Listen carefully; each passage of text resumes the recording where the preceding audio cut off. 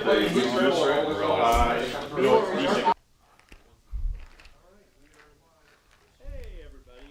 I'm Michael Tempe here with Danny McDevitt. Hey! From After Dark and Mob Rules, and John Lennon from, I think he's won a couple events.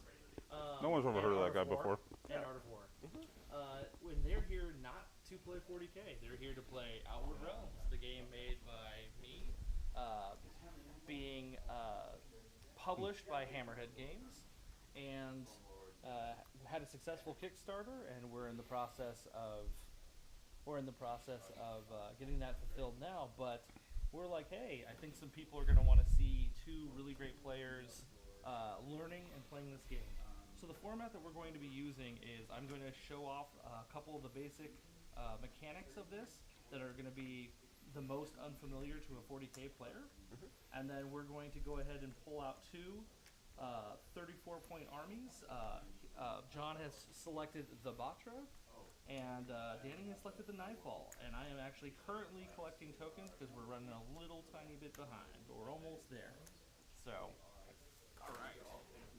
I'm getting, and the tokens that I'm collecting are, we have our activation tokens, our wound counters, we have cover, we have our cloak tokens for our Batra player, because that's useful.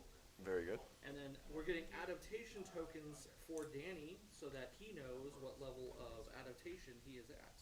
That's right. Okay. I'm already getting like Swarm vibes from Nightfall. Oh, so It's like the Flood but Tyranids? Like what? no, they're like what are the guys from Mass Effect? That's what it feels like to me. The Reapers. I get that a lot. So, Yeah. or sort of like Necrons, I guess too, in a way. We're like, but in a bad. That's a bad comparison. In that they're robots. All right. Very good. All right, Danny, good luck playing the good guys. Thank you. Oh yes, we have a huge Nightfall opponent here. I'm doing the Lord's work in here. Bringing enlightenment to the world. All right. Cool. All right, we should. The only one you might be missing, you have a prioritized token, and you might need blinded. If blinded comes up, we'll wing it. Okay. I've got for it. That sounds great. Yep. And these are the wound markers you guys share. I got you guys tape measures. I got you guys thanks. dice. This is played on a 4x4. So what you could do for me is Yeah, I if can you do guys that. want to section off a 4x4 so people can see that visually, that would be great. I know we're going to be winging the back edge just a smidgen. That's okay. Do you want this side gone or this side gone? Or do you want to do in the middle? This side gone. Yeah, okay, that's fine with me. Yeah. There's a camera there, so I figured Yeah. it'd be easier to get the angle.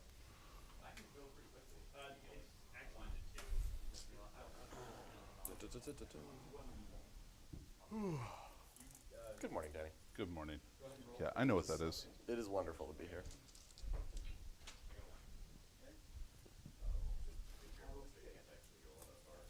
Let's see here. Ah, excellent. Is that a mic for Mr. Michael? Yeah, I figured for his explanation, we should definitely have that. I think that's wise. Nope. Gone forever. Yeah, that's pretty close.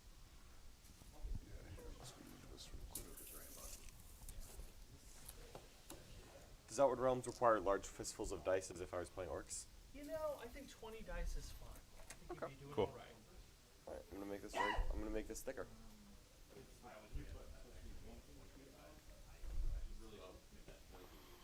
And just a note for those taking a look, these are our playtest prototypes. They live up here at Collins because there are a bunch of people up here who got in on the Kickstarter and were interested in the game.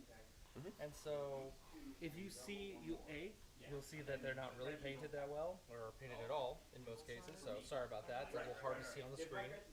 And number two, you may see little imperfections or flaws in there. Those don't exist in the production models, but these are not production models. Here's how it looks. Very cool. My mottos are black like the void. Oh my. Much like the entropy I'm hoping to inflict upon you today. Yeah. All right. We have You're like very frail, fragile, easy to break. That's the Easy to destroy. the Guardman We'll see. primer version of Nightfall. Exactly, yes. Insert bayonet in the joints. They are spindly. Repeat. Yeah. but vulnerable to bayonets. Extremely vulnerable. All right. Repeat Especially as if you often keep as stabbing them necessary. in exactly the same place. So another thing you guys could do is if you go to outwardrealms.com and then go to resources, if you want to pull up on your phone, Oh yeah, I did that last the night. rule book. Oh. That will give you guys your data sheets and other things that you need to play. That actually is an excellent idea. Yep. And number 3 is in one of you in BCP should start up an Outward Realms game to keep because it has a built-in scorecard Oh, Oh, that's cool. neat. In Yep. BCP? in BCP. Ooh.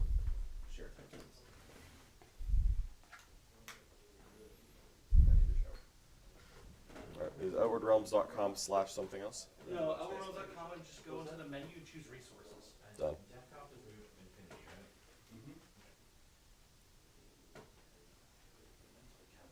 Is the actual number of infinity. But that's like a Virgin Fire and Fate or something like that? So that's And they can. that's a shoot and notice. Yeah. And can you charge after that? No. Okay.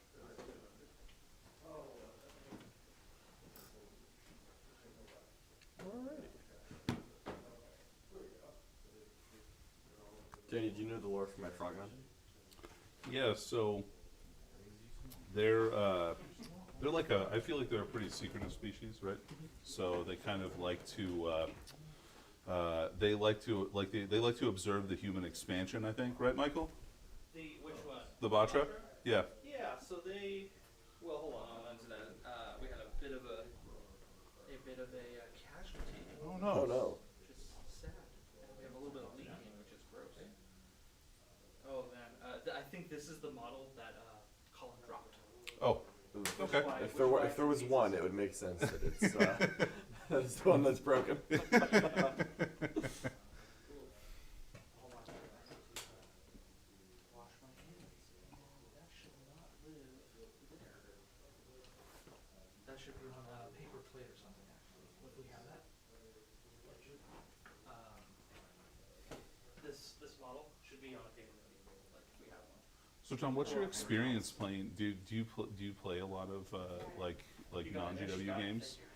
Not much. I've played Legion before. Okay. Not that frequently. Yeah. As one would imagine, I struggle with finding the time. Yeah, for sure. As we all do. Yeah. I've it's not non-GW at all, but I've played like a little bit of Age of Sigmar, Okay. like just a little bit. Sure. Just because I like death. Yeah, the models are really cool. Models are Yeah. No, I mostly stick with GW games, and I very much primarily 99% stick with 40k. Sure. But perhaps one day I'll stop trying so hard, and then I'll have time. For I doubt it. I mean, theoretically. That's cool. I'm gonna need to get good at Kill Team because I'm gonna need a code. Okay. I mean, I'm definitely going to buy the Kill Team box. The problem is that I might buy 10 sets of it for a guard army. We'll see. And those are cool. Yeah, I might just repaint my entire guard army for no reason other than self-loathing.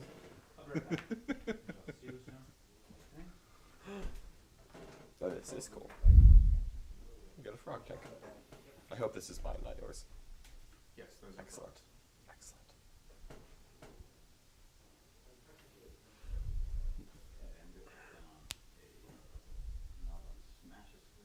Do you know what terrain setup is supposed to look like generally? I don't. He was moving things around. Yeah. Gotcha. I won't touch anything. I'll let him do it. Wasn't sure how much experience you have with Outward Realms. I have read the rules in the playtesting phase, and I didn't unfortunately have time to get a game in during that process. But it's cool. So it'll be unit by unit activations. So we'll be alternating activations per unit, and then each unit will have action points so it can do stuff. All right. So, and we'll be able to accept a bunch of different orders.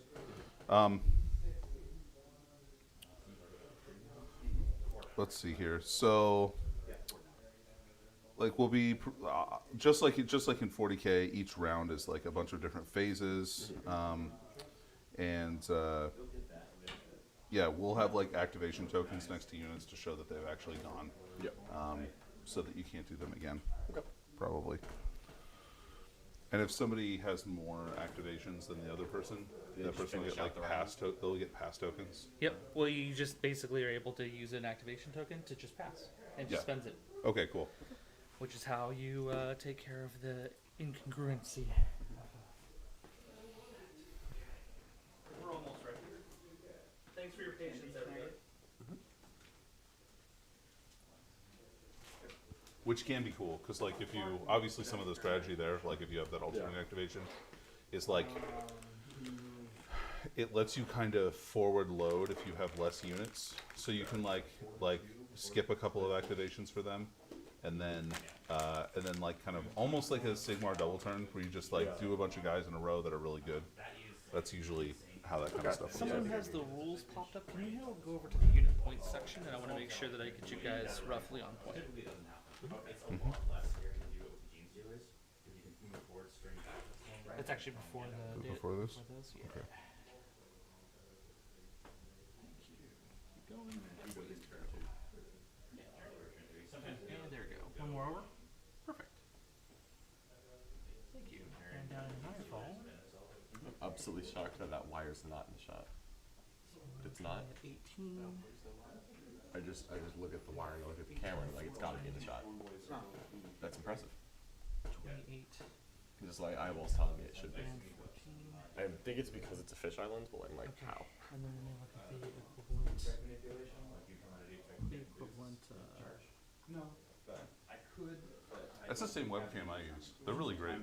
Yeah, I think it's the one that we have it there at war as well. Yeah. I think because the comes asking, it's like, what do you use for overhead? I'm like, this. It's very cost effective. Yeah, it's been a totally great camera.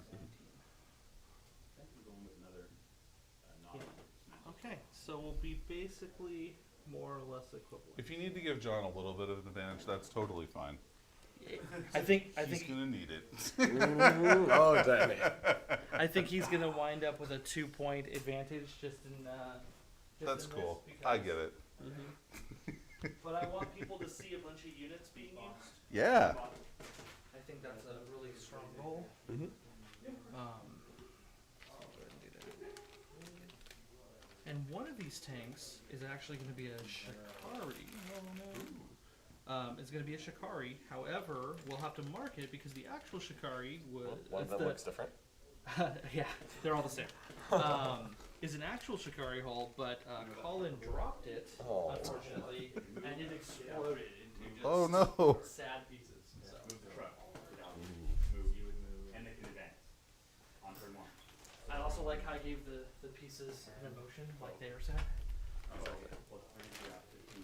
I mean, what you just said made me sad. So. Yeah, yeah, and it's okay. And I heard it happen too. It was Oh. funny. He was on voice chat and he was working over there. And I heard him go. I heard somebody go. I recognized the noise. He went, "Oh no!" He was like, and then he looked at it. He's like, "That's bad." Don't hate me, please. No, it was really funny. And as a shock to no one, Nurgle Matt is with us. Yes! Hooray! Matt, woo! Thank you so Wonderful, much wonderful. for everything, Nurgle Matt. Yeah, no kidding. You are a champion. Paragon of gaming. Hmm. And the Huntmaster, whose big stick is broken. He's right there. All right, and no field generator because you're already over points slightly. Okay. Okay. And then we'll do the thing. Sound good? So you're a couple points. He's a couple points up, but that is all right. We're gonna make it work because I trust you both. Bold, but yeah, let's Yeah. continue. Yep. Okay. Yeah, just because I want to see everyone to see all of them. That's mainly why I ended up doing this. So we're hovering around 42, 43 points right now in that range. So 42, 44. Close enough for a cool demonstration. Here's the basic stuff that is going to be different than a 40K. This is the part that matters for you all. So a few things that are big changes for our 40K players. I'll put these sterilizers out, right? So we have our sterilizers here. What happens when you're going to activate? Well, it's an alternating activation game where everyone has 10 activation tokens per round, and there are 3 rounds in a game. When you drop an activation token next to these people, all of a sudden, when you look at their sheet over here in over here in Sterilizer Land, you will be able to see anyone following along at home using the free rules at outwardrealms.com in the resources tab. You will see that they can be activated 2 times in a round. That's what activation limit means. And you'll see that they have action points. That's how many points you get when you activate them. So if Danny were activating these, he drops down. They've been activated once this round. They all of a sudden have 3 activation points. There are a pool of general actions that are available to everybody, and those actions are move, which costs 1 action point. You can move as many times as you have action points. Feels nice. We didn't need a run mechanic. We just like keep moving if that's what you want to do. Yeah. You're allowed to shoot once per activation. If they have a shooting, they don't have a shooting attack, but if they did, that was it. The other once per activation, limited to once, is engaging or charging in 40k. Engaging is the only way to get your model within 1 inch of an enemy model. So, if you wanted to, you could end your move there, but if you wanted to get stabby, you would have to pay. So this would be a move, 1 AP, and engage is 2, right? Now, when you're engaged, the melee action, you can take that as many times as you want. Engage is basically the ability, it's a combined move, which allows you to get within 1 inch of an enemy model, and then you get your melee swings. But you can keep melee swinging, like if they had done that and engaged and spent the 2, all of a sudden you have 1 more AP left, well you're going to attack swing again again, if this yeah. person's not dead, right? But let's say you killed them and they engaged. Well, then you could move if you wanted to, or if you were next to cover, you could do the take cover action. You have a lot of, that's another action. So, we talked about move. We have engage, we have shooting, we have take cover. So any model that is within or touching terrain, and all of this terrain has it, has the provides cover condition, and it's the only condition we'll be using for our terrain to keep things simple. Sure. When you're there, you can say, hey, I will take the take cover action, boom. Well, what if I deployed and started in terrain? They would not have cover. Taking cover requires a unit being activated and taking the take cover action. So it's not automatic like it is in 40k. Oh, sure. What are other actions that could come up? You don't have anything that would do this to him, but he has one that could do it to you, and that's called, there are effects, which ailments and benefits. You have cloak, which is a kind of a, it's not even a benefit because it can't be knocked off by stuff right now. So you have cloak, but he could apply something like prioritize to you. Well, that's what a mind does. A mind takes an action, costs 1, looks at something 24 inches away, and commands the nodes to prioritize that target, right? Which allows every other Nightfall thing to re-roll attack rolls against it, which is pretty strong, right? Yep. Well, let's say that doesn't interest you fundamentally, right? Let's say I want no part of that, sounds awful. You can spend 2 action points and cleanse all ailments off of a unit. Okay. So that's a way. 2 action points. But it is expensive. Yeah. Although what's interesting about the Batra is everything in their army is 3 and 3. So they can be activated 3 times and they get 3 action points. Okay. Except for the field generators, but you don't have any of those. Gotcha. Okay. So kind of neat. What other things would be actions that would be relevant? Well, you have an action he doesn't have access to called Cloak. You may start the game cloaked. You may start the game embarked in a transport cloaked, right? Okay. What does Cloak do? Well, you have your cloak token. You spend 1 anytime you want to do it, and you're cloaked. Cloaking has some advantages and disadvantages. The big advantage is you can't draw line of sight to a cloaked unit. Okay. So That's pretty good. everything that's not artillery shooting, of which you do have artillery guns on your Annihilator, but that's your only artillery weapon, could not target this. However, he is also limited because the only actions he's allowed to take while cloaked are disengage, which is how you leave combat. You spend 2. And you can leave. So Okay. it's So so it's a 2. penalty to leave. Not It's a that. So if you penalty. fall back, essentially, you spend 2 instead of 1 action. Correct. Okay. Yep, cost 2. And that's how I want to cover disengage. You have your cloak right here. So you're only allowed to move, disengage, and take cover. That's it. Okay. You can't even take a melee swing. Can't do anything else. Gotcha. That's the disadvantage. Something cool about the Batra in particular is, aside from the cloaking rules that you have, the other special rule that you have is you may take the take cover action, which only costs 1 AP, would cost Danny 1 AP, for 0 AP. Because you're really good at taking advantage of cover and being sneaky. Gotcha. So you will be getting free cover if you plan your moves well Okay. all the time. And that really helps against his single artillery weapon while you're cloaked, right? Sure. Or also helps, like, let's say you're decloaked, but you just want cover. Cover's great. What does cover do? I've been talking a lot about it, right? It's -1 to hit from shooting. Okay. Yeah. So that's fairly impactful. And there's going to be a lot of cover in this game. We'll adjust the table slightly. Actually, this seems okay, but that seems a little sparse over there. So Oh, Right here, we can, we might want to adjust that there. one of those over there. Yeah. And it's a true line of sight game, so there's no obscuring tag or something No. like that for our 40K followers. for our 40K Sure, followers. they're non-zero. Yeah, absolutely. Yeah, it's definitely not zero. Now there's something else to talk about in terms of rules and special actions. Okay. So you guys, every unit has either a special rule or a special action period, right? So like, if you look through their data cards, the sterilizer have a special rule. They basically have, in 40K terms, equivalent of AP, but -1. So when they make their melee swings, they deduct 1 from armor attacks. Okay. Because they have these really sharp monofilament blades, they're going to cut through things, right?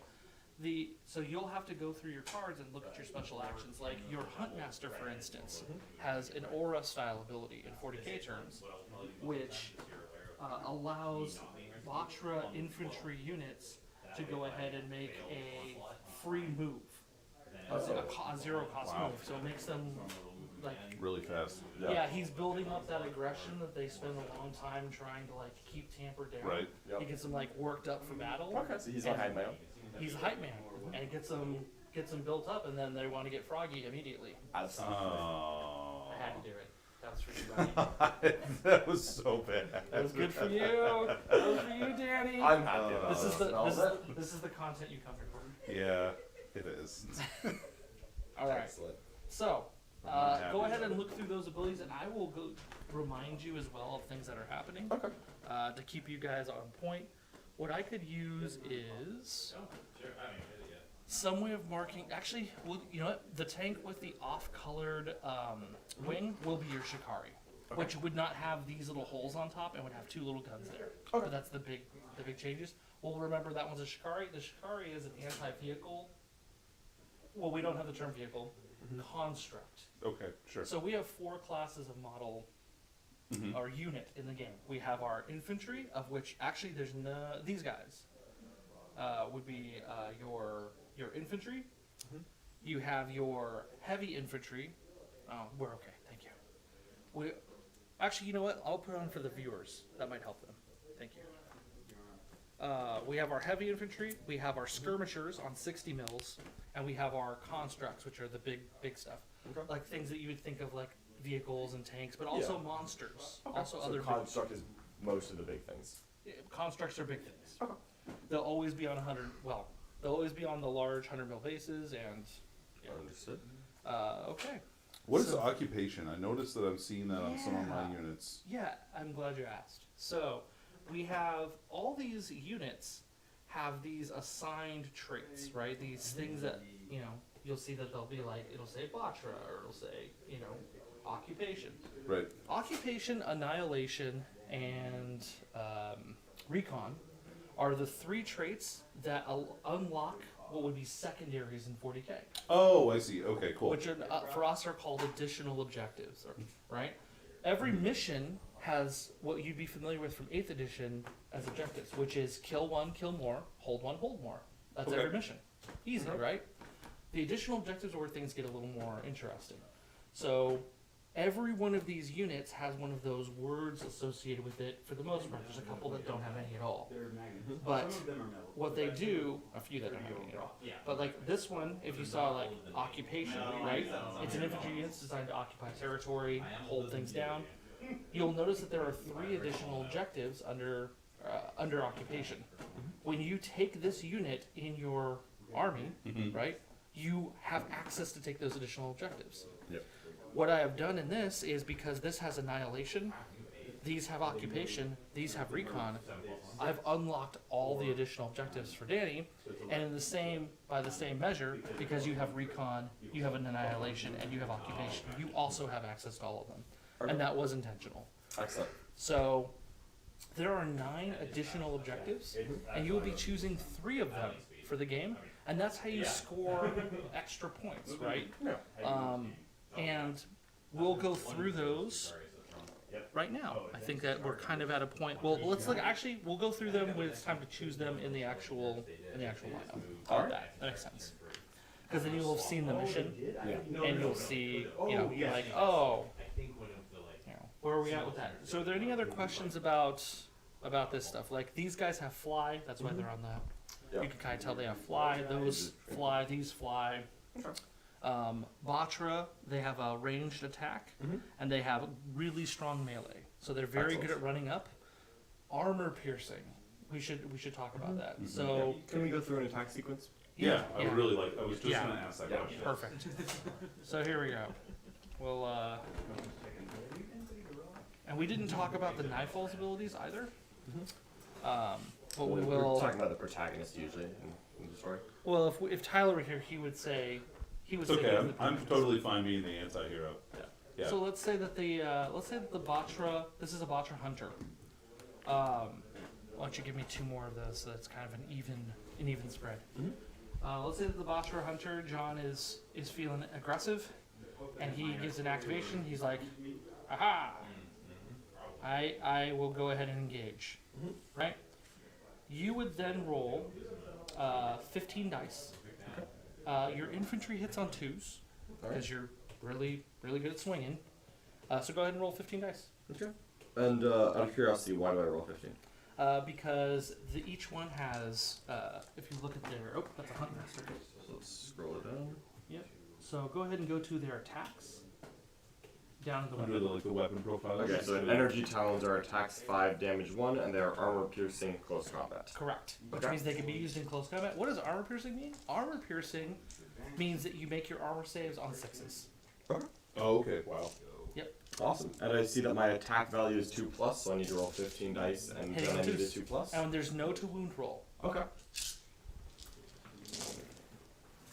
So So looks like looks he hits like I got- 13. Alright. Cool. And then Danny would grab the dice and roll them, and you look for 6s as they try to shred. Well, I don't your- like how this is going already. Why not? But I did good on the 6s. For You got sure. 5 6s. Yep. Okay, now here's what's interesting. Unlike 40k, oh no. Do you have glue? No, not that I know of. Everyone's been looking for glue all week. Oh, okay. I'm shocked by that. I have some in my car. Okay, can you go grab some glue just to put this back on the Yeah, stand? no problem. That was my bad. No worries. But hold on, we'll finish this part. Yeah. Okay. So, you have taken 8 wounds of damage, right? Well, these each have 3 wounds. Yep. Right? So what, And, you, profile. so what you can do is you're allowed to allocate how you see fit. So what would have happened in that sequence is you would probably assign 2 wounds to each of guy. these. Oh. Now back is a back, please. Right? Okay, And cool. because the attack sequence is ended, you would get your first adaptation token, which in this case wouldn't be helpful, Sure. right? And you can only be assigned 1 activation token after 1 activation token per unit swinging down on you, right? So he would actually, this would be floating. He would swing again. He would probably pick up the unit, is my Right. guess, Yeah. right? Agreed. Or you might have 1 left. Sure. But then they would be adaptation run. That would be a bad That's situation. a bad trade for me. That's a bad trade for you, right? Now let's say something had happened where they're coming in deep and John had taken a shot at them already.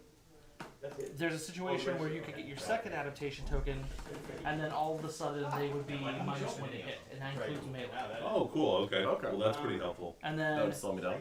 if this was let's say that they'd already been whittled down, they had taken some damage, right? You know, you've already got some wounded guys. You could do your third adaptation token, which is -6 inches off the range of guns. Oh. Well, that was the first one. Second one's -1 to hit. The third one and the last one is +1 to your armor save. Nice. Okay. Cool. to a maximum of 2 up. Yeah. So basically, you can get pretty durable. The other thing is you may notice that you took a bunch of damage there. A totally different situation happens if a somewhat different situation happens if those guys came in with their multi-damage weapons, because you have, similar to Death Guard, you have all incoming damage rounded up. Oh, okay, cool. So those hunters are particularly good against Because they have Nightfall, just a lot of one damage weapons, right? Armor piercing 1 damage, right? Whereas those guys with the big swings, their 3s would be knocked down to 2s. So Okay, Gotcha. that's helpful. If I were to hit a normal unit with a multi-damage, yeah, let's say these are a 3-wound model. yeah. Let's say I did 2 damage, 2 wounds. Okay. Would that be a total of 4 damage that he allocates, or would that, again, thinking of our 40k audience, Yeah. would that kill 1 3-wound model and then wound would go over, or could he do 4 different 1 damages? You could do 4 different ones. Okay, so even though it's a single attack with multiple damage, he could still split it No, across no, no, guys. no, no. Sorry. So if it's a single damage with, well, it depends on how much damage you're talking about. So you have to assign all the damage from an attack to 1 model. Got it. Alright, That's that the makes answer more I think sense. you're looking for. I believe it is. Thank you. Yeah, I think I was getting confused because you're adding entropic or adding the entropic fields to it, and I'm like, wait, no. It doesn't matter. All So right. like those 2 damage hits have to go through. He can't split up that 2 damage into 2 individuals and entropic. Cool. And I broke my own destructor. The equivalent of mortal wounds in this game are called assigned wounds. So Okay. if you ever see assigned wounds, they can do Like that. those, perhaps. Okay. Yeah, they can assign wounds. Foreshadowing, I see. Yeah, they can assign wounds. Assigned wounds negate all defenses. There's just enjoy assigning wounds. Very cool. This one, Hunter. Is 7-inch move average? Is it a little faster than normal? It's pretty fast for infantry. Okay, pretty fast for infantry. Like I an accept that. augment soldier, the human soldier moves 6. Okay. Predation pod. This is my predation pod. Those are predation pods. Yeah. So I got 3 of those. They have a nice armor-piercing ranged attack. They're the fastest unit in the game. Ooh. They're You got me already. yeah, and they're natively -1 to shoot at. Okay. Cool. And they also have a little bit of a melee punch too. I'm sorry. I don't know where it went. No, that's okay. Alright, and my Shikari is the guy with the blue tag on him. This is the next one over. All right. Can I have that? Let me see. Maybe I can do it with tape. And then this is my Venator. Okay. I can get some. You know what? I have some blue tack in my army case. Let me get you that. Okay. That will probably work just fine. Most likely, yes. Okay. Alright, cool. Cool. Shocking lack of glue in Yeah, the Sherman residence. That is on the list of. Oh man, we need a glue station super bad. Yeah. And that one gets shoots Gene Stealers. He's got 2 shots. I mean, it doesn't matter if we didn't know. Why didn't we know? I don't have a defense. But, Well, it's also the other thing is a lot of people flew and you can't fly with glue. it's very hard to, yes. I've lost multiple things to glue that way. What? The pressure will push it up the nozzle though and mess it all up. It might get on things. Okay, I'm gonna shoot 3 shots. I don't know who this is, but I did just find this. Ooh, Danny, we I call him Danny. scrounged. Danny the Excellent. Scavenger McDevitt. I'm gonna mute my mic while I eat a Rice Krispie treat real quick. I'll reroll this with Death Skull. 2 wounds. No, you have to get them individually, unfortunately. Well, I'm gonna Is there turn it glue off. in there? while you- Oh, there is. Thank Hell you. yeah. Heck yeah. Well done. Okay, I think we're ready to get started. I think Awesome. we've covered all the core I will fill the bombs. bases. Doesn't need a line of sight? No. On a 3+. I don't know how long Balance this will back take. to breakfast. So you I don't know how long this will take to set. Okay, Mark. And then these guys will shoot their spears. All right, while I hold this poor destructor, Spear. let's go ahead and have you guys roll off Okay. a single d6. And We'll go ahead and do 5. We'll do so. All right. And because you guys don't know any better, we'll just say you're the attacker. Okay. Okay. That seems fair. Yeah. So, the next part that you will do is you will go ahead and you will roll for the mission that you'll be doing. You have 3 Okay. missions, looking for a D3. Let's Alright, see. we're doing mission 2. Go ahead and if you go And 7, and you hit to the front there, 7. not too far. One of the 2 Keep of them. going. 8 together rerolls. There we go, And perfect. you wound We will 4, be doing, and then I failed 2. You know one does. so that's deployment 2, and you've got your missions here. You guys are doing border skirmish. So, Okay, so there's 2 objective markers. I'll let you. yeah, so border skirmish is the attackers engage the enemy lines. Meanwhile, the defender will attempt to protect their most vital assets while holding territory. The attacker objectives, you are correct, are 2 objective markers. And normally we have the nice, 40 mil objectives that you're used to in 40k, but because we're a charity hammer, we'll use the nice charity hammer objectives.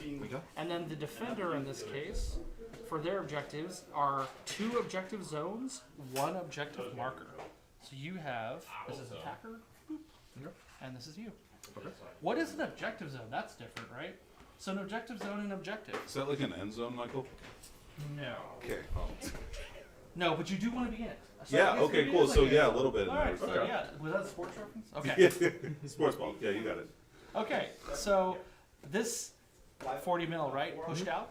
If you're overlapping any part of this, you're holding the objective just like a classic 40k objective. Be within 3 inches of the objective. Any part of any model is in there. An objective zone is different. This wouldn't work. That works. You have to be wholly within an objective. Your base must be wholly within an objective zone to hold the objective zone. You may notice that, wait a minute, so that base side starts coming into play then. It sure is. Tanks are interesting at holding objective zones. Yep. Because if you can't get within 1 inch of an enemy model, you have to be engaged, and even then it's like a little bit complicated, right? Right. Yeah. So Can't hurt it very well. tanks are interesting in that regard, right? Or constructs are interesting in that regard. Anyway, I just wanted to show that off because Yeah. that's one of the nuances of this. That's interesting. Okay, so now you guys are going to the defender rolls a d3, and you're picking a deployment, or you're not picking, you're rolling for the deployment. Hey, it's the classic deployment, the standard Dawn of War in using 40k terms. So it will be 12 inches up for both sides. All right. Very simple. Cool. It's deployment type A. Now, here's how you put down the objectives. Now that you guys know the deployment, this will matter. So, the attacker will place 1 objective marker. There's no. Some of these have restrictions of whether or not they can or cannot go in your deployment zone. This one has no restrictions. They can go anywhere you like. Okay. You can block your stuff in. Willpower movement on my side. Now, another thing about objective markers, the marker itself cannot go in terrain. Oh, okay. Objective zones are allowed to go anywhere you want, like below terrain, whatever you're having. So it's like, let's say you had a situation where you had a building. The idea of an objective zone is that part of that building or the whole building itself can be the objective. So they're like pillars that go into the sky infinitely for holding them. Because, like I said, unlike having to be within 3 inches, any model whose base is wholly within, Of course. even if you were on the 3rd floor, you're still wholly within. Sure. Okay. Right? Gotcha. Yeah. And this lets you turn terrain into an objective, which is kind of neat. Yeah, that's cool.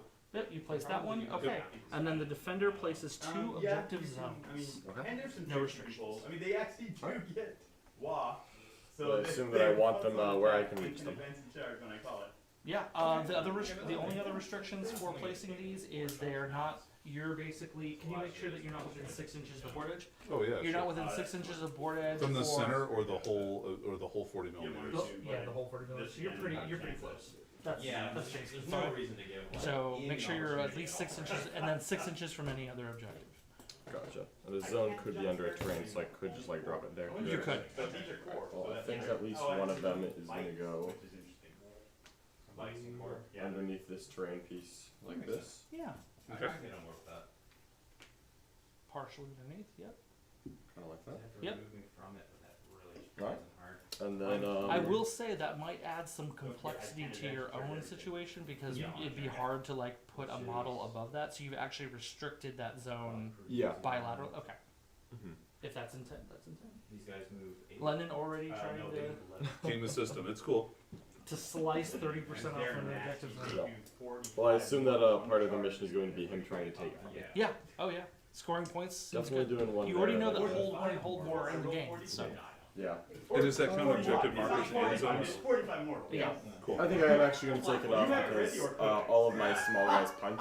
Yeah. And I would like to punch Danny as much as possible. It's a rare opportunity when I get to punch him. It's not worth flying to Alaska because nothing is really.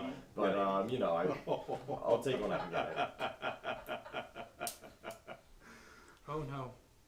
Oh yes. We're gonna Okay. It's fun, John. I know you have one of the easy to get to. You come from one of the easy to get to tourist states. Exactly. You 6 gotta be inches from other. 6 inches away from any other zone, 6 inches from border. Alright, in that case, I'm gonna push back a little bit. This was a critical advance. Perfect. You can re-roll it, right? Yeah, okay. I'm gonna have to. It's He doesn't know this yet, but he's prepping for hold the line as one of his additionals. Just a heads up. Excellent. I was prepping for I punch, I hope harder than he does, so I'm gonna get him The close. attacker places one objective marker outside of their deployment zone. So Okay. Come on. Yeah, I am. he's like, I'm in. Okay, and then you place your last objective.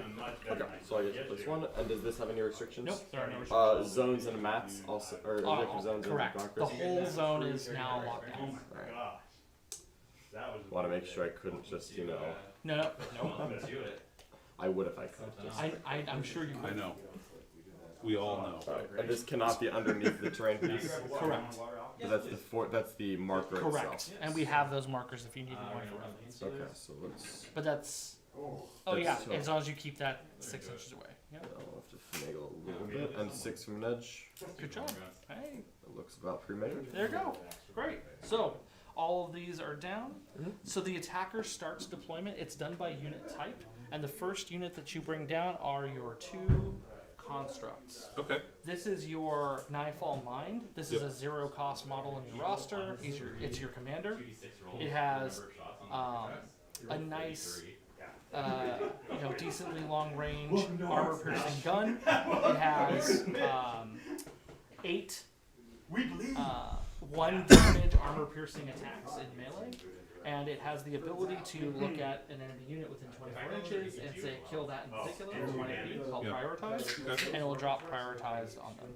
And then you have your Nightfall Annihilator. This is kind of the workhorse of the Nightfall in terms of range damage output.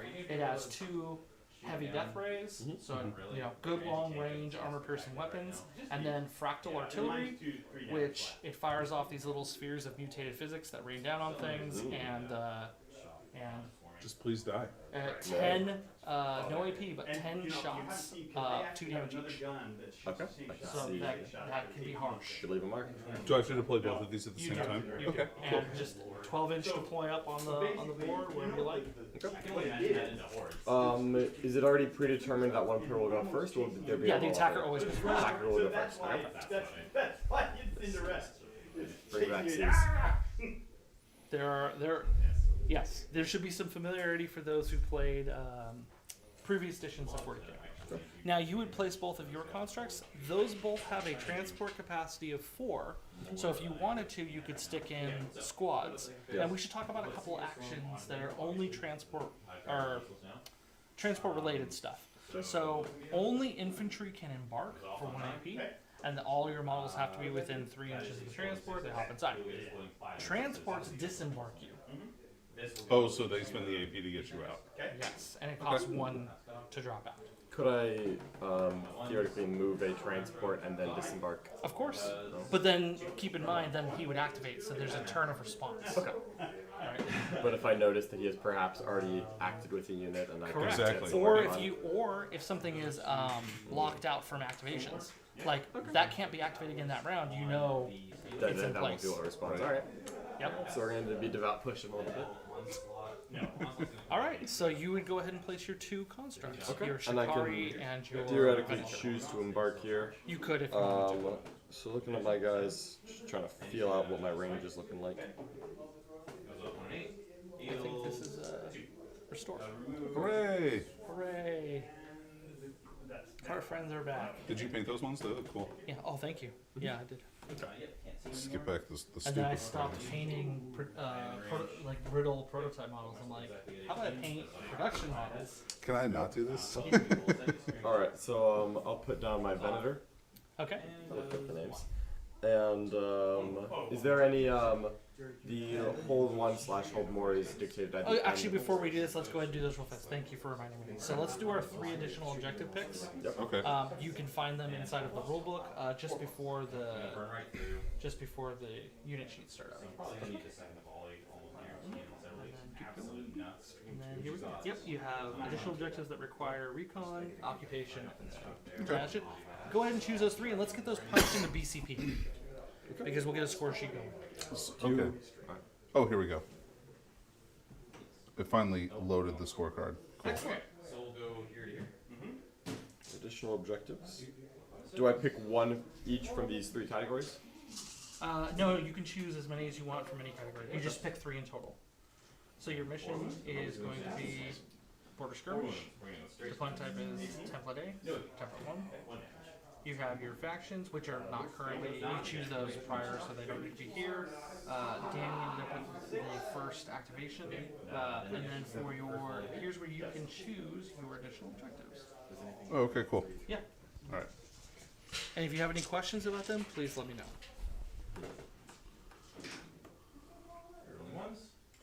There is a comment from the Twitch chat. Burn all John Lennon socks. Not that they can see your socks. I was gonna say, it's like, we don't have anything to burn. I'm not wearing any socks. This is Got him. this is a harsh sock meta. Yeah, clearly. And can I double up on recon occupation? Okay, Of cool. course. Yep, you can take all 3 of those if that was your fancy. Because it just kills you outright then. Yeah. And then the second bullet can go somewhere else. Is this a unit of 3 or is this? It's a unit of 3. Got it. Does it block? Okay. And I have 11 guys in there. Because it won't matter on placement. So I lose 3. All right. So I think. Let me know if you're ready to take some. He's looking Sorry, for- just a second. No problem at all. I have not decided fully. I'm just eyeballing here. Yeah, it's nice.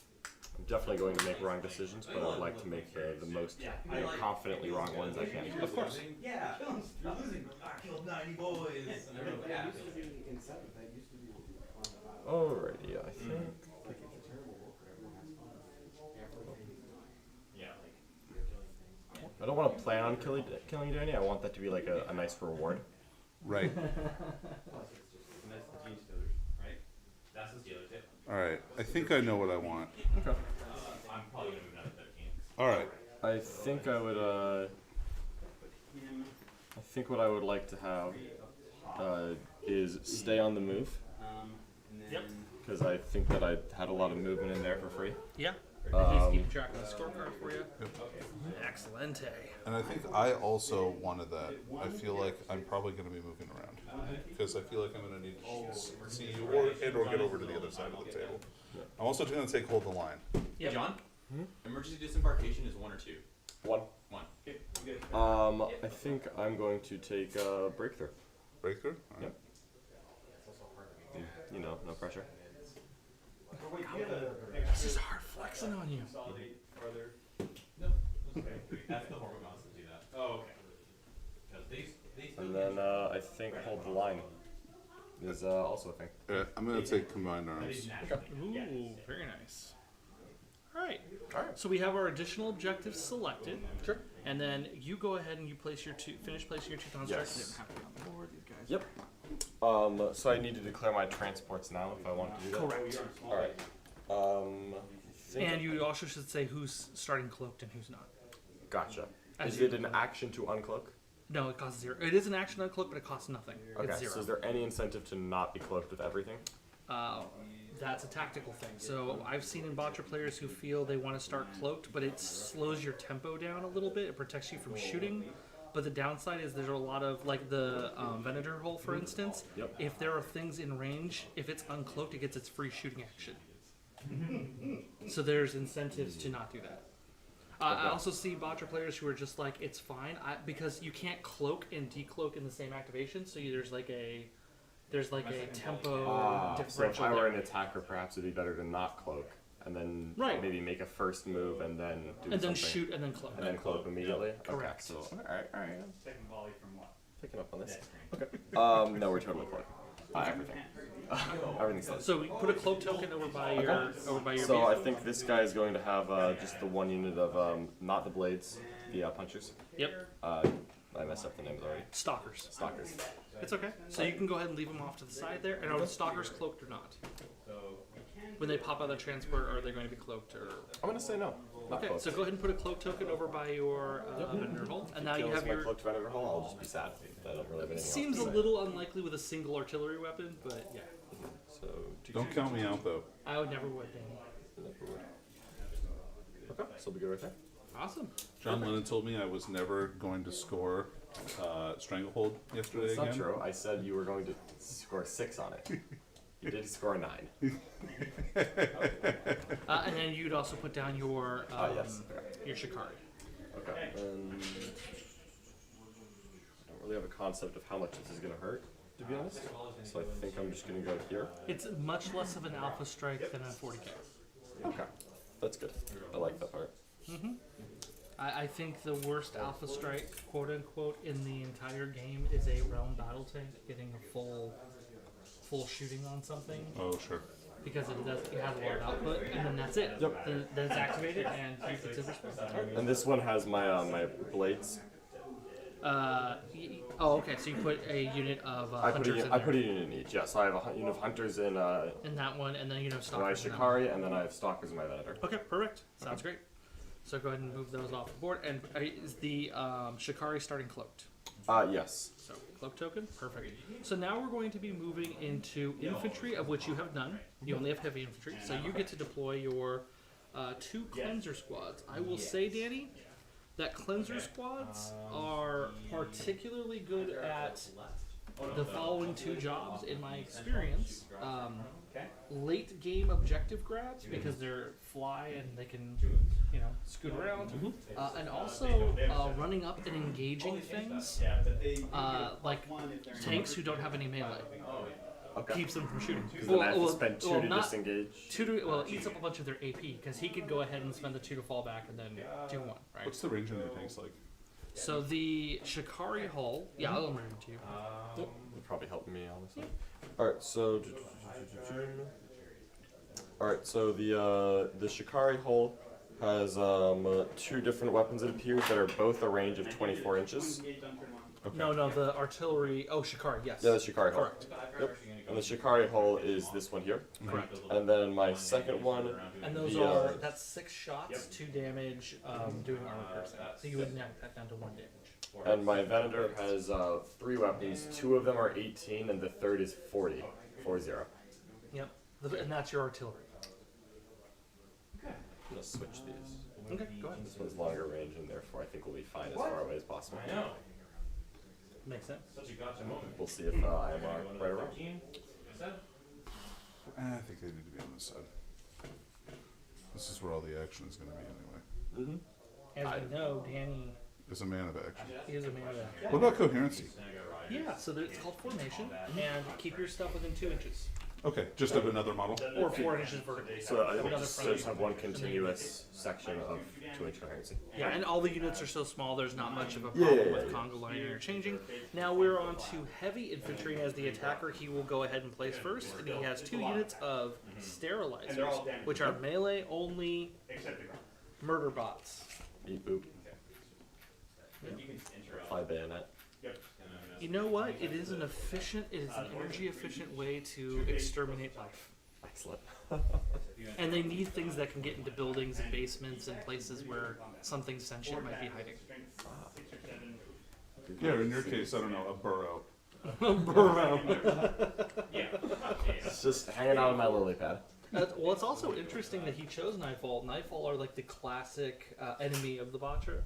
Ooh. Like the Botcher have been hunting the Nightfall and vice versa for quite some time. I love that Danny has absolutely no respect for opponents. It's like just 14 inches up. I don't care. I'll You let, can't stop me from cheating. I'm immune to rules. go ahead and place the remainder of your heavy infantry that are not embarked, which would be a Huntmaster and a Yep. Stalker squad. Are there character protection rules? There are. Oh, So wonderful. our character protection rule is you may assign the hits to any friendly model within 3 inches, which is kind of I think a 6th edition thing. Take a look out, sir. So basically, if you shoot him, he'll just immediately knock it Slough off someone else. the Louise. Okay. If you want But to, I mean right? that if he's If you want if I to. want to. Yeah. But I mean that if he's sitting in the open, then I will get something will get shot. Not just blatantly ignored. I Fascinating. think you could just stay cloaked. Yeah, yeah. The 2 units or the 2 heavy infantry units that I'm deploying are cloaked. The guys that are inside are not cloaked. Okay. No. Trying to decide if I want or what. Now let me talk to you about your 2 flyers, Actually, because these are actually a really popular unit among the Nightfall folks, aficionados. This is called an Obliterator. yeah. 10-inch move. I believe, or did we move it to 12? Can we have a look? Because we did do FAQ updates. Oh, so it says 14 on here. That's a cleanser. Oh, sorry. No, it's Obliterator. Oh no, okay. So perfect. Hey, 14. That's great. So 14-inch move. This thing has 8 shots. Now the reason why they're 2 different weapons is you can go ahead and shoot a different weapon. Like at a split different fire, unit. yeah. Right. But it is going to be 2x4 shots, 2 damage. What's neat about the Obliterator is it ignores all modifiers. So Oh, okay. cover ignores those minuses to hit. Just shoots, right? Now, I have another question. So does John have to deploy his character since it's heavy infantry? He will. Yes, it does. Okay. Good catch. Yep. And Play by the then, rules, John. and then the Mine are Destructor. yours. The Destructor has armor-piercing shots and also a strafing run, which is a kind of a mortal wound mechanic, where you could fly over units and then do And assign wounds. do sign wounds. Very cool. Because it's like strafing it, Yep. just shooting the ground. Yeah, absolutely. All right, so I can do that against cloak units then, right? Correct, because it's not an actual LOS check. You're just Amazing. it sees a shimmer, and it's just hammering it with firepower. Okay. Okay, here I have another question about strafing runs specifically. Yeah, of course. All right, so I could spend 3 AP on this and move 3 times, right? Correct. And then I could just bomb 3 different units. Correct. Cool. Yep. Or you could technically, if you were positioned well for it, you could go, and just keep hammering something. Yeah. But it's only 2 assigned wounds, and the way we do the wound allocation means it's like, yeah, you could put some hurt on it. It's really good at what I found it's best at is like someone has a couple something like chilling on an objective in the second to last part of the round. It's like, no, now I have the objective and go home. You're drunk. Sure. It's All right. they're particularly good at that. But go ahead and put your skirmishers down.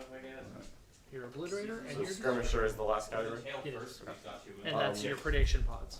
Are there any rules that interact with people that do not fly charging people that do fly? They're all the same profile. So everything can be punched. Yeah, the assumption on fly is that they're like hovering close enough to interact. You can jump. Oh, For frogs. Yeah. I Yes. mean, it's not a big lead. You're third frog pun. It's never gonna end. I know. Yeah, just wait until his first level. This is me right here. This is indicative of my experience with these puns. Oh no. Oh yes. Oh no. This is happening all the whole time. You will learn, young catapult. Starting to get nasty, like the rock Okay. grinder that Damn. the transport It's just for the gonna- Yeah. really good in It's fine. combat. It's fine. And so are these. It's fine. I'll make him pay for this. Okay, and we're done with the deployment. As the attacker, you will activate first. Okay. Cool. So here you have your first activation token. Choose a unit and do a thing. And good luck. Thanks. Oh, what's the maximum points I can earn per Oh, secondary? are those predation pods cloaked? No, there's 5. Okay. You have to make. Oh, everybody. What's the maximum what? What's the maximum victory points I can earn on the objectives? Yeah, so holding one, hold one, kill one is worth 1. Hold 3 for if you hold more or kill more, they're not cumulative. So it's either 3 or 1. So I guess the max on primary would be 6 if you manage to hold more and kill more. And then the max on your additionals is 2 per. So you 2 get per. 12 points per round would be your max. Okay, but I could get 2 points on each one of my second Of course. if it's possible. Yeah. Okay. And this is a good time to remind yourself about the ones you took, because planning out these actions correctly is a huge part of the strategy of this game. So I took the one that makes me want to move, Yep. So and then keep I that in took mind. one where I want to keep something wholly within my zone, Or 2 things. If or you want 2, maximize. 2 for max, and then there you Sure. Scoring points, I hear, wins games. I'm told. And then I definitely picked a third one. See, this is why I have people remind, right? Because I'll have a bunch of people play, and they're like, "Oh shoot! If I'd moved one more unit, I would have gotten a point on this." Well, I did breakthrough, which will happen.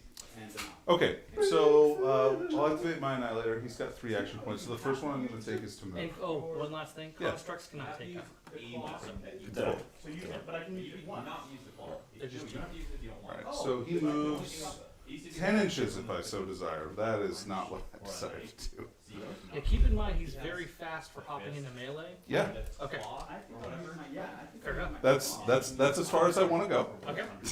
I just wanted to activate him and do that, or do that before I shoot, just so I can try and get 2 points for that secondary this turn for all my units. Oh, So they're all going to be moving. So you do one activation and I do one activation. Well, so he activates. He's spending all of his points. So I've got 3 And points. then So you'll I've activate a spent unit. 1 so far, and then I'll spend 2 more. So I'll shoot. So can I make a suggestion for you? Yeah, sure. There is an action which I just remembered was there. I apologize for 1 AP called aim, which lets you reroll your ones for shooting. Okay. There is no melee equivalent. Alright. So since you have 3 action points on this unit, you might consider aiming. Mhm. Danny. Because I can only spend 1 action point to shoot, right? You can only shoot once per activation. Is Sure. the right way to say Okay, it. cool. Yeah, so we'll do that then. So you'll move, you'll aim, Aim, and then roll we'll the dice. shoot. Yep. So you're hitting on 3s, rerolling ones. All right. So I have an ROF of 10. Yep. Right. So 10 Okay. dice. Can I disembark from this while it's cloaked? Yes. Good to know. All right, and so this is the one that's the anti-tank, the anti-construct one. Oh, actually, no. You cannot. That's important. Yeah, the only actions available to you while cloaked are take cover, move, and disengage. So you cannot. You have to be decloaked to disembark. Sorry. Good to know. Yep. Good question. Great question. Alright. So to clarify Who for are you shooting at? this is my Venator, this is my Shikari. So the Shikari is the anti-construct one. Okay. Yep. So we'll shoot at that one. Yeah. Sounds I great. feel like that's the way to go. Yeah, you're hitting on 3s, you're rolling ones. Nightfall Annihilator, doing Annihilator thing. And I need to give him advice. There we go. Alright, so go ahead and roll 10 dice. You're looking for 3s. As the mutated Shazam! Okay, so for every failure, that's 2 damage. Alright, that's 8 damage in total. Alright. Do we do remaining? However you guys want, as long as you both do it the same way. Remaining. That's fine. Good, because I'm not. That's easier for us to know. And those where are they are. and those have 18 health. So there you So I'm go. down to 10. Yep. Good lord. Constructs are big, right? Yeah. Alright, and you have it activated out. That's For me. that guy, he's all done. Are there any mechanics for degradation? No. Wonderful. Constructs work until they break. You told me how good your combat was. You may activate Well, it. yes, but it's a lot less. And your activation tokens are More right. D6 Yeah. indirect fire shot. Alrighty. I don't This time think on his own. I'm doing anything He is the crazy man. yet. He is- Do I have to move around terrain? You have fly, so you do not. Infantry specific. Then they would have to. There is something interesting. Are those stalkers? These are stalkers. So something that they have in there, you might want to look at their special action. Okay. It may be I know that wrong. they can leap. Correct. So yeah, so my So stalkers. what that does is for 1 AP, they can move as if they had fly or any Yeah. other activation. Oh, cool. Okay, so they have jump.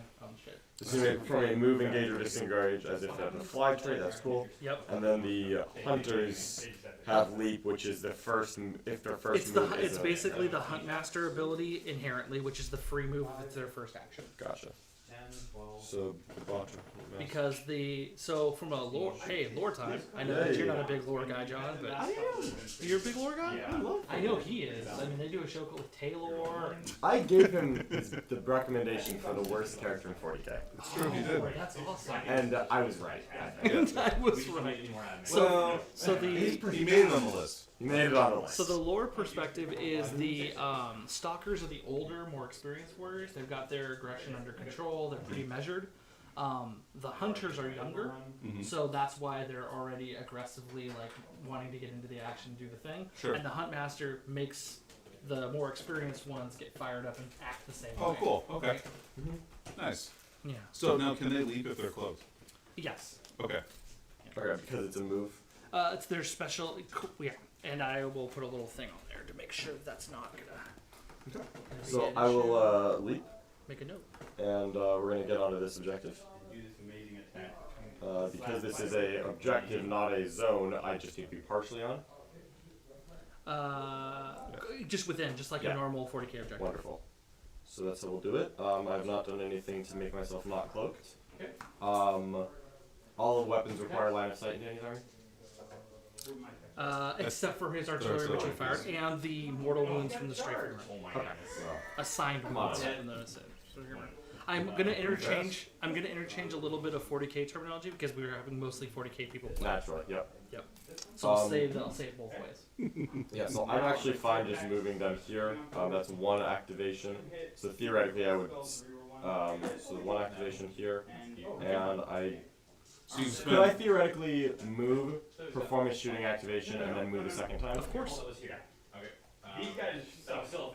It's not the worst. Alright, let me take that in mind and think, because now that gives me ideas. Okay, then I'll. Alright, so these are my stalkers. Oh, thanks. These are the test tokens. The new ones are gonna be made of cardboard. My bag's green. They'll have the same design, they'll just be punch out cardboard. It's the current intent. We may sell a premium Alright. token kit, in which case I'll doll them up a little bit. So, because my Hunt Master's within 9, he's right here, Yeah. that's going to cost me 0. Yep, because you did your free move. So I'm activating them now, You don't have but, to, it's only one token when you activate a Got it. unit. but I still have all 3 action points remaining. Correct. How many tokens have you assigned to that thing? Well, so leap counted for 1, right? Yes. That's one. You only have to put one token when they're assigned. Okay. You're just spending action points now. Got it. Alright, so 1 token there. So if you went ahead and you did leap, that was a move action for 0 AP. Yep. It still currently has 3. Gotcha. What else would you? What else would? Oh no, you did. Did you move first or did you leap first? I did leap first, So I you guess I can't. would You do not have get the to free move. move. So that Alright. means you spent 2 if you did that, because leap is 1, move is 1. Oh, I see. Okay. So I would have to move first, then leap. Correct. So if I wanted, so I'm here. I'm maybe just with 30 inches of range. I don't think I'm going to get a really clean angle there. So that's planning not in motion. What are these things? Oh, also leadership test here, I assume. Oh, yes. 30, that's also, alright, that's not working. Alright, so we're just going to leap first. Okay. Then Leap I'm and then going move. to, so yeah, so those my leap first. And then my second action, I think will, and I can take cover for free if I'm in it. Yep. Okay, so my second action I think is going to be, and I can uncloak for free. I'm actually not going to do anything else. Okay. So you leap and move, and that's it. Yeah, so And I'm take just- cover. And I'll take cover right here. There you go. So give yourself a cover marker. And then I'll defer to Danny. Okay. Cool. So, So your second activation, I'm Dave. not uncloaked, so they're still good. I'll put it in front of you. Thank you. You're welcome. I see some. And what is prioritized again? It's, Yeah. So your mind looks at a I can't. Does it say visible or not? I can't. it does, so I can't do it on anybody right now. I'm just trying to plan out my turn. Yeah, totally. So a visible unit within 24 inches for the mind, you assign the prioritized ailment to them, and then all other while it's there, all other nightfall reroll their hits against it, Okay, cool. because it's like that thing in particular. Yep. Please die. Please clap. Alright, so got my next activation token. I'm gonna uncloak them, actually, since I'm moving them up in a spot where it's very hard to shoot them. Okay. Yeah, they are pretty hard to see. It's a true LOS game. So. Yeah. Okay. Yeah, so since I can do this and yeah, we're gonna do it again. Oh, so yeah. we'll stack in with The another taste- activation. The taste so nice. And so they he'll did it aim twice. for his first I action. did not know that was a thing. Yep. I was Yeah, like, so well, it's that's- already That's shot what, his the artillery. that's what the activation limit means, right? You can assign that many tokens during a round to it. Yep. Oh, wow. So it has 3 as well. Most constructs do. Oh, okay. So- Alright, well, I'm gonna hit you back very soon then. Okay, Did not cool. know That's that. that's a good idea. Yeah, I was like, alright, well, he's already shot his thing that can shoot cloaks. I'll just wait around a little bit. Nope. Nope. Nope. This will continue until Alright. until things. Until my morale improves. All right, so we'll shoot the Sicario And here. you're already aimed? And I just aim for aim my for- first So aim action. for the first, doing this now. All right, so 2 misses. I could roll All high. right. Nice, man. 3 up, throw what I want. That's 10 damage. Ooh. Oh my gosh, that was not normal rolling. Well, that's okay. Okay, so, that's so dead. there's nothing. There's no like people don't die inside when Yeah. the transport goes. You just put who's inside within 3 inches and pick up the ball. Okay. Oh, that was not math, by the way. yeah, I'm aware. Oh, John already playing from behind, and he's like, "Why aren't these cloaked?" Although you don't care because now you can activate them, which is Yes. nice. Oh, you do have 1 more AP this way. Okay, and I have to declare all my shooting targets simultaneously, correct? No, 1 weapon at a time. Yes. Okay, but I can't. Now that they're disembarked and I've shot that one weapon, I can't also shoot them with my other weapons now, You right? totally can. Okay. Well, John. and I'll explain. The reason why is because you don't have to assign until after a weapon is finished. I see. So, like, okay. you just did your fractal, your 2 death rays are waiting. Okay. And I see a pair of death rays that look at those poor uncloaked. And they're- Now that you know that, would you have had them be cloaked inside the transport? And that's fine if you want that, dude. 100%. No, Okay. because there's no way Danny was gonna kill this. Dope. All right, let's do this. All right, so Moving on, the plan was to get them out, No, shoot, I, and then I cloak. understand what the Yeah. plan was. I just watched math not happen. No, that's fine. I didn't know you could shoot me twice. I was not prepared for this. See, I thought he was out of command points. but I pull this. I pull the secret interrupt. Yeah. He bamboozled you. Well, I'm gonna come punch him now. We are no longer playing this service. So. So we have. So I have to. Do I have to? Can I roll these at the same time, or I do have to allocate them individually, right? Because that's actually important. Yeah, I would do it individually. Yeah, I'm gonna change how I get these guys out. Yeah, it's fine. Oh, He's- This doesn't change anything. I just want to be within 9 because I want Yeah. extra movement. Yeah, yeah, that's Because, smart. This is. Okay, here's the first So one. first one, 2 dice. Yep. Two Both hits. hit. So these are armor piercing. You're looking for 6s. Don't. Just Yep. 27. Yeah. Okay. So you got 1. So, So how much? flat 3. And go ahead and check their wounds. Bleeds 4. Yep, there you go. Perfect. Cool. And then roll the next one. I believe it's 4 as well. 2 more hits. 2 more. Can confirm. Yep. Nice. And does this have armor penetration as They well? all. Yeah. So if it just has armor penetration, it goes to a 6. Goes to 6s. Okay. Either guy. Yep. Yep. All right. Nice. So 1 more is down. Yep. And you no. Assign the next Oh, one. right. Damage on this. Here you go. These are both 3. So here, use the correct markers. That makes a lot more sense. Thank you. Hey, you're welcome. And there you go. Or if you want to put 1s on them, yeah. Cool. Or if you're doing remaining, yeah. Yeah, I'll do This is a that. good learning. Perfect. This is the thing I'm about. And then I'm gonna walk back to here. We'll remember Yep. it for the future. This is why we need to play it. Well, I'm glad. Will not save you. Oh no. Your second activation. Okay. Well, we're gonna go now. That was good. Yeah. That was the move. So, And, the battle force, everybody comes with two annihilators. Oh, no. Hooray! Hooray! The Nightfall solved this problem. all right. So we're gonna have him give them a move. Yeah, the free move. Yep. So we are not leaping. So using the Hunt Master's free move ability. Yep. I won't survive the combat. So the stalkers You only have 5 move. guys. They're like now they're angry. That's accurate. They're less Rivets than intensify. And Oh yeah, way in the back. Yeah. all right. So I would have to do a move and then an engage. correct. So 14 should be your. So 14 is the effective if I still want to punch, which is nothing at all. But you can also cloak because you weren't cloaked. I plan to.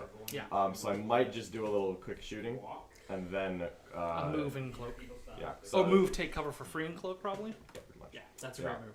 I was Because this thing thinking- can activate 1 more time. Yeah. But then it's Yeah. locked out, which is sad times if he touches it. Yeah. when. I was being optimistic. That's okay. So I think I'm just I still have all 3 action points remaining. So I think I'm just gonna take a quick shoot.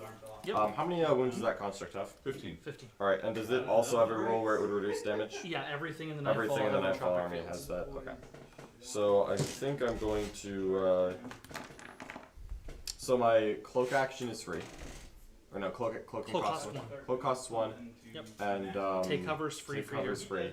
Yep. So basically, if I'm planning on a move into cover and then a cloak, Yep, so that's 2, yep. and then shooting's 1. That's then 3. choose one, so that'd be 3. So basically, I can either cloak or I can aim. Is what this is coming down But to. you hit on 2s. Well, that makes aiming even better. I understand, but I'm like, you could all, yeah. I do feel a little lucky though. You're right.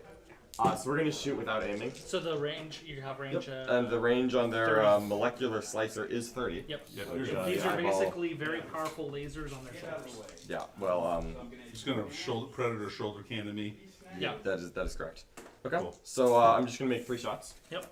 On 2s. So that's 3 1, 2, hits. 3. You're looking These for are 6s. armor piercing and they are damage 3. Oh, nice. Yep, which you'll knock down to 2s. Nope. All right, so I'll take 6 damage. Okay. Alright, How so many that- does that bad So- boy have? So, you'll be down to go 9. from 15 to 9. Yeah. Okay, here you go. All right. Let's see. This is an activation on them. My second is going to be to move. Ouch. That didn't feel good. I don't like it. Combat unit is them. Yeah. What's their speed? 8. I'm double checking that right now, though. I'm pretty sure it's 8.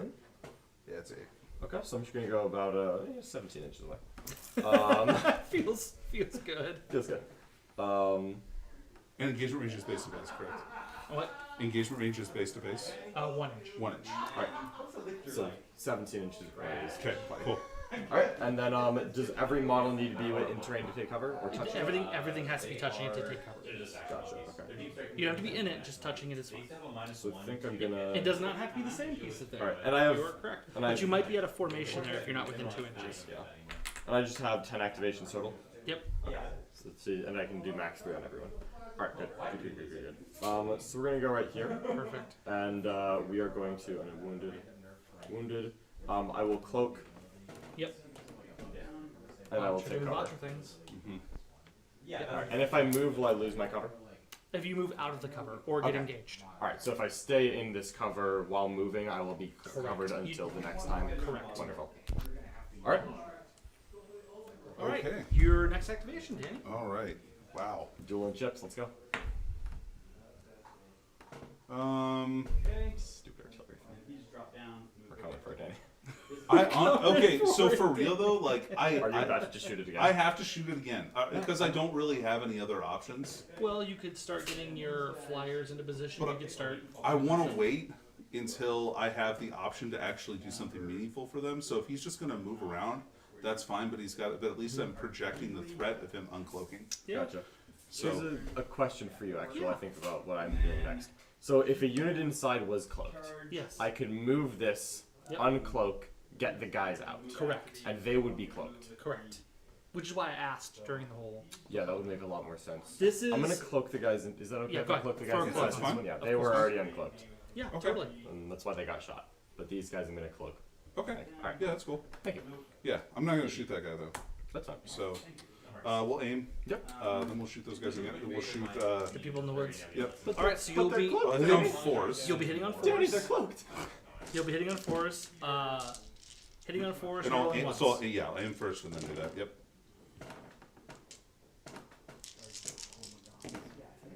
Ooh, bad conversion. That's okay though. This is So great 4. conversion. Alright, so let's see. These are my stalkers. My stalkers have an armor of 3+. Yep. There we go.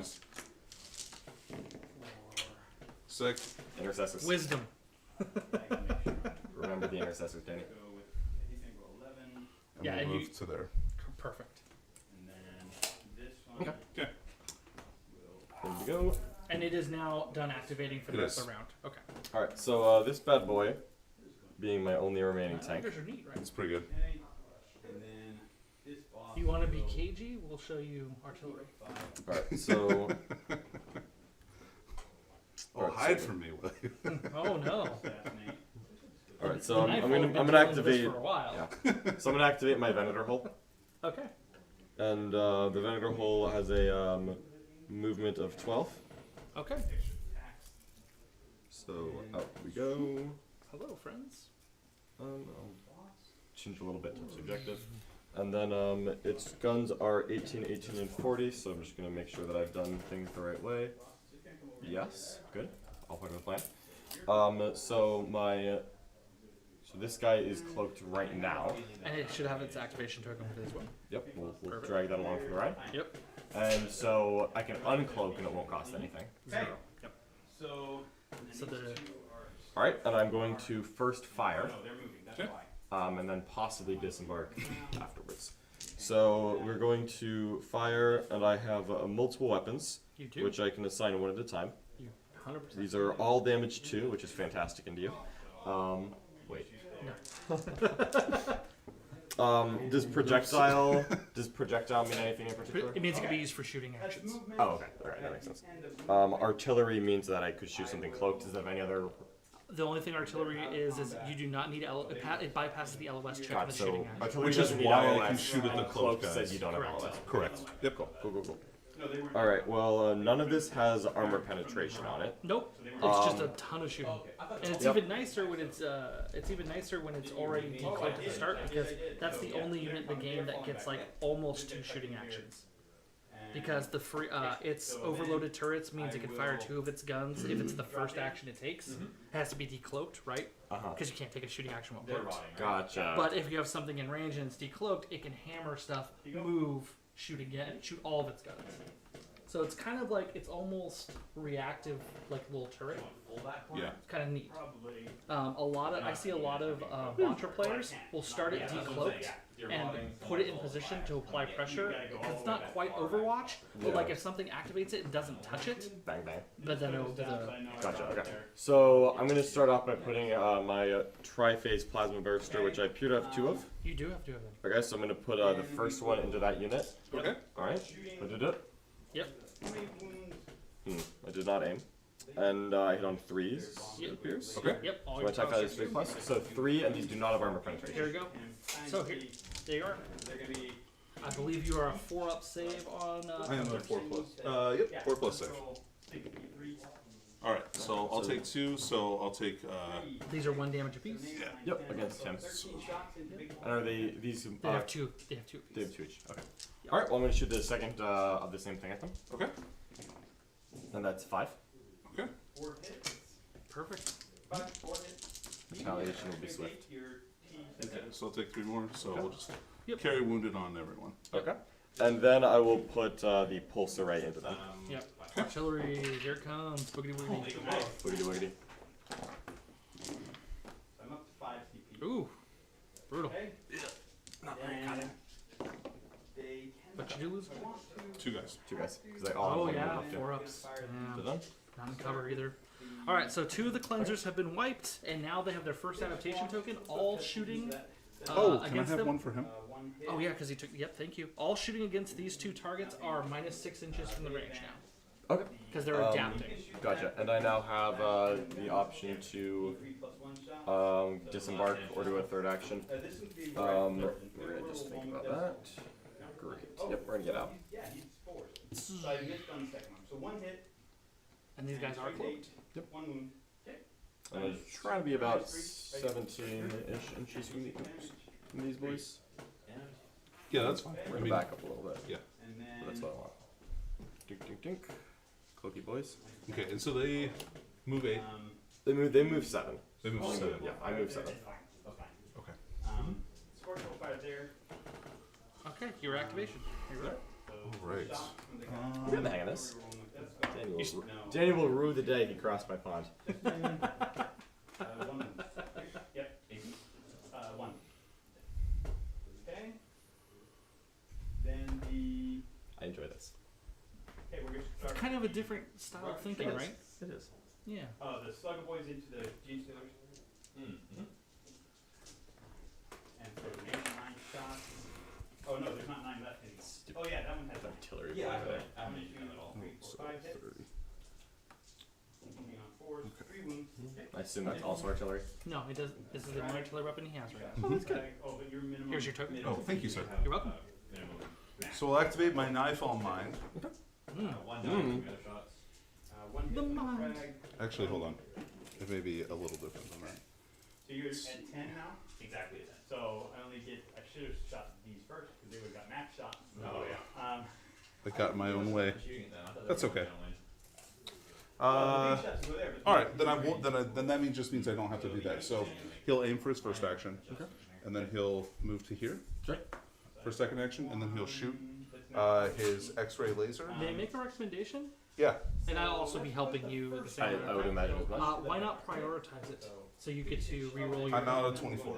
Oh, okay. Otherwise, that's why I'm saying I'm in Got my it. own way. Got Otherwise, it. yes, I absolutely would No, do no, that. okay, yeah. I just want you to get most advantage. No. Thank you. I appreciate it. All right, so I get 2 I'm not saying wreck shots. John. I'm just saying, Yeah. Here, can I get a couple dice? of course. Thank you, sir. So you should. Is it Just 2. just 2? Yeah. They hit hard though. Yeah, they do. They're good shots. All right, so these are 2 shots. Armor piercing damage 4. And I'll reroll 1. So he hits on 2s, 0 and 1s. Minus 2, Okay. 2 down. So Two hits, 2 looking for 6 on sixes. 6s. Okay. And that's on this. Yeah. Yeah. Yeah. It's gonna be you dead. Alright. Okay. And that's damage. 4 each. And then So it did 8. Yeah, he good. No, they're not. 5 shots. I. Oh dear. No, not to worry. Oh, It's still flying half a ship. Oh, it's And this one's activation is complete. That's it. Yep. Okay. Could I there. activate this one again 100%. and cloak as part of this? Oh yeah. Okay, You're so I'm not gonna close. shoot that and cloak, and then you knock me. Actually, can I make a recommendation? Yes. So keep in mind, you are already, you're currently decloaked. You do have the overloaded turrets. Yes. So if you have things in range for 1 AP, you can fire your tri-phase plasma bursters. Unfortunately, I believe that casualty pooling has left him short. Oh, actually minus 6-inch range too, because they're added that. Then extra. But what about, I would check there just to make sure. You're always allowed to pre-measure. So, Yeah. I don't believe I have them. because you stayed 17 inches. Yeah. Got it. Perfect. Just the way it moved, yeah.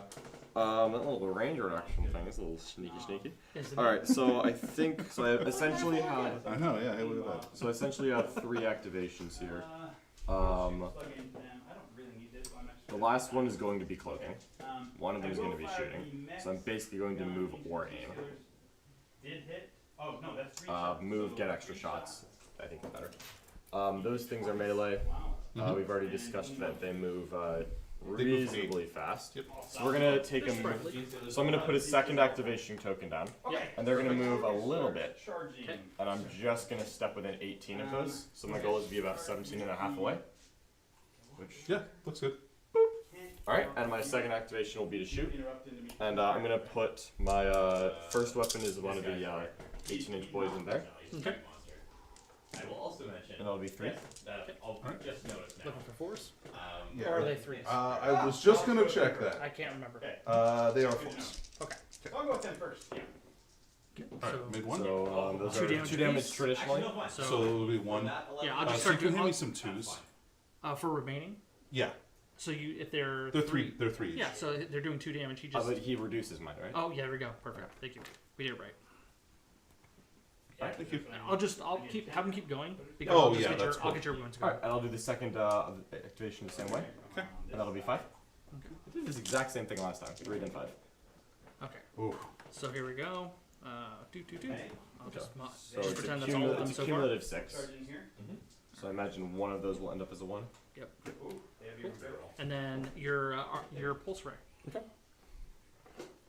So I believe the range on that was 40. It was so powerful. It is, For and the it's small artillery range. and it just has fun.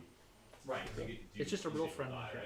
It's very And friendly. it's 8. Yeah, the flying friend of maker. That's what I'm calling this boy. Baby. I think I'm going to. Those things have guns.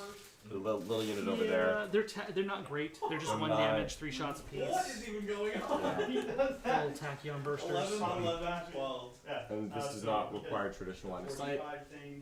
I think I'm going to go into the construct I've already been working on. Okay. Yeah, I don't like artillery. Yep, and you should be 32 inches, so you're fine. 34. Or 34 inches, yeah, you're fine. Alright, so that's 5. And these are not armor penetrating. Nope, just one for 3. 3 ups. Field 2. And these are. These 2 are damage apiece. traditionally 2. Okay. So yes. And that will get you your second adaptation token. So now you're minus 1, 2. Oh, actually, I need a 2 Oh, thank you. because I took 4. Perfect. Okay, the boys are going in there. And then we'll go ahead and get you your second one. So now that's minus 1 to be hit. Well, remember that you reduce damage, eh? Yeah, it's 2 damage. It goes from 3 to 2, right? No, I go from 2 to 1. Oh. Oh, okay. Yeah, sorry, I traditionally. So I 2 had damage. 9. I took. You took 2. 2. So I down to did I'm bring at you 7. the I brought you. Yeah, you did the right thing. I did not. It's okay. It's alright. I just assumed John's stuff was better than Yeah. actually was. And I'm gonna cloak. Boo! Yeah, have fun, Danny. See you on the other side. Okay. All right. Here's an activation room. For you. Thank you. You're welcome. Yeah. Did you know that I'm sick of your shit, Danny? You're what? I'm sick of your shit. Yeah, I hear that a lot. Yeah. I don't know what's up with that. All right, so we're gonna activate these boys here. What we're gonna do is we're gonna move them. Oh, hold on. Can I have those wound tokens? Because I should probably allocate Here you those. go. Here's your allocation. Thank you. And they also have an adaptation token now. All my charges. I want to try that 10. Yep. If I can make that and not, Perfect. and he Touching can on this. heroic energy. Because I can't attack him because then you'll interrupt. You have enough to interrupt, right? Yes. Yeah. Then you That'll be can interrupt okay. and We'll kill move these guys over. that over there. All right, so So they're I'm gonna just walk. gonna try for the character. Actually, Yeah. so that's the guy that needs to know the objective. I need a 10. This is my 10. No. Okay. And you only get cover mark. Hey, look at that. Does cover have any effects on melee attacks? It does not. And in fact, as soon as you become engaged, you lose cover. How convenient. So Hard to hide when you're getting punched in the face. Yeah. Oh, of course. I mean, it doesn't matter. I can't enable 5+. right. The catalyst. Tyler, they're Jedi mind tricking everybody. Multiple damage. Oh, The other- chop, the power code. Thank Oh, specifically. Cool. Awesome. So 2 Go, hits. Danny. Ooh. 1 wound. Hold on, I just needed to bump this terrain to my advantage. Judge. Okay, hold on. So this guy should be on the objective. Okay, Yep. cool. Perfect. Well done. Do characters benefit from their own auras? Go ahead and check to see if he does, because that's a great thing to check. I'm wondering if I can do this little free move on So him. the answer is maybe. So friendly botcher units with the infantry and heavy infantry trait, which he does have, Yep. starting their activation within 9 inches of this model. Yep. Then he does. Okay. Not every single one of those is the same. That's why I have you read it out. Understood. Yeah, make a move action that costs 0 AP, but it must be the first action performed. Let me just check. Yeah, this is, he has no other actions to do, so his first is going to just be a little move around here. Okay. And Put an activate. Grab yes, he's Perfect. activating. And then my second is going to be to move him right around here, For only one. on the objective. Yep. This is my, this is my first, and I have 2 left. He does have a narrow beam slicer, Yep. 40-inch which range. is a single shot, hits on a 2 damage 4, but is armor piercing. So honestly, I think I'm gonna just take a little pot shot at that guy. Yeah. Are you within 34 of the? I've got 3 left. Eyeball says, good to go. Alright. Kind of close thing though. Yep. And It's on twos. yep, just debating. 3s. Oh, Threes threes because because you're he's minus one yep. now. Yeah. Because I'm debating if there's anything. I think I'm just gonna cloak afterwards. So we're just gonna pop shot. Yep. Just keep it all within an inch. Oh. Sweet. Okay. Make sure you're touching cover because you can also give yourself cover for free. I will cover and cloak. Yep. And So he wasn't cloaked he before. was not Correct. cloaked. Okay, Yeah, cool. the little guys hiding back here were not cloaked. So Oh, that's right. Yep. Okay. Because you have big LOS blocker right there. yeah. Cool. Warlord trait, you can't even interrupt. Not that you will now. Here's an activation took for you. Thank you. You're welcome. Over there. 2 hits. All right. 2 hits. 1 wound so far. At -1, 2 damage. Yep. Roll it right now. Okay, wait. So he didn't shoot? That's what happened. Well, he I shot, shot and and missed. then I clocked, but I rolled a 2. Okay, and I have to take damage in order to get the adaptation tokens. Correct. And is that it? Cool. -2, 2 damage. Count yourself lucky. Which is why character like that's weird because it's a character. It gets kind of odd, yeah. right? Take a run after this pretty heavily. It is 4 damage, so I was like, if this connects, it's probably worth my time. Oh yeah, do 2 damage. Yeah, feels good. Well, oh, because he has not. Right. No. Nightfall. Gosh. I'll go with him. Oh no. God damn it. So then he gets a 3. What are you doing? Just the worst. Just the worst. Who didn't even play They're this? protected by the vehicles behind them. Well, none of this is close. Ooh, here comes the destructor. Oh, good. I was getting a little hungry. I was concerned. Yeah, I just wanted some flies. Brace yourself. How many wounds? I'm just ignoring you. Well, it's because I'm hooked. You can't see him. Maybe I can get one. That'd be nice. Good start. All right. So what I think I'm gonna do So it would have been is just Yes, exciting sounds. what can I do? Can I do anything for one action point really, other than move? Like that's not right, but I can't. You also have your strafing run if you're moving over. And Yeah, I'm not able to get anywhere They important are right allowed now. to take cover. The skirmishers can take cover. Okay. 4 plus armor. Yeah. Um, And I'm not gonna that's kill probably him. not terrible then. No, minus one Yeah, to if be you're shot gonna move at. into my range, you might as well. Remove the Yeah. So what I could do? the key coherency. Yeah. Yeah. Perfect. Let's see. So I can have 14. Leadership here. Tyler watches from the sidelines. The night falls. Like, ooh, this is exciting. And does the last guy run? It's a good morning. It's a good one. So we'll move there for one and then take cover. Here with the commandos first, you have 2 wounds left. Anything else? So claw, Nope. 1 hit. These are the evil sons. They can't reroll that. So It's cool, John. Eventually, I'll be able to interact with your army. So I'm gonna have their first action be to move because they're within 9 of him. This will not count. Correct. So I'm putting a second on them. Yep. So I move 7, so we'll go about 4 there, and then 3 up, He's dead. and about Are you ready? Are you ready? here, and about to It's here. only Let's get one. these out of the Yeah, way. it's not that big a deal. Love to keep my But cover, it is even funny, though I'm you going want to totally watch clip it at the end of and this. it'll blow up. Just wanted to do that. Okay. And we're just going to check the ranges and see if there's anything I can do interesting. So these are my stalkers. So you get 5 points. Question.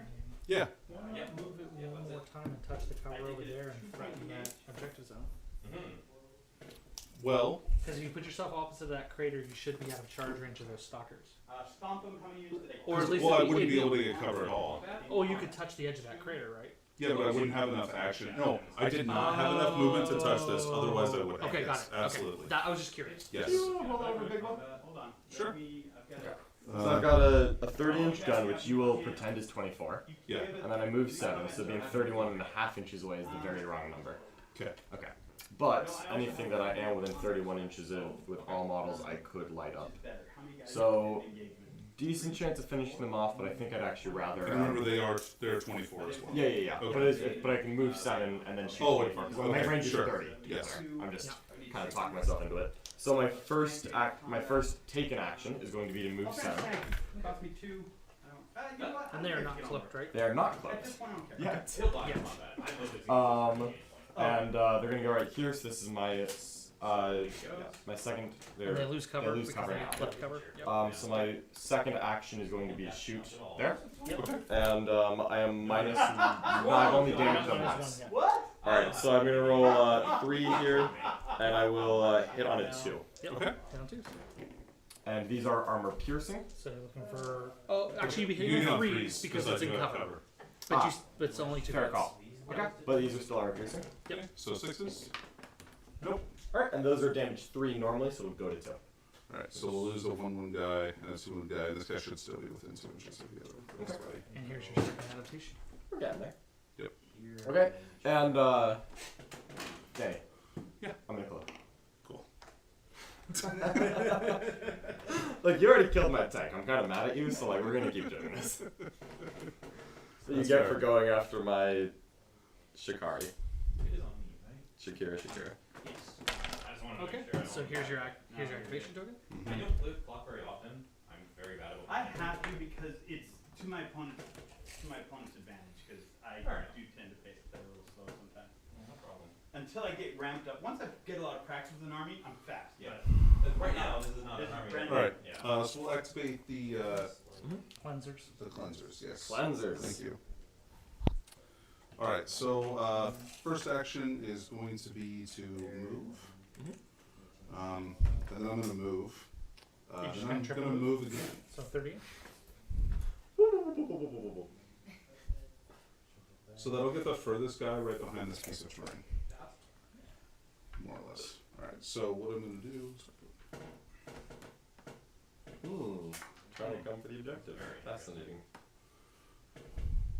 It's around the right time in the round to start thinking about those things. I am. Oh, I know you are. And Danny is as well. That happened eventually. Oh, So and be aware, he makes you I assumed he wouldn't after the Dark Angels game we played. Beware. Ooh. Oh yeah. Ouch. Shot. Yeah, 215 points. Is there not in cover or anything? No. They're just, Okay. Horrible. In the event that we both have objectives in a zone or otherwise do anything, it's a number of models. number there. of models. There is one model in the game in the hex that count as 2. Game sweet. But that's- No. The hexagonal swarms count as 2 models instead of 1, which is kind of neat. Sure. Well, that is pretty cool. There. Also 60 mils, they really zone things out. Damn it, swarms, get off me. Alright, so I Bugs think everywhere. Skitter, And- skitter. yeah. Get bit. But there's other theoretically, embarking is an action by a The unit, unit. not a transport. Correct. So I could Units uncloak. embark, transports disembark. Got it. Okay. So I could uncloak and then get in this. I You really don't want to shoot and then still not be seen by Danny. How many turns are in a traditional game, by the way? Be a turn. It's 3 rounds. 3 rounds? Good. Be excited about it. I think 5 would have been too many. Alright, so I think we're gonna drop a 3rd activation on these guys. And we're going to. So I have to be within 3 to embark? This early in the morning, it's a little maniacal. Correct. So theoretically, from this point, I would need to move here, then shoot, then embark, and that'd be all three of my activations. Correct. All right. Well, my first one is going to be a move here that'll be free because Huntmaster. Is it We're going to just get everyone within free. not just verbal to run thing? And then I am going to go ahead and aim them. Build a train. So this is my first action is going to be to aim. Whoops. Looks like an engine, but Okay. Yeah. And their range is 30, so I maybe I think. have an old engine. No, it's still not going to get me within 24 there, but it will keep me within 24 here. So I'm going to put all three of our shots into that. 1, 2, 3. Hitting on a 2 normally, but a 3 because of your stuff. So does it make it a 4 because I also have my adaptation? Correct. Okay, so hitting on a 4, you're rolling ones. So 2, and these are armor penetrating. Okay, and these are 3 damage each, so it goes to 2. And And you do have your third adaptation token now, so you have +1 to your armor save, which won't help you against AP, but and then they will embark. Okay. So we're gonna stay close. Okay. And you're in that table corner now. And this is their. I'll put them to the side, but I'll leave the 3 activations on them because they're pretty much not I still draw. am pretty cognizant about where I'm going. and what I'm Perfect. doing, right? So, here you go. I think we're gonna go Okay. with Magus, who's literally here as a 3 activations remaining in round 1. Yeah. Okay, shoot me. I'm gonna try He shot me, Shoot myself. and I didn't like it. So So I'm just Thanks. not going to get to do it again. Yeah. That's cool. Thanks, I hate it. Oh, that should Yeah. that should be All right. We're gonna do Two things to refresh on. He's basically prepping on counter charges. If you are tired of being shot at by tanks and you want to make life more miserable, full castellan? No problem. things like your cleansers and your other flyers that are high speed are very good at engaging them. Tanks have no melee, so all they can do is disengage. Oh, I can engage the stuff that's cloaked? 100%. You can punch the Oh, shit I out of didn't them. think I could fight them at Oh, all. sorry. No, you totally can. The only thing I'm Cloak just does like, is- what do I do against No, this? There's no No, recourse. I'm sorry. No, it's okay. The only thing you can do, the only thing Cloak does is you can't draw LOS. Melee doesn't need LOS. Oh, okay. All right. that's what you get for shooting your stupid artillery tank 3 No, times. it's okay. He didn't know he could melee, so Yeah, he yeah, might have yeah. positioned differently. I'm glad I'm telling him now. I'm Yes. sorry about that. No, it's okay. You 100% can punch Cloak things. All right.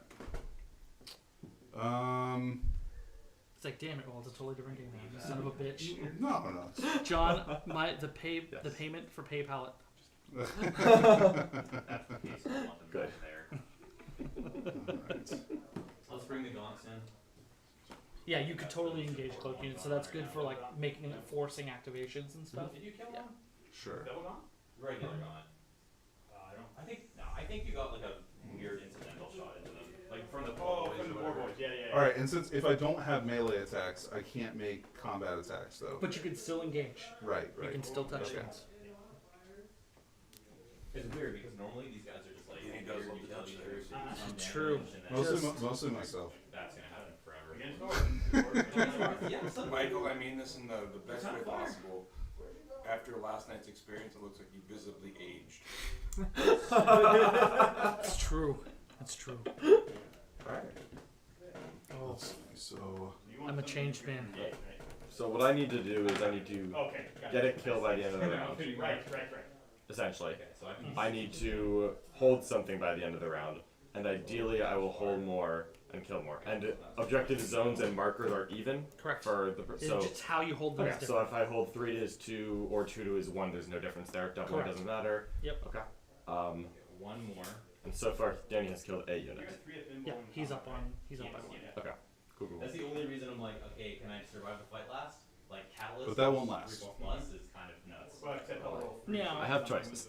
now here's a. Yeah, exactly. Oh, that's interesting. Yeah. As we've seen so far, that is a thing. I see the conundrum you're dealing with. I see What? you thinking But of the it. conversations must be had. Dangerous business. You've given him a real crummy choice. Yes. And I don't know what Yeah, you no, you're did, fine. right? But for people watching, Best event. to me, the two choices happening right here are: do I move this sterilizer unit and triple move it over there, and just have it not be a problem anymore, and preserve possible kill for kill even? Sure. And then have 2 more activations to hold the objective, like maybe grab, run up, grab, right? Or Yes, do I apply pressure over there and start forcing some activity on there. But then the counter charge on that's a bit of a Activities for the week. yep. Or this thing has one activation left. Do I force the hand by triple moving, or actually there's not enough that has enough movement to have there, unfortunately. So, although they could do it, they could move, engage, and just be like, all right, if you don't do anything, both of us are reasonably safe. It forces an engage over here or a disengage there and a shoot. This is the wrinkly having played this game countless times place. Okay. Well, I'm gonna have to make a move here. So what I'm gonna do is I will activate this guy here, and he'll move and take cover again. But I'm gonna move behind this blocking terrain. So it'll be hard for me to get. So it'll be hard for you to get an angle. And if you want to uncloak and shoot him, then that's fine. That's a cool I'm play. debating lying to white I like it. showing up here in I think we are at a point where I must do things. Rhonda, I've been thinking about all the different ways I can like interact with Danny without him getting to me. And I do have one more, but we're gonna. See And keep in mind, in a normal Battle Force game, you would have your couple of tanks. He would have 2 annihilators, so the artillery pressure is doubled. Right? That would suck. Yeah. That definitely forces How action. many? This holds how many people? 4. So I have 3 inside, but they will not. So you got him. Okay. You got him. So Obviously, you don't have What does he have?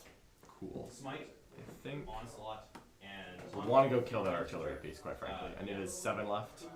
It does. he'll want it. Okay. He'll want it. Feel like now's the best time to make my move. When I attack in combat, is it the number of models within an inch like this one? Or is it Correct. once I'm in? Okay. So it's models within an inch. Alright. We will go to a smite. Got it. And you do get a little move with your melee action too, where you can move a little bit, 2 inches, and like kind of reposition Oh, you have yourself. like a gun pylon. But you don't get to do that during engage. That's the downside. Is you Oh, okay. you move within 1 inch, and then if you took a melee action, you can do little tiny moves and keep punching. Yeah, that one. Wow, I'm not pretty much as well as I thought I did. Big boy. And he did move too. Dead for morale. Yeah, I thought I. Very much. Are you in Huntmaster range? I am, but that's the problem. Is that was including the Huntmaster. Okay, So if understood. I move 7 and then move 7 and go 7, I'll So be about an 21 inch is and a your half away. Okay, wow. So I want to be within 22. And you were definitely there, but he slid. He disco Slid slided back. over to the side. Okay. Crab walks like, I don't want to do this. I will super smite twice a game, Alright. and I'll roll 1 on both I want ones. no part of this. Show. Done. We'll go to here. We'll smite him. Have guns still. Gets it off on a 9. Deals I think mostly 1. acceptable. Second scream goes off on an 8. Alright, so I've got 3 activations here. I think I just need. I assume that one of Danny's last 2 is going to be this unit zipping out with 2 moves there, and probably shooting with the 3rd or taking cover, one of his 2. And then I want to have someone ready to go clean his clock. Can you explain how the fighting those moves work? Yeah, so basically the engage move gets you within 1, and then once you do a melee move, you can move up to 2 inches closer to enemy models, not the closest enemy model. Closer to. Just closer to enemy models, because you can't like move away. And then you get to swing your melee weapons. Okay. And there's no consolidate essentially for our 40K listeners, but a pile in only. Yeah. Okay. Good. Alright, so I think I like this little combo waiting for him to do that, and as long as that works out, I'll have 3 of those 2, so I don't think I need to care about the holding more at the moment. As long as I keep close units on these 2, I feel like I've got that one in the bank. Because I'll have the last activation of the turn. Correct. So what I really want to worry about for this turn is my kills. Danny has killed more than me. Okay, what are you down to? Remind me the damage profile and the range on that boy right there.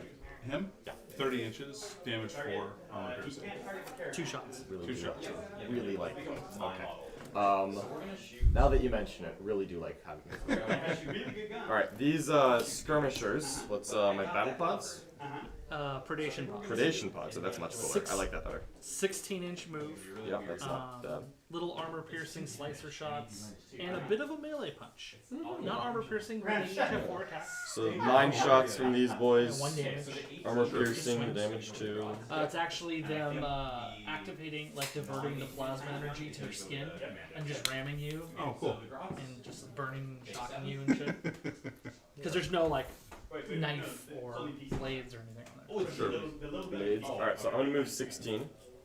So an uncloaking counts as one. Zero cost to Oh, uncloak. 0 cost info. Alright, let me make sure. Commandos. Yes. And they're 3 and 3s. Yep, and they're -1 to hit. Okay. Natively from shooting. From shooting, yep. So I'm gonna end up uncloaking, Yeah, this is but we're gonna move 16. 4. Yeah. It's Fast as you my know. model, but with your rules. And I just want to kind of cut that grate and see that one guy who I desire violence on. Sounds good. And keep in mind, I can shoot you, one. you have to should because he can go ahead and pull one out of us, and then you can shoot other things. Yeah, well, there's only one guy left, so we're gonna. So move. So sorry, need activation Oh, token. I thought you were talking about the cleansers. Okay. No, I'm talking about that little guy. Of I course. want the kills. Keep in mind, you may not have range. You have a 12-inch range. Yeah. And then I guess we'll Hey, feel Thanks. good. Thanks. 1, 2, 3, 4. Can you hold that over that, Danny? Yeah. Oh wait. So In where? hold on. Into Yeah, that's really hard. And I'm tall. Oh, that's Brad. Right there. 4 hits. All right, so that's terrible. Okay. I'm gonna go to the bottom of the dice. So it's John's like this adaptation is rough. Yeah, what happens if for the third time I damage unit theoretically? Oh, you would go to +1 armor save, which it has all 3. So. Yeah, he's on 3 now. But against armor person, that's irrelevant. Okay. Yeah. Well, I don't think that matters if I can't shoot him. That it turns out the first adaptation matters. Yeah. That was good. that That was minus- the best one, honestly. Minus That's 6 a inch range is Harlequin crap over here. Ugh. You have 2 activations left, I do. and that boy is activated once. Yep. But if I can get you to activate him again, then you only have 1 movement action for this endgame scenario. So that's okay. We're gonna spend their second action, and they're gonna move. Okay. We're gonna boogie a little bit. Okay. Get in here. Yeah. Oh my. So I think the first move, we're gonna actually step up a little bit further, and then I'm going to do a second move, Okay. and we're just gonna come over here. Okay. Yep. He's chosen violence. Every day when I wake up. So I think this way, I don't think this guy's gonna see you, but I think these 2 are. Yeah, I agree with Is that. that okay? So I'll have 2 guys shooting you. Okay. Can you check if I'm within 12? Yeah, you're fine. Yeah. Oh, with me? Yeah. So it should be 4 shots. Yep. So Hitting on 4s because Yep, 'cause minus he's 1 minus from 1. adaptation and minus 1 from cover. alright. So here's the first. 3, 4, 5. So 1, 2, 3, and these are armor rating. Yeah, so 6s. 6s. And they're not feeling pain. How much damage are they each? They're 2. They're 2 apiece. So you So, take 1. so it's down to 1? We're gonna do it again with the second guy. Oh no, each one should be 2 shots each. Oh, they're right? only 2 shots? Yeah, I think you just shot your things. Over here. The rate of fire is 3. Okay, so you So get you got so 2 more. 2 more. you got Oh, 2 okay. There, perfect. Don't One more. Roll a 6. 5. Oh, Okay. that would have been Alright. so cool. And then this one here is going to it'd be +1 save on that boy if I hit him again. So if I wound that guy again, it's +1 save. The big thing. Yeah. It's terrible. I will. I don't want to like. I don't want to just like do 1 wound on something purely so that I can't shoot it later. But I'm gonna do it anyway. Welcome to the microeconomy of playing it. Yeah, we're gonna put into this little guy. 8. Okay. He's in cover, so we -1 to hit him. Yep. But he hasn't been shot before, so it'll just be 2. Okay. Their activation token. 6s. Nope. Nope. It's normally 2, so we'll go to 1 against you. So here, let me give you your remaining. Okay. 2. Here you go. That's a destructor, right? Yep, that's 10. Yeah. Oh, Okay. wow, that thing's tougher than it looked. Okay. Not to worry. Can I have a 3? Because he should have 9 left. Oh, At 8 left, right? Didn't I do 2? you did 2 damage. Oh, is it 3? No, Now they're 2 apiece, Please, but did you you knock not- it down to 1. He did 2 of them. You have to do Oh, he did 2. Okay, yeah, okay. yeah, I did 2 that end up. Sorry, yes, yes. I failed both at once. You're gonna shoot again. Aha. So I just wanted to lose a bullet. And here's your adaptation token. Thank you. No, because leadership purposes. Oh, yeah. So lose a bullet. Here, can I give this back to you and get an adaptation too, or both of these? No, I only Oh, you only have the I 1 ones and 3. 3s in this. Okay, pack. I see. Okay, cool. Here's your activation token. They're not cloaked. Yeah, they're not. You're threatening your objective and you're a pain in the. Yeah. Oh, that. Yeah. What's up, spiciness.com? It's bait. Yeah, very. So I think we'll go. All right. Come on, Ben, So you're the let's see here. You also have your obliterator. I do. A double move shoot right into their face feels. This is nice. I'm 2 sure it damage would hurt. weapons. I have no doubt in Hits my on mind. 3s It on would probably hurt. modified. Because they extend the range. Kind of It cute. shouldn't matter though. Are there Feeling rules? cute. Might kill him later. I don't know. Yeah, no. Out of curiosity, are there rules about That's an assassination. shooting things that are engaged with other people? You can't shoot while engaged. Wonderful. Yep. Can you Just shoot like at 40K. things that are engaged? Nope, just like 40k. Melee is protection from being shot. Good to know. Good to know. The Beast Boys. Okay. All right, so I've got 2. You've got 2. Yeah, go for it. Let's see. And they do have 5. That was tough. But being the defender is powerful because that last action, That's yeah. right? it's And then you what guys I- are gonna roll off for priority. Oh. So there's like a very small chance of double turn. And Well, I you mean, can't- that's you can't 50-50. But it's only No, one no, unit, no. right? Yeah, but it's only once. It's a much less of a double turn. But you know, it's a thought that counts. I think. Yeah. I've seen it So matter. yeah, 6 shots into the Beast. I don't think Mitch liked it when I did it to him when we played. Got it. And you said engaging can be a thing, right? Engaging is a one of the things you can do while cloaked. Is No, it move? the No, it's only not. So no, your special action you talk about embark, disengage, move, and take cover. Oh, so it's 2. I'm going to be adding a sentence to the rulebook to make sure it's clear that you can do that because that was a good question. embark, disengage. Oh. Okay. Alright, Yeah, we're doing great. Yeah. Right. Because rounds 2 and 3 tend to go faster. Yeah. And also, I think I now know how to play. Yeah, So and that's the again, entire point. Exactly. And then these guys are going to engage. Yep. Monster. I do have melee on them. Yeah, that's fine. He doesn't care. That's not why he's doing it. I mean, I know why, but I just wanted to know. All right, and you have your action. Keep your activation token here, but they should have 2 now. Yeah. It really makes my life Perfect. All right, and then so I get all the guys within an inch. And you can You do don't it. have any melee swings, so you're done. Oh, that's right. That's right. Go ahead. You just touched him. And so you have 1 left. Yep. And right now you're on 2 objectives essentially. And if you wanted, you could get onto a 3rd. I have gotten my 1 kill so far, and you've gotten 1 kill so far, so it's to my advantage to get a 2nd kill. Explosion. Okay. 5. At -3. Yeah. Okay. Not making that either. The measurement hasn't changed, but I would like it to. You got a water bottle right there. Oh yeah, good call. Good call. Michael, what's the rules about water bottles and outreach rounds? Always stay hydrated. That's Is there a water bottle activation? And the disengage is 2. They have 0 action points though. Disengage here is it costs 2. it costs 2. Okay. So I think I'm going to fight once, and then if I disengage, I think I can just put 2 models on it. Okay. Just stay an inch away. Yeah. Yeah. I'm gonna. So basically, yeah. what you'd have to do is because you're doing the melee action, you don't have to activate.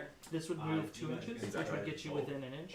Yep. And then you get Yeah. roll 8 dice. I'm just gonna grab these 2 and see if they can fit without being within an inch now. Yeah, that's fine. Yeah. They can move 18, right? Yeah. 16. So I Oh, got 16. Well, but I'll consolidate 2 because I'm gonna fight once and then two There's no actions. consolidate, so you just did your. Just the 2 inches. you That's just, I it. just gave you your. You don't 2 get a inch pile. move. Yeah. Yeah. I'm sorry. I already did that, and then I have 16 more. Yeah, you're I'm just fine. gonna- You're gonna make it. Yeah. Yeah. I just want to check and see if they can fit without being within an inch. Oh, Because the got bases it. are Yeah, kind of big. please. Yeah, And please do. then obviously That's a very good question. So that looks very easy to do. Okay, Yeah. cool. So I was here-ish, and Roll 8 dice. all right. So 2 can swing Yep. or 1. 2. He can swing. Because he got close enough to be within an inch of them. Got it. Okay. All right. So 2 will swing, and I'll look up their melee stats. So I'm So feeling it's more 8 familiar. dice hitting on 3s. Nice. 1 damage, no hit. Yep. Yeah, I'm 28 away. I can occasionally remember my own rules. That'll just be a total of 4. Okay, can I have 1 more? Yep. Do melee attacks also proc the adaptation? They do. Okay. All damage does. So, I believe it's only 1 damage. They are. can you hit me a couple of ones? You got it. And an adaptation token. Yes, please. Yep. Thank you, sir. So just put an CP for reroll wounds. And then he's going to disengage and do the thing he said he I was going to do. certainly am. Julie. 3142. Okay. So Julie, you just What did you spend CP on? Did you spend the shoot again? Back up a little bit. No, I did not. Oh, Because I Can shot these take this cover? shot here, They can. and that made this Okay. If you can get all 3 of them there. I don't think he's going to make it though. Although he No. could go over there. He can go here, yeah. Correct. But the thing is, Let this turn finish. Yeah, It's we're almost me. done. This turn. Yeah, almost just a minute here. So So we're Yep. gonna go. Train can go over it. So we're gonna go 1, 4 2, here. and then we'll see if this guy will be 2 still within here. 2. Um, No, You could slide that other guy back. This one. Yep. but then he won't be in the yes. cover. Because I want 2 models on this Yeah. to force this to be an activation Understood. because he only has 1 left. Correct. So I'm gonna choose objective over cover. Yep. And we'll end up with a 3rd model on it. Yep. Attacks here. And that'll be it for me. So this is my 2nd activation on them. Yep. So 1, 2, and then we each have 1 left. So he takes it. Last activation of round 1. 6 plus. Okay. 5 plus, I guess. All right. How much health do they have? They have They are 4 Oh, each. I see. Yeah. Yeah, he down. So he takes it. Minimum of 4 damage. Oh, crap, he's dead. Okay. And then, so I won't roll the tail. And then 4 attacks into them. Yep.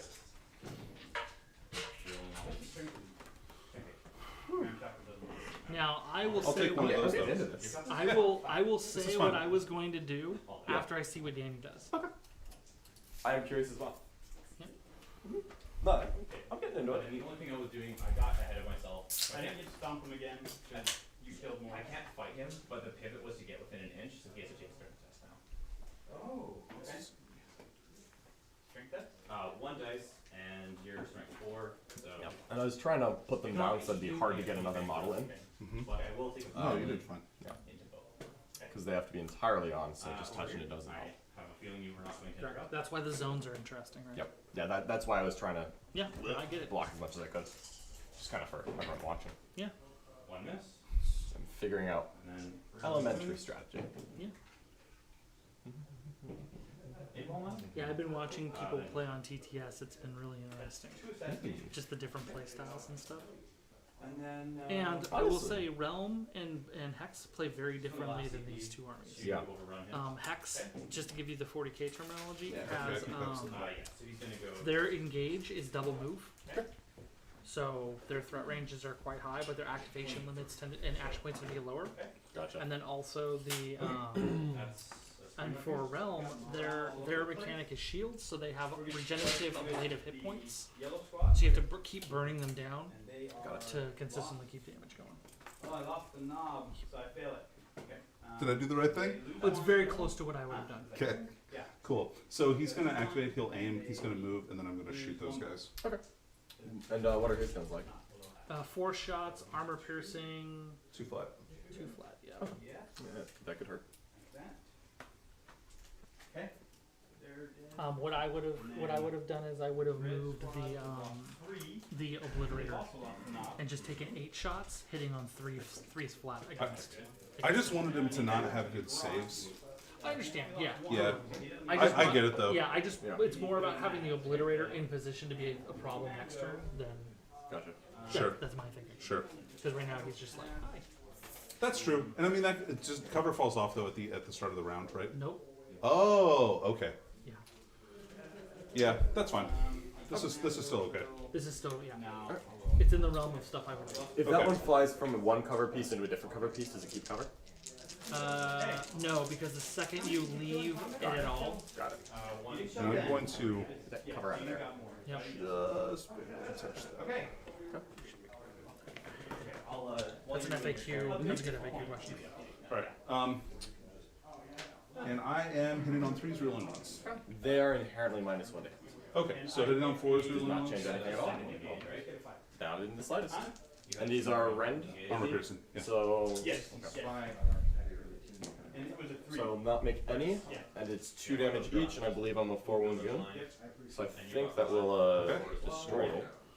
That's good for me. Yeah, I was hoping you wouldn't get them all through, and then I would just get the objective. But Or now I have maybe to like actually- make 1. yeah, Yeah. or just not hit all the 4-ups. Any one of those would have worked. Holy, Yeah. holy hell! I'm gonna Dude, leave the the. destructor lived to its namesake. Not to worry. And supernation pods just crumple and blow up. Whew, this is why I cloak so much, Danny. Every time you shoot me, bad things happen. Well, Okay. Frankly, I think we've officially tired out all the gamers. Show. That took 5 days. Yeah. Hey, Colin, I need you to help me. I haven't gotten a. What's up? I've killed 1 unit. Oh, yeah. You've killed 1 unit. I assume there's no morale mechanic that could cause me to lose There's this no guy. morale. Wonderful. So I need to get a Oh, kill, okay. Now I'll walk with you. You ready? and then I Oh will. god, here comes a wall. Alright, so basically what I'm looking at. There my- are strange noises that are not Outward Realms related occurring nearby. So I'm basically looking at, I'm going to take an activation, Seth. and someone's going to go hit someone else. Okay. And I think it's these guys pre-game moving, engaging, and hitting you. Hi. These have 8 left, Yeah. and these have 8 left as well. And these are armor penetrating in combat. Is this in cover, or did it? No. Okay. Yeah. I aimed. Yeah. Which actually gave me Did the. give It, you- it was huge. Yeah. So either way, these both have 8 wounds left, and because I'm armor penetrating, either one of these that I charge me need to fail 8 saves, brings my damage 1 to die. So if I want to kill and flip an objective, I need to. I think my better bet is to move there, because this is contested. I hold. Oh no! If I leave this, Yeah. I'll do that. Oh, I had a plan and it didn't actually quite work out. I mistimed that. But actually, if I just outnumber him on this, I'll hold 2 and he'll hold 1. It's true. So I think that's enough. And I also want to get in his deployment zone right now. So I see some breakthrough action. yeah. Well, you know what? Let me make sure I did this right, because I needed to have 2 units holding in my deployment zone. It's 12 inches up, right? Yep. Perfect. Okay. So I got my Hunt Master and I've got him. So they're gonna move. Well, they're gonna uncloak. I'll just be honest here. But they're gonna move for free because I'm a boy, Hunt Master. So we're just gonna beeline straight here. Big games that don't always combat. Like, you get him and Good, kill good. him, maybe Interesting. another 40 Yeah, yeah. smite No, it's good. and then shoots you. That's all we're doing for It's weird. And then I think I'm going to need to move, engage, and then I'll have 1 activation left to activate a little bit. Well, if you move and then engage, that's 3. But I've Well, you'll only, get I one moved once swing. for free. Yeah. Right. So Right. if you're moving now and you're engaging, that's your all 3 reactivation. Engage is 2. Engagement is 2. Oh, yeah. All right. If you want to put him back, it's totally fine. Like, don't worry about it, man. Engage costs 2. Yeah. But unfortunately, It's basically 2 actions stapled together, right? Yeah. Moving it. And an attack, yeah. Yep. oh wait, engage includes an attack. It does. Yeah, yeah. So okay, you still get to swing on then him. you're- yeah, I just want to hit you once. Yeah, that's cool. Done. Okay, we're But you're not we're double golden. swinging. That's totally I okay. want you to hit me once too. Okay. I thought it was engage once and then fight 1. Yeah. Got it. Okay. So engage includes an Thank attack. you for noticing that. It is 2 actions stapled. Yeah. That makes perfect sense now. All right, we're good.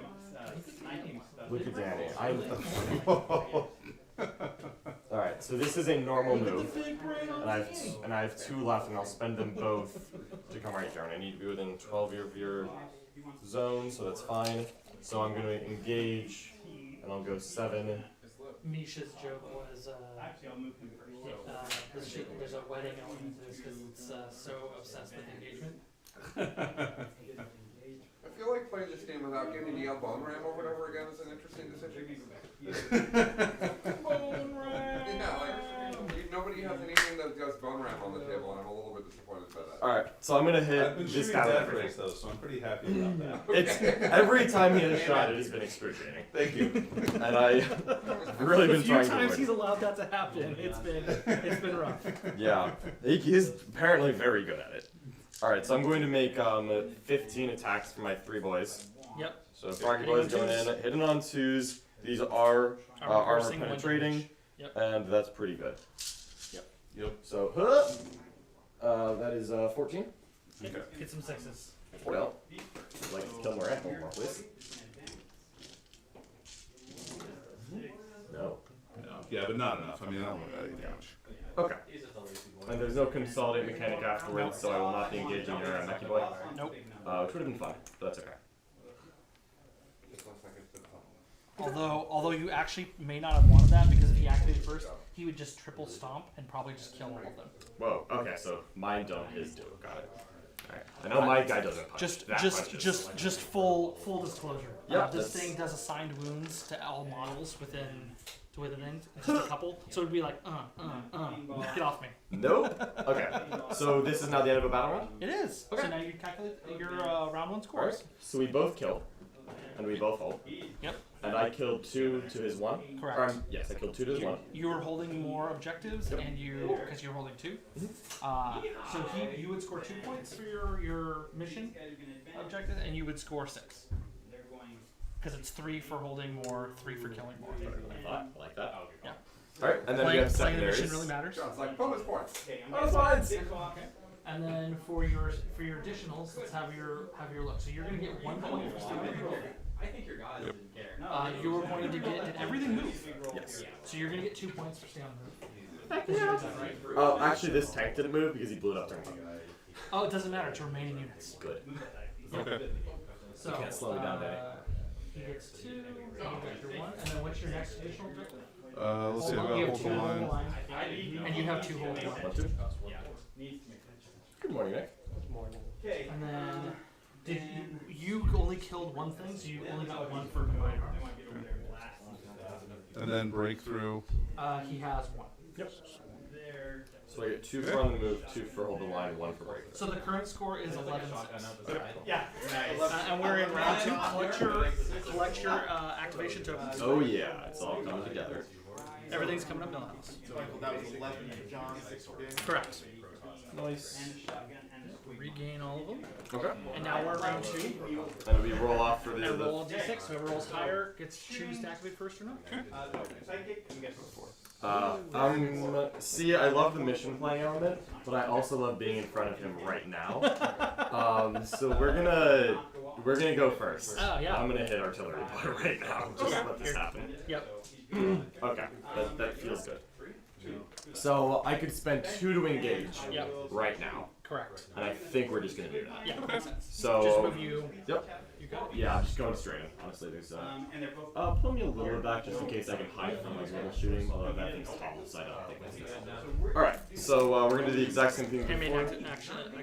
Sorry, it's right there. Oh, perfect. Tink. Tink. And that thing has 6 moves left. It does, but you will be hitting on 3s. Yes. Okay. No pressure. Not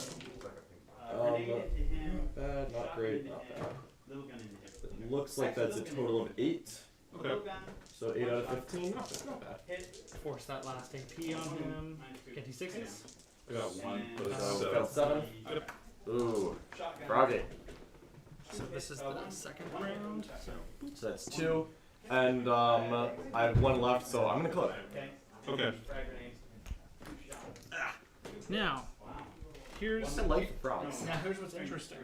Your Nightfall Mind has 8 melee swings for 1 damage AP hit on 2s. So you could engage, like just be in the neighborhood, right? Move over. It's fast enough. Engage 4-inch vertical if you absolutely needed it. And you could double swing 16 dice on them. Statistically, will ruin their life because you hit on 2s, he needs 6s. That's just math. Yeah. Or your sterilizers alternatively could engage and go chippy choppy, but they may not get the job done. I mean, yeah, probably. I mean, they do have a bunch of attacks that are reducing to 4s, so something to think about. It's just, it's kind of up to you what the risk factor is. Yeah. But you do have 2 great counter melee weapons. I didn't realize. The mind might be the way to go though. In my head, that's what I would do.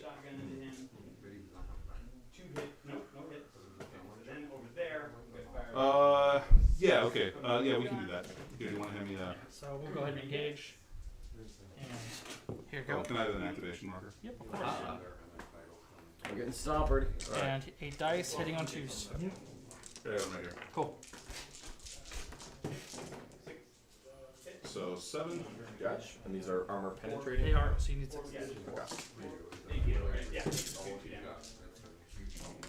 So I'm gonna fail all 7. Okay, and then he's just gonna swing again, so we'll just do that. Theoretical question. Yeah. How close do you have to be to someone to do the fight action? Well, what he can do right now is he can. You can move 2 and make this not impact. But for future reference, I could like put them all onto one guy if he Oh, made yeah, the engagement. 100%. And then he'd have to spend 2, which he only has 1 left. To re-engage. Correct. That is. I mean, he could also shoot me. So like, there's No. multiple. No, you're cloaked. That was not me making a joke. I'll let So you know. I'm sorry. No, for sure. You had a lot of movement. It's Yeah, this he piece of train that's kind of definitely being had a pain in the it, ass. So he could make sure he's within 2. Yeah. If you over allocated, you could kill one, but he'd still Perfect, and then yeah. melee move him. Yeah. It was a close thing. You could actually play games like that. That is intent. Sure. Okay, cool.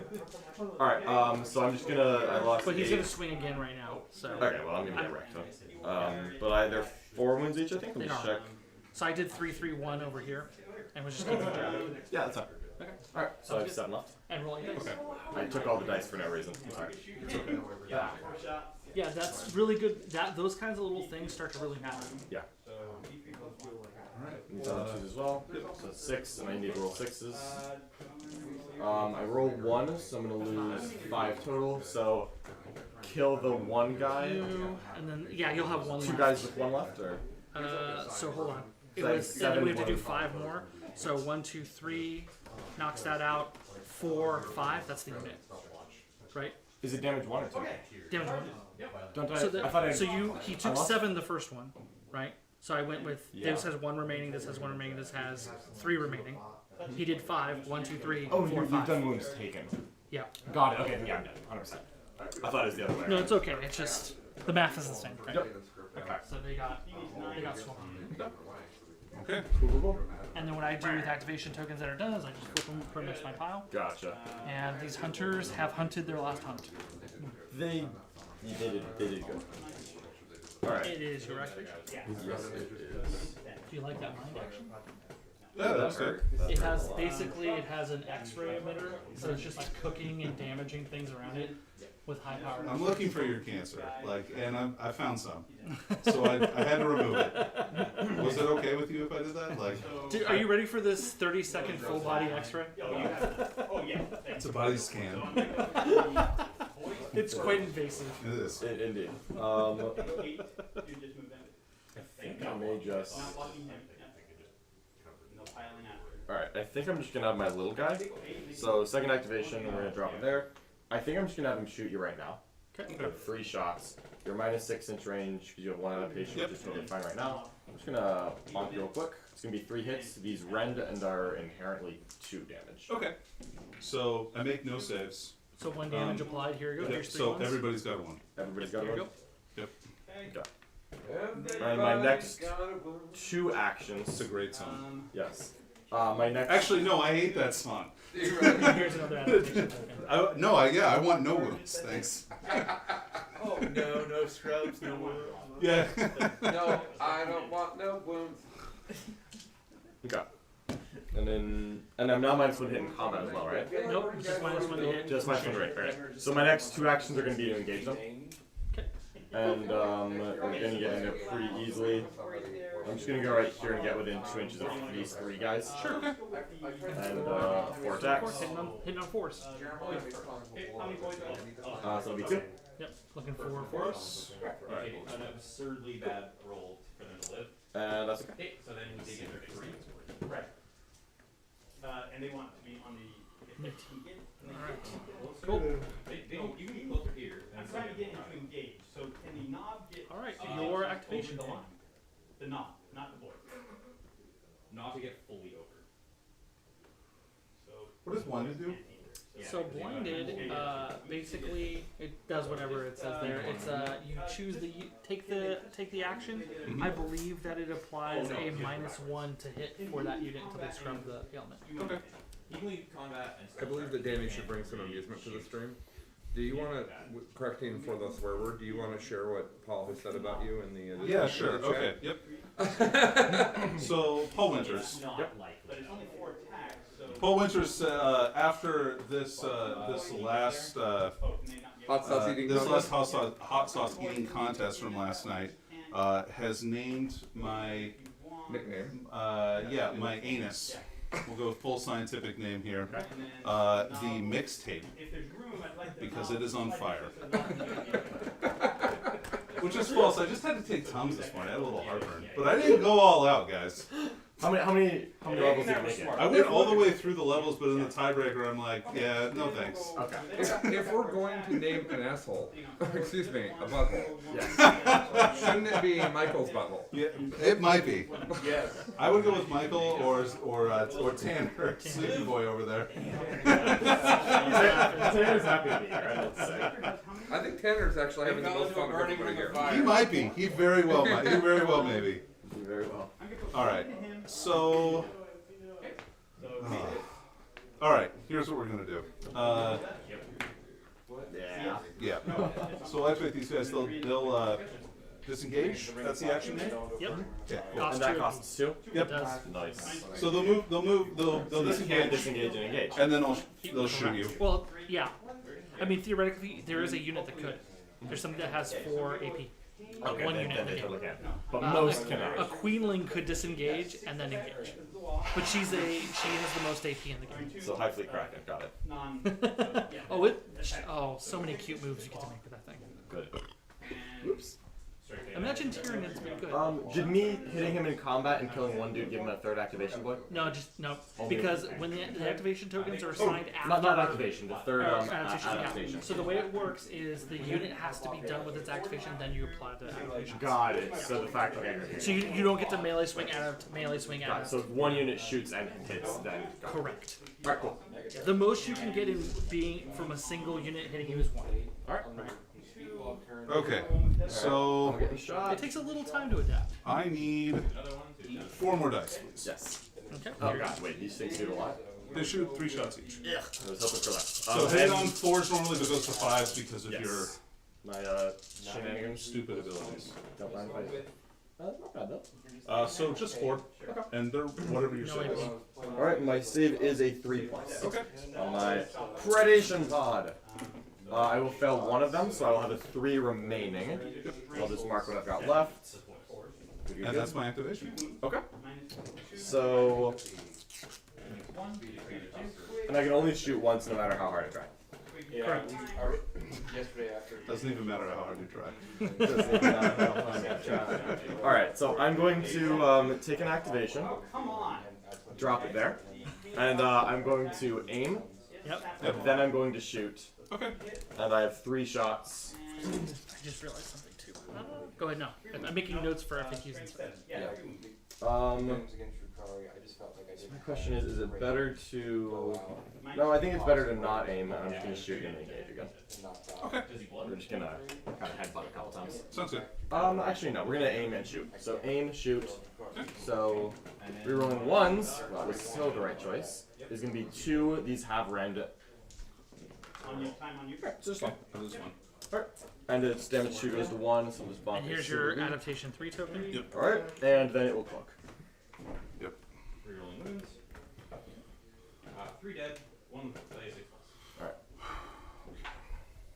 No, it's caught. I'm gonna be rolling. Yep. So 4 dead.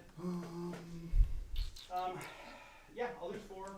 Leave 1 on the objective. And Let's he's see on the here. objective, so he'll hold it. Oh, but you can pile on. I can pile in. Yeah, remove 4. And Oh no, you can take the adaptation 1s off there. We have an adaptation 3 token. Oh, got it. Be able to get on it. Yeah, because this is as far as you could possibly move. Okay, so just remove leave Max value. Maximum value. They are fully adapted to the shenanigans you're doing. Shenanigans. Yes. I feel like I chose well on my army. Oh I yeah, like this. you are a I- Batra. Yeah, this. Although you might like Hex. You I might did- enjoy. You might enjoy the aggression. I do sometimes. I will tell you what my favorite one was, John, and it was absolutely the Batra. Okay. Yeah. We Alright, played. so we'll do activation. We'll activate these guys. I'm gonna be honest. I think next Charity Hammer, Danny's gonna specifically request to not be in the same room as me. What? No. Why would I do that? don't have any comment anymore. What would you do? I just keep not letting him play with his toys. Oh, that is sad. It is. It's- When I do that with Gus, he gets really mad at me. yeah. Well. Then he goes in the pond. You have to clean him. Yeah. Ah. Oh no. He knows what's up. Don't go in the pond, Danny. Pretty much golden. I like the pond though. No, you don't. Yeah. No, you don't. That's where all the mosquitoes live, right there. Okay. Go ahead. He stays moist. You got 5 That's how he stays. Moist I wallow in there, and it helps my skin and keeps me from getting sunburned, much like a hippo. Regenerates it. Fantastic. Time is about 45 minutes or 40 minutes. It's, A hippopotamus, David? hey, A they're hippopotamus? an amazing animal, actually. Can you give me a 10-minute I warning? think you heard about Thank you. So activation here. I heard. They're gonna move once with look. my stuff. Just Do you know how I feel about puns? It's not positive. Oh, you don't actually like them? No. What? Okay. I thought you did. That's why I I've been thought you. making puns. I this whole thought time. you. I thought. I you- thought that's why you were making puns this time, because I thought we were did. sharing a moment, Danny. I didn't know you hated them. Danny, I genuinely thought you were just doing I that don't classic understand why pun Danny's thing. thinking this. Yeah, that was very pun intentional. Yeah, no, I wasn't doing it to give you. Ah, the pain in his face right now. All right, I this wasn't is doing the it. I thought you liked it. stupid move. Okay. It's fine. How fast is a big one move? 16. What? No. It's 10. It's 10. Okay. Like, sir. All right, so we're gonna go ahead and put these guys exactly 21 and a half inches away from him. Yeah. Do you know if John's picking up the copy? I'm not. He's waiting for me to come pick him up at 9 o'clock while he's sleeping, so I would imagine no. If Do you remember it's at 8:15? Is that what time it's at? yeah, usually I think, but it's like the Starbucks is just like right down the hill. I know we should send someone to get it. Okay, yeah. All right. It's 8:25 now. You know what Starbucks it is? And then I gotta have my guys actually. Do you know what Starbucks? Does anyone know what Starbucks it is? Yeah. John posted it in the Charity Hammer chat. Let me find it. In what form? There's a charity hammer chat? Yeah. On Facebook, yeah. Okay. Oh, I you have- am. You have cash for that. I'm happy with that movement, and the other 3 actions they normally take are just not happening because I like cloaks. They're also very wounded. Let's bring. I this wanna up, alright. I wanna talk about a cool mechanic. It's the while he's Mount walked over there for a second. Vernon Hey, Hagen so store? something interesting in this game, John, Okay, is perfect. army list building. Cool. Yes. You don't build a list. If you have a full roster, you take 15 units in a roster, and before the game starts, there's a roster exchange. You look at each other's things, and you build your points total of army on the fly. Cool. So you can put things in there to deal with particular matchups. Like So if he I may were, take extra artillery and whenever he plays. I would maybe do 3 annihilators against the bottom, right? Yeah, no, I would hate that. Yeah. That, One was a very good number for me. Actually, it wasn't. This whereas thing you just might got you low. might dump high on hunters Yeah. because they're high value against into the entropic fields. Exactly. You have cash. Do you want anything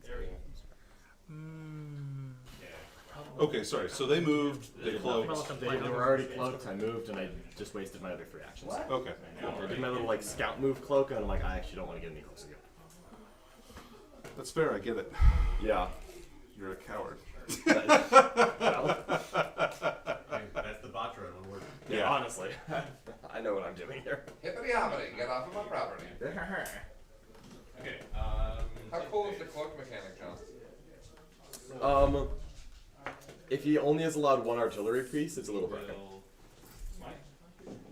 I can see where the roster mechanic that he talked about makes this a lot more interesting of a game.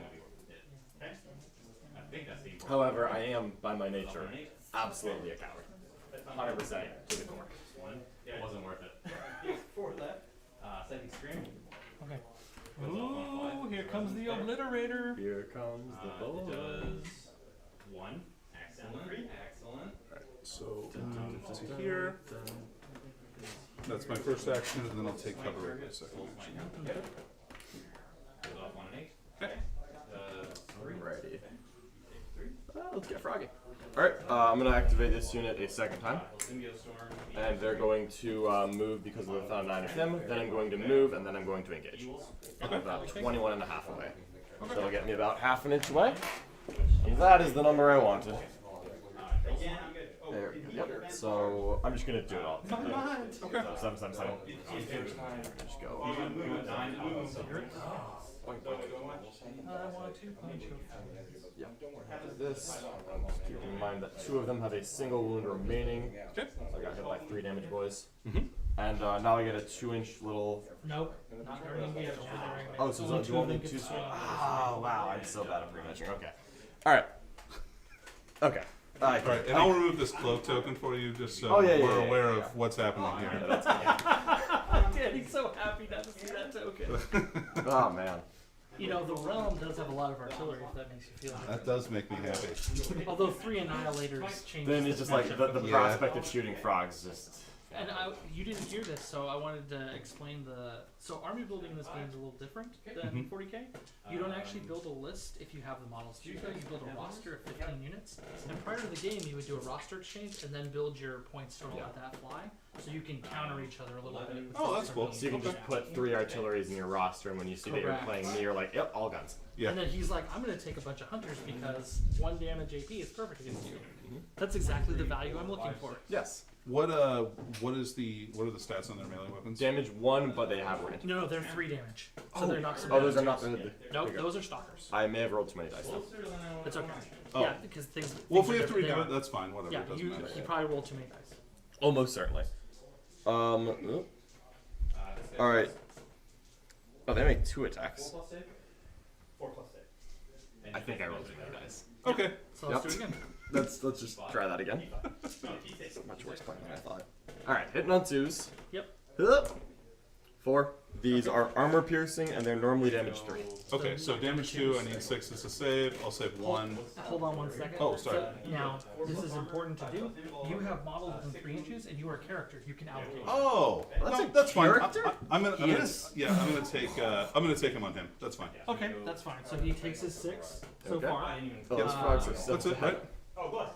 Oh, So God. 3. Goes up on a 9. I'll join this up. So 15, 6 is 9. So this is what you're at so far. He does get to swing again because you had that, right? Or do you tap that? Nope. No, that's it. I'm done. Oh my gosh. Okay. Yeah, no, And here's your adaptation token. I chose poorly.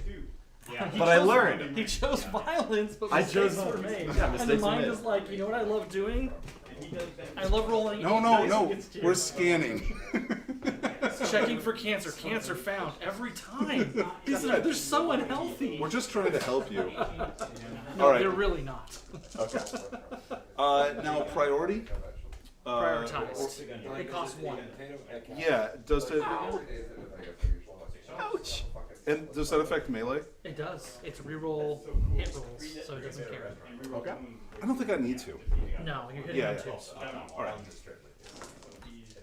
So 6 with You need AP. 6s. Yep. What's the damage on this? Just 1 each. So I need A6 to have a goon. Nope. I mean, I had 4-ups. Did not help. 6 1. Oh no. 5 and 6. Oh, My, no. my mind. Yep, you might Cancer detected and eliminated. Oh, okay. I need one of those on him. Yep. Yep. Oh, you can't go Hey, you Yeah, did detect the cancer and eliminate it. I did. Yeah. You're welcome. Very sporting of you. And that's a 3-inch range for that slough. That slough off. Oh yes. Yep. Are we not doing phrasing anymore? No. No. No, you're not. So now At no point, to be clear. Thursday 4. He'll go there. Okay. First volley. Oh, thinking 3 roll 1. Yeah. Yeah, no, I see the problem.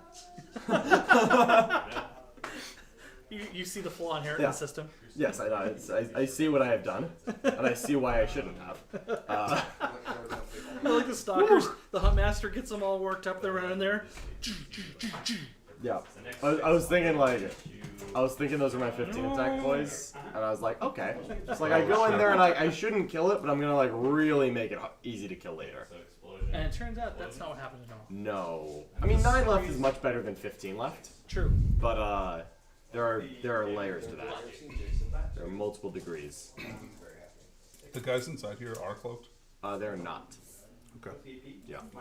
Because I did the thing where I uncloaked them and then shot and got in to keep me hidden for 1 turn. So They my can't turn. cover, so it doesn't. No, yeah, I know. I'm just trying to decide where I can go where I'm not going to get locked. Oh, okay. Peace snag is only interesting. I can move 10. Yeah. You're pretty sprightly. Yeah, here. Hold on. You're a big old walker. Yep. Let's move. Who's coming out of your list? The paintball. And you can see the second and third rounds go faster, weird one- especially because you guys know what's up. I like This game is designed to play in 90 minutes usually. Most people know what's up. Here you go. All right. So 9 wounds on this boy. He's the one who makes 2 shots, and they're damage 4. Yep. With What are his other range things? That's it. That's it. Just this. Okay. And he moves 10. All He does. right. Because I'm probably uncloaking because I gotta like play with you. Against my best wishes. I'm sorry, John. No. This is fine. Like Danny deserves to play the game too. It's not just me.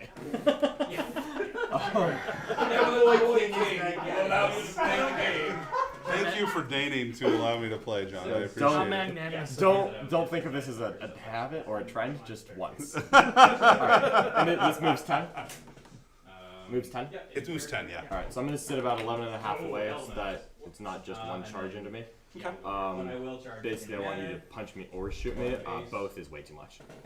That's fair. So this is a move and an uncloak, but it only counts as one. Let's put an activation down as well. So I have 2 actions left. I think the first one is going to be. I'm at the minus range. His shortest range is 18, so 11 and a half means everything can shoot him. Should be good, yeah. The one question is, do I want to aim and then shoot, or disembark and then shoot? And I think that I'm going to shoot without aiming. Okay. Because if this goes horribly, instead of disembarking, I might move. Alright. Okay, so that's flat 3 twice. Okay. Exactly that. 4. And there's Zoidberg right out of there. And Frogberg. 5, 6. Alright, so let's double check the stats on my Venator hull. So I'm gonna roll so he's got 9 left. I'm gonna roll the first 2 guns together for time because frankly there's nothing else I can show. Okay. Or that I would want to. Yeah, no, we're just doing the first 2. You know what I should have done? I should have done 6 and 6. None of these rends, so yep, And that's nothing. just fabrication, so That's more damage than I've ever seen him do. Something with damage. And he will hit on a 3+ here, so you're the first 12. So it looks like a clean 7. Okay. And these are just normal saves? These are normal saves, and they are normally damaged too. If you want to assign, it would be a good time to do so. And how much damage are these? They're 2 damage. Yep. So it goes to 1? Goes to 1. Alright. I do 3 mortals. Um, And another toughness. let's see. He's got 10 wounds. Mr. Notavani. 3+. And this doesn't trigger my adaptation if I slough ones off on the guy, right? If they take damage. That's if they take damage. So if something takes damage, they adapt? Does that mean that what you should do is put 1 wound on every single thing so that they all immediately adapt? Yeah, so you have to start really hyper-focusing. That's really annoying. Okay, Yeah. cool. Oh, Danny has tricks too. Alright, So last turn. so we'll do 4 onto him. Sure. He takes 1. So normally goes. So So At 9 2 goes to already. 1, and then the 3 on him. He's fine. But keep in mind, it is locked to the single activation's worth of things. So the most you can do is like, yeah, I guess if you, no one Shiva blasts this thing when it's in the heart of all that stuff because they know better now. Yeah. But what will typically happen is like maybe they'll Every have 1 or single 2 thing units. takes 1 move. Yeah.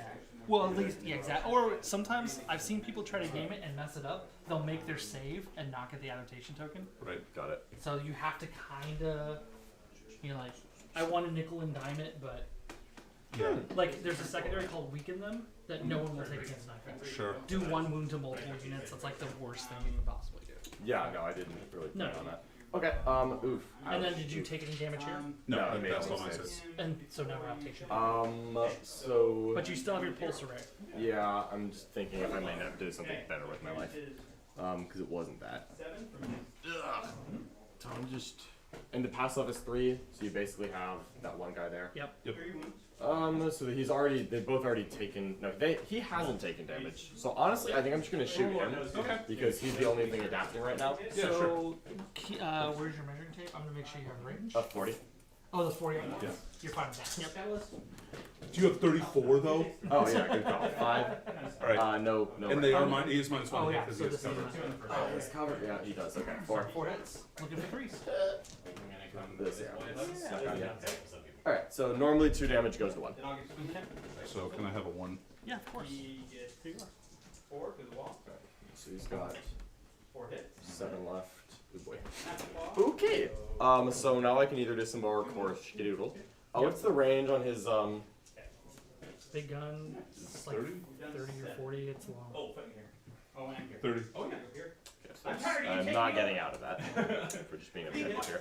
I think we're gonna get the Froggy Boys out and hope that he only kills one of these 2 things this turn. So 2 wounds on him. That's my plan, and I'm Have you sticking. got to punch anything with the super crazy close combat farming yet? I have. And then He hyper not- blundered something with some hunters. Yes. Fantastic. 3 hits. Super crippled. Oh, 1 right. Oh, no, doesn't matter. They don't be great. If they happen, I'll mess you up properly. Yeah, That's I right. can't claim cover right now, so it doesn't matter. Correct. But just the thought that counts. And is the destructor still alive or Oh, fell yeah. over? Okay. Oh no, no, you're only your obliterator. Obliterator is still alive. Destructor got Yeah, destroyed. that's on the list. So Now So that's it's like interesting. having like This is great quite a little. super Back out of here and You will need this. yeah. That will help you. getting out for This is getting interesting. It's getting a little Okay. spicy. Here's what I'm doing. All right. So we'll activate him. He's gonna aim. I'm sure he We'll get rid of cover because I'm also gonna move after this. And then I'll shoot the Battletoads there. Okay. Hitting on threes. Three rolling ones. The cool thing about the obliterator is it ignores all modifiers. It just hits. So here's the first gun. So 2. And those no are AP. no, these aren't armed. Just threes. Make both. And then we'll try it again. The second gun. and shoot. 2 hits. Can you read it for me? Yeah, so like a rule. Oh, sorry. Yeah, just 2 hits. Two hits. No wound. Yeah. Alright, so threes. What is the damage on this? Doesn't matter. 2 Is piece. this your Good. rule? No, my. Okay. Alright. And then I will. Somebody stole my chair, that's what it is. I wasn't just being So you aimed once, then you shot, and now you're I mean, moving. look at Yeah, mine, actually, cool. it's just an ability. It's just Um. like this. Is It is an ability. it heavy? It's, So what we're gonna do is we're gonna so I put think I him can just shoot it if I back out of like the this. It's time to open. It's time to open the door. Yeah, it doesn't even happen at the same time that you're shooting. Right. I think that's what I need to do. It's That's I fine. just wanna make sure, I don't want you. 17 days ago, Rich? Yeah, cool. That's good. Activation is going on Friars. Mhm. So they're gonna immediately move thanks to him. And Yeah. it says nothing about falling back into combat. So 7. Can you just like put a finger there? Yeah. Thanks. Do. Does that get me within 8 of that boy? Stomp him as well. Probably. And then this is last turn, and so he gets charged, he needs to. Oh man. If it's no, it's no. Like it's very okay. Oh wow. It's alright because we have plans for this. So we're going here and here, and I think I'm gonna. So that was a free one for my Huntmaster, Yep. and yeah, I'll keep that with them. They're not cloaked or anything. So I think I'm gonna spend 2 actions to charge this boy, Yep. and then if I'm right here and I did spend my last action to fight, can I bonk him? Yep. Yeah. Cool. So don't call it a plan, but Here. totally what I meant to do. All right, so we're swinging around the mountain, and I think that'll get all 6 guys to hit this thing. And this thing's scary, so I would like to. I see nice over there anyway. So 7, we're gonna come in here. 3, 2, Catalyst. How you feeling about everything, Tyler? Take them both. I mean, the knife are bringing enlightenment to everyone, so this is a great game. Okay, so. So many things have been enlightened. The first one. Yeah, and Yes. so when I do my 1 action fight, if I'm already engaged, because I have one action left after this, I make a 2-inch move, and I make the mirror action. I then need to be within 1 inch to swing. Correct. So basically, I need to make sure that I end this within 3. So I'm gonna come a little farther on these guys, just make sure that 2 of them are within 3, because this unit's dead no matter what. So we might as well, get some value out of it. Okay. So If you survive. we're gonna have all 3 of them hit this point. It's only 6 inches. At least they're 2 damage, but it was only 6 swings. It is only 6 swings. Well, I figured standing in front of him was the worst. It was the dark. Typically just waiting for the nightfall to do their thing, not the play for Bonker. I mean, No, that's the best way. Everyone should be doing that. There's so many rules. Everyone should be doing The first one, yeah. All right, so that'll be 5 in these Okay, have so range. then Okay. I will start 6s. Start in That's enough to so I'll keep take you alive. 6, down to 1, Curse your metal body. and I'll add that. At the end of my Well, activation. it's at the end of his action. Yeah. Okay, so now. now he has question. Now you have choices. Well, what I think I'm gonna end up doing Let's get into it. is 2 here, and the last guy's gonna go there, and that just need to be enough. Okay. So we're gonna go in, and it'll be my Here's action. a question. Do you technically allocate each guy individually? Because you can may want to do that here. Oh, So I do that's one at a going to be time. important. Alright, so the first guy who doesn't have a choice is gonna hit 1 win McGee. Cool. And I'm still on 2s because you haven't adapted yet. Correct. So that's 2. Ready, Roll a boys? double 6. Box stars. Or don't. And now the other 2 are just gonna hit big boy. Which cannot kill him, but will make me feel better. Maybe. That's all 4. And these do red. So that'll be 6 total because normally 3 goes to 2. And now you're -1. Okay. Well, that's all that stuff. Can I cloak while I'm in combat? Not that I want to, but just theoretically. I don't see why not. Okay. It doesn't hurt anything to do it.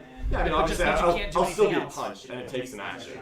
Oh, it takes an action point, and then you can't melee anymore or anything Yeah, yeah, like that. yeah. So. Yeah, I suppose. Yeah, I don't I want just to. never saw a scenario where that would like make sense. Really, it'd just be if I like charge something weak and just wanted to be close. Or you get 2 things in combat, one finishes it off. I don't know. It's it's kind of. Yeah, that's true. If I charge something and was planning on someone else charging it to kill it, maybe I would cloak the first unit that was in instead of fighting twice. Sure. So I would get multiple. Yeah, just thinking. Okay. Okay. Good information. So can I have an activation token? Sure. Thank you, sir. Alright, so we're gonna I activate. already do 7 activations. Holy goodness. We've been Because speeding we're here. playing Now land we're too, yeah. speeding up here. Okay. And I see this trend as people play. Round 1's a little slow, and then they just start understanding and Yep. making. So first action for these guys is gonna be to engage. Alright, we're gonna find out what they do. So, They punch. how many of these little skitter bots are gonna get me? Looks like you probably get 3 in there. Okay. But then you'll have an action left. I think it's probably only gonna be 2. Okay. Oh? But then he'll melee. Yeah, he'll do a melee action very soon. And that will probably be all 5. It will probably be worse than 2. Also brings them closer to the mind as well. It does have multiple problems. It does all the things. Yeah, it does. It has multiple problems. Alright, so 2 of them will get 8 attacks. And they hit on 3s these days. Okay, so 7, -1 you're safe. So 4 ups. Okay. But they're 1 damage. I will fail 3 of these, and I'll take 4. I will fail 4 of these. Thank you. Yep. And I'll just keep track of them like. Yeah, I'll just do all 3 of them. Take a 1. I think that's the best. So yep. So 2, 2, 1. Yeah, plus Oh yeah, I did 1 to 1. Yeah, I And kept then thinking now wrong you get number. to do. Yeah, now I do my filing. And this will hurt more. Alright. Yeah, you can get everyone in. Actually, he may. Here, what I'm gonna do is I'm gonna prop this guy up like Okay, this. perfect. and There we I'm go. gonna- Yeah, they'll all punch me. Skip stare. Okay. 1, 2, And they should. Oh, you're right. I have 1. So I can spend it. So he'll just go in. Sucks. And then Indeed. These Ooh. are 3s. Yep. Yeah. That's a lot. But I get 4+ against this. Yep. oh yeah, for sure. So I'm gonna fail 1, 2, 3, 4, 5, 6, 7, 8. 1, 2, 3, 4, 5, 6, 7, 8 kills the unit. Exactly. I know. Looking good? Oh, I saw 5. I was like, So Does. he will charge them. That is. Don't have like an answer to that. That's still math. Yeah. Oh no. Ow. I'm getting skittered on it. Alright, so I'm out of the infantry now. I used all 3 of those. This little skitter bots are doing work over here. You know, sterilizers pretty strong. Yep. They do live up to their name. I see the problem. I really do. And as long as those things are there, he can just pass off. Correct. For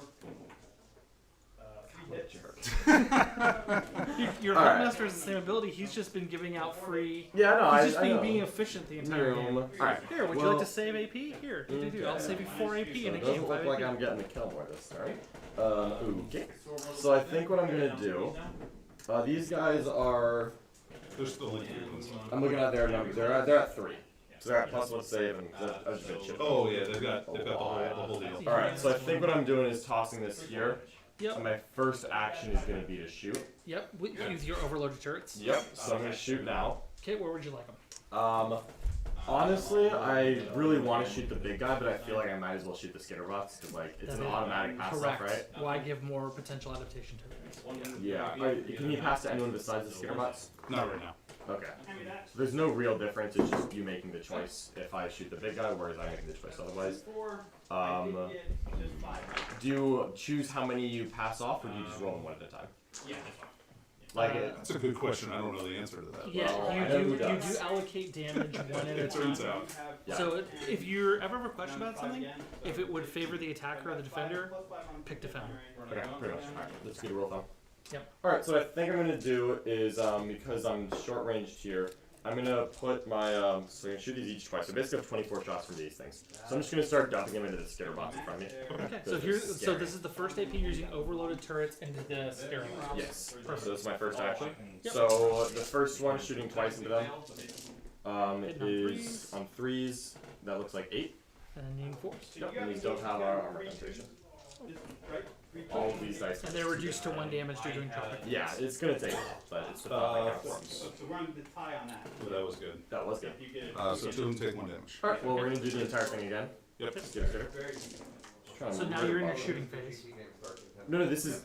I have 2 guys. Oh, and you I'm fire. shooting them twice because my first shot and I haven't moved. My first action. Well, you have 2 tri-phase. They're 6 apiece, right? Yeah.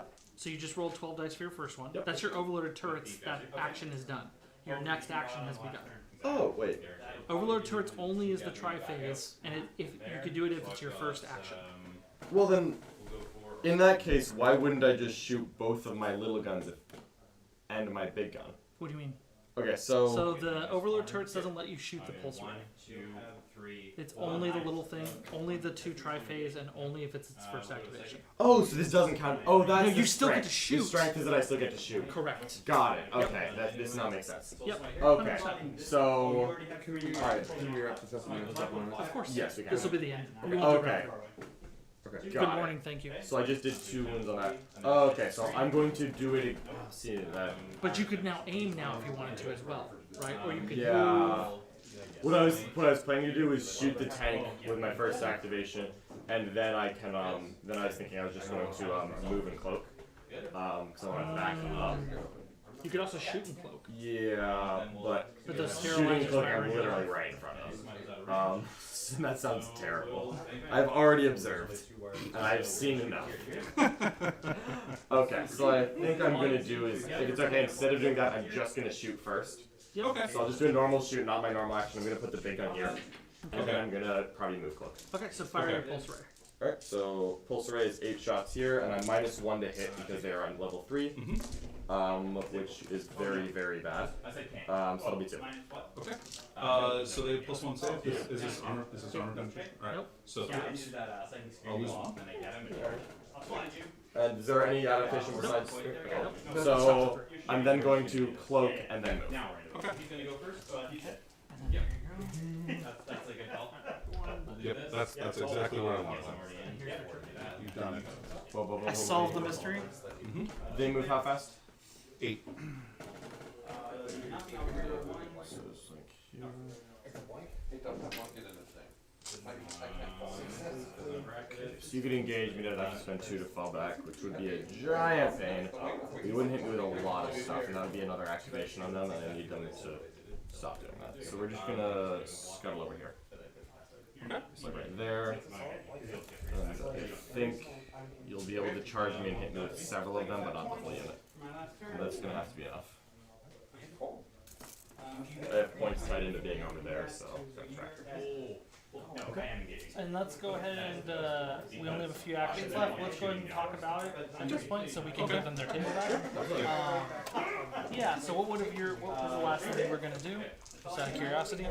Pretty much my plan was to try and get on as many different objectives on my last activation. So these guys I kind of want to just line up here. Yeah. These guys are going to move, Yep. so that way I'm going to get full points for Kill more and hold more. for kill more, hold more, and then I'm going to get the secondary for moving all my guys and keeping guys in my deployment zone. Yep. So Yeah. you would have tied it up probably in this Yeah, we've round. been really close, yeah. Yeah. In Excellent. that third round, I ain't looking pretty for John.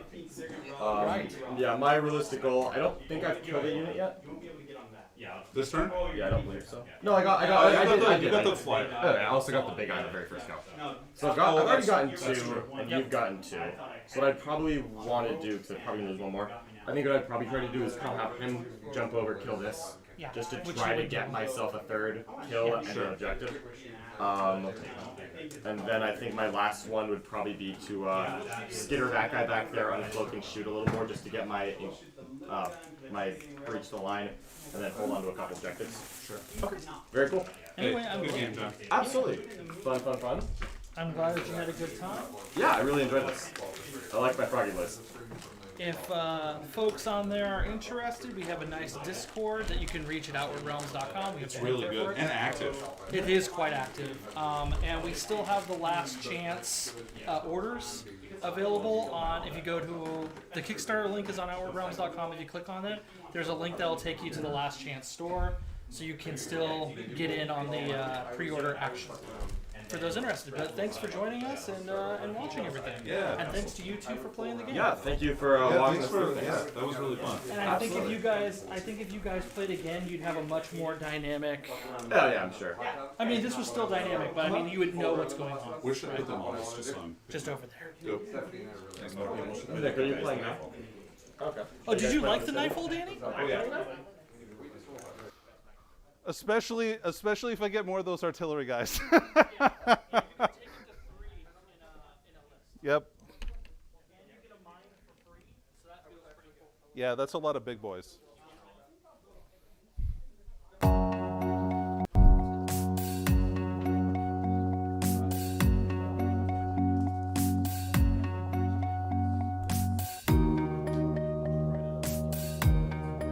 Hey, good luck, Nick.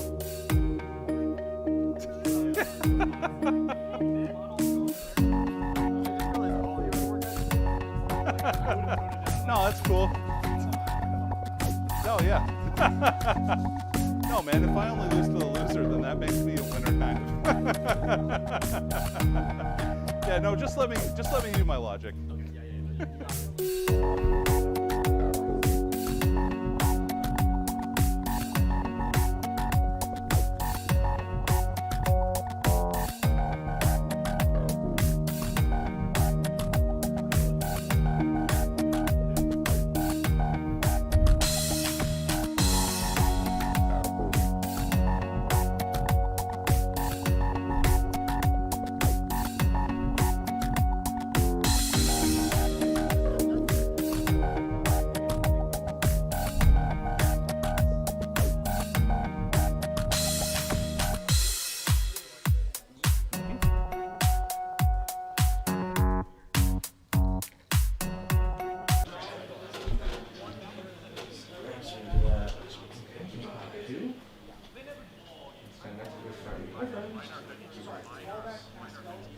Happy to be here.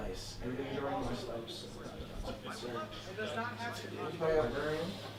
You don't have any more games left, right? No, thank you, bye.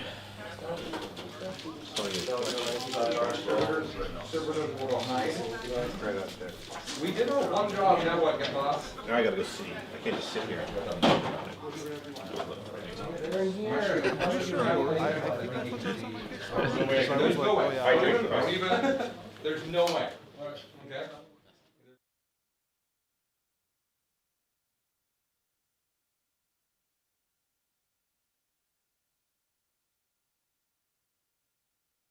Yeah, I figured, right? It doesn't feel good, but because the two other walls are sort of forward and staggered, it doesn't allow for many like angles to come in from the sides, because you don't have your sides for protection.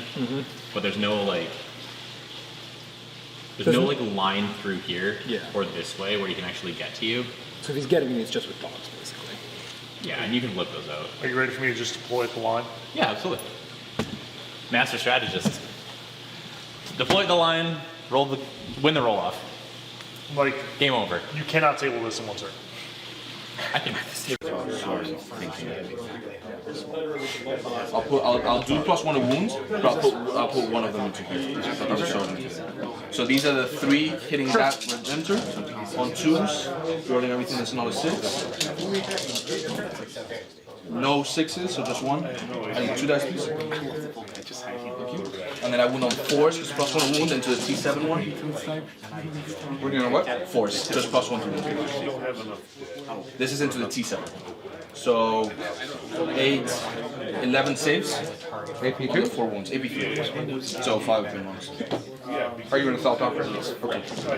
I'm dead. I didn't blow up. That would have been hilarious. 5 attacks into the other one, you on 2s, not 6s, rolling everything. 1, 1, 1, 6, explodes. Winning on 5s because you're team. Okay. Whoa! All of them. 6 saves on your aim one. Yeah, I'll get back to you.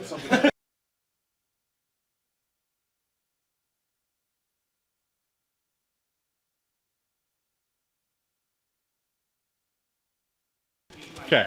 Back and forth. What? Wait, I'm alive? Why am I alive? Why is this camera in the middle here? Because I decided to start dancing in front of John. John said, I'm going to get a minute of content out of you. So I'm going to be here for probably not quite a minute because I can't count. Anyway, flipping this update right over here. Mixing some serious poo-poo shit. I don't know what's going on fully over there. Death Watch is scary. There's a lot of on the line. Their armies are like this on the front lines. Okay. Jamie went first against Ultramarines, and I don't know fully what's going on. The aim state looks funky as hell. I haven't looked in there. I haven't looked in the pool house. I'm here. Goodbye. Take care. Be brutal mechanic. I'll try not to swear as much as I usually do. He didn't have the stomach to stay on this video. He had Then to I'm run just out. going to sit like Jay and Silent Bob like I usually do with Yeah, but I mean, like sometimes, like if I will sometimes like treat myself to a stream. You know, like my kid's playing Twilight, he's like reading a book or something like that. You know, I'm not even like beer or something like that. And I'll just watch it. But usually it's like I got stuff to do, and I do that. I'm lazier than that because if I want to find out when something happens, I'll actually call. Okay, Be like, did anything cool happen that I want to see? And then they're like, okay. Right now, I feel like unless it's like John and I talking to sisters, I feel like I don't know what if I call one of them, a lot of times it just feels like then the shaman gives them so. With John and I, it's a little more two-way. But then also having gone over to like up to their house, I went to their house last weekend, and they just like ragdolled me for 2 days straight. Fuck It's cool. I brought my dog up. You know, they had fun. Okay, He so had it's lots not of bad. pets. But they loved it, but it was just like right now. I see how busy they are. There's so much. So I just I don't want to call play. because I feel like at I'm that going to point start it's like with free coaching calls. You know? rubric. I do like rubric.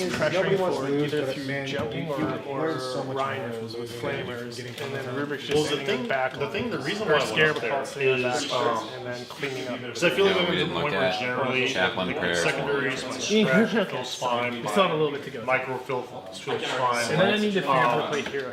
My technical combat phase and charge phase maneuvers There's a have gotten 30-inch so much better than they were prayer a year ago. that's minus And 2 I've to clutched a advance lot of charge. games. Yeah, you pick a unit, you're like, Paul, those demonettes. And it does one And more. it feels like now I think I'm hitting that Because that then you can glass ceiling full. Is that Curse from Sigmar? Yes. No, Kirsten Sigmar is. Ruben, Parker, Minus Reggie, one. everything. I'm like, hey, No, why every do you think six, my strengths every are 6 to weak? hit is This a more than Right, just oh, my yeah. play style. Because I don't trust myself. Doombolt just sucks now. Well, hold on. There might be So another if I spell outscore not people, called it gets a lot of Doombolt. speed back, Right? and I know like what I The can stop spell working now on, called what I can start Doombolt working is on. And I can cast also on know like 6, what factions flat are race linears. jive with how I like to Oh, play. it's 100% please. But there might be So all of them are like you're a very defensive, cagey player. Your head math is excellent. It's super rare that when you commit to shooting something, it doesn't die. They said, however, it seems like for the most part, you come out on turn. There's this one called Baleful Devotion, which is one of the higher cast ones. And I was It kind of seems like, really okay, good. well, that's You have to work pick on. a visible unit How do I with work 6 on or more that? models. But this And so I went up there, I got D6 ragdolled for 2 days equals to the straight. We also result tested like of, GWT. sorry, roll a number of dice equal to the result There was of the about psychic 8 out of test, those which is minimum 8. Nick was testing Though you yours. can modify it. John was testing And yours. and then on a this 6 might be you a do spoiler for the D3. NHL So it's like Rose list. Sigmar, Zinch's I don't have to figure Firestorm. out. I played this match And like then 9 there's times. also- I can't crack it. So say you cast on We did. We're like, well, it is actually hard spoiler, then you pick up but 8 you go to dice. super major event. What are the odds? D3 rolls. But Unless if you buy you, Templar and they're good. it's not unmodified. So that was an interesting find. It's the result of the psychic That test. was So if you super roll good like GWT. a 9 with Armon as a And it plus turns 3 out caster, and then you bump it essentially up I was to 12, it turns out that when I roll play 12 d6, and your 6 is I'm your afraid D3 of mortals. taking damage by material early. I'm like hyper afraid of it. I think I've just been And bad then, touched yeah, by one then you can do a bunch of cool stuff. servers. You can be like, oh, my Rubik's thing, or my Rubik's thing just jumped over here. They almost see down behind here. So now I'm positioning that. You can like And then what ends up spell portal happening with is I get to pull reliably. How does the because I sit there, I'm great target. D3 damage does 3? Is that only on a smite? And I basically just tread water and wait for Oh, I my don't know. I mistake, haven't looked at that. and then I explode out. Actual Zeus Firestorm is just on 5. Too late. You're down. No, it's on 5 if you. points. They're strength 3, but they always went on force poison. Okay, force poison. Like I know that in general the tricks that you can do. It's not that really tricky. It's just normal backyard stuff. John, have you heard of the saddest movie of all time? I have not. Okay. Picture this. 1991. You were negative 17 years old. This movie comes out, okay? And they tricked us, people of my age. I'm talking about the movie My Girl.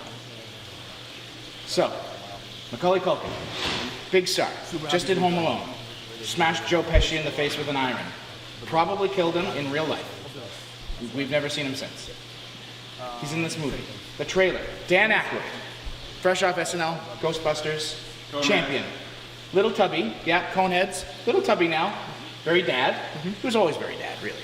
Anyway, he's playing the father, this really cute girl, and there's this boy who's her best friend, and it seems like a coming-of-age story, right? And the movie looks like it's about two friends just running around, but there's like this omen of like death because the father is like a funeral director. But you know what? It seems fine. Macaulay Culkin. Then they betrayed us. Like half an hour into this movie, people, Macaulay Culkin's running in a forest with his friend. They're having a great time. He trips on a log. Bees. Just a log full of bees. They sting him all over. John, he was allergic. He died. Okay? So picture this. 10-year-old Peter. Watching this movie with Macaulay Culkin. I'm waiting for Joe Pesci to get hit with an iron in the face. Okay? Macaulay Culkin dies in front of me. Then, next scene. There's a bunch of stuff happening. Wait, they're trying to pretend that he didn't die for the daughter because she's so sad, right? She doesn't understand death because she's young. They have the funeral because the dad's the director. She walks in, sees her dead friend on the plinth, runs up to him. Where are his glasses? He can't see without his glasses. Possibly the worst experience of my life. So I'm saying all this so you understand. Bees are the worst. Bees are terrible. Anybody, like, they're not helping us. They killed Macaulay Culkin. Jerry Seinfeld made a terrible movie with them. They're all liars because you think they're gentle little creatures, but they sting you inside your anus when you least expect it. Then you have a hard time walking attack zone for 2 to 3 weeks. Screw bees. There's nothing worth taking this. Okay, terrain wise, what we got? These book. Peter, hello. Tell me about Ruben's hands. Ruben Fernandez has hands that are softer than anything you've ever touched in your entire life. Let me tell you something. Like, I don't know how I could, like, have you ever held a baby in your arms? A baby that has just been filled with talcum powder, like covered in talcum powder, not filled, that's gross. But you know, covered in talcum powder, and you're like, wow, this is a soft thing. The baby could be ugly, but you're like, this is so soft and tender. And now imagine that, and then smother that baby in margarine, and then like how slippery that would be. That is Ruben Fernandez's hands. You cannot experience something like that without being changed in your soul. Can you show me where Ruben touched you with his soft hands? Well, like, he just grazed my fingers the first time. And then after that, after I started calling him Butterfingers, because that is his true name, like every time we meet, he makes sure to shake my hand in the limpest way possible so that I know who among us is the alpha. I got my secondaries. Already? Yeah. Prepared. Okay.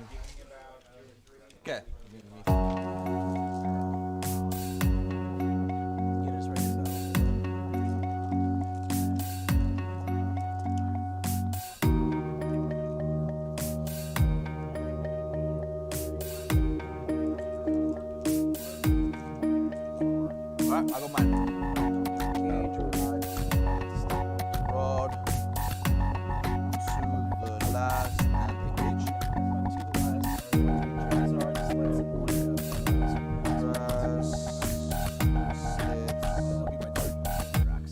And then okay, I took stranglehold, grind,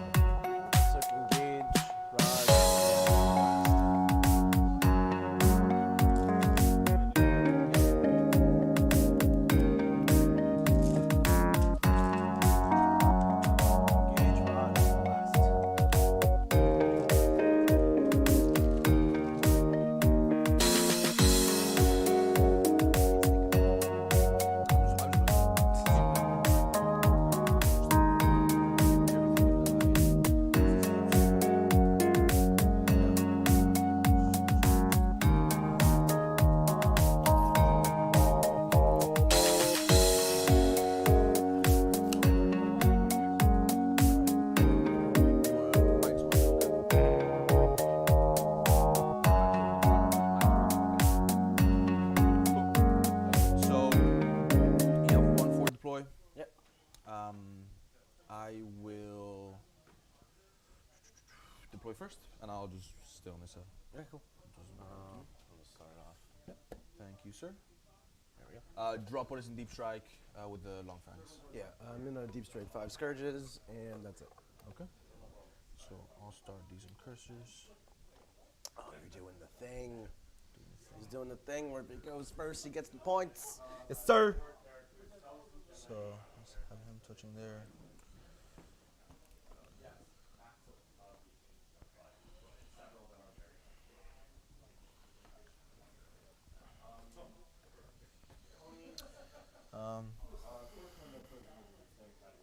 Okay. On you. That was your only forward deploy, right? That's my only forward deploy. Okay.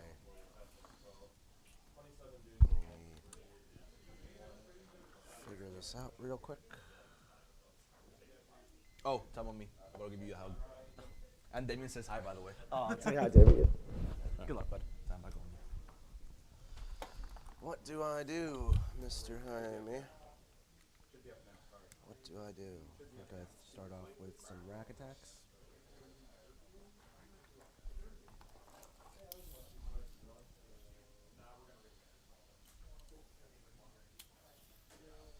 I think we're gonna just toss 5 racks out here. 5 racks. Let me know when you're done.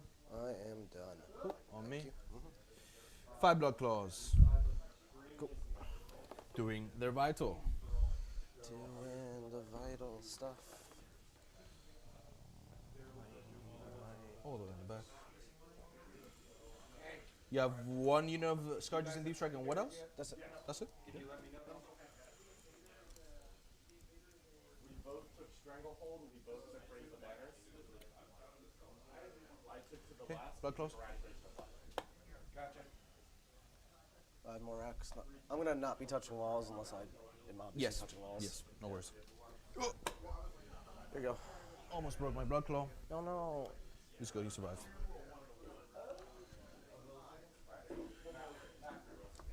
And then what's in each raider? Each raider will have 5 incubi, 5 witches, and a character. The Archon's gonna wander around on foot, so sucky to Strazar.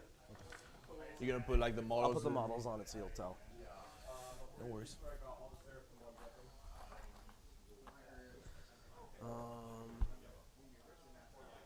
What's the dimensions that are on this draw? 20, 15. So I'll put it back to you. Let's see our goals right here. That's a good spot.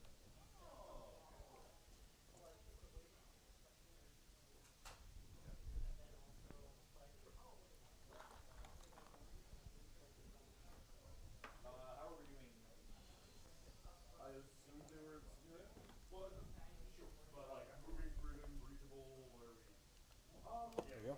Okay. I'll do Cyberwolf all the way over here. These black things. On you. Let's toss my Archon down. Right here. They're bodyguards for him. Mm-hmm. Yep. Very interesting. I'll do.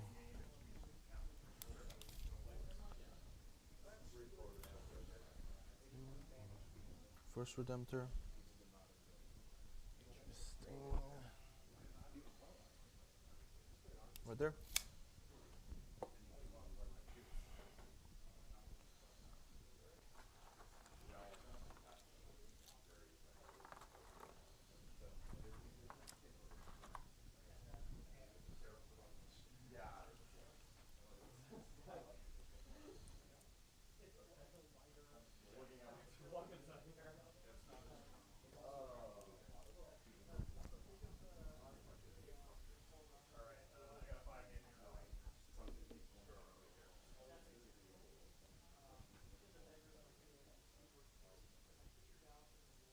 Alright, big unit of racks right here.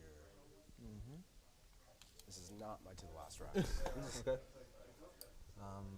I'll place Chaplain.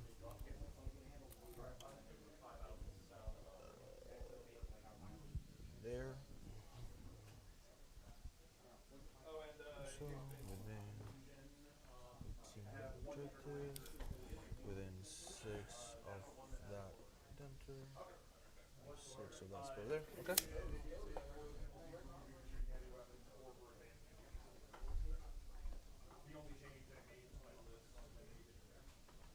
Do you have any redeploy? No. Raider here with Succubus, with Show Stealer, 5 Witches, 5 Incubi. Okay. Some on me.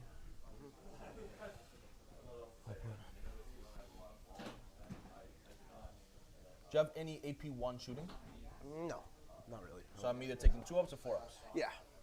I don't shoot. Like, that's just not this thing. This army. On you. Okay.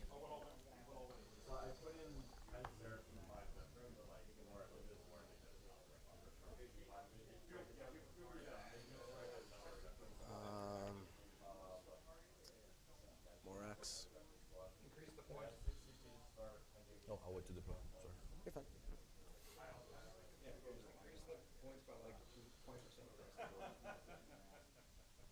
Your to the last racks, I'm guessing, in a raider? No, they're not in a raider, but they are still not deployed. Okay. I'm good. You good? Yeah, I'm missing a dude, but. Okay, that's fine. Don't worry about it. On me.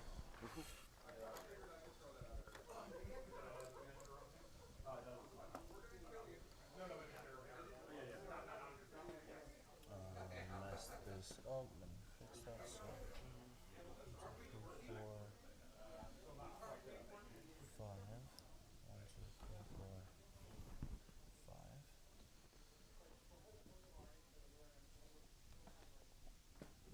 Okay. On you. Do 5 more X. What job left to deploy? 2 Raiders, 2 Reaver Jetbike squads, 2 Hellion units. A ton. Okay. 5 Medrix, yeah. I got like 30 drops in this army. Okay. Chapter Master. You're over here within 6 of that chaplain. Yep. Double checking that. Yep. Cool. On you. Let's do 3 Reavers. Here, here, and here. Mm-hmm.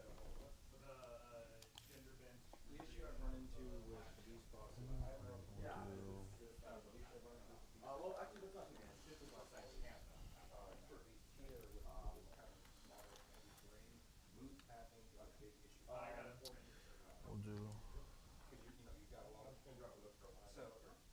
So I think the kill rate. Redemptor. right over here.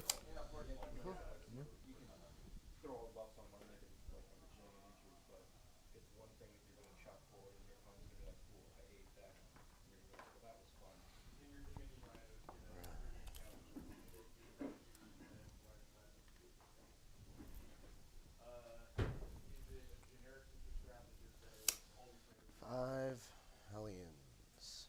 Okay. I need shit face there. Put them over here. Mm-hmm. Okay. Okay.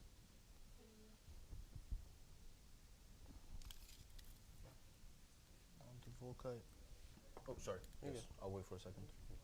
Jamie, I am not stressed about it. I need the chess clock because I start overthinking my plans in the middle of the game. Yeah. If I have a chess clock, I just like, I know this is what I want to do, this is what I'm going to do. Yeah, yeah. No need whatsoever to start messing around with that. Yeah, right there.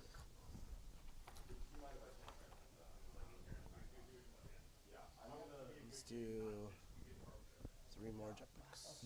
Right here. Okay. Do my librarian. Here. 5 or 6. Yep, librarian. I've got 1 drop left. 5 more hellions.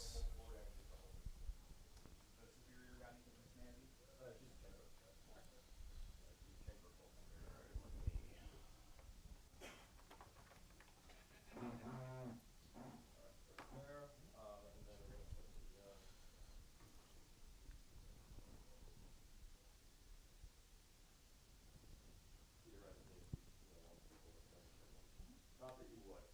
You don't seem like the type. No, I've done it one time and it went terribly. You're good. Okay. Peter, Falcon Peter, took it off. Sitting up there. You get a full house, you get a fireplace, case of Mountain Dew. Grab me 2 diabetes. Thanks, honey.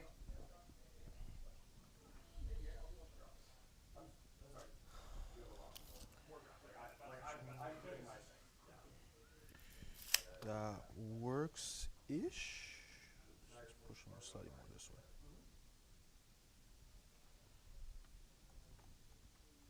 And then within 3. A little further back. I find Mandrakes just chilling right here. I'm done deploying. All you. Okay.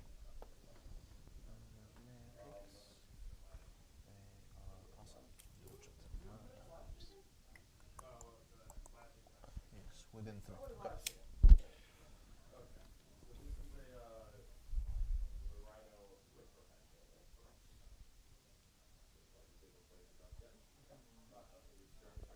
No one wants to touch the string. If I accidentally let you go, I would not want to. That's too far. Succubus. 5 witches. 5 incubi. And then the while we stand racks. And the while we stand racks. Oh, another raider and while we stands. This one will have Morven's Agonizer also. Mm-hmm.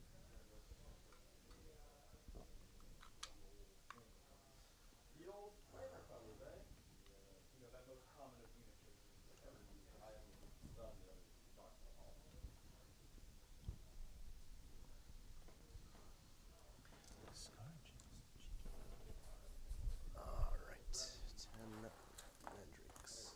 10 racks. These last to the last racks.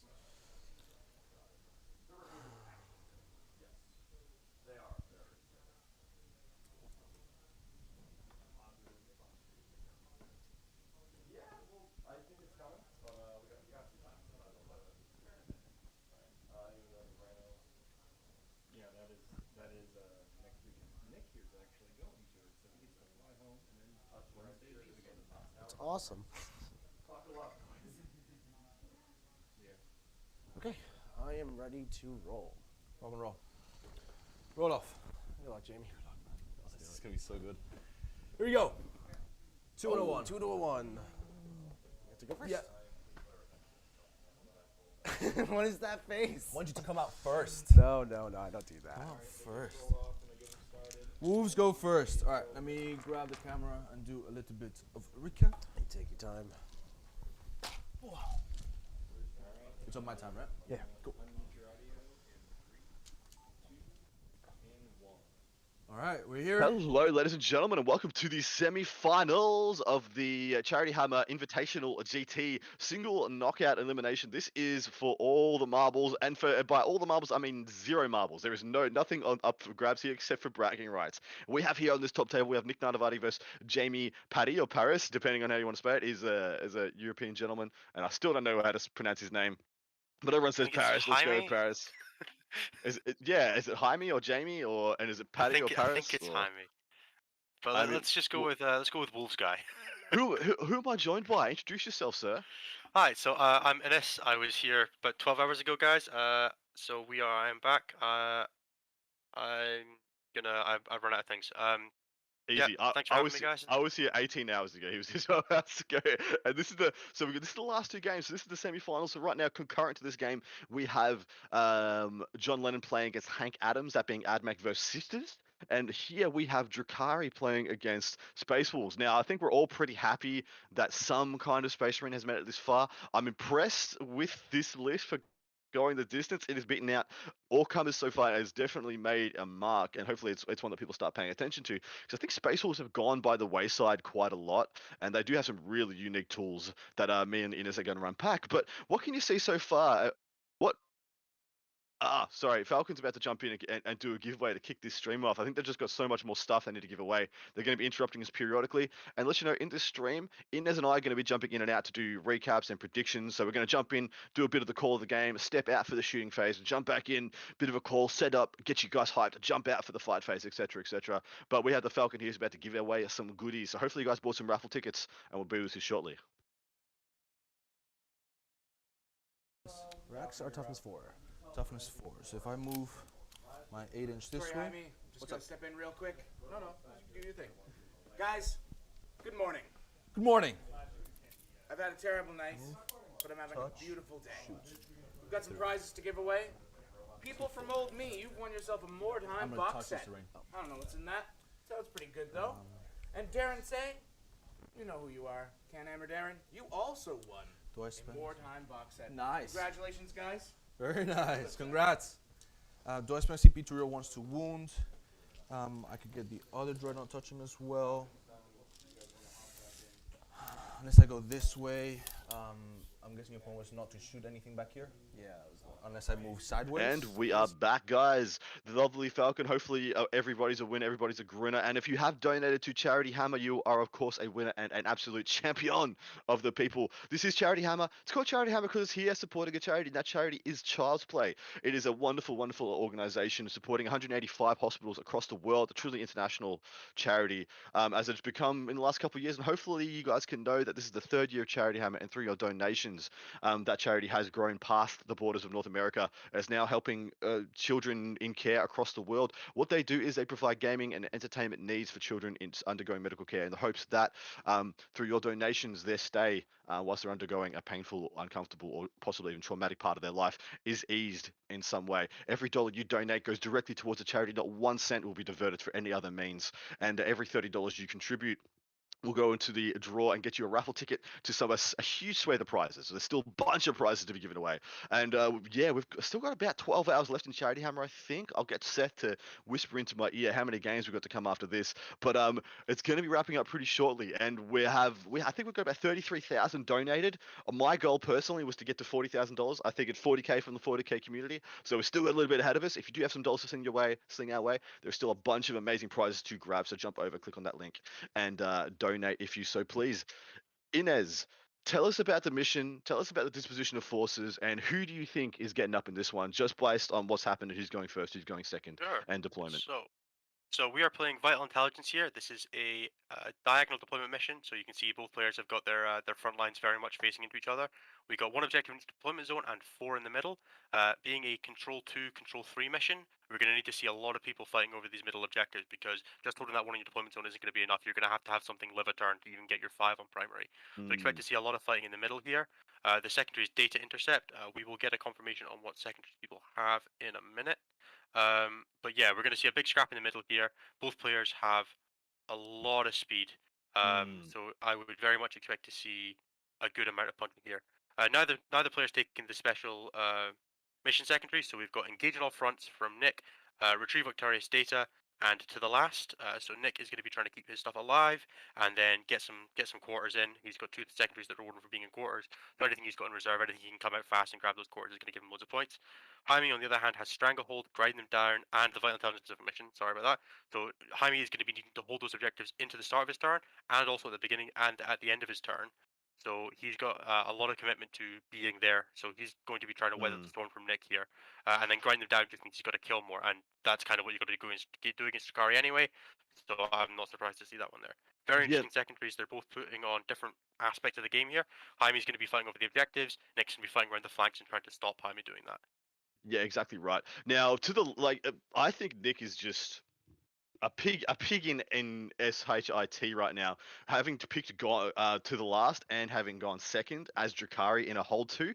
I think When it's his his to opponent lose. takes Grind Them Down as well, Yeah, it's just a grim place to be for Jaime here. Exactly, it's his to lose. He can sit back, conserve his to the last, and in so doing, get play to get the 15 at the end of the game, and stop his opponent getting grinded down. At the same time, it's just like it's all set up for him to have a great game, and I think that's why some people's already said it in the chat. Jaime is going hard turn 1. He's going up turn 1. He's going to move out. He's going to posture up. He needs to make Nick commit forces early. He needs to actually make Nick engage with him. So he needs to get up in strength, and if Nick's going to stay back, Jaime needs to be getting 15s in that exchange on the primary. So yeah, I really like what he's doing so far. I think he's doing exactly what he needs to do. I'm going to tell you about one of their lists. Which list would you like to do, mate? Which list would you like to read out, or should I just do them both? I will run through the Space Rules list because I have a bit more familiarity with the Space Marines. Beautiful. If you want to handle the Dark Eldar. I've got Mr. Nick Advice list right here. Let's run it down. He's got a triple patrol, as you'd assume. It's really the only way to go right now.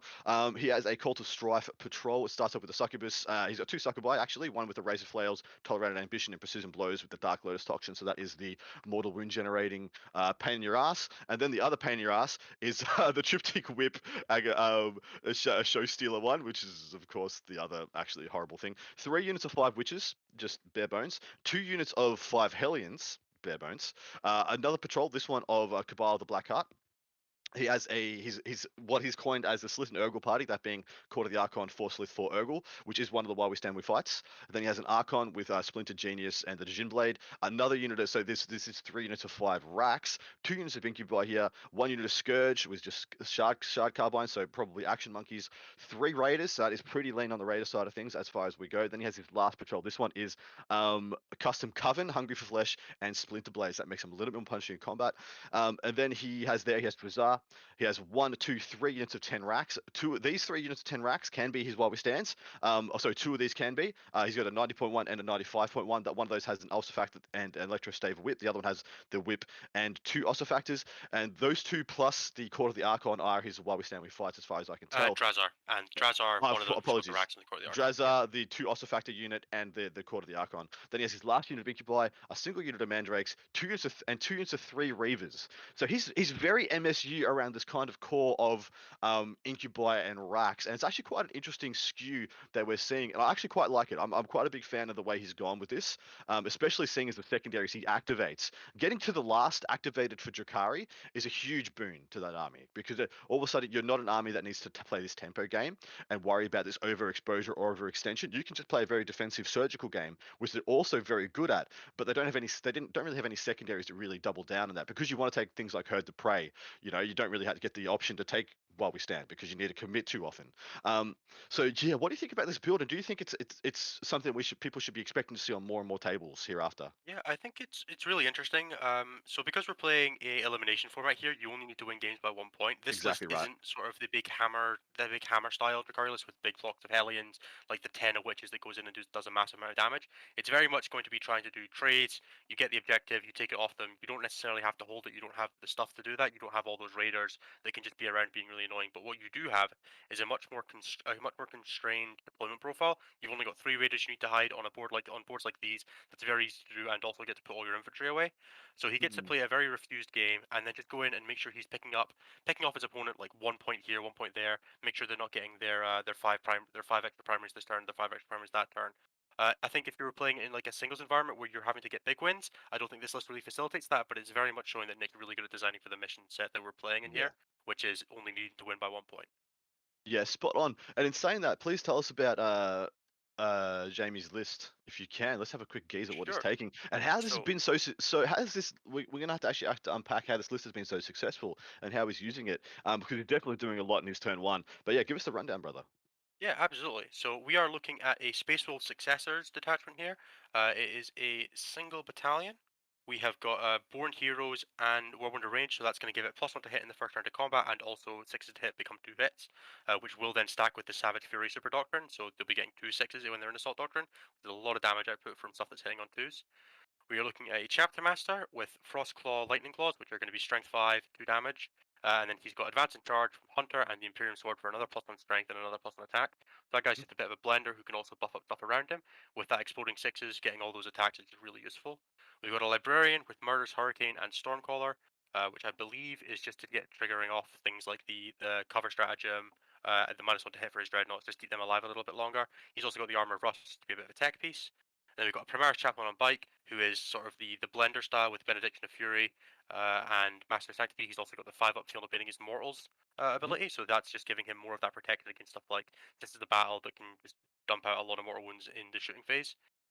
Then we are seeing 3 squads of Blood Claws with Chainswords, 2 Redemptive Dreadnoughts with the standard loadout of Macroplasma and Onslaught Gatling Cannon, a Relic Contemptor Dreadnought with Twin Volkite Culverin, which I'm sure everybody's absolutely sick of playing against, 3 squads of the discount Vanguard veterans of Wolfguard, which are Lightning Claw and Jump Pack and Storm Shields. Oh Those my guys god, run I'm very happy you 28 said. points a model I'm very instead happy of you said 30. discounted. Yeah, because that is such a big deal. But keep going, mate. Sorry. Yeah, that's just 30 points saved straight up over playing a regular Space Marine list. It's sort of the same thing Black Templar do with their Crusaders. They just get free points for playing their faction.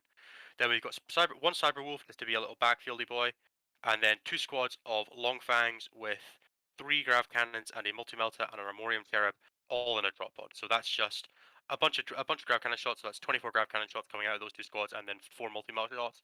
And then depending on the target, you can pop those Armorium Cherubs to get a second go with that Multi Melta, or a second go with the Grav Cannon if you're shooting something that's really good against. And then they're actually not that bad in combat. You're getting Shock Assault. They're getting +1 to hit in combat. They're getting exploding 6s, so they can go in. They're very happy to go in and charge like a backfield squad of Skitarii Rangers or something like that. That's not super buffed up and have a decent chance of working through it over the course of a turn, because you're not expecting them to live, because they're Long Fangs in a drop pod with 24-inch range. They're probably going away, so they at least get to go and try and do something with that 9-inch charge. If you can drop them in near the chaplain, that's a 7-inch charge, a lot more reliable. Yeah, spot on. Looks like we just saw a Contemptor light up what I believe was a unit of racks, and I think put it absolutely in the dirt. I think it just killed a whole unit of 10 racks there. I'm really hoping that wasn't one of his wild stands, which I don't believe it would be. I think I'm Nick would be gonna more conservative. have to imagine that Nick's got that squad either in a raider or somewhere that it reserve. couldn't be. Yeah, I fully believe that Nick was capable of measuring where an 8-inch move Contemptor can get to turn 1 and not putting his Wobby Stand in direct line of sight of that. Spot on. We are in the shooting phase though, so we will take a step back, Seth, if you're willing to hit that button, and we can tune in and hear what is going down in this shooting phase, and especially hear the interaction between the two, how these guys are feeling about what is going on. So hit that transition, Seth, and we'll be with you guys shortly.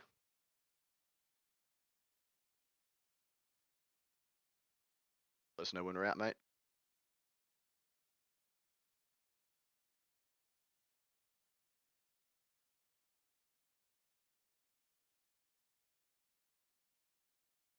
Hold.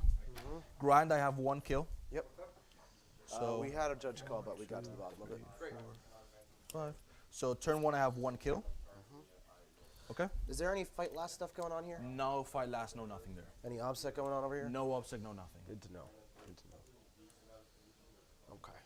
do some chinky stuff. Let's see. Did I score any secondaries? I scored 3 for Stranglehold. And then you go up a command point. 2-8. Yep, thank you. I'm gonna use these guys because they look nicer. Durax. Oh yeah, now I've killed it. If you guys want, I can swing over to string 2. That's gonna be cool. And then there's these dreadnought people that I don't like. Mm-hmm.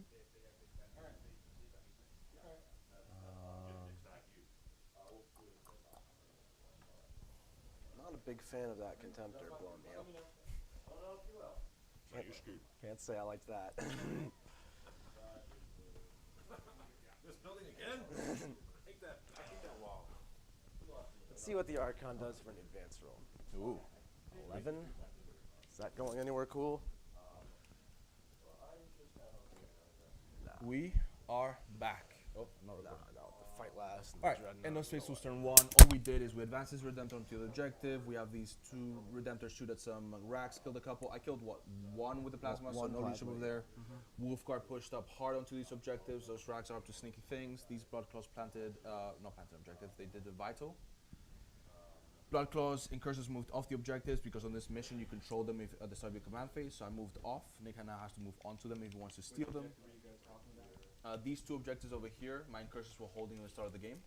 So in my command phase, I control them, I move off, I still control them until he steals them.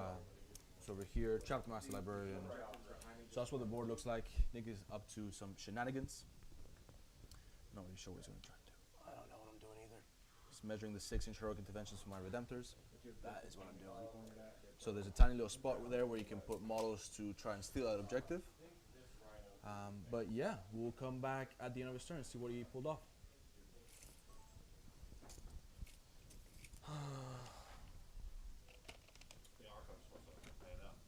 Just gonna see, Get his teammate here? see if I want. Thanks, Alex. Stolen. Yeah. I'm just seeing if this is the move I want to make. Atrocities happened on this table earlier, so. This is the top table. Yeah, this is the spice table.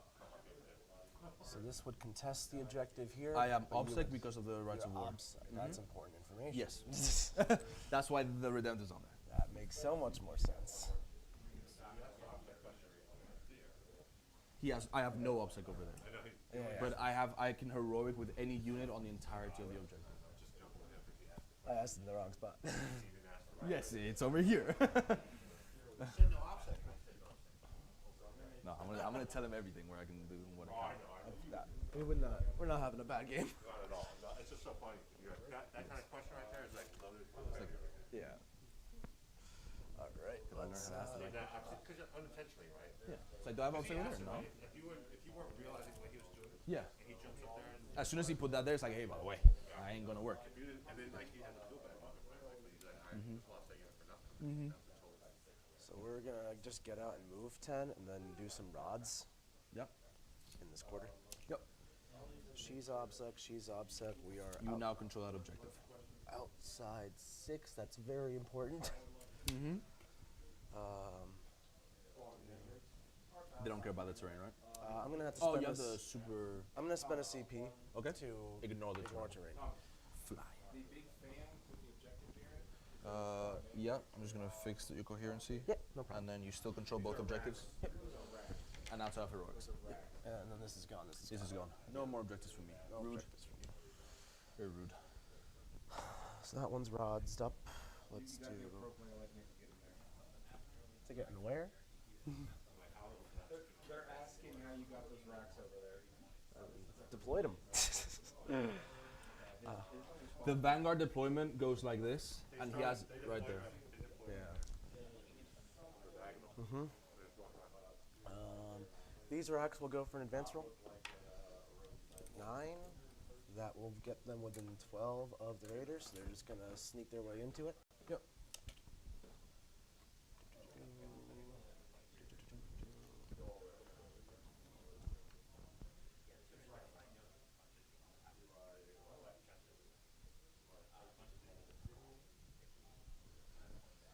Let's do.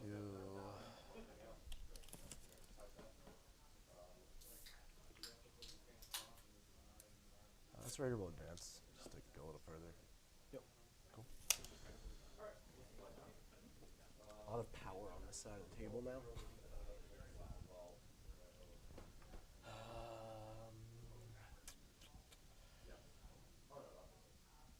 You're gonna come at me. I've got 5 wolf guard over here, just so you I know. don't like that at all. Smite's not going into my Archon. No, you can't advance and charge yet. Only my chapter master. Yeah. So, this charge. Moves 8. He moves 8. You are outside of 15, so that is a 6 inch, 7 inch charge. Not doing any of that. Let's go over here. And we are back, guys, and Nick is setting himself up for a couple of little plays, and me and Inez have been non-stop speculating about what's going on here. Inez, do you want to give him the call of the board? What's he trying to set up here, and what do you think he's trying to do? Yeah. So what we can see here, if we see at the top left, there's a squad of racks that's just moved out of the deployment zone. I'm fully expecting them to either charge or potentially fire and fade, depending on what that squad's loaded out to, onto this objective. There's that Cyberwolf that's going to give a nice, really easy soft charge, so he's not going to be taking any damage. There's this squad of Mandrakes here in the middle that could potentially jump onto this objective. It looks like he's opted not to and just letting him have the 10 points. And then we've got one squad of racks split between the middle right and bottom right objective. That's going to just be denying those. So it's denying all that data intercept points. It's denying the primary points. You're giving up the grind them downs. Like, I think you kind of have to expect that in this scenario. You don't have advanced and charge online yet, so it's going to be a real struggle to get a lot of your damage output done in one turn. So Nick's just being patient here, denying the points where they can, giving up less to gain more, basically. Exactly right. Well, he's interesting. Like, he hasn't moved those mandrakes in the middle as of yet. Now, we were speculating on whether or not he was going to try and deny his opponent 5 points on the primary or 10 points on the primary. And to my mind, he can quite easily deny him 5. Like, he's got 2 very good options in the middle right objective and the top left-hand corner objective. He can both deny those quite easily. The middle left is way too hard. You put anything on there, it gets a heroic intervened by the Wolfguard and it just dies. But the middle right only has dreadnoughts on it. Unless there's something significant under the overhang we can't see, I don't think there's anything.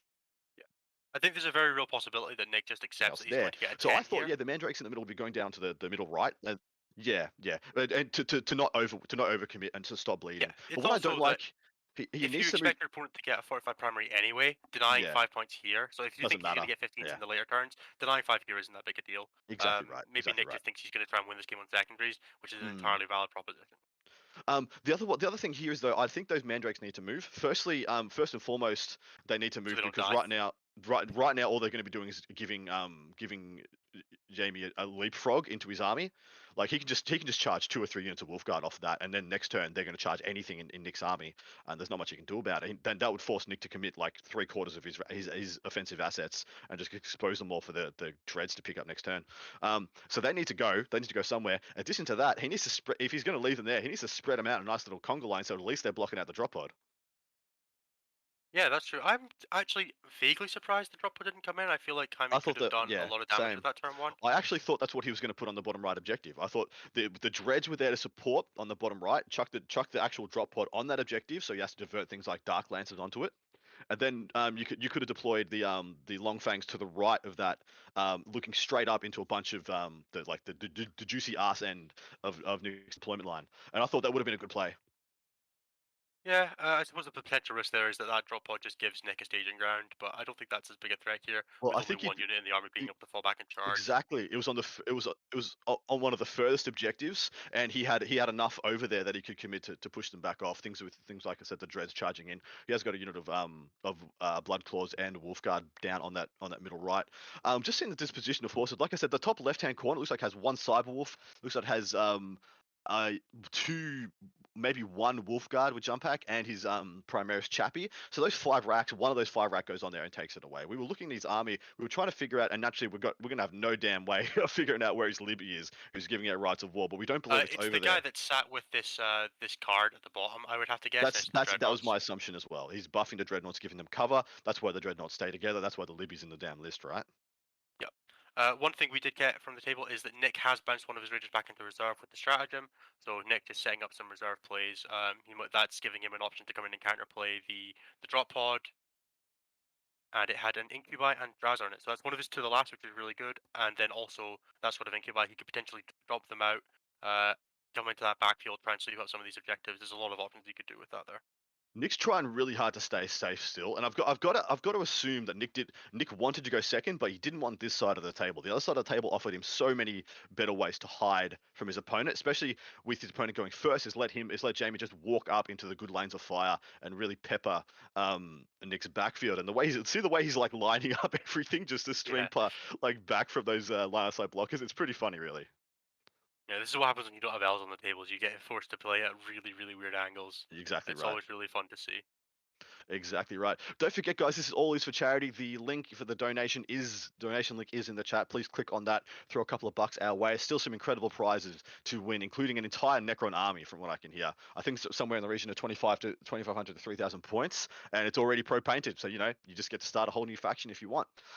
Now, we're going to get a little bit of an update from at least the secondaries and who went first on the John Lennon Hank Adams game. I can tell you from their secondaries, John took Stranglehold, Banners, and 2 last, which I think makes all the sense in the world, except for the Banners pick. The Banners pick is an interesting one. And apparently John's gone first, which he probably didn't want to do. I know John likes to play very patient with his sister's army. And Hank has gone Stranglehold, Banners, and Eradication of Flesh. Eradication of Flesh, I think, is pretty much probably almost auto 15, probably an auto 9, auto 12 in the bank in that matchup against MSU Sisters. Stranglehold is also very good there, and Banners, I feel like Banners is better for the the Horde-esque. I feel like both players have taken that on the assumption that the game is going to be over on turn 4, and if you can't pick up your secondaries in the back turns, because banners is really good, you can like turn 4 raise 3 or 4 banners, Exactly turn right. 5 raise another one, and you Yeah. catch up like 9-10 points in the last turn if you table each other. I think they're just both saying, I think this game's going to end bloodily one way or the other, and whoever claims the ashes gets the points. Yeah, spot on. Nick is taking quite a lot of time in this phase. It looks like he has already fire and faded. And whether it doesn't look like he's, or unless he's charged, unless he's just boldly gone where no rack has gone before and decided to charge straight into a Primaris Chappie Wolf guard that can heroic intervene and that Cyber Wolf. But I would have thought that would be absolutely absurd. Yeah. Let's hope Nick knows the heroic intervention stratagem exists. We're gonna assume that he does, and that Jaime would at least have told him if he didn't. Yeah, exactly. I don't think that's gonna be the situation. So Nick's definitely got a plan here. I'm just curious to see what it is. Is he restricted to the 3-inch heroic intervention, or does he get the full 6-inch with the not being pure space wolves? He has a full 6. At least in the previous games I've called. I haven't had that confirmed by reading the decks myself, but in the previous games I've called of his, he had the full 6. And he's made quite judicious use of that. And so tell us about, in your words, why Space Wolves good? Why should people pay attention to Space Wolves in this current meta as a Space Marine option for them? Because they haven't been an option up until now, to my mind. So Ooh, the nice. nice thing about Space Wolves at the moment is that everything is reasonably punchy. You get to take a lot of liberties with your chapter tactics, so you can lean into things like the Born Heroes and Exploding Six's Whirlwind of Rage that he has at the moment, because the Space Wolves base chapter tactic is good, but it's not great, and there's a lot of better options for that 3-inch heroic intervention replacement. So you've got a lot of flexibility to lean into the meta. If you're playing against a lot of mortal wounds, you could lean into something like Warded for that 5-up. If you're expecting a lot of Dark Lances, you could potentially lean on something like the Only Wounded on 3 pluses. Not quite transhuman, but for Vanguard veterans, it's the best you're going to get. They also have a really nice suite of psychic powers, so you can provide cover for your dreadnoughts, and then also a stratagem to make them -1 to hit as well. So it's not quite the same level of resilience as something like Psychic Fortress would be for the 5-up, but you get to a 2-up armor save and -1 to hit, which is different profiles it's better, other profiles is worse. Like Dark Lances, you're still saving on 6s, but you are -1 to hit, so if they're Blackheart, you're taking off some of that edge durability. So they have a side grade durability, really good combat, and then obviously, as we discussed earlier, they have to discount Vanguard veterans in Wolfguard, who are just 28 points instead of 30. They're paying pre-nerf points for Vanguard veterans, which is it's a lot of flexibility to get into an army. If you're running 10 to 20 plus, it's just you get your extra couple of squads of backfield, you get to upgrade a squad of your troops.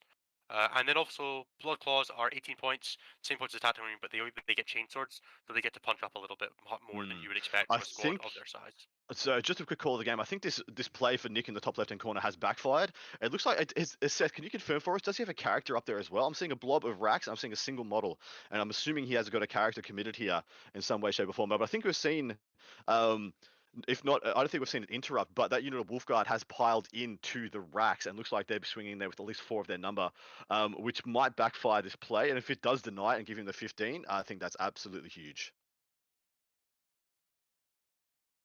Just 5 racks. Beauty. All right, easy done.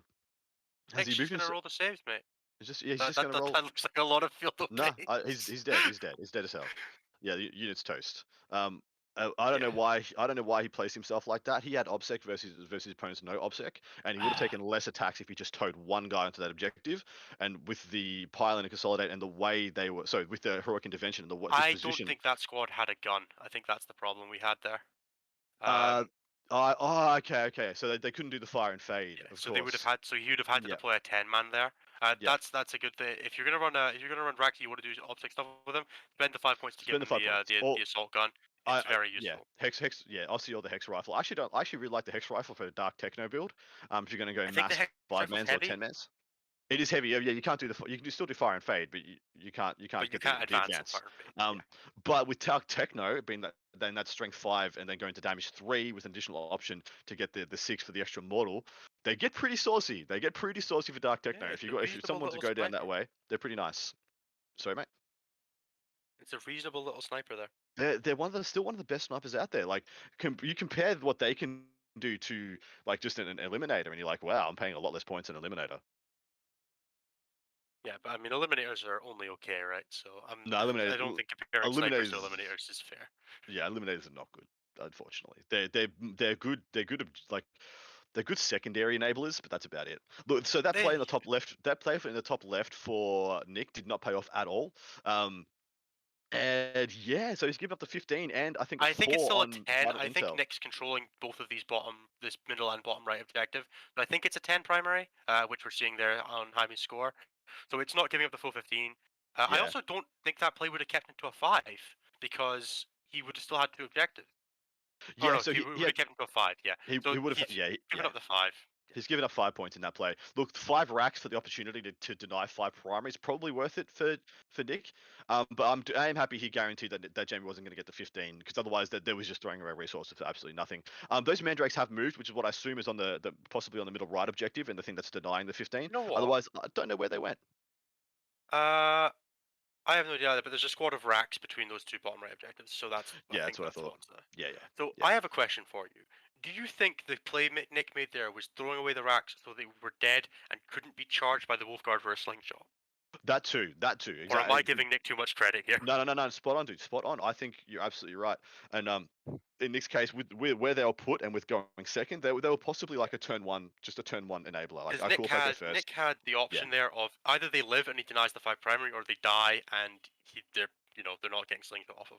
But I think that maybe that play is a little smarter than it looks, because on the face of it looks like he just threw away 5 racks. Well, but I think that might have been intentional. They were dead this turn no matter what, and he's still what he's done by committing the racks on the bottom right is he's got a little bit of a slingshot, but there's not as much down there to slingshot off. There's only the tunes Wolf got up in the top left. I think the third one is down in the bottom right, underneath the overhang that we can't quite see.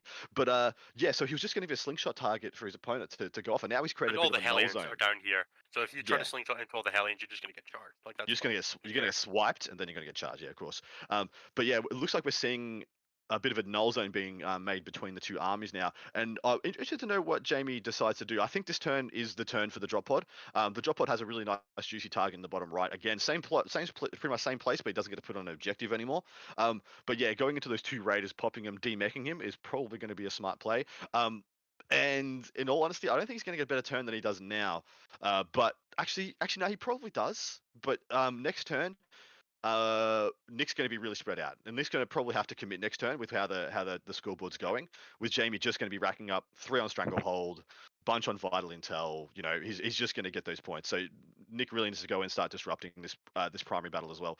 So right now is the most concentrated Nick's army is going to be. So I think the drop pod does come down now. Yeah. Nick's also at the moment going to be getting a 0 primary because I can't see that squad of racks living. So Nick's really going to have to step up the primary game. I think the Dark Elder army has the tools to do it, but this is definitely the kind of start that you're looking for if you're Jaime here. Yeah, exactly right. And look, a lot of people try and play a tempo game with Marines now. They try and play that tempo game, oh yeah, cool, I'll just try and not bleed out. And it's unfortunately that you just don't have enough resources to play that game into how cost effective, things like Sisters, Orcs, Admech, Drakari are now. Your So you have to rules, play. beat them over the head with your data sheets. Exactly. Like, that's what you got to do. Exactly. Just play. Hey, my guys have superior rules to you. We don't have superior numbers, but technically, man for man, superior rules make that the advantage. Yeah. Incubi are great, but Incubi die if you catch them in the open. So Oh, do for what you sure, can. for sure. Yeah. We're looking at least a turn, maybe 2 more before Drazar is even capable of doing anything. Look, Drazar's not going to be doing anything until turn 3. So I think Jaime's in a good situation here. I I think don't he is think too. it's won I by th- any means, but I think Nick might be regretting putting that Raider into reserve. yeah, I don't Right love now. that play. I just think he didn't think I think he didn't think he had anywhere to hide it, where it wouldn't just be getting disembarked on and shot. Because if you That's look at fair. this line on the top right objective, that angle looks very precisely calculated to be the absolute limit of where he can get shot on. There's not many gaps to put And something into that yeah. if that Raider blows. And where the Raiders are now on the right is the only place they could be where they don't just get auto killed by the Redemptors and the Contemptor, right? And Yeah, so the grav cannons aren't that good at killing raiders. You're winning on 4s. You're Yeah, only doing single that's damage why. because you don't have a 4-up armor But save. that's why he has a cheeky single multi-melter in there that he can puff up. Sure, Give that but one the chair, not the cherub, the signum, and then at least he has some interplay there. Because you're right, this is a really bad matchup for grav cannons, apart from their density into things like incubi. you're just looking at that. There is an inherent swinginess into, at best, 8 multi-melter shots that I think Nick can kind of lean on. You pop lightning fast, so that signum goes back down to hitting on 4s. There's a very good chance that it's not all that threatening for him here. Exactly right. Does Jaime just post up here? I'd like to see him just post up this turn, wait for Nick's commitment, and then maybe put the drop pod down. But I do think he gives up the opportunity to just dunk on Nick before Nick gets into position, and he lets Nick activate all his rules. So I think now is the drop pod turn, yeah? Yeah, I think so. I don't necessarily think there's a huge chance he kills more than one of those raiders with the multi-melters unless he gets a super high spike, but this is the best chance he's going to get to use them. And it just gives more stuff that Nick has to deal with, right? What do you think the over/under is? So what he wants to do realistically, he wants one long fangs to pop a raider, and then the other unit inside to kill whatever incubi come out. Yeah, because the grav cannons just auto pick up incubi, no questions whatsoever. But what's the over/under on one of those units of Wolfclaw of long fangs picking up a single raider? So if It's he not. pops the ignore hit modifiers stratagem, Yeah. which is keen senses, he's going to be hitting on 3s. I think it might be a struggle to get reroll once in range, but it's definitely possible. But the grav cannons themselves are going to put a decent chunk of damage on them. I would say on the order of 4 or 5 wounds, and then multi-meltas. It's swingy. I would say it's about 50-50 that he kills it, Yeah, just same. on rough math. Yeah, I don't think. Yeah, I think Jamie's just posting up in the. So I'm looking at the top left. Looks like Jamie's just posting up there, taking up available space with that unit of Wolfguard. I think he's probably going to do the same. It looks like he's doing the same on the middle left, except he's measured his ranges there to his opponent's advance and charge. It looks like he's leaving himself outside charge range, possible charge range, which I think is quite clever as well. So now, Nick made this null zone between the two armies, and all Jamie's doing is maintaining it essentially. And he's going to be focusing his forces on neutralizing the elements that Nick's got onto to the right of screen, because that's where the danger is right now. Because that's where Nick has strength. He can swing around and swing onto those bottom two objectives very easily, especially from that defensive position in his deployment zone. We actually don't know what's on the inside of that. I'm assuming that could be. It's looking like some big bases there. Yeah, so I'm assuming that could be a Sliss like the this. Hellions are definitely behind there. Yeah, most likely it's tunes to 5 Hellions, and behind that is just an amalgamation of witches and racks. I think. Which leads me to. Yep. Jaime's win condition here is keeping Nick off these 2 top objectives. Yes, and then killing him off of one every turn, because that gets him his 3 stranglehold without having to overextend. Exactly. All he's done is all these dreadnoughts are here. I think Jaime's expecting maybe 1.5, 2 more turns out of these guys before that flank collapses.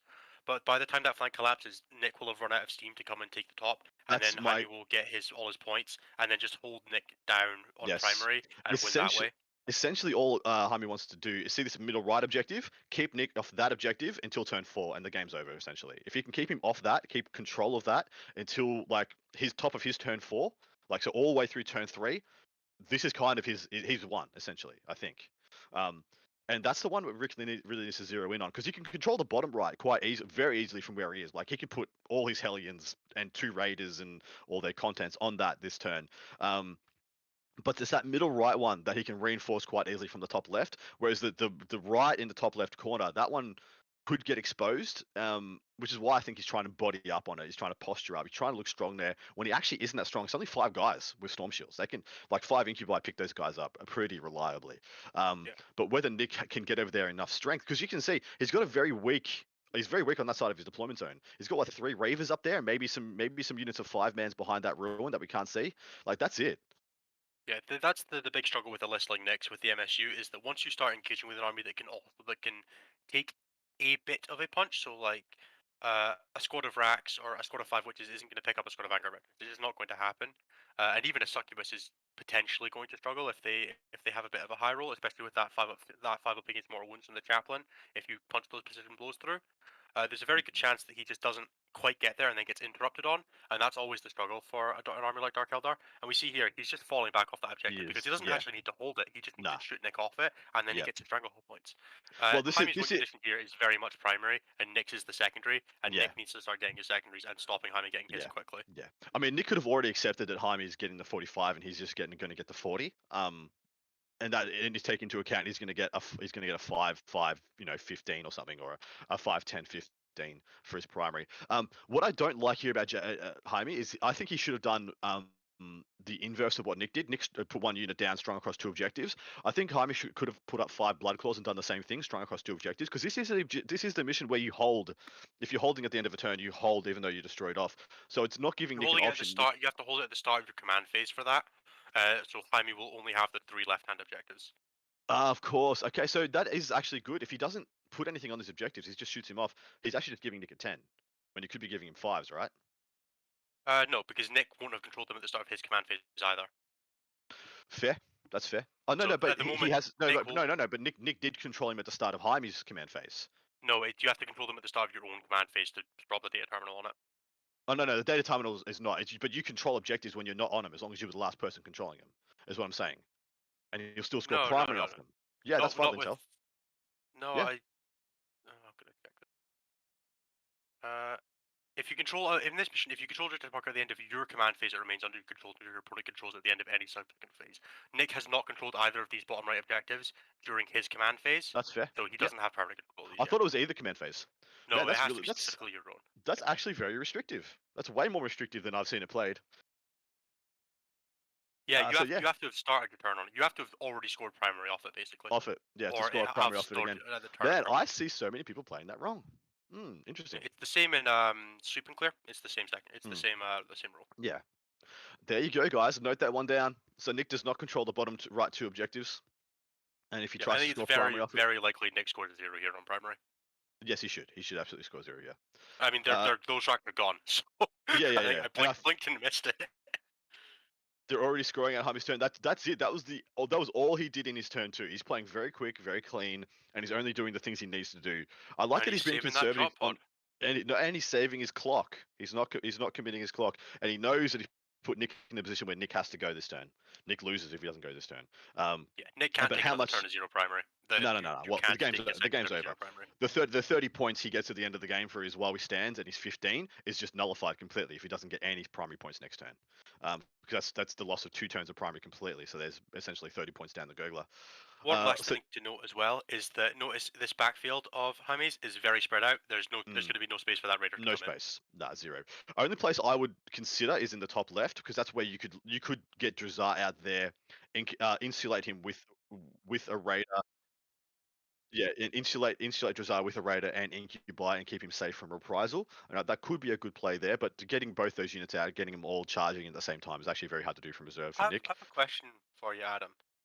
Was that squad of Racks the only thing Nick had to score engage in the previous turn?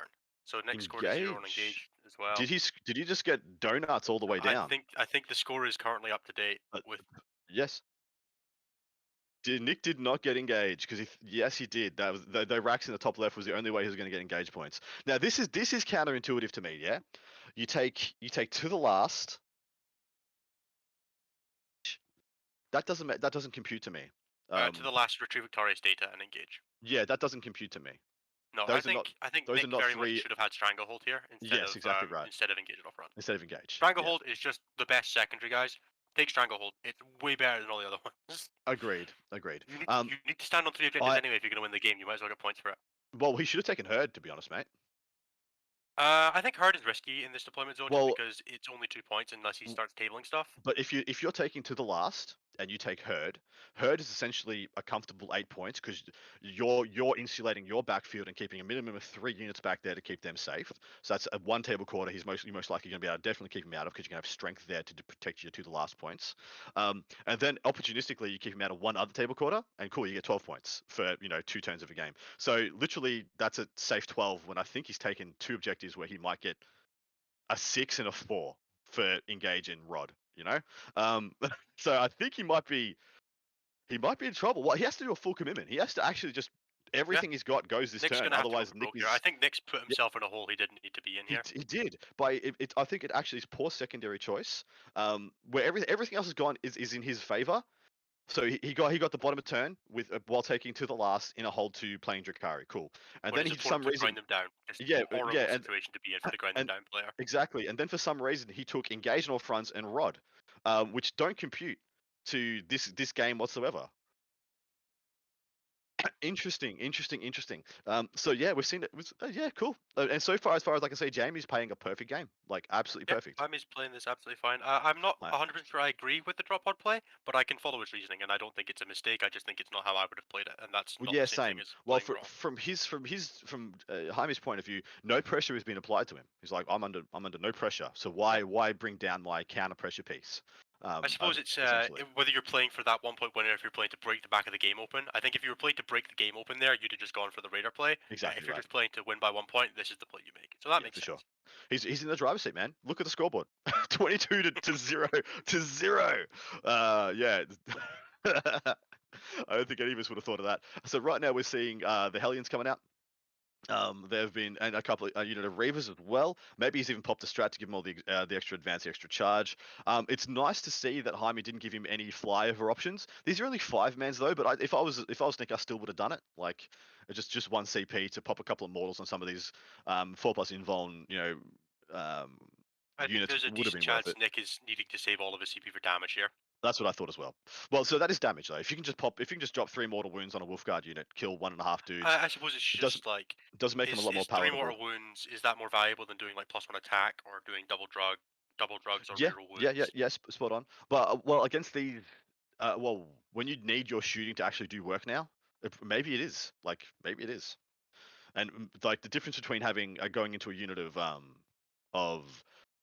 5 Wolfguard with 2 up saves and going into a unit of 3 Wolfguard with 2 up saves for some of these 2 damage rend 1 attacks from the Hellions might be the difference.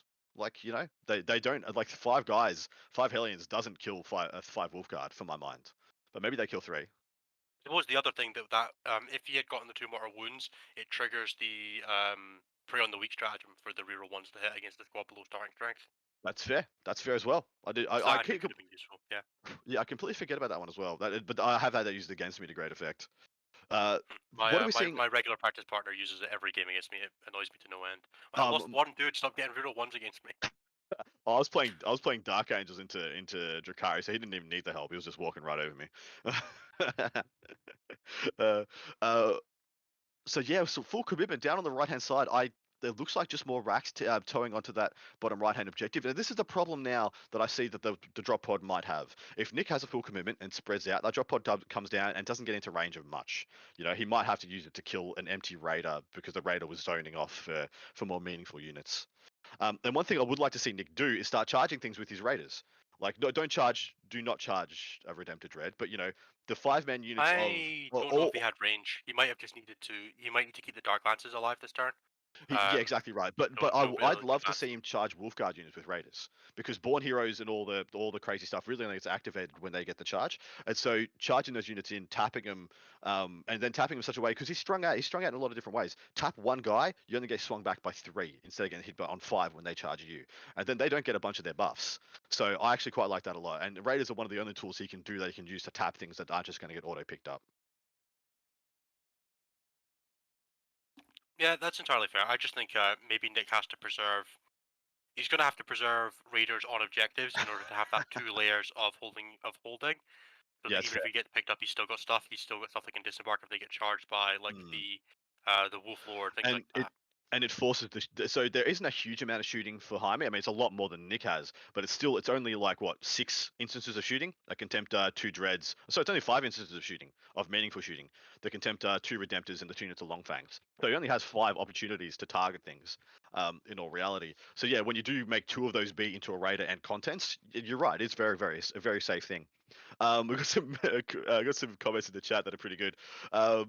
Nick gonna be on a 0. Owen Bangles, and then we had Focini 19. And Nick, throw all your stuff or you lose, and that pretty much sums up what his turn has to be. Is that not just how you play Dark Eldar? It is, yeah. Wait till turn 2 and throw all your stuff, and usually you win. Like like Hope there's nothing left on the second. I hope there's nothing left for turn yeah, 3. exactly right.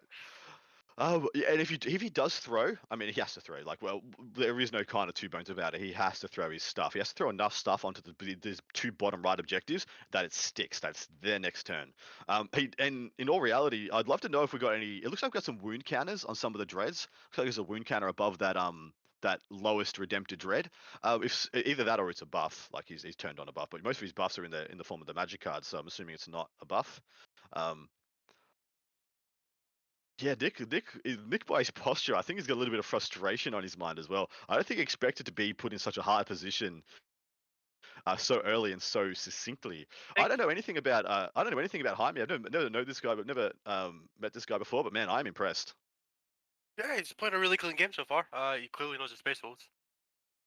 Nick, I've never played a game where I missed out 2 free points on engage and didn't feel frustrated. So I feel Nick's wavelength here. But yeah, it's never a good feeling when you're like, oh, I definitely could have had those points. Yeah, I mean he's gonna get 4 on Rod this turn. Surely he just throws a unit into the bottom right, does a Rod, picks up 4 points there. So he's not going to be on a donut going into next turn.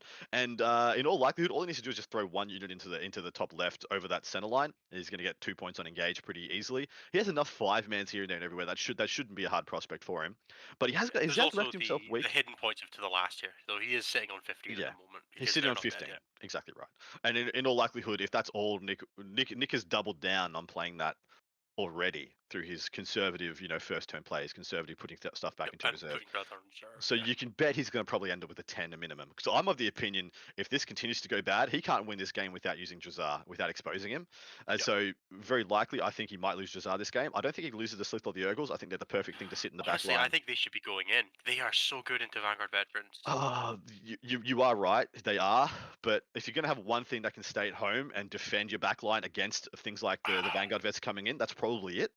I personally would have I would have left a raider with a squad of the last racks in it. That's not going to die to the contents of a drop pod because once you pop to turn 3 and they're on that 5 up, it's just not going away quickly enough. And then they are going to go in. They are going to go in with their 40 attacks and actually just mulch some stuff with perfect profiles to not die to Vanguard. Well, and if you're dropping, so do you guys remember? Do you know how much that combination, the 2 units of Longfang and the drop pad costs? It's almost a quarter of his army. Yeah, it's almost a quarter of his damn army. If he's going to use that to pop a raider and then kill one unit 10 racks, I think Nick's okay with it. Like, if that's the worst you're going to do with that, that's fine. Not if you get 0 primary off of it, right? But well, exactly right. As long as it's not 0 primary, but you get what I mean. If that's the extent of the damage I think is going to do upon arrival. If it's a cheap character and then 10 racks and the raider, that's going to take a minimum of 3 inches of shooting. So unless you get really spiky with Armorium Cherubs, it's not happening. I think that would have been. And then those stuff get to come out and play. And I don't think they're at massive risk of dying to 1 squad of guys charging into them. And if Nick's playing it properly, I don't think there's going to be a lot of squads of guys that can charge into them. You're absolutely right. 1 squad of Wolfguard does not pick up that unit. 1 Redemptor does not pick up that unit. Through shooting and charging all 3 squads and the Redemptor pick up that unit. It has so many. It does. But that's something I want to get to the 5 up invuln turn, doesn't it? We're sitting on the 6 up 5 up, might leave it more exposed. So maybe that's a reason why Nick will hold it back for another turn. Yeah, you still need to put 40 damage on them to kill them with Wolfguard, which have 21 attacks.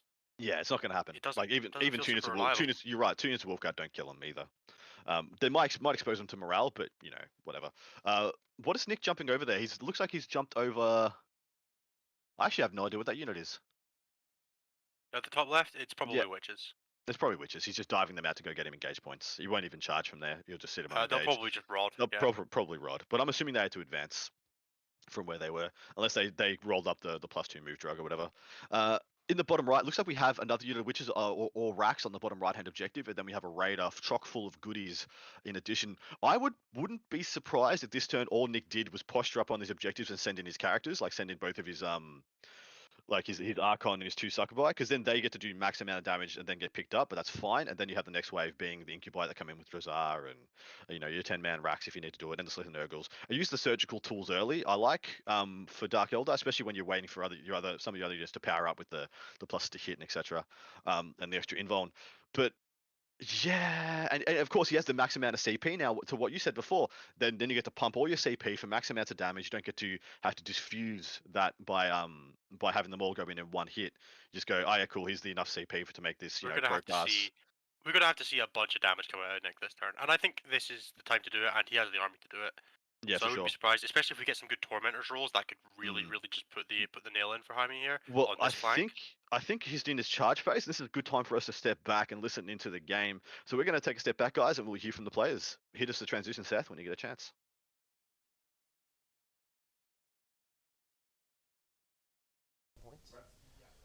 Mm-hmm.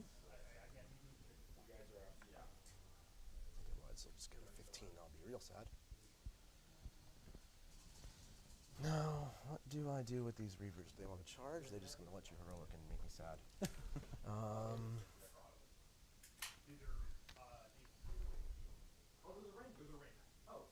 If he heroics, does that trigger his advance in charge for everybody? No, I have to charge to get advance in charge. That's cool. They'll also charge these guys. Okay. 11. Not engaging with Dreadnought, of course. Cool. Not getting Staying outside 6. 6 of him. Stay outside 6 with him. That is my base. So let's be a little bit from the back. Yep, you're good. Cool. And there. Okay. 6. Good. And I don't want him doing it, so there. So staying outside with 6 of him? 6 of him and him. Yep. Okay. That's going to be it for charging. Would you like to heroic? I will, absolutely. I'm going to vect it, so that's going to cost you more. Absolutely. I'm going to go heroic. And I'm going to go ahead and... So I am just outside an inch, so just within 2. So I want to adjust within 2 and a bit. I'm going to go base this guy all the way over here. Yep. So base just within 2 again. Basing him over there. Okay. Back to me. Smack me around. Let's start with the Hellions. See that they're the Hellions. 4 Hellions are going to attack the Space Marines. Do I want to spend CP to make sure they die? 3, 4. Does this matter to me? You've got 1 unit in your turn for grind. You're about to get my Reavers for 2. I might actually tie you on grind, so yeah. Reroll wounds. Yep. Cool. Not like that. 4s. Rerolling wounds. Okay, we got 2 AP2s and 4 AP1s. 2 AP2s and 4 AP1s. 1 is wounded, and I will eat that on a AP2, so 5 up. Dies, so that's 1 dead. Yep. And then we'll do... Yes, thank you. Then I've got 1 more AP2. These are all 2 damage, correct? Yep, all 2 damage. 5 up. Nope. Dies, so that's 2 dead. And then 4 AP1s. 4 AP1s. Can you fight twice? No. Okay. So I have to pass 3 of these. Yeah. So 1 at a time. 4 up. 1, 2. I get it. 3. 4. Okay. I'm sorry. Blood claws. I'm gonna put more blood claws in my list. Would you like to interrupt? No, because there's no way for you to kill the blood claws, correct? I don't think so.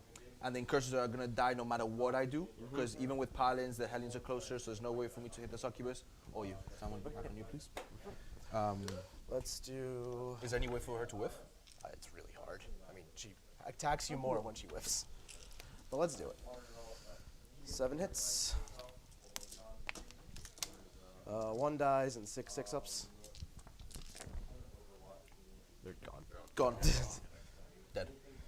All right. Reavers.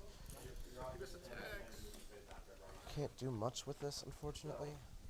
We'll just go over here. I get to hit you first because they did charge. They Yes, also did, have always yes. breaks first. Oh, true. A lot of reasons I'm gonna do this. Yes.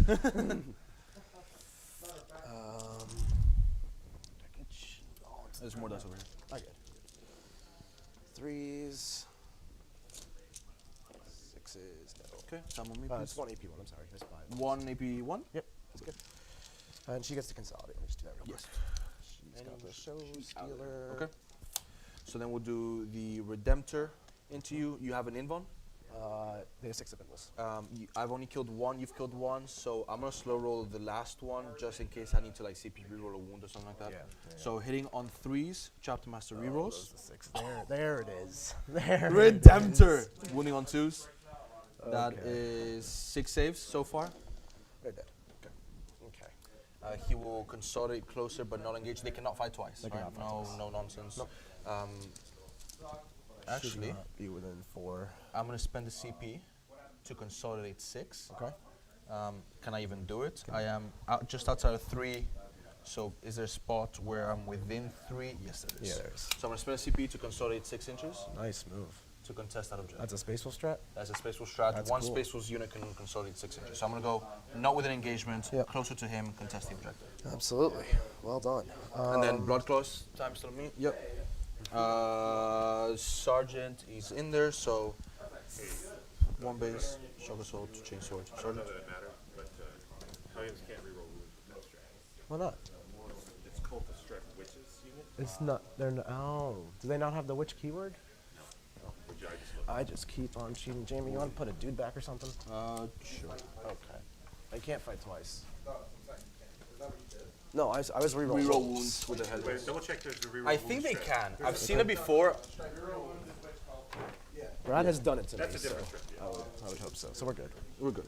So for 3 guys, one's a sergeant. Wait a just keep on trying to intrude. These guys will hit on 3s. They're nowhere near any rerolls. 4 6s. Today they're powering up.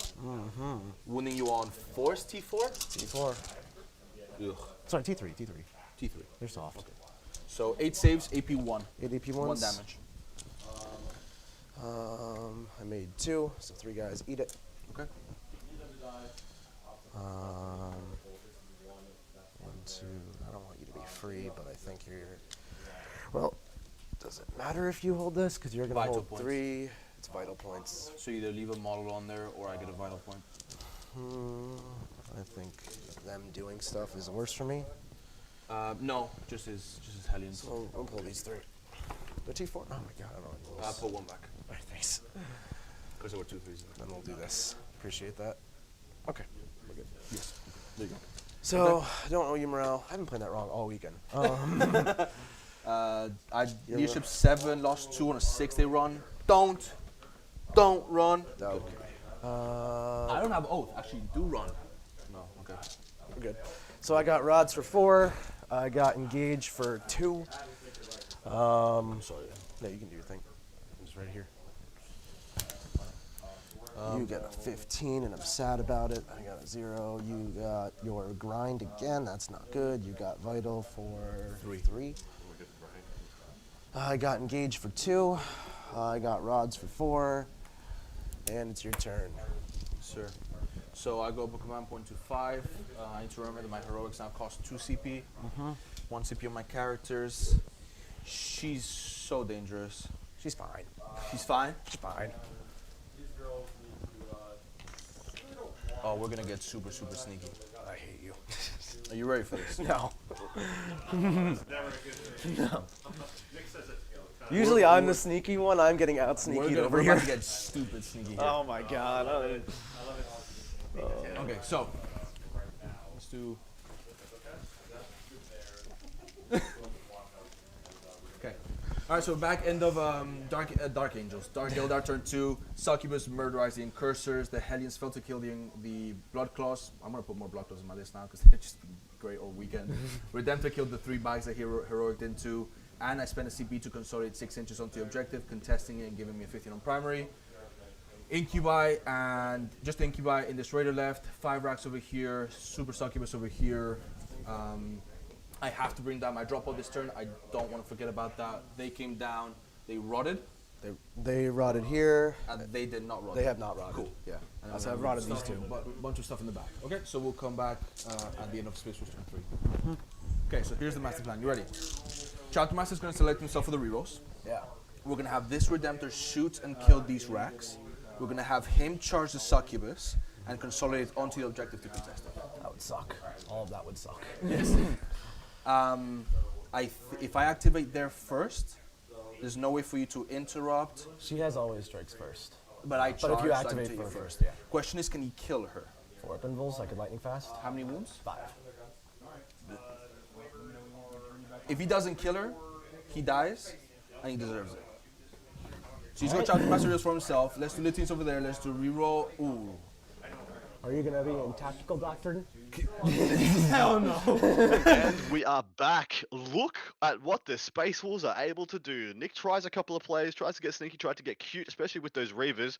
And Jaime was just like, 1 CP, undone. And man, I am really worried for Nick. I think Nick is looking pretty shaky. And if Jaime has a big turn, and he has to have a big turn this turn because he's got a drop pod coming down, this could be a death knell already. Nick could already be in an unwinnable situation. What do you think, Inez? I mean, I'm just looking at those donuts, and they're looking real sugar coated, but we can't sugarcoat it for Nick. This is not going well. I No, don't it is see not. Drowser's Raider on the board, so that's turn 4 minimum before Drowser doing anything, and I don't think Drowser, as good as he is going to be cleaning up this game. Nah, I don't think he this can only is do so many looking rough. plays so many times. To my mind, so he's already measuring out his deep strikes from what I can see, because he just needs to figure out where this pod is going to be. Now, what is cool about this pod, it's got 2 units inside of it, so we could drop this pod between an objective, put Long Fangs on one objective, Long Fangs on another objective, and then all those Wolfguard just go deep. Just go deep, because right now you don't need the shooting, you just need to put pressure. Just one more turn of There's pressure, a and very this... real chance all the stuff on that objective gets shot or charged this turn. Yes. I think Jaime is measuring like charge distances here. Exactly right. I don't know if he's been able to trigger Hunter yet. I would assume he has, but I'm not 100% sure. So he might have advanced in charge on those Wolfguard now. If not, shoot them off, charge them next turn. Nick's not going to get to have that objective much longer. Right on. This is Now, looking bad.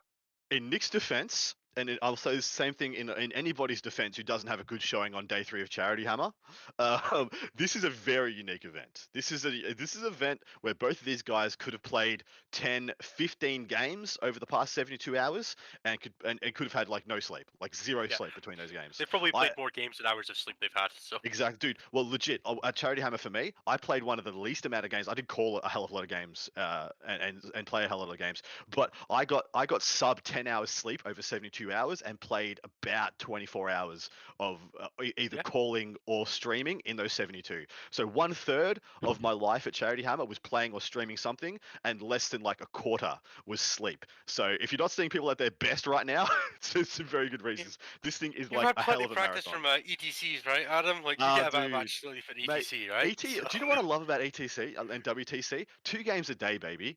4-hour rounds. You cruise in, you cruise out. You know, all the pressure's left on the tables. And you go out for dinner with the boys afterwards. You've not seen It's the schedule best. for next year, have you? What's this? Well, no, what is it? What? Oh, it's 8 rounds now. 8? Good. 4. Is it 4 days or is it 3-3-2? No, 3-3-2, yeah. Oh, yikes. But look at that scoreboard, man. 25-18 for Jaime. So 6 for Nick. we are going to stick with this game, guys, for one more turn. And, well, we're going to stick with it for essentially to see how bad Jaime's shooting and charge phase is. If it's as bad as both Inez and I believe it's going to be, we're going to switch to the next game because this one is going to be totally over. So we're going to jump in with Hank and John after this one to see what's going on. Exactly because right. This is looking. It's not looking so much all she wrote as murder she wrote. Yeah, exactly right. Nick. So Nick didn't full commit, did he? He half-assed that one. He totally half-assed. Nick He put sent Drazar in reserve, and I'm not sure about that play. I think he needed Drazar on the board here. He did. Adam and I have been talking behind the scenes a bit about Nick's secondary choices kind of being at odds with each other and creating a real tension. Also, exactly right. He went second in a hold 2, and that means you want to play back, you want to sit back, you want to hold back, you want to tempo your opponent's primary, and then swing it back at the end of the game. Turn 4, turn 5 explosions. Essentially, how John Lennon plays every game with his sisters. And maybe we'll get to talk more about that in a moment. But what he has been forced to do by his secondary picks is really bleed out. I think he's gotten 2. So for his total for his secondaries, he's gotten 4 on Rod and 2 on Stranglehold. and that's it. 2 and engage. Oh, that's what I meant. Sorry. 4 on Rod, yeah, 2 on engage. He could And yeah, easily have that's had 6 on Stranglehold at this point. exactly. Still have the 4 on Rod, and then still be playing for to the last. I just engage on this mission requires him to commit on both sides of the board, and that's exactly what Jaime wants because Jaime's going to have stuff on both sides of the board for data intercept and Stranglehold. Jaime had to be on both sides of the board anyway, and Nick just gave him outs to that. Obviously, they both picked their secondaries in isolation, but Jaime's secondaries were kind of very well oiled for having a good plan if he goes first or second, whereas Nick's have kind of required him to play 2 different games at once instead of having a plan for both games. He's playing both games, and it's not working.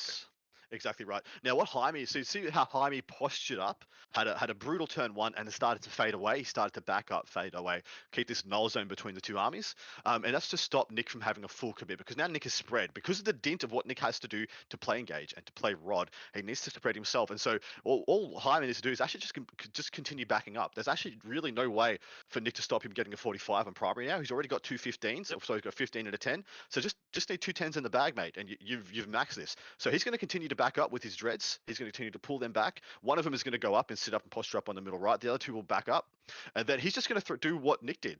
Nick threw some disruption units out, some surgical units, that being a succubus, 1 unit of Hellions, 1 unit of Reavers. I think Jaime should just match that. Throw in the Wolf Lord, throw in 1 unit of Wolf Guard, and maybe some Blood Claws. Back everything else up, and just maintain the posture. Drop the drop pod, and hit him where he lives, as in on his back objective. Keep the pressure up there, so he has to maintain some kind of strength there, and just continue to back up.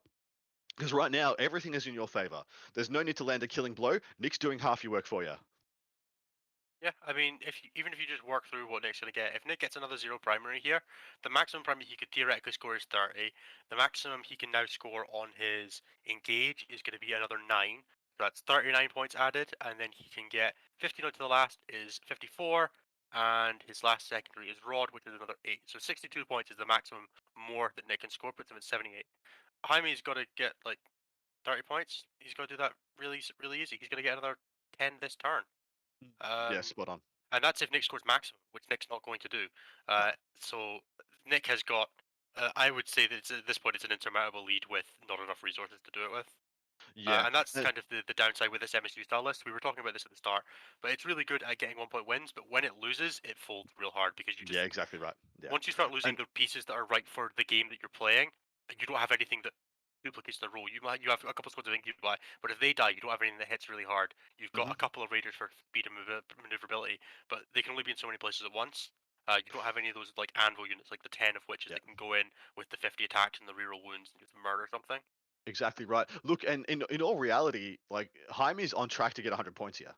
He's on track to get a literal 100 points, and it's actually an impossibility for Nick to get what you said, pretty much more than an 80. Yeah, that's if he scores every remaining point. He's probably getting like 70, 73. He's captain like the 70s, yeah.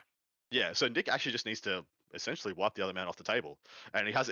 What's the sum total of the units he's removed? I think he's killed 1 Cyberwolf and a unit of Blood Claws. Is what has been removed from Jaime's army. He's not doing it. This is not doing it, guys. Nick lost more in Jaime's combat phase than Jaime did. And look, I love Nick. I love Nick to death, and I love Chester as well. And I saw Chester throw in the towel in a Drakari versus Space Wolf matchup versus Jaime. And I think that one was a little bit more because of the wear and tear and the marathon nature of this event, more than anything else. Because in all honesty, there's nothing on the line here except for bragging rights. There's no ITC points. Realistically, there's no ITC points. Sure, good for you. You won a 32 player GT. That's not going to really change much in the rankings. But there is a lot of bragging rights here. And Jaime's now gone through Brad Chester, third in the world. And in all likelihood, he's also going to be going through Nick Narvati, who's number 8 or 9th in the world.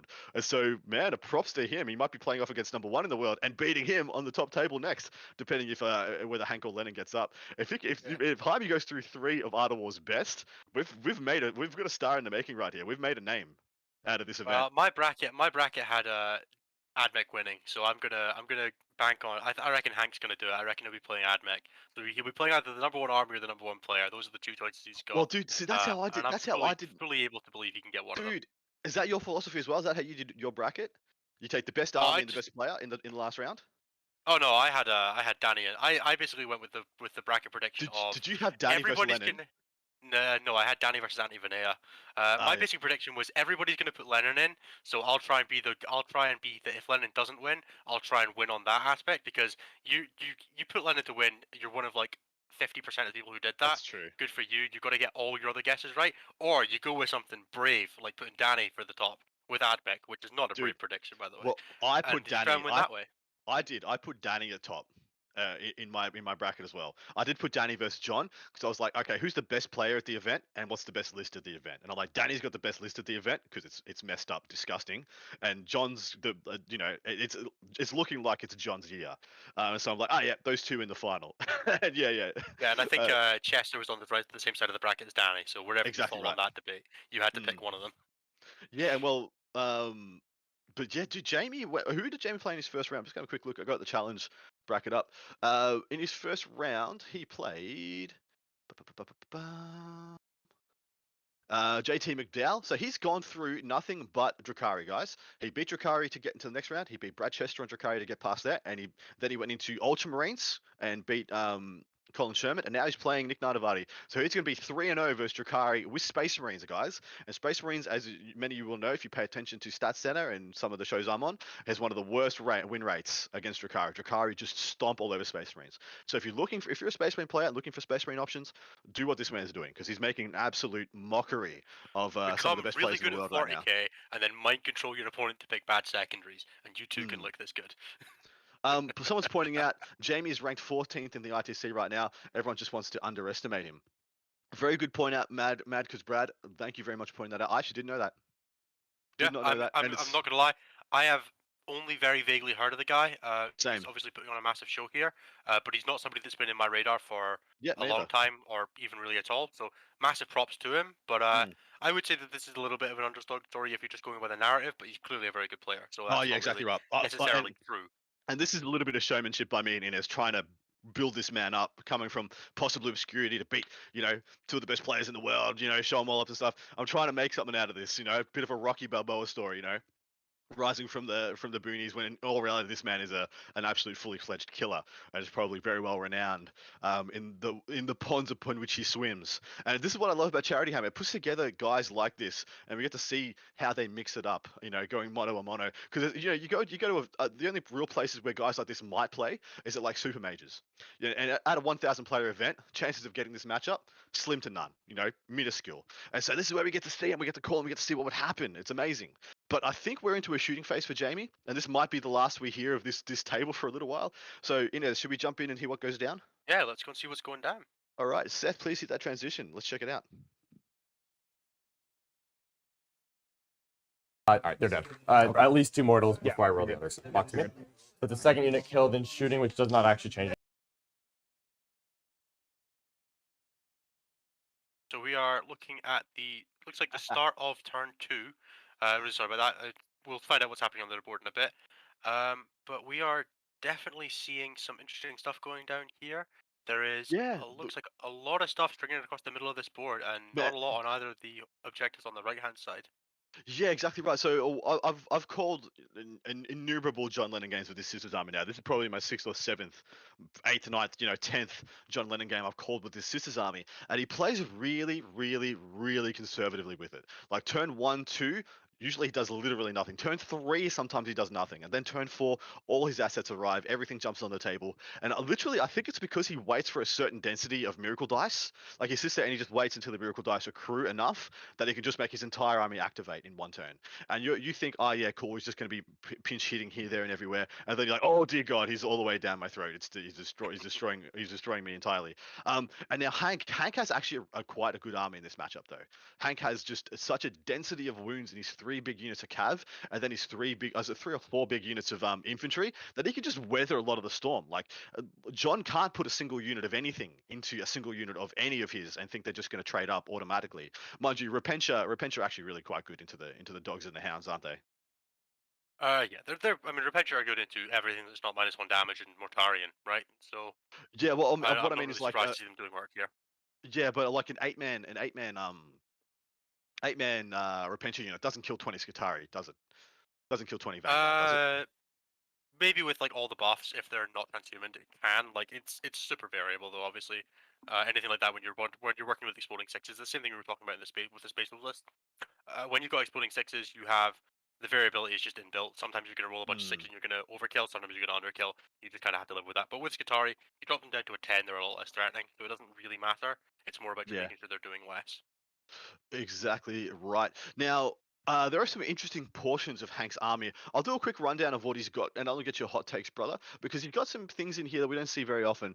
He starts off with a Mars Outrider. It's got a Skitarii Marshal, two single Iron Strider Ballastaris, and then a double, which I think is a good way of running them. I like a lot of people used to play with 2 units of 3. I like 3 units of 2 now, especially when they're Mars, so you get the maximum value from the reroll.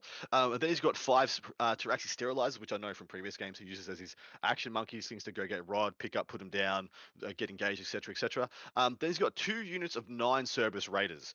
These are very much his Wrath of Mars enablers as well. They'll just come in, they'll just dump mortal wounds wherever he needs them. Then he has a battalion. This one of Forge World is Lucius. He has a Cybernetica Data Smith in the no Force Org slot, which a little bit of foreshadowing for you. Then he has a Marshal, a Manipulus, 2 units of 20 Rangers, 1 unit of 20 Vanguard, a unit of Servitors, a unit of 9 Sulphur Hounds, which I'm actually a big fan of. I think they're going to be coming a lot more into vogue now with the Book of Fire getting activated.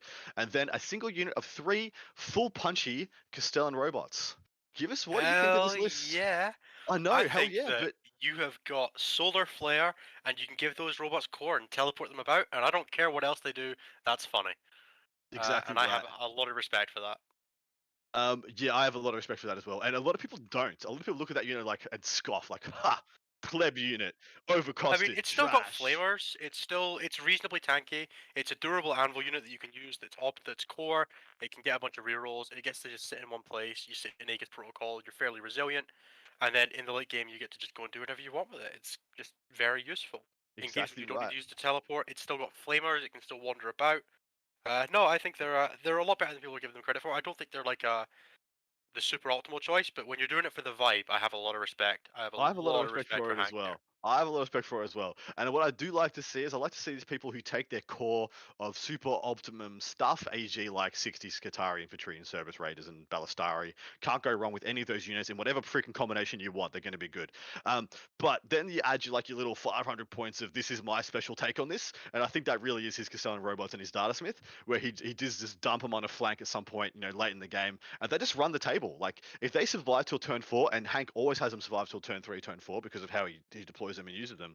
As soon as they hit a flank and they make it, if they make that charge from reserve, like it's a huge pressure play laid on. You see the Veil of Darkness, yeah. Every turn that the Necron player, especially in 8th edition, was able to hold off using the Veil, the more powerful it became in the scoreboard pressure. And I think that's definitely the same thing that's done by the Castellan robots. If you could give them Obsec though, that would be the last like final little like tick up incredible nail in the coffin for them Well, for them being a let's good be glad choice. of that they can't. I don't want to have to deal with OPSEC robots, but they're also like Either. movement 8, movement 9, so it's very capable that you can teleport them over You're to exactly somewhere right. like relatively safe, and then jump and then just run them out next turn. So what has Hank gone through to get Yeah, here spot is on. the next question. So Hank went through Alex McDougall's Tyranids, and then Thomas Bird, who I believe is on oh god, I'm gonna get this Ultramarines. one wrong. Yep. Ultramarines, yep. And then Ultramarines. Tyler Bertel on Tyranids. So yeah, Hank has been running the Double gamut nid. of all the anti-scoring stuff, and then just incredible violence on behalf of the Ultramarines. So he's clearly got the stakes to weather lots of stuff that's trying to deny you scoring, and then lots of stuff that's just trying to beat you over the head. So the sisters list that's kind of a mix of the two of those. Maybe it doesn't handle the skew as much, or the lack of skew. It takes a bit of a struggle, but I reckon Hank's got a very good shot in this game.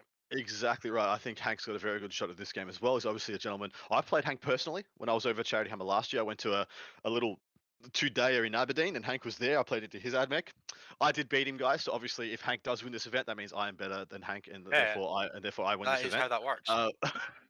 But he was very new. He was actually just coming across from War Machine then, so he's had another year under his belt, and it's caused a lot of growth. This is a guy who's hanging with not I don't want to say hanging with the big dogs. That's just a really lame thing to say, and yes, I did just say it. But he is hanging with some of the best players on the planet right now, and he's having an absolute showing. Now, what was really funny, yeah, I'm just putting this out there as a fun anecdote. Day one, I called one of Hank's games, and he had long shoulder length hair. Yeah, wearing a black t-shirt, long shoulder length hair. Day two, he plays against Tyler Bortel, who has long shoulder length hair and was wearing a black t-shirt. And I thought that was Hank, because Hank in between day one and day two switched his look switched up from possible nice long nerdy rocker metal head hair to clean cut flannel wearing man, and I couldn't tell, and so Well, he he's went from just one end of with West Coast vibes to the other, right? That's it's very, very with Washington State, isn't it? he did, man. He's gone through an evolution. Hank Adams is evolving. Oh, Hank Adams evolved into clean cut 30-year-old from 29-year-old prog metalhead. Uh, Absolutely hilarious. He's doing really well in this mission so far because what I can see right now, he's forced a little bit of a commitment from John early on. We are only in turn 2 from what I can tell here, and I do think John Lennon went first. I think we were informed of that, and I'm not saying the usual John tropes. And so you see where Celestine is right now. It looks like she's got a buff on her, but usually what you see Celestine doing in this army is she'll be postured up on one of the middle objectives because she'll be bodyguarded by a unit of Sacrosants sitting in a ruin. And so the fact that she's not on an objective means that I think he's had his hand forced in possibly an early commitment from her. I expect her to go Yeah. across because she's actually It a very sure good thing. does look like Celestine's gonna have to go and do something, and that means Exactly. Celestine is very much gonna die, and then come back, and then probably die again. I think that is a very reasonable Yes. thing that could happen here. Yes, yes, yes. Do And we have the secondaries that both players are running on this game? I believe we do. we do. We had them posted up before. We had a little spiel. So we have John has picked Stranglehold, Banners, and To the Last. It's essentially the secondaries that Nick should have picked, with maybe Banners being chopped out for vital intel. And then Hank's taken Stranglehold, Banners, and Eradication of Flesh. So I expect them to be trading Banners, trading Stranglehold as well every turn, and then I expect then we're gonna have a fight. I think Eradication of Flesh is an extremely clever choice for this army. He's probably going to be getting those most often than not, and then it's whether that overweighs the probable 10 points minimum that John will get for To the Last. But do you see any issues with any of those selections? Well, only one of them's getting Banners points, right? Cool. Beautiful. So we are going to be jumping back to stream 1 because the Falcon is going to do another giveaway. So if we could jump over to that now.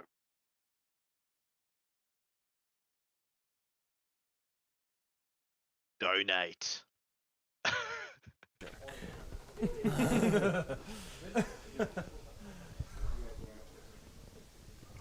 Ladies and gentlemen, boys and girls, children of all ages, I'm back. It's your boy, the Falcon. Nick's got some difficult choices to make here, so I'm just going to make it even more awkward by standing over his shoulder and giving up prizes. So first off, we've got Alexander White. You've won yourself a Gene Stealer Cult Nexos. Someday that guy will be good again. Cross your fingers. He's yours anyway. Anthony Beaumere, you've won yourself a Biophagus. Once again, same idea. I'm sure you'll get a codex one day. And lastly, Eric Chanot, you've won yourself an Army Painter Mega Paint Set and Palette. Congratulations, guys. Catch you on the flip side. Slits and Urgles advancing. I'm not happy about that. That's kind of far. It's gonna get my ass kicked. Congratulations to the winners. Not back yet. This We're back. We are back again, guys. Now, there's this thing's called Charity Hammer. Innes, why would it be called Charity Hammer? I think it's because they're crushing each other and hearing the lamentations of their. No, it's because it's for charity. Exactly right. We are here fully in support of a charity called Child's Play, guys. This entire event, this 3-day, 72-hour extravaganza of 40K's best and brightest from North America and Canada has been lovingly stuck together for you in whatever way it seems fit by the wonderful Colin Sherman and the team at BiffPod in order to raise money for Child's Play, which, like I said, is a charity that supports 185 hospitals across this big wide world. And what they do is they try and make kids' time in hospital more palatable, more easy for them, less traumatic, less uncomfortable, by providing them gaming aids, entertainment pieces, things to really just ease their time whilst they're undergoing possibly something very traumatic or uncomfortable, whatever that may be. So every single cent, every dime, every penny that you donate, every pound that you donate goes straight to Child's Play. Not 1 cent will be diverted for any other means. And every $30 you donate will give you 1 raffle ticket into the draw to win some of the awesome prizes you just saw given away by the wonderful Falcon. So please donate if you can. We're up to about $33,000. And if you can donate, please do. There's still plenty of time to win a lot of awesome prizes. And hopefully, we can make it to that 40,000 by the end of this bad boy. So yeah, please contribute. Our big last push for this. We're already absolutely stoked and amazed by the generosity of the community. You guys are all incredible. Thank you so much to everyone who's participated and donated so far. Innes, what's going down this table? I see a lot of Admech alive still, and that gives me worry for John. Yeah, so it looks like we've got this big squad of Cerberus Raiders at the top left. We've got another squad in the sort of middle left behind this big giant causeway looking thing. And then we are seeing the Iron Striders kind of just spread up along the sides. Obviously, with Eradication of Flesh, that is the second for Admech where they get 3 victory points in any turn where they killed more infantry than killed vehicles. So John is going to be trying to get rid of these guys. They're quite a high priority. That's 3 points every turn that they're not dying. So Hank has a real incentive to keep them alive, which is why they're kind of just skirting around the edge of the board, staying away from the Repentia, which do have a diminished threat range now. Some of them can advance and charge, but they're not getting charged with Rhinos or anything like that anymore. So it's very easy to stay away from them. They're also threatening angles onto all of these objectives around the place. And then we're just seeing hordes and hordes of stuff for both Yeah. players, kind of just fighting over Yeah. the middle here.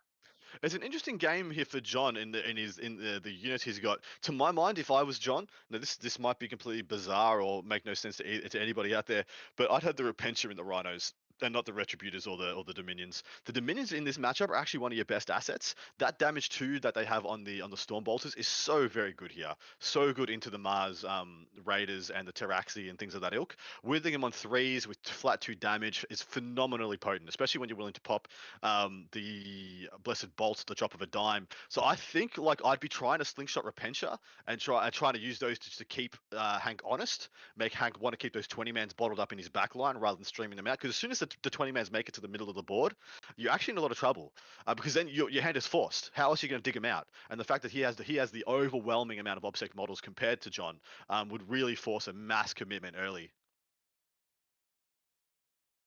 Yeah, But yeah. absolutely. We're gonna have to see how much damage John can actually get out. A lot of his damage output relies on CP. Admech are pretty good at just tanking a lot of punishment.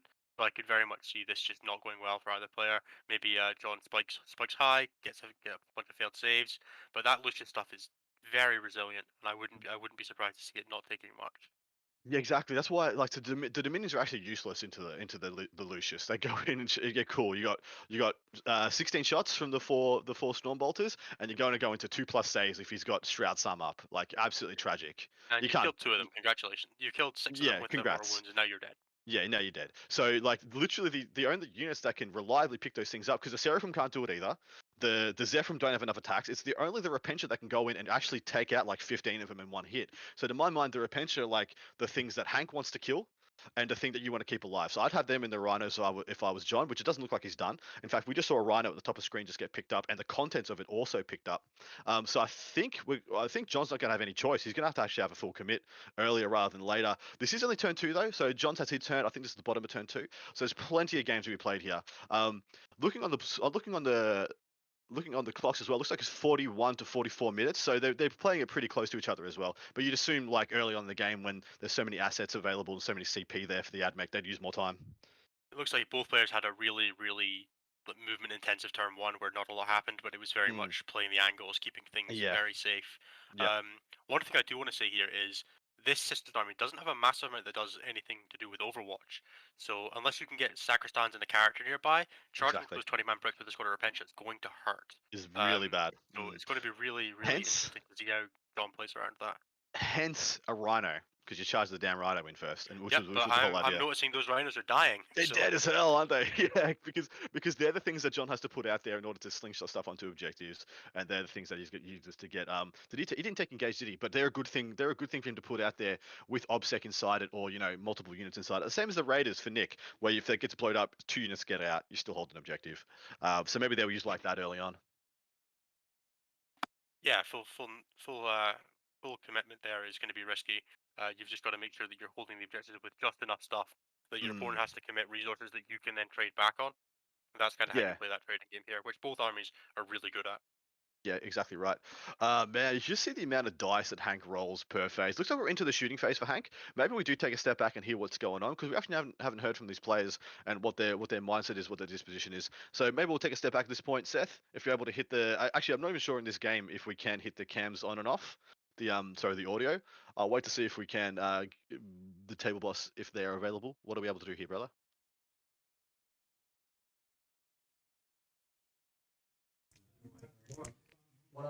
One TV, 3 up. 2, 4, 6, 8, 10, 12, 14, 16, 17. That one is one. Please. There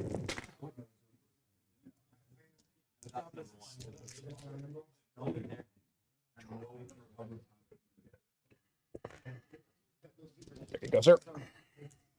Under pressure. One to the side. Nope. Right. Nope. You gotta try. It's the effort that counts. We'll put 4 las cannons there. Sure. 4.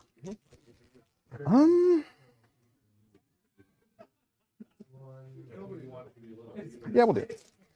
I actually kind of want to charge on onto that, but it's fine. I'll just I'm gonna not Mars reroll. Sure. 3. Filter. Yeah. Yeah. Okay. Yes. He's got. I have 5 units of 5 Seraphim, 5 Zephyr. Yeah.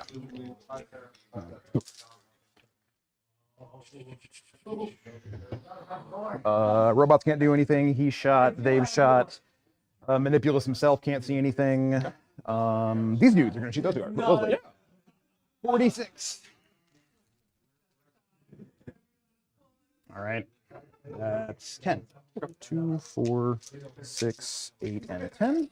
Running on 3s, AP -1. 6. 6. And then I got 5 shots from the surgeon. Mars reroll? Nope. And force. 2 at AP dash. AP dash. Fail 1. Okay. 5 AP -1. Okay. Failing 4. 1 left. Yeah. Most of your skits are already dead except for those. Yeah, I have 1 20-man unit that's untouched. Heavy, yeah, heavy flamers. Oh, I didn't pop the clock over. Okay, cool. Heavy flamers and Morven Ball shooting and just a bunch of stuff. Seraphim charges, yeah. So I need to decide, as is tradition, what I want to do about this. I feel like there's a lot of value to leaving 2 girls with flamers there. Sure. Is there anything that hasn't shot that can see them? I don't believe so. No. Okay. No other guns from them. To make you charge me, I get to overwatch you. A little 4d6 hits. The T3? T3, 3 up saves. It's a lot of wounds, though. Still rerolling ones. I would have to, realistically, spend a CP I cannot regain. Modify this by discarding 1, 2 dice, and then pass the last one. Like, basically blow my entire Miracle Dice load on that. Yeah. It's really cool, but then there's also the CP to Overwatch, so it's 2 CP and 3 Miracle Dice. We're going to just roll the last one. I have 1 girl left at the moment. Sure. It's a 4-up save. Sounds good. She's looked good. Okay. So I will have 1 girl left. She will have hand flames. Gotcha. And clock to you. Okay. I think that's all my guns. Okay. So, charges. They're gonna charge there. Yes. And now I'll just kick you to death. It makes it. Yeah. Yep. Cool. And then over here, would you like to Overwatch, I assume? They're gonna leave no matter what. They're gonna be a smaller unit if I kill like 1 of them, but I don't think a CP is worth it. I think 2 would have been worth it because then you might not kill me, but I think 1 is not. Okay. For days. Yeah. Yeah. If I'd made 1 more save in the first batch, which honestly I don't mind because it was relatively average. True. Then I definitely would have been doing things. They're actually a little bit closer than that. They just have Giant flappy frickin' wings. Yeah. Okay. Goal to be 6.5 from Celestine. Yeah. That's the right number. CE. Oh, ignore it. Got it. Yeah.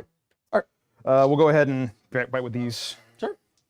Here's 4 attacks, hitting on 3s. Hit with everything. Nice. T3? T3. 1 on 2s. 4 saves. No AP. 1 at a time. First save, failed, 5 kill, no pain, dead. Okay. And I get to go over here. Hate it, but it happens. Actually, I'll go like this. Sure. because you're not shooting me, but you might charge me with Propantia. There you go. Okay, no, I gotta go like that. Don't want to spoil the lead too much here, but you're right. Mhm. I might. All right, Promises. over here. Yeah. Not interrupted. I'm gonna go ahead and roll the. So I'm 3 attacks base plus 1 attack for charging. I'm gonna roll the sergeant first, and then roll everyone else if it matters. Yeah. Hitting on 3s. I'm gonna get a Mars reroll. Okay, so 3 hits, wounded on 2s because I think 6. It's gonna be 2 saves, AP -1.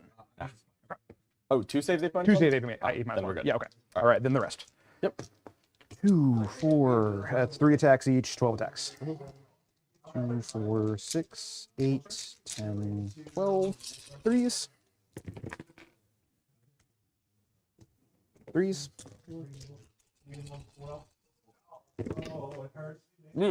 AP -1. Yep.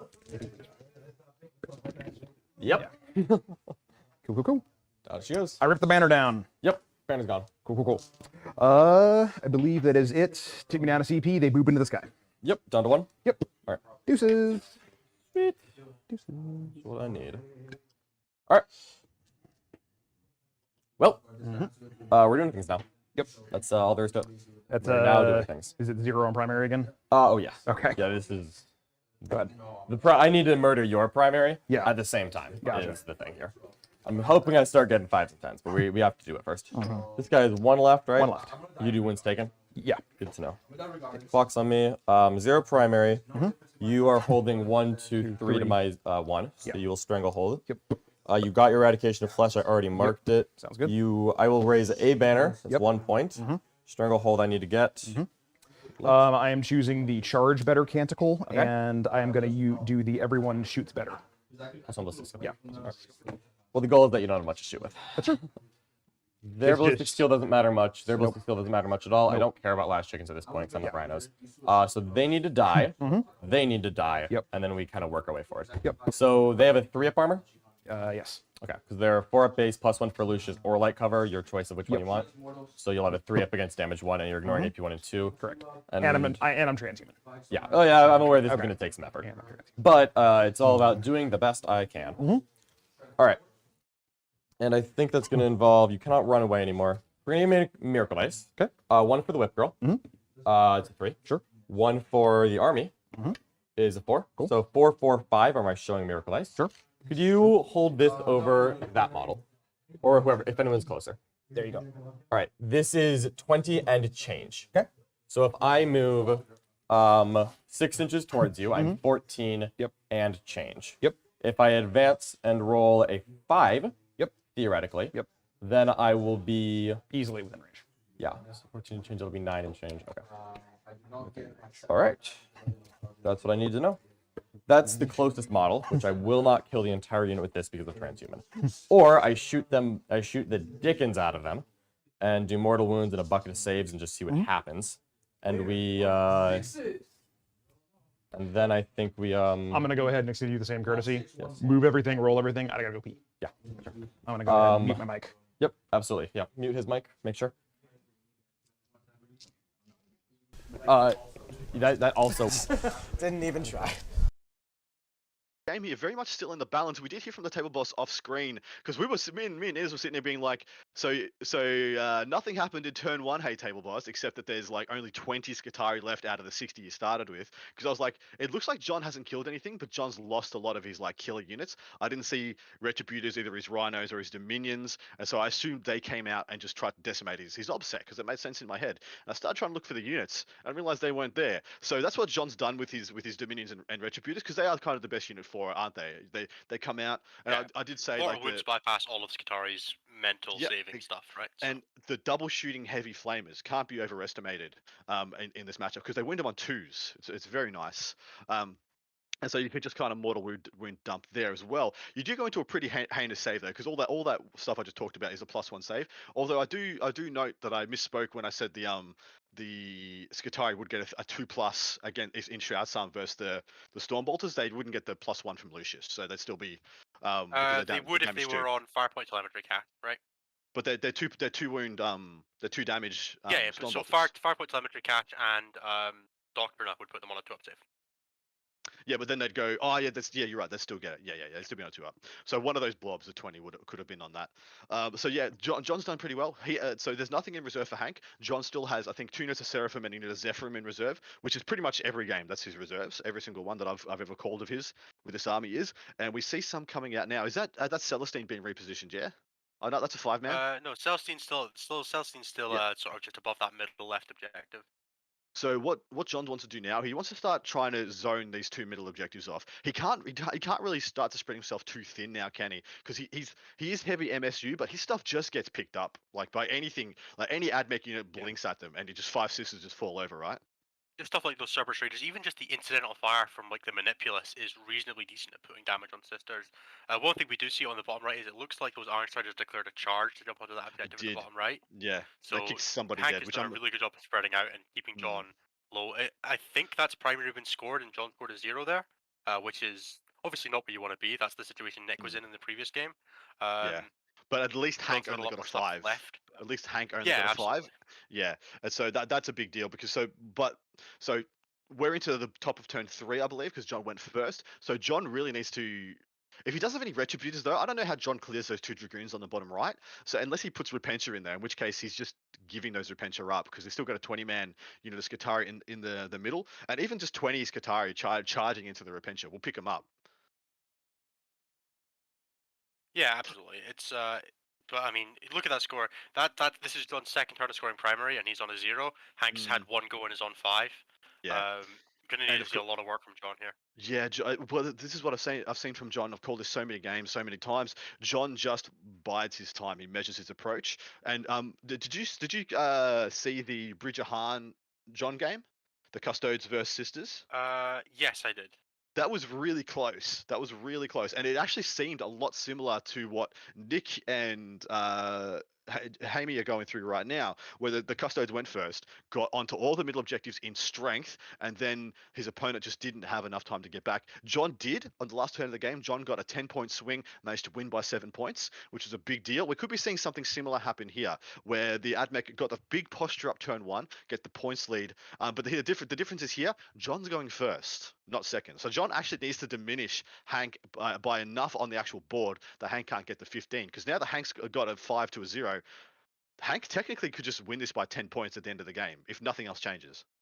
Yeah, absolutely. And he's going to get those points in Eradication of Flesh, and if Celestine goes and starts trying to do stuff, you're just giving up points on your to the last. So Yeah. there's a real tension here for John and how he's going to score secondaries while also stopping Hank just having that lead on primary. Violent Talents is a hard mission to score primary, and in a game where both armies are as killy as this. Exactly right. What's he bringing out from that objective there? Looks like a unit of Repentia are coming out, and they're probably going to try go into the Dragoons, which makes sense. He usually has the one unit. That is, yeah, exactly right. He's got his Sister Superior. He's just souped up that unit of Repentia. They're going to dive down the bottom right, try and go pick up those Dragoons. Hopefully that means he gets to deny an Eradication of Flesh, but I don't think it does. I saw at least 2 units of Sisters get picked up in the previous turn. But this is a new turn. Sorry, this is a new turn. Apologies. This is because John's going first. So getting them down this turn is actually quite nice. I don't know how he kills any other Dragoons though. Yeah, that would put Hank needing to kill 2 infantry units, which is it's not trivial, but it is probably doable. It's 10 sisters. It's pretty doable for his army. Like his block of 20 guys can pick up 15 sisters in a turn. If Yeah, like I fully expect the squad of Repentia that goes in here is probably going to die back, and then all this stuff at the top left is about to be starting exposing itself. So, you know, exactly it's, right. it's all very threatening. Now, John might need to do some shenanigans. If John does some shenanigans with this charge and he piles in such a way that he piles out of line of sight from the middle squad, that could be pretty good. That could be pretty key to keeping those alive. But in mind you, like I said before, if Hank's brave and he does the math, those 20 Scutari with enough buffs actually just charge and kill 8 Repentia, don't they? The other question, if we could get from the table, is does Hank still have the solar flare? Does Hank still have the solar flare available? I would, yeah. The great action to ask. But seeing as I see the Data Smith, so Data Smith has a solar flare, so he needs to redeploy with whatever gets solar flared. And seeing as I'm still seeing him next to the Castellan robots, 100%. 100% Hank still has 100% still has it available. So yeah, whatever John does this turn, there is going to be reprisal. There is Exactly nothing John can do about that. You cannot stop the solar flare, especially once all your backfield stuff starts going away and you have to start doing things with it. There is going to be some comeuppance for whatever John does this turn. Hank is going to have an answer. Exactly right. We got a quote from the table boss. John was playing Outer Realms this morning, which is the wonderful game created by Michael Timpe, who's also at this event. Please check it out. And this morning, and was frequently quoted as saying, "I am a coward by nature." That is hilarious. So he plays a pretty non-confrontational couple of first turns, and then he gets very confrontational very quickly. Celestine, I think Celestine's going in this turn. I think Celestine's going to go into those service rays in the top left. She's phenomenally good at killing them, isn't she? As far as things are good at killing server traders go, yeah, they've still got that chance of spiking their saves. Exactly and right. it's That's still true. a lot of models. Celestine does still have that limitation of you can only kill as many things as he has attacks.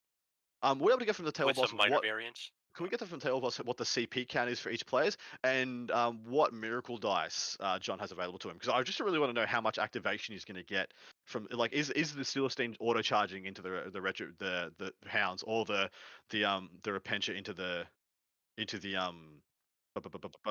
dragoons.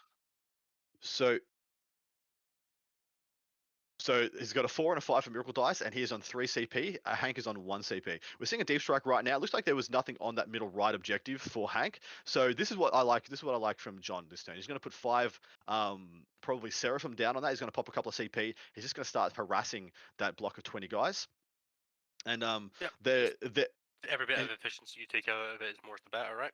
Yep, and putting enough guys on that, so he just has another objective that Hank needs to clear. So just another problem that he needs to solve. And once you do start stretching him, like sometimes he can just start rolling over, start rolling unders. Because what John wants to do, he wants to make Hank commit his Solar Flare and his Sulfur Hounds now. Because Hank's still holding both the Castellan Robots back and his unit of 9 Sulfur Hounds, which is actually a big deal. Those Sulfur Hounds with the Strength 4 Rend 2 Flamers are absurdly potent against Sisters. Yeah, that's gonna make stuff go away real quick, and it's Lucius Core, right? So that could be the thing that gets teleported here. 100%, dude. So yeah, he's holding both of those back, just waiting for which option's going to be better. I think it's going to be the Castellan Robots. There's enough movement for those Sulfur Hands to get within range of either of those middle objectives if he wants to shoot them.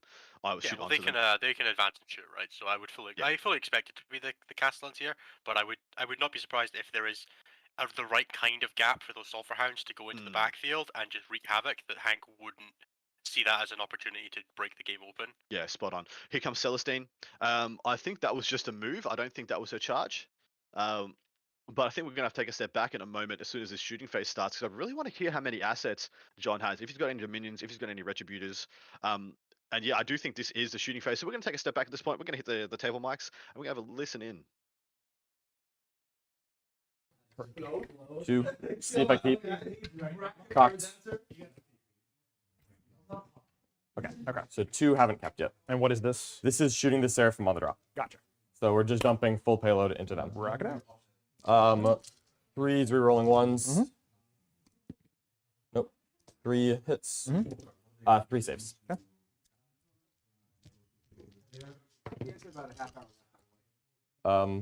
We both have 30 on our clocks. Cool. Yeah, we're fine. Okay. 10 shots from the flamers. So already not great. That's just you don't care about AP, so just 7 saves. Okay. And you made all of the first wave? Yeah. Right, cool. 6, 7. 7. 2. All right, that wasn't the best thing I've ever done.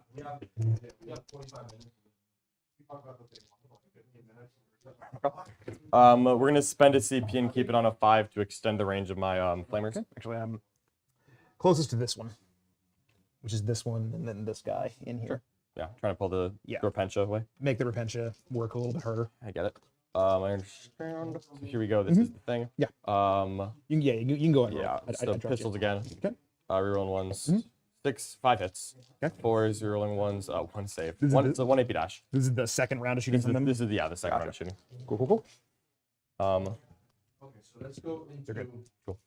And flames, 14. Can't complain about that. 9. 15.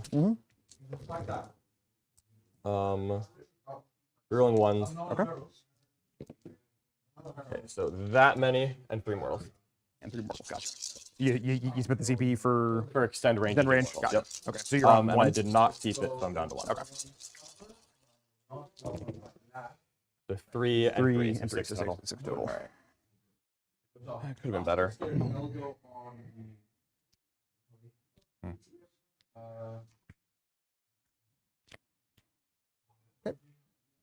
What's the distance from the Repentia to them now?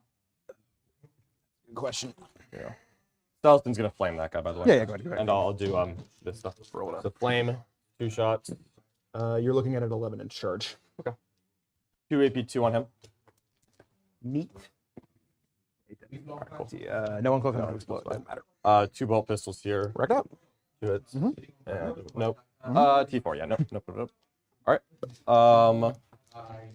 And then I think. So that's that. This is just doing the thing. Vol can shoot. I can see them. Okay. What's the Seraphim charge looking into them like? I really. Seraphim are still at 9. Still at 9? Yeah.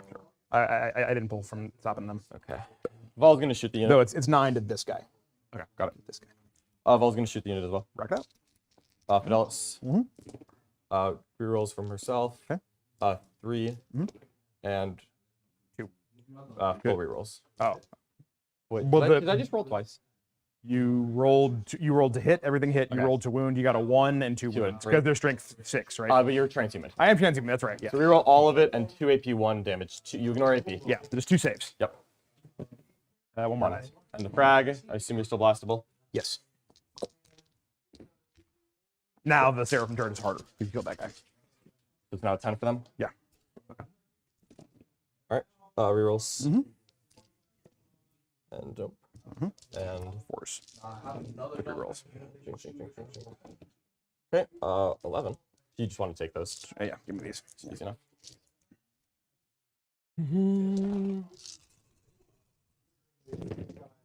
2. All right. So we probably won't be able to pull them out at 12. Yeah. No, I'm definitely pulling them out at 12. All right. Cool. Are Pencha still within 12?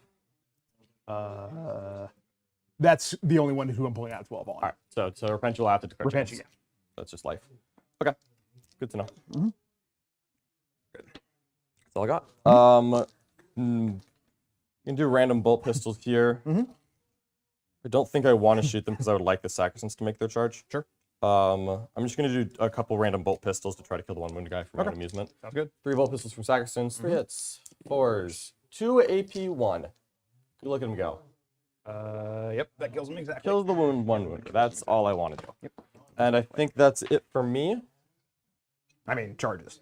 Yeah, I'm just thinking phase Sure, by sure, phase sure, because sure, I get my Miracle Ice now. Gotcha. So I'm going to gain a Miracle Ice, and I have not yet re-rolled this battle round, so it's a 5. You know what? I don't mind that at all. All right. So we're going to declare many charges. Yep. Many charges. Yep. Seraphim are going to roll into the Rangers, I think. Actually, let's do this first. Repentia are going to charge into the chickens. Go nuts. I got anything for that. All right, 3d6 take the highest, not using miracles. A 5 is probably a failure. 5 is a So failure. I think that's a CP reroll. Okay. So let's just see what this command point keep error is. It's a 5. Yes, like keep it. Okay. And 3d6 take the highest. What do I need, by the way? Is it a 9? Yeah, 9. 9 gets you there for days. 9's what I need. Yeah. Good. Boom, there you go. It's nice. Yeah, there you go. So 9 from this one here. Here. I really don't think I wiped this unit out, but I would really like this to hurt. Okay. So we're doing the thing. And objective, be 9. All right. The Seraphim are going to declare the Rangers. They are looking at Probably a 10 if I were to guess. I think that's right. Yes. 10. Okay. Just gonna roll it. Nope. Okay. All right. The Sacristans are going to declare this with +1 to charge. Have fun. 5 is going to fail. Okay. And the Dominions are going to charge. Yep. And a 9 will make. Neat. Helps a lot, actually.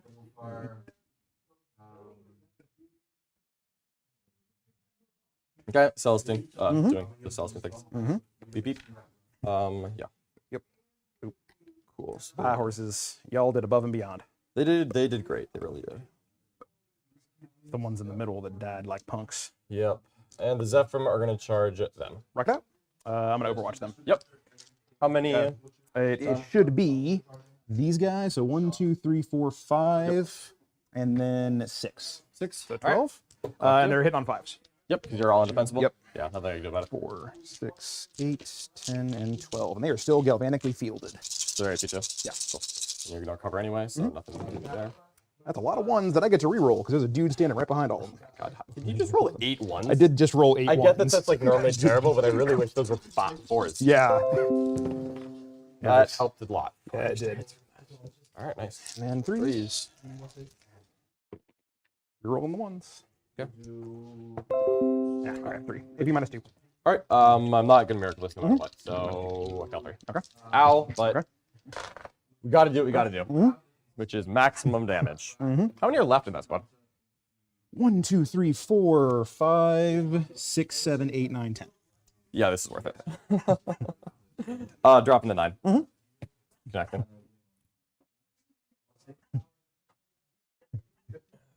You do not have CP at all? Nope. So, we're gonna. That doesn't matter where I start, right? Okay. So we'll just go here. Sure. And these are not Mars, nor are they anything fancy, so I get to just reroll. Or I don't get my minuses, I should say. Yeah, they're no minuses, So we'll no anything. pile in. I just want to touch the train, so my girl's probably nothing fancy to it. Yep. And these are 3s to hit. Yep. 3 6s. We'll just stack. Sure. And 4s to wound. Rerolls, right? No rerolls. Oh, then reroll? No rerolls. Okay. 6 AP 4. Gotcha. 2, 4, 6. 6 ups. Okay. 5. Yep. So it's now a 5-man squad. Yep. And hopefully morale hurts. The thought that counts. Yep. Alrighty. Can't 5-point in, so we're just in cover and just doing our thing. Sounds good. Okay. And then the Repentia here. 1, They want to move closer or anything? 3, 4, 5, 6. Yeah. Give me the movement for you? Or? Yeah. I'm going to basically pile in sideways as much as possible. Tap your clock. Okay. Sorry, I put it on you for safe, but I'm sure you would like that back on me. So I'm basically going half an inch here and then half an inch here. Sounds good. And then if I kill them, I'll consolidate that way. Sure. If I don't kill them, then we stay friends. Yeah. Okay. So here we go. 4s. Your -1 doesn't matter because I'm already -1. Or no, you don't have that anymore. You don't even have that anymore. Nope. I keep thinking it, but you have the big charges. Yep. Okay. 1, 2, 3, 4, 5. I have 3 dice. 4s on this. Whoop. Better. That's better, yeah. 3, 6, 9, 10, 11. AP 4, damage 2. 2, 4, 6. Clock to you. 8, 10, 11. I say 1. They're stone dead. They're flat 2 each, right? Yeah. Let's see if they both explode. Oh, sure. Nope. And nope. Consolidating. I'm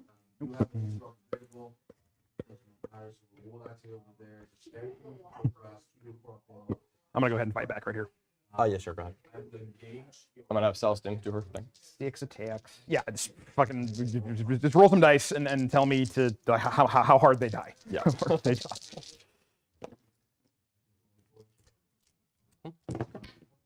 2 saves, no AP. Fail one. Gotcha. Sergeant Lines. Cool. Yeah, get back in. All right. So back to regularly scheduled programming.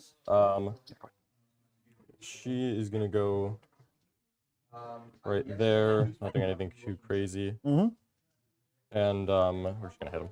1, 7, Celestine first. Box on me already. Good. All right. 2 mortals. Pull that. 3s. And so 4 invulns and 2 mortals, and then the Gemini will swing. So kill 3 total with Celestine herself. Okay. And so there should be 2 left. Yep. And then there are the Gemini. And the extra 4s. And 4 more saves. It'd be a lot. Invulns. Okay. Are they damage 2? Damage 1. Okay. So 1 dude with 1 wound left. All right. Here we go.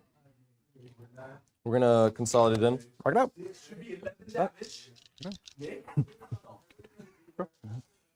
They're gonna pile in.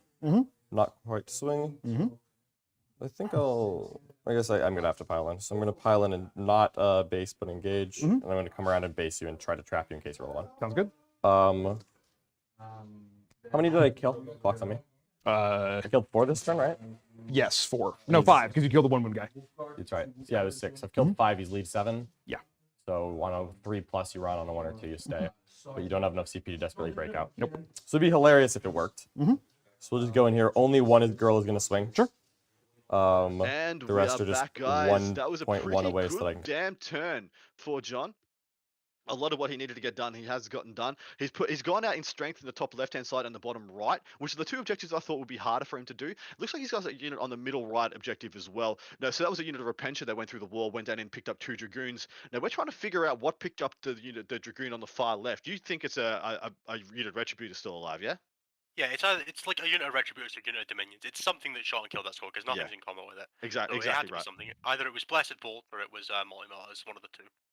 Spot on. Now he's actually cleared the entire midboard of AdMech. As it sits right now, every AdMech unit is in its deployment zone again. Now we're trying to find out from our table boss how many left in that Skitarii unit, the Skitarii brick in the middle of the board. Because as it sits right now, Hank's resources are dwindling. But the thing is, we know just how much work they can get done. Like the Sulfur Hounds, they come out, they clear one objective, they charge on, clear another one. Solar Flare activates, he makes the 8-inch charge, and then there's a ridiculously tough unit that I don't think can be accounted for in one turn. Like Morven Vile doesn't go in and kill 3 robots, does she? And possibly dies in return, yeah? Yeah, entirely possible. And if they get the charge on her, it's She's probably not good. Yeah, she's absolutely dead if they get the charge on her for sure. Because they get 5 attacks each, hitting on 2s in that protocol. At strength 10 minus 3 damage. So they need what 4 to go through, 3 to go through. Yeah, 4 to go through. 5 because she's of half damage. Of course, I keep thinking she's -1. Celestine's the -1 damage, yeah. She's So the they half would damage. need four through. Yeah. I mean, it's functionally -1 damage, right? Because it's half rounding up. Yeah. And so it's exactly right in that effect. And so what they'd get 15 attacks hitting on 2s, so in effect probably 13 hits, and then wounding on 3s. So we're looking at somewhere in the region of 8 or 9 wounds. And then so it'd be a 50-50 whether she goes down or not, pretty much. Yeah, it'll depend on the miracle dice and stuff like that. And if you Yeah. can put some damage on them with the flamers, all that sort of Yeah. stuff can all make it much harder for Morven Vile to live here. Yeah, but when you do count in the miracle dice, she probably does survive that charge. In all reality, if you're able to do even just 1-2 wounds with the flamers, then she probably doesn't, which is quite cute. But yeah, I think those flamers would be wasted. Getting 1 or 3 wounds on her is going to be a massive breakpoint. Just Yeah. getting her down to that even number for the mortal wounds. Yeah, or for spot on. the 2 damage. Spot on. Now the Sulfur Hounds aren't Mars as well, so they can't go out and do the Mars dump for mortals, which would be a great way for him to kill and just account for Celestine. But they are Lucius, so they can teleport here if they want to. They can teleport if they want. Now he's going to be forced to teleport. Now where do you think you would solar flare if you were Hank? I would probably be bringing this squad of Castellans and bringing it sort of somewhere just out of charge range of Morven Vile for next turn. Put it in between, like, put it to shoot one squad, charge another. Yep. Potentially hit that 9, and just give yourself some options. Pressure this top left flank, try and clear off whatever's on this bottom right. So the There's way a lot of demands on Hank's resources this turn. Yeah, exactly right. So the position I was seeing that I like the best, I like them to go onto the right side of the board. So it's the furthest you could possibly be away from Celestine, all the way on the right side of the board. Shoot, clear off the Repentia with the shooting, and then charge onto the sister's home objective and clear that one off in the assault phase. Yeah, that would be nice. That would be where one option I'd go. you could also look at is dropping them sort of between the causeway, the hexagonal shape beneath John's home objective. That sort of red bit where he's measuring right now. Flame the Repentia, and then try and just hit the 9-inch charge onto the objective that Morven Vile stood next to. And just be there and be annoying. And just be there and force her hand. She doesn't have an option. We do see they still has the Taraxi as well. So the Taraxi are the obvious choice of what you do to clear the Repentia. The Taraxi to clear out that home objective, right? So there's Hank's got a lot of demands on his resources, but he's also got a lot of resources. So I think we could fully see. AdMech resources are not the same as other people's resources. Yeah. I think this is the time we see the game break one way or the other. Either Hank's going to do enough damage here to put the game for himself, or he's going to leave John on too many objectives, and John's going to take a primary lead that Hank can't really come back from. Well, so the word is from the table boss. Hank and John are just killing each other off objectives, and no one is getting primary. And so that just means it's going to be an arms race. 0 to 5 on primary at the moment. It's just going to be an arms John race. John took first turn, and it's 10 to 19, with Hank still to score secondary for the end of this turn. So Hank is in for the scores that they're getting at the moment, is in a comfortable lead, but that's also a very, very, despite being on double the points, that's one turn of primary away from being a tied game or a one game for one. And in all reality, John's on 25 to 19 because of the 15 while we stand, or to the last points. So in reality, Hank's got Hank has a lead on the table, but right now John's a little bit ahead.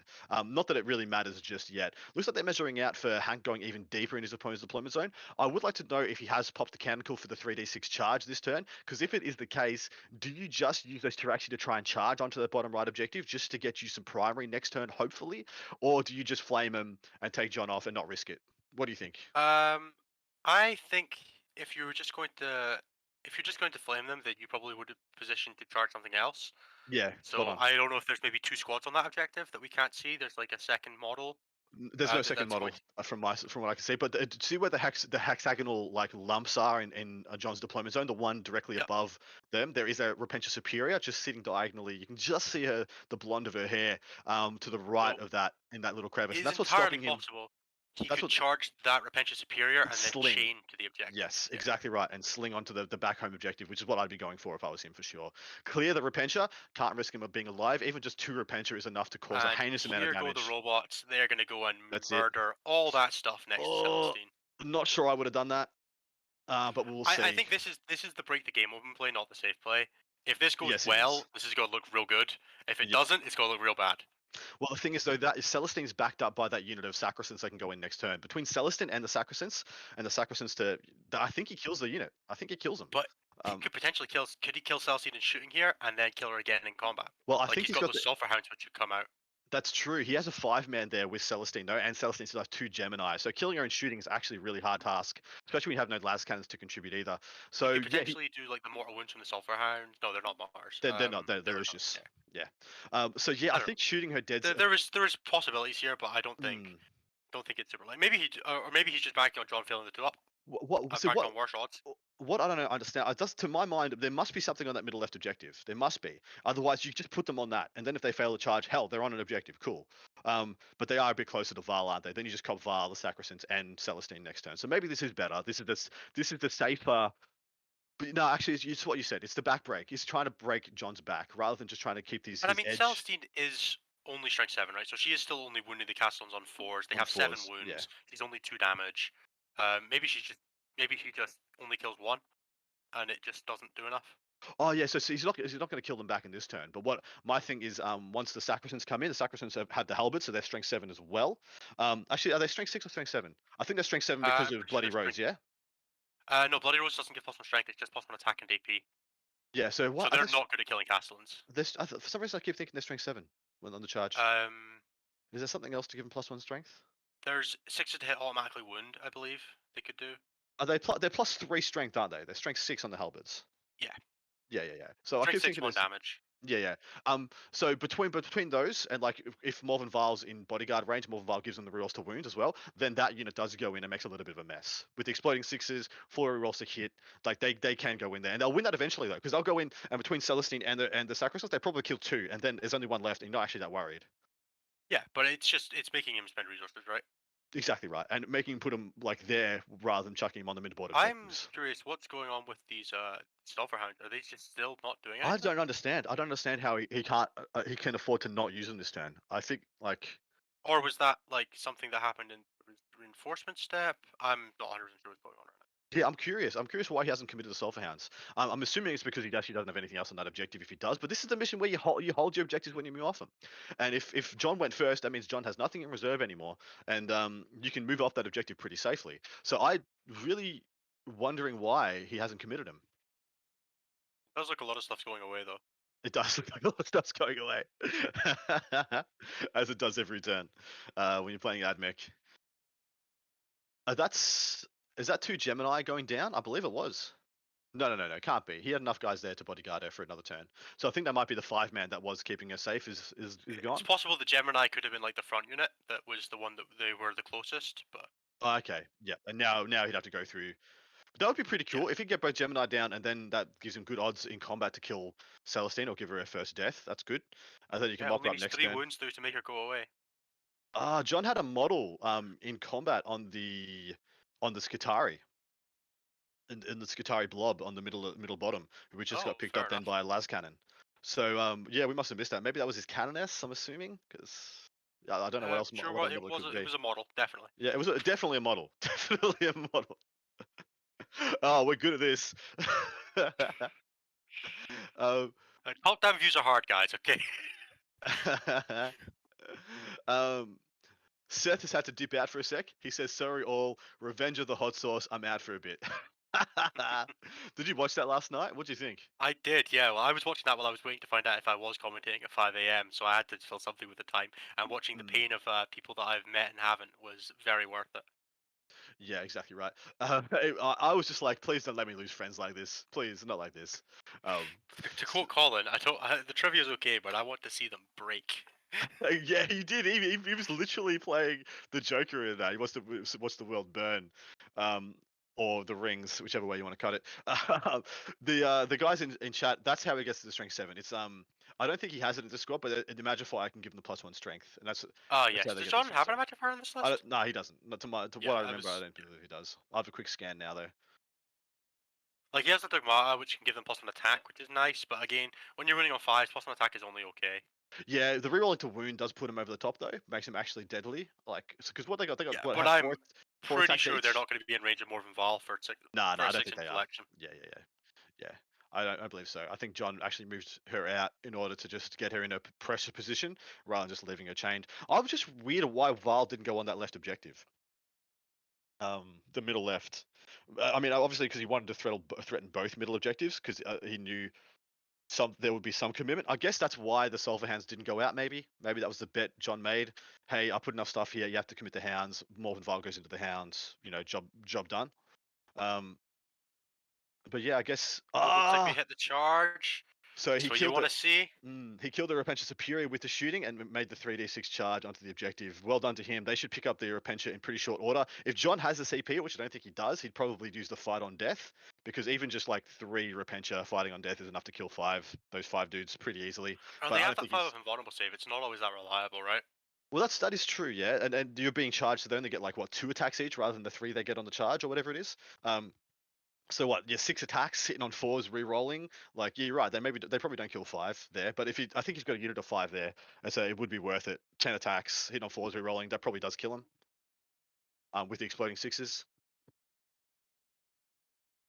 This looks like it's the attacks. It looks like we didn't even bother going for a charge of the castles there. Either Maybe that didn't or get enough they work failed done. it. Yeah, either that or he failed it, man. Yeah. Which is a big deal. But see, there's only Celestine there. If it's only Celestine into the Castellan robots, maybe he can't go in. Like, maybe he doesn't go in.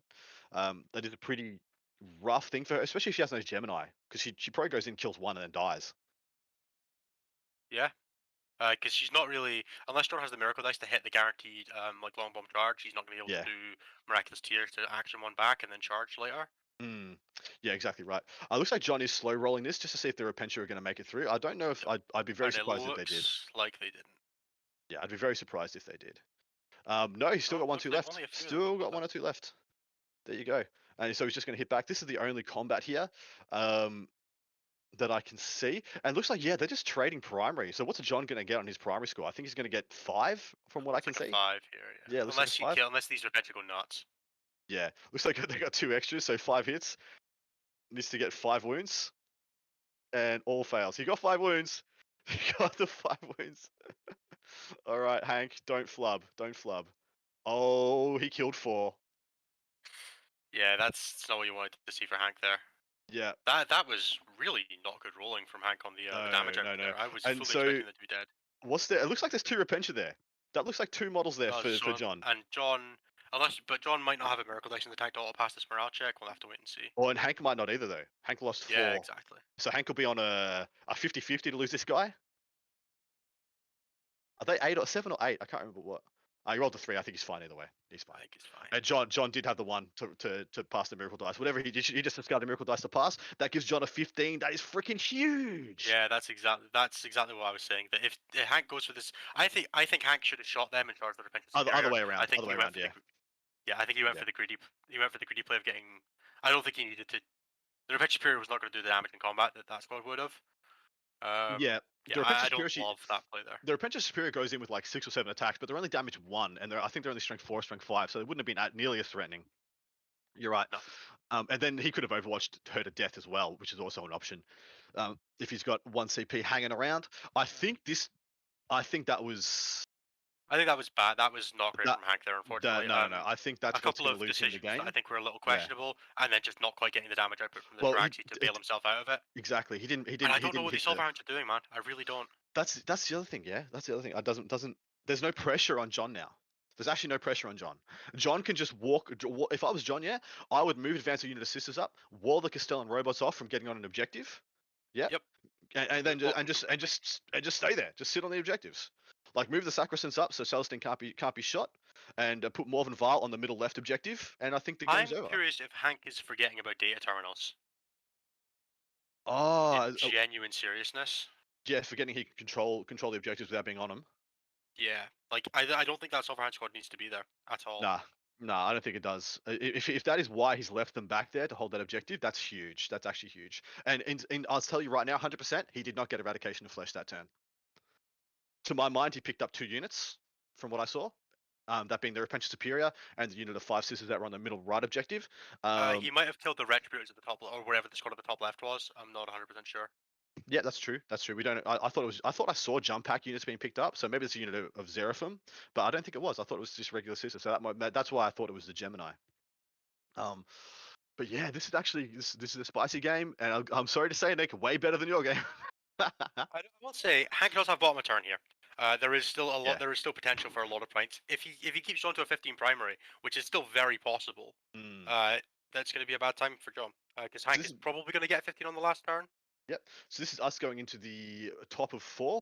John. Yep. John going first, and all John really needs to do though is keep the Castellans contained for a turn, and then next in his turn 5 he can run off the objectives after he scores the primary, and who cares? They don't actually get to play a huge part. And he can try. I guess he hasn't got a better option for Vile's crack shots, so maybe he kills one. Maybe he kills one this one, maybe kills one next turn, and he can charge into him and finish him off. As it is right now, I think he doesn't have an aggressive turn. I think he has a pretty defensive turn. He holds the bottom right objective. Just you stay in combat there. The Repentia, kill off that last Taraxi, or if you want to be really conservative, fall back and just hold the objective because the Taraxi does get to hit you first. Where does Vile go? Do you think, mate? I don't think Val has good options here. I think realistically, just go and grab an objective and make sure it's yours. Yeah, I think she goes to the bottom right objective, and nothing can really take it off her. Go to the bottom right objective, sit in the middle, so you can intervene if the unit of Skitarii try to come out to it, and that's the best you can do. If he tries to get a bit too cute and put her onto the left-hand objective, I think she's just wasting her. You can put the Sacrosancts there, and I think they're still going to be far enough away from the robots that they won't get a good charge. And yeah, just do that. To know if that squad in the building is Vanguard or Rangers, because if that's Rangers and they can just unload firepower into Morven, because they can use their stratagem, they could potentially pull her down with weight of fire with the last cannon coming out of that chicken as well, potentially the damage to the Manipula. So Morven's probably in a decent amount of threat here as well. Dude, you see but what it is what less. see what John's doing? He's committing Celestine to the Castellan robots. Yep. I would definitely not do that. Yeah, I don't love it, but I mean, maybe you're just you're confident you got the game locked up at this point, and you're trying to take it off the board. Well, maybe remember what I said about walling off the Castellans? Maybe Celestine's the best thing to do that. Because she's got 2 lives. If she dies, she comes back, right? Yeah, exactly, and she just repopulate the screen. And maybe that's denying Hank 10 on primary rather than and possibly giving up 5 on While We Stand. So yeah, maybe that is a better risk reward. And this is what John always surprises me about. Like you get to the end and you don't see any of his models left on the board. Then turn 4, you just see like little squads of sisters just pop up everywhere. We have the table boss talking to us, but I can't hear him. If he is talking to us, I think that's actually just they're talking in the background. I've asked in the chat to get an update on the Nick Jaime game to see what the score is sitting at. Half an hour ago, it was 62-8 in Jaime's favor. So I'm going to guess that Jaime's still winning. But what you mean? Nick hasn't scored? But they haven't. Nick hasn't scored 50 points in a turn. What are you talking about? Yeah. So the current score is 68-17. Yikes. That's a fat old grim. yikes. Yeah, fat old. I've never seen somebody on a 20-0 on 68 points before. Yikes. We're gonna jump back. We're into the shooting phase for John, and if our table boss is paying attention, we'll take a step back here and listen to this turn unfold. It should be a pretty short one. We should only be seeing like 1 combat, 2 combats at most, and yeah, this shooting phase should be pretty short and sweet as well. So give us a step back. We'll have a listen to the players, see what unfolds, guys. Stormbolter from the drop one into him. 1 save. Flame done. Table boss. Okay. And 2 crack grenades. Alright, crack grenade, bolt pistol. 4 shots. 2 AP 2. 2 AP 2? What's strength 7? There's 5 and a 6, right? There was 2 4s, 5 and a 6. So the 5 and the 6 would win. Right? Sure, yeah, that's fine. Yeah, We're good. They're damage 1, right? Yeah, they're damage 1. AP -2? AP -2. So 4 ups. Did I mess something up? No, you're fine. Okay, alright. They do damage. Alright, 1 crack grenade, 3, nope, doesn't matter. Yep, 1 bolt pistol, no, cool. So that's that. Alright, these are just doing their thing. They're just doing their thing. Ball is shot, that's that. Charges. Beginning of the charge phase, I need to decide if I'm going to fall back and charge with her, or if I leave you there. If I do and just kill you, I think you really are struggling to get back on this objective. And it's mine in the command phase. You have to get on it, so I think I'm spending the 2. Okay. And that needs to happen. So 2 CP, spend both, keep on fought. Don't. Okay. Out, haven't regen, which doesn't matter, but I leave it up there to remember. Yep. So she's gonna charge, and I think disconnect. Goal is to be as far away from line of sight as possible. Yeah, if you don't mind, thank you. Celestine is charging the boy and them. Sure. Nothing else to be done. Okay. I didn't need Miracle Ice, but I still puckered a little bit.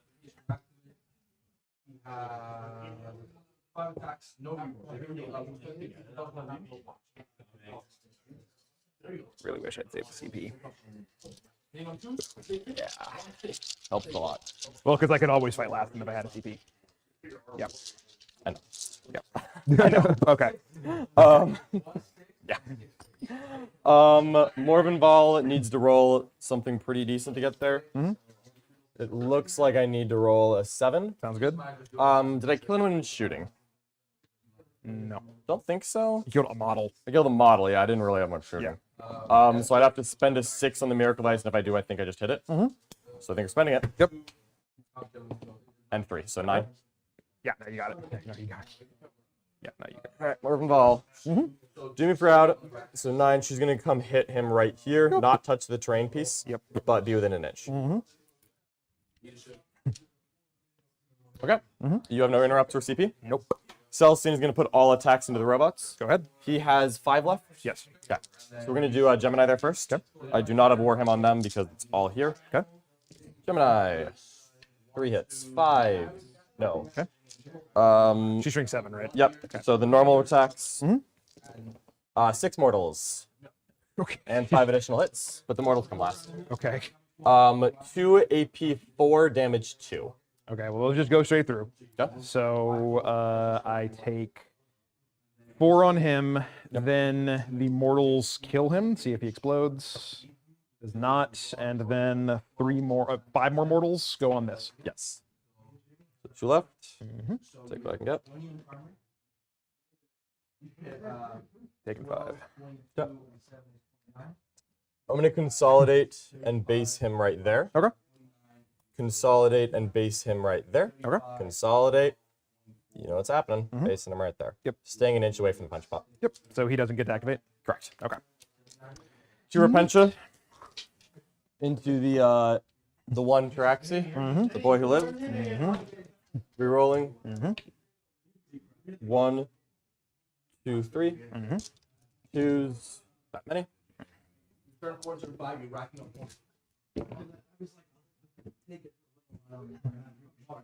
Consolidate.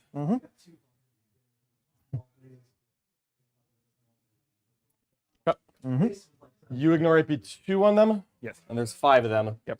But they have I mean, doesn't she have like all the rerolls and fight twice, once per game? Yeah, but it's AP2 and damage 1, so you have a 3 up against that. So I think I'm Doesn't just she going have to do just the like the giant Yeah, swing. I was about to say. I'm just deciding which swing I'm using. Okay, you have 5 attacks. Big hammers. Yeah. No rerolls. Okay. And 4s. Why no rerolls? Because they all hit. Oh, okay. There you go. All right, fair enough. That's fair. 3 saves and a mortal. These are all AP3. So 3 6-ups and a mortal. Are you not winning on 2s? Oh, I'm You're transhuman. Yeah, that's right. That's why I was. That's right. Normally I would do the bot. That's right. The So, bashes. I'm sorry, how many? 3? 3 saves and a mortal. 2 guys die. Well, I'm going to fight twice, it seems. Yep. Okay. You charge. Go ahead. Yeah. You get to hit me first. Oh, do I? Yeah. No, you don't. No, I don't, because you charge. I do it at the end of the phase. Oh, you do it at the end of the phase. Got it. Okay. It's not a normal fight. Fight twice. So okay, cool. I'm gonna make these. Back to you. Yeah. Here's 4 attacks. Sure. Yeah. This is 1. No AP. Strength 3. Yeah. Yeah. Yeah. Okay. This boy. Oh yeah. Here's the. I attack the unit, right? Yeah. Cool. Power fist, no -1 to hit. No -1 to hit? Nope. He has a crazy power fist. Good for him. 2 saves, AP -3. What's his strength? 8. Yeah, 8. Damage? Flat 2. Roll the first. Failed. Nothing I can do about it. You're no longer trapped. I didn't need to use that good in combat. I'll just roll the other one and make it. Okay. Damn it. Okay. That's that. So Val's gonna fight twice. Okay. Yeah. Just go ahead. Me. 6 hits. Neat. I got the dice ready for you. 1, 2, 3. 4 invulns. Nope. All right, got him on the dot. Yep. Take what I can get. Okay, that hurt. Can't ult deny it. Clocked me. We'll score for a second, and then that's it. So I'm gonna Stranglehold and give you a 0 primary. Yep. So Strangle is 3. You get a single banner, and that's that. Okay. I get. And we're back again. Yeah, another interesting turn here from John. I think he's done what he needed to do to put this game almost on ice for Hank, and mostly because I don't understand what Hank's doing with the Sulphur Hounds. We've been scratching our head. Me and Ez have just been like, what could they be doing there? What could they be contributing by being there and not moving? So to my mind, that's where he deployed them. It's like, Yeah. as if I'm forgot- curious if Hank has just forgotten about the data terminals rule for this mission, where you get to control the objective permanently, and has been leaving them on there because they're the only thing that can hold the objective at this point. But the other question I have for this game is, I'm just not sure what Hank did with his ranged and Vanguard. Yeah, same. We didn't see how he deployed, but we do know that that's exactly what Lenin targeted turn 1, turn 2. Because when we joined this game on the top of turn 3, they were all gone pretty much. Up at 2, they were gone at the start of turn 2, so they died during turn 1. Oh no. We sorry, apologies. We joined at the end of turn 2, at Hank's turn 2. So John had 2 turns to go into him, and it picked up 40, 50 of them because the unit he had left wasn't at full strength either. Yeah. So I don't know. I'm just not feeling a lot of this game is looking very close with Hank having functionally lost his Vanguard and Rangers to almost no impact and not using these Sulphur Hounds. I Yeah. definitely think if those had been used a little more defensively, you could have had a lot more resources here. I would have liked to see them both starting in reserve with the Lucius because there's not a lot of places to hide in this deployment zone. Yeah. I think you could have got a lot more use out of them just dropping into the backfield. Same. I really hope Hank knows about the 6-inch intervention on Celestine because he has not moved that Castellan far enough away from my mind. I really hope those Sulphur Hounds are going into her. Yeah, same. I really hope they're going in, but that's the thing though. She's still going to have to do it, no matter what you do. She gets her first death. She stands up closer to the Castellan, and you definitely is in intervention range. Morven Val went, so we also saw it before. Morven Val went into the remaining unit Skitarii in the bottom. I think she killed them to a man because I think that's his Skitarii Marshal that's run around behind onto that middle right objective, and we see his Manipulus going around to the bottom to try and go into the bottom right hand objective into the remaining what I believe is 2 Repentia. Now the Manipulus should kill him. It should very easily kill him. But that's the thing, yeah, you don't want to risk shooting the bastards because if you shoot them, they die, and he retains control over that. You don't get to charge. So it's one of those awkward moments where I think the Manipulus has to shoot back into Morven Val, and it's not going to do anything. You know, it's not going to do anything. He's got a Magna Rail. Yeah, that's flat 3 damage, so it does 2. I believe he's going to kill Morven Val with that one chicken walker and the Magna Rail. Here come the Sulphur Hounds. Sulphur Hounds are dialed up. They're going to go in. They're going to go after Celestine, but it's a little bit too late to kill her because she makes her first death, and then she gets back up. And what do you reckon that charge is? I reckon that charge is about a 6. That's a single model that's just run off to go and do something. And there's a model on that objective, so he has been keeping those Sulphur Hounds in reserve intentionally. Like his plan has been to leave them in reserve. Well, it's the So bottom I of don't 4, agree with that plan, so, but it yeah, definitely seems to have been his plan. It definitely seems to be what he wanted to do with him. And look, maybe he's got a bigger brain in him than either of us, and I wouldn't be surprised. He's definitely been playing in a very, very, very solid way to get this deep into such a stacked event. So, probably knows better than us, mate. Yeah, I mean, we're working with incomplete information. We're just trying to bring you the best commentary we can from what we've got. But the players on the ground are obviously going to know more than we do in any situation. So Sulphur Hounds are about to shoot Celestine. What do you reckon is the chances she goes down? Pretty good. They have a lot of shots. They ran 2. They ran 2 on their pistols as well. So she's going to be going to her invuln, and they're going to be winning on 3s. And they've got like 96 flamer shots. Yeah, I think she's dead. I'm pretty sure she's dead. And the flamers are AP1 as well. Like I am They're fully AP, believing dude. The that flamers are she's... AP. The flamers are AP2, brother. Oh god, I despise Admech. Me too. Why are they AP2? Heavy flamer is an AP2. Pistol mouthy dog gun AP2. Yeah, let me just double check so I'm not Death spit. Guard flamers spit like vomit and puke all over you, and they're AP1. And these Yeah. guys have dogs that burp on you loudly. Nah, man, Yeah. it's not cool.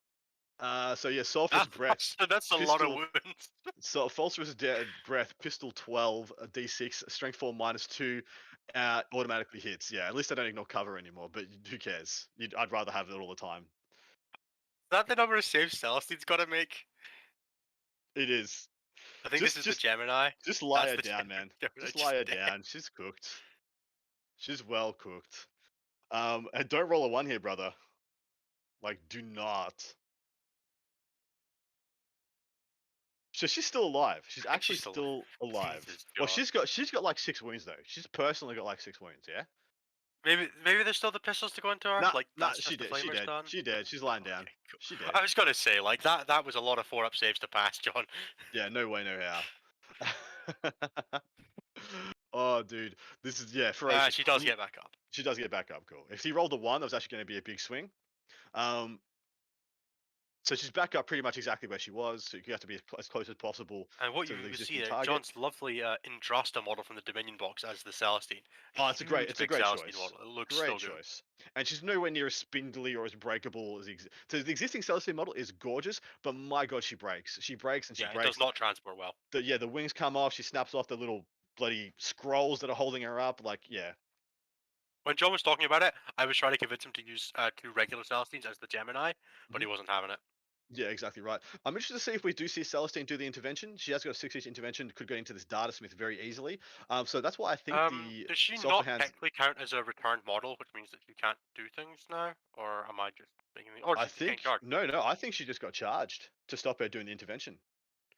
I saw Hank roll a Makes charge total roll sense. and put something into her. Which makes absolutely total sense. Total sense. Well done to him. Not going to stop her dying, but I do believe that is going to be stopping. Oh yeah, this is the Manipulus has made a charge into the Repentia. I think the Repentia are dead. If not, God, I really hope so. They have there's survived one far left. longer than they There's deserve. one left, I think. But I think he's still got his little baby swipes from the because they come in, they hit like a Dominus with 3 attacks, and I think they have like D6 little tendril attacks or something. Yeah, they have 3 regular attacks and 3 additional attacks. Nice, and I think there's a Repentia left. Which does mean John continues to hold John. that objective because he controlled it He at the start of his controlled it command at the phase, start of and his he has command data phase. terminals, and John Yep. has to take it. John has to get rid of the model. Which I think is it'll be another 10 for him, I think, or is it just going to be a 5? Maybe a I think it's 5. I only don't gonna know be what's on 5. that top left Yeah. objective. Yeah, I think it's just going to be a 5. I'm assuming the top left has been cleared. Yeah, I'm assuming. And the one Morven Varlon is contested, and obviously is outside of intervention range. So this one Repentia is just going to give him 2 turns of primary score. The model that charged Celestine did just get picked up, of course. There's not much that they can use to charge her that's going to make her survive. That they're going to survive. Sorry. And so we're about to go into the top of 5 for John, which I think he's getting 5. Oh no. So he's got Sacrosanct on the middle left. He's going to get a 15. He's going to get a 15. That one Repentia gave him another 5. Gave him another damn 15-point score. John, you lucky sausage. Well done. John's just getting made up for the luck that Bridger had against him in the previous game, so I don't think we can blame him for it. No, oh dude, did you see Bridger rolling 4 pluses? Yeah, I have What? never seen anybody roll 4 pluses like that. He was just like, well, he made Custodians look real good, man. He made Custodians look real good. I was watching that game and I'm like, sweet Jesus, those dreads are phenomenal. When you just like, oh yeah, I'm just not going to fail this a 4+ for this. Well, that was the way that you this always used to phase. play like 4-up save armies. So we've had a few 4-up invul save armies throughout throughout 8th edition and 9th edition. We had like Tussle Jet Bikes, we had mass hive turret spam, all those good things. And the way that I always joked about it was, on average, they're not that resilient, but one of them's going to die to the first 6 saves it passes, and one of them's going to pass all of them. Exactly. And you got to have enough of them that you get to find the one that doesn't fail, and it's one of them. And it's like a blind box. You got to dip in, grab a tyrant, and say, "You're the one that's not going to die." You just don't get to know what it is. Yeah, So having as many times to figure it out, and that's a handshake. They had a handshake. Yeah, I think that's it. I think Hank knows that with that 15 for John in the bank, he's just got an insurmountable lead now, especially with the extra 15 he gets to the end of the game. Celestine, look, she just goes up, she clears off the top left objective. The Sacrosants go into the Sulphur Hounds and either tie them up or pick them up. I think it's the same difference. And when Morven Vile just clears everything on the bottom right, I think that's it. I think that was cooked. Honestly, I think that's really unfortunate. I think Hank definitely had outs there, but John had some good dice when it mattered, and yeah, exactly. I think played the close moments a little bit better than Hank did. He did. And that's what happens in the moment. And honestly, like the only real mistake I saw Hank make was the charge from the Taraxi going the wrong way. He should have shot and kill and clear the objective, because the objective is the thing that matters, and then opportunistically charge into the Repentia Superior to get it. And that would have made more sense to me. That bringing the Sulphur Hounds out earlier than he did was and I was about to say that. necessity. Minimum of Sulphur Hounds come out one turn earlier. Minimum one turn earlier. Possibly two. I don't know what's happening. We don't know exactly what's happening turn 1 and turn 2. That could be a very good reason to stay back. But turn 3, I have no idea why they didn't move out. And yeah, they could really have been interesting game there, and yeah, I'm assuming that's a handshake to John, and I doubt John conceded there. No. John. So but no, that's the way just kind of showing you the difference that being one of the best players in the country, like John is, will give you in these close games where you have that experience to draw upon. You know how to play these scrappy late games just a little bit better, and it really comes out in the Rob. Yeah. So what happens in the next turn for John? John, who has Obsec on his Sacrosants, they move up, they charge into the Sulphur Hounds, and they keep and maintain. Even if they don't kill the Sulphur Hounds, they stop the Sulphur Hounds from moving on to objectives. Their pistols aren't going to be enough to clear the 2+ saves on the Sacrosants, most likely, unless he rolls like a god. And in all reality, the Sacrosants probably kill half the unit at a minimum. And then Celestine goes up, he kills the Data Smith and just parks on the top left objective and just holds it down. In all reality, she stays where she is. He reses the Gemini for free and gets like pretty much an auto charge onto that objective, and therefore has 2 models to 1, and doubles down. And so therefore the Castellan goes in, kills the Gemini probably, and doesn't kill Celestine, and they're tied, so denizing primary there. And so then it's pretty much whether Morven Vile gets to kill 2 characters or 1 character. Either way, I don't think Ed Tank gets more than a 5, possibly even a donut on his last turn. And seeing as he had the bottom of turn, that was enough to wipe the game. We're going to get an update from our table boss giving us the final scores here. Then we're going to check out, and we're going to be back with the re-rack, which is going to be John Lennon versus Jaime Paris? Jaime Paris. It's going to be freaking Space Wolves versus Sisters. I don't think anybody saw that happening. Most people had freaking Orcs and Admech and Drakari in the last rounds, and it's going to be Sisters versus Marines. It's going to be hilarious. Can we get the final scores from the table boss, please, when you know? And can we just give one more congratulations to Nick and Hank for making it all the way to the semi-finals with this incredibly difficult GT, and good luck to John and Jaime going forward into the last round. And I've got to stick around say, for that. It's going to be an absolute blinder. So Hank is a local. Hank is a local, guys. He's just one of the strong players in the Pacific Northwest in the Seattle region, and he got in by being one of the better players there. So this guy isn't a guy who's had massive showings on the international level, but this shows there are some guys who just don't get the opportunities to travel and go to some of these big majors whose names you don't know yet, who you should, because this guy is a local legend, and he's absolutely showing his class and making it to the semifinals of one of the most stacked events you could ever go to. And we're not going to get a final score for that one. We're just going to check out. We're going to have a re-rack. And so our top table is going to be Jaime versus John, and then our under table, our second table, is going to be the 2 best undefeated players playing off for 3rd place. I don't know who that is right now, but we'll be able to tell you when we come back. Ines, you're going to be checking out after this one, so please enjoy the rest of your day. Take some rest. Go and take a nap. Yeah. Thank you very much for having me, guys, and Nah, dude. I will catch you on the flip side. Absolute pleasure, absolute honor. Still plenty of time to win some prizes, donate some money, go over and support Child's Play. The links are everywhere. Shouldn't be too hard to find. Thank you so much for contributing so far, and we'll see you soon.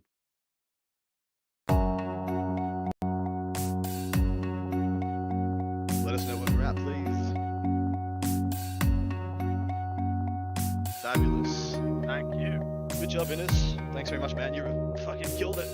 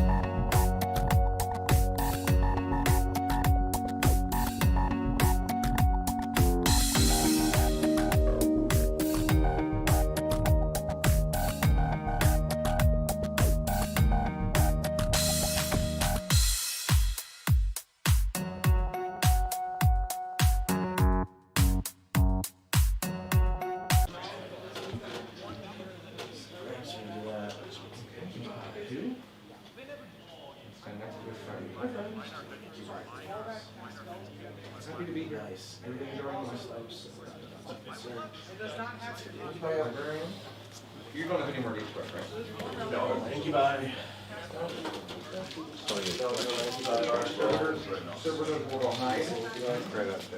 We did one job, now what, get lost? Now I gotta go see. I can't just sit here. They're here. How are you handling that? There's no way. Don't even, there's no way. Okay?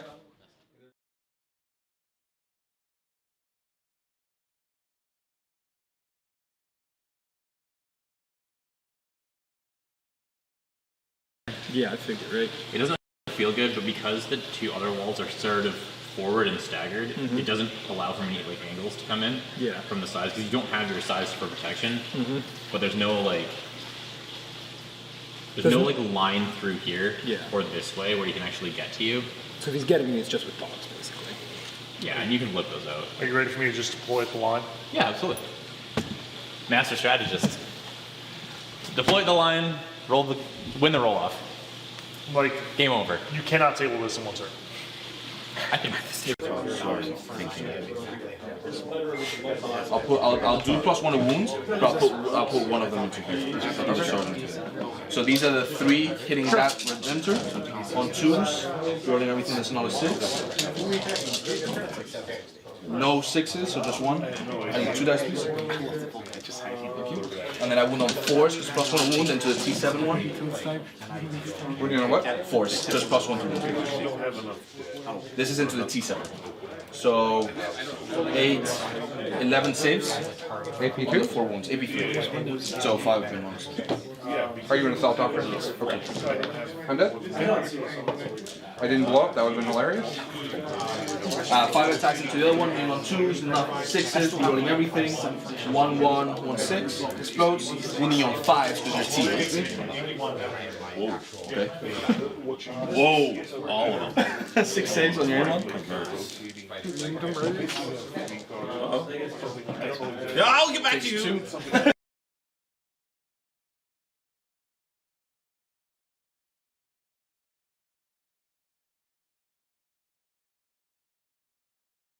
Okay. Back and forth. What? Wait, I'm alive? Why am I alive? Why is this camera in the middle here? Because I decided to start dancing in front of John. And John said, I'm going to get a minute of content out of you. So I'm going to be here for probably not quite a minute because I can't count. Anyway, flipping this update right over here. Mixing some serious poo-poo shit. I don't know what's going on fully over there. Death Watch is scary. There's a lot of on the line. Their armies are like this on the front lines. Okay. Jamie went first against Ultramarines, and I don't know fully what's going on. The game state looks funky as hell. I haven't looked in there. I haven't looked in the pool house. I'm here. Goodbye. Take care. Be brutal cutting. I'll try not to swear as much as I usually do. He didn't have the stomach to stay on this video. He had Then to I'm run just out. going to sit like Jay and Silent Bob like I usually do with fuck, come to the fucking.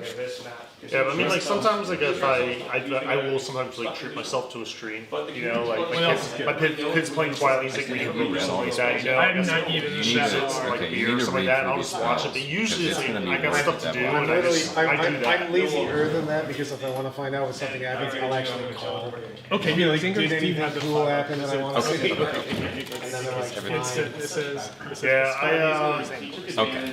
Right now, I feel like unless it's like John and I talking to sisters, I feel like I don't know what. if I call one of them, a lot of times it head. just feels like the And then the shaman gives them So, so they can with hit John and I, one, it's a two, little more You can't get multiple but then also pluses. having gone over to like up to their house, I went to their house last weekend, and they just like ragdolled me for 2 days straight. Fuck. It's cool. I brought my dog up. You know, they had fun. Okay, He so had it's lots of not pets. bad. But they loved it, but it was just like right now. I've seen how busy they are. There's so much. So I just I don't want to call play. because I feel like so at I'm that going to point start it's like with a coaching call. MSU rubric. I do like Rubric is nobody wants to lose, but man, jumping you learn so much rhinos with flamers, and then rubric's Well, just the sitting thing, back. the reason why I went up there is and then cleaning up. because I feel like No, I'm we at didn't the look point where at generally chaplain like, prayers. secondaries, my stretch feels fine. We still have a little bit to go. Micro feels fine. And then I need to figure out how to play hero. My technical combat phase and charge phase maneuvers There's a have gotten 30-inch so much better than they were a prayer year ago. that's And -2 I've to clutched a advantage. lot of games. Yeah, you just pick a that. unit, you're like, Oh, those demonettes? And it does one And more than this does. it feels like now, like I'm hitting that. Because that then you can glass ceiling hit full. Is that Curse from Sigmar? Yes. No, Curse from Sigmar is Ruben, Parker, Minus Reggie, one. and everything. I'm like, hey. No, what every do you think my six strengths, every what do you six think to my hit is weaknesses, more what than do you Oh, think my yeah. play Do you style have is? Doombolt? Can you use Because I don't trust myself to Doombolt just self-analyze sucks this now. year. Well, hold on. There might be another So if I spell ask not other people called against a lot of Doombolt. speed bet, Right? and I know like what I The can stop spell working now on, called I can start Doombolt working is on. And I can cast also on know six, what factions flat are duration in your jive with how I like to Oh, play. it's 100% please. But there might be So another one. all of them are like you're a very defensive, cagey player. Your head map is excellent. It's super rare that when you commit to shooting something, it doesn't die. They said, however, it seems like for the most part, you come out on turn There's two this late, one so called you Baleful feel like you're Devotion, which is one of the basically higher tempo. cast ones, And and it's kinda seems like, really okay, good. well, You let's have to work pick a on visible unit how do I with work 6 on or more tempo? models, but then And you so roll I went a up there, got d6 ragdolled for 2 equal days to the straight. We also result tested like of, GWGT. sorry, roll a We number did of some dice workshop equal to the classes, result so there of was the value psychic gained out of test, both which is sides. minimum 8. Nick was testing New York. Though you can modify it. John was testing And York. and then on a this 6 might you be a do spoiler for that D3. So it's like Rose list. Sigmar, Zinch's I haven't figured out. Firestorm. I played this match And like then 9 there's times. also I can't crack it. So say you cast on We did. We're like, well, it is actually hard. Spoiler, then you pick up but 8 you go to dice. super major event. What are the odds? D3 models. But Unless if you buy you, Templar and they're good. it's not unmodified. So that was an interesting find. It's the result of the psychic that test. list So is if you super roll good like GWGT. a 9 with Armon as a And it plus turns 3 out caster, and then you bump essentially it up I to was a 12, it turns out that when roll I 12 play, d6, and your 6 is I'm your afraid d3 of taking mortals. damage by some material early. I'm like hyper afraid of it. I think I've just been And bad then, touched yeah, by what's then you can do a bunch of cool stuff. You can be like, oh, my Rubik's they just, or my Rubik's they just jump over here. They almost see back behind here. And just so now my positioning is bad. You can like And then what ends spell up portal happening with is I get to Rubik's. pull reliably. How does the because I sit there, I'm great target. D3 damage does 3? Is that only on a smite? And I basically just tread water and wait for Oh, my I don't know. I mistake. haven't looked at that. And then I Then explode out and then actual game Zinch's immediately. Firestorm is just If on you do that 5. too late, you're down. No, it's at 5 if you. points.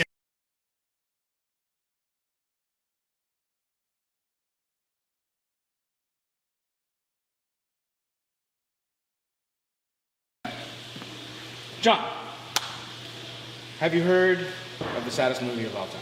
I have not. Okay. Picture this. 1991.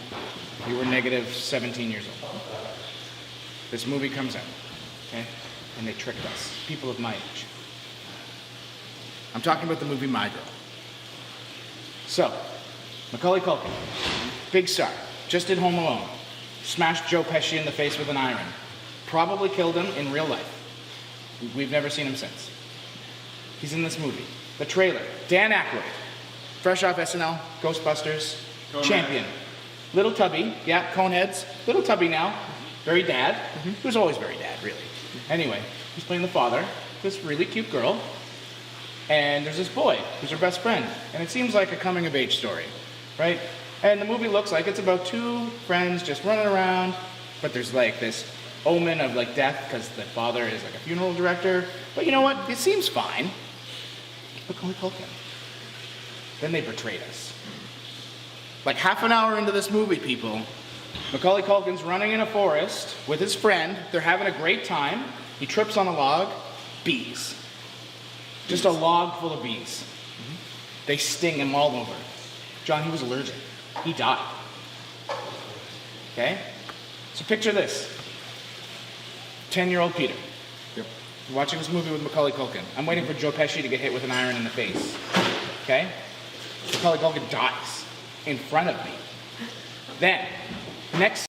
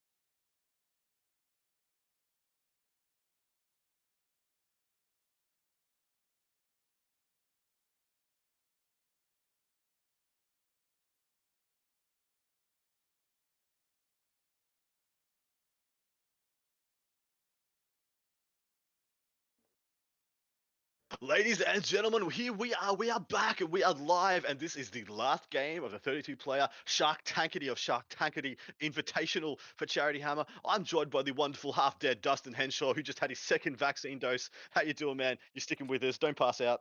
I am clinging to life, but I wouldn't miss this for the world. I'm so excited to be here. This is I'm so excited to see Space Wolves on the top table against Sisters. Like nobody saw this coming.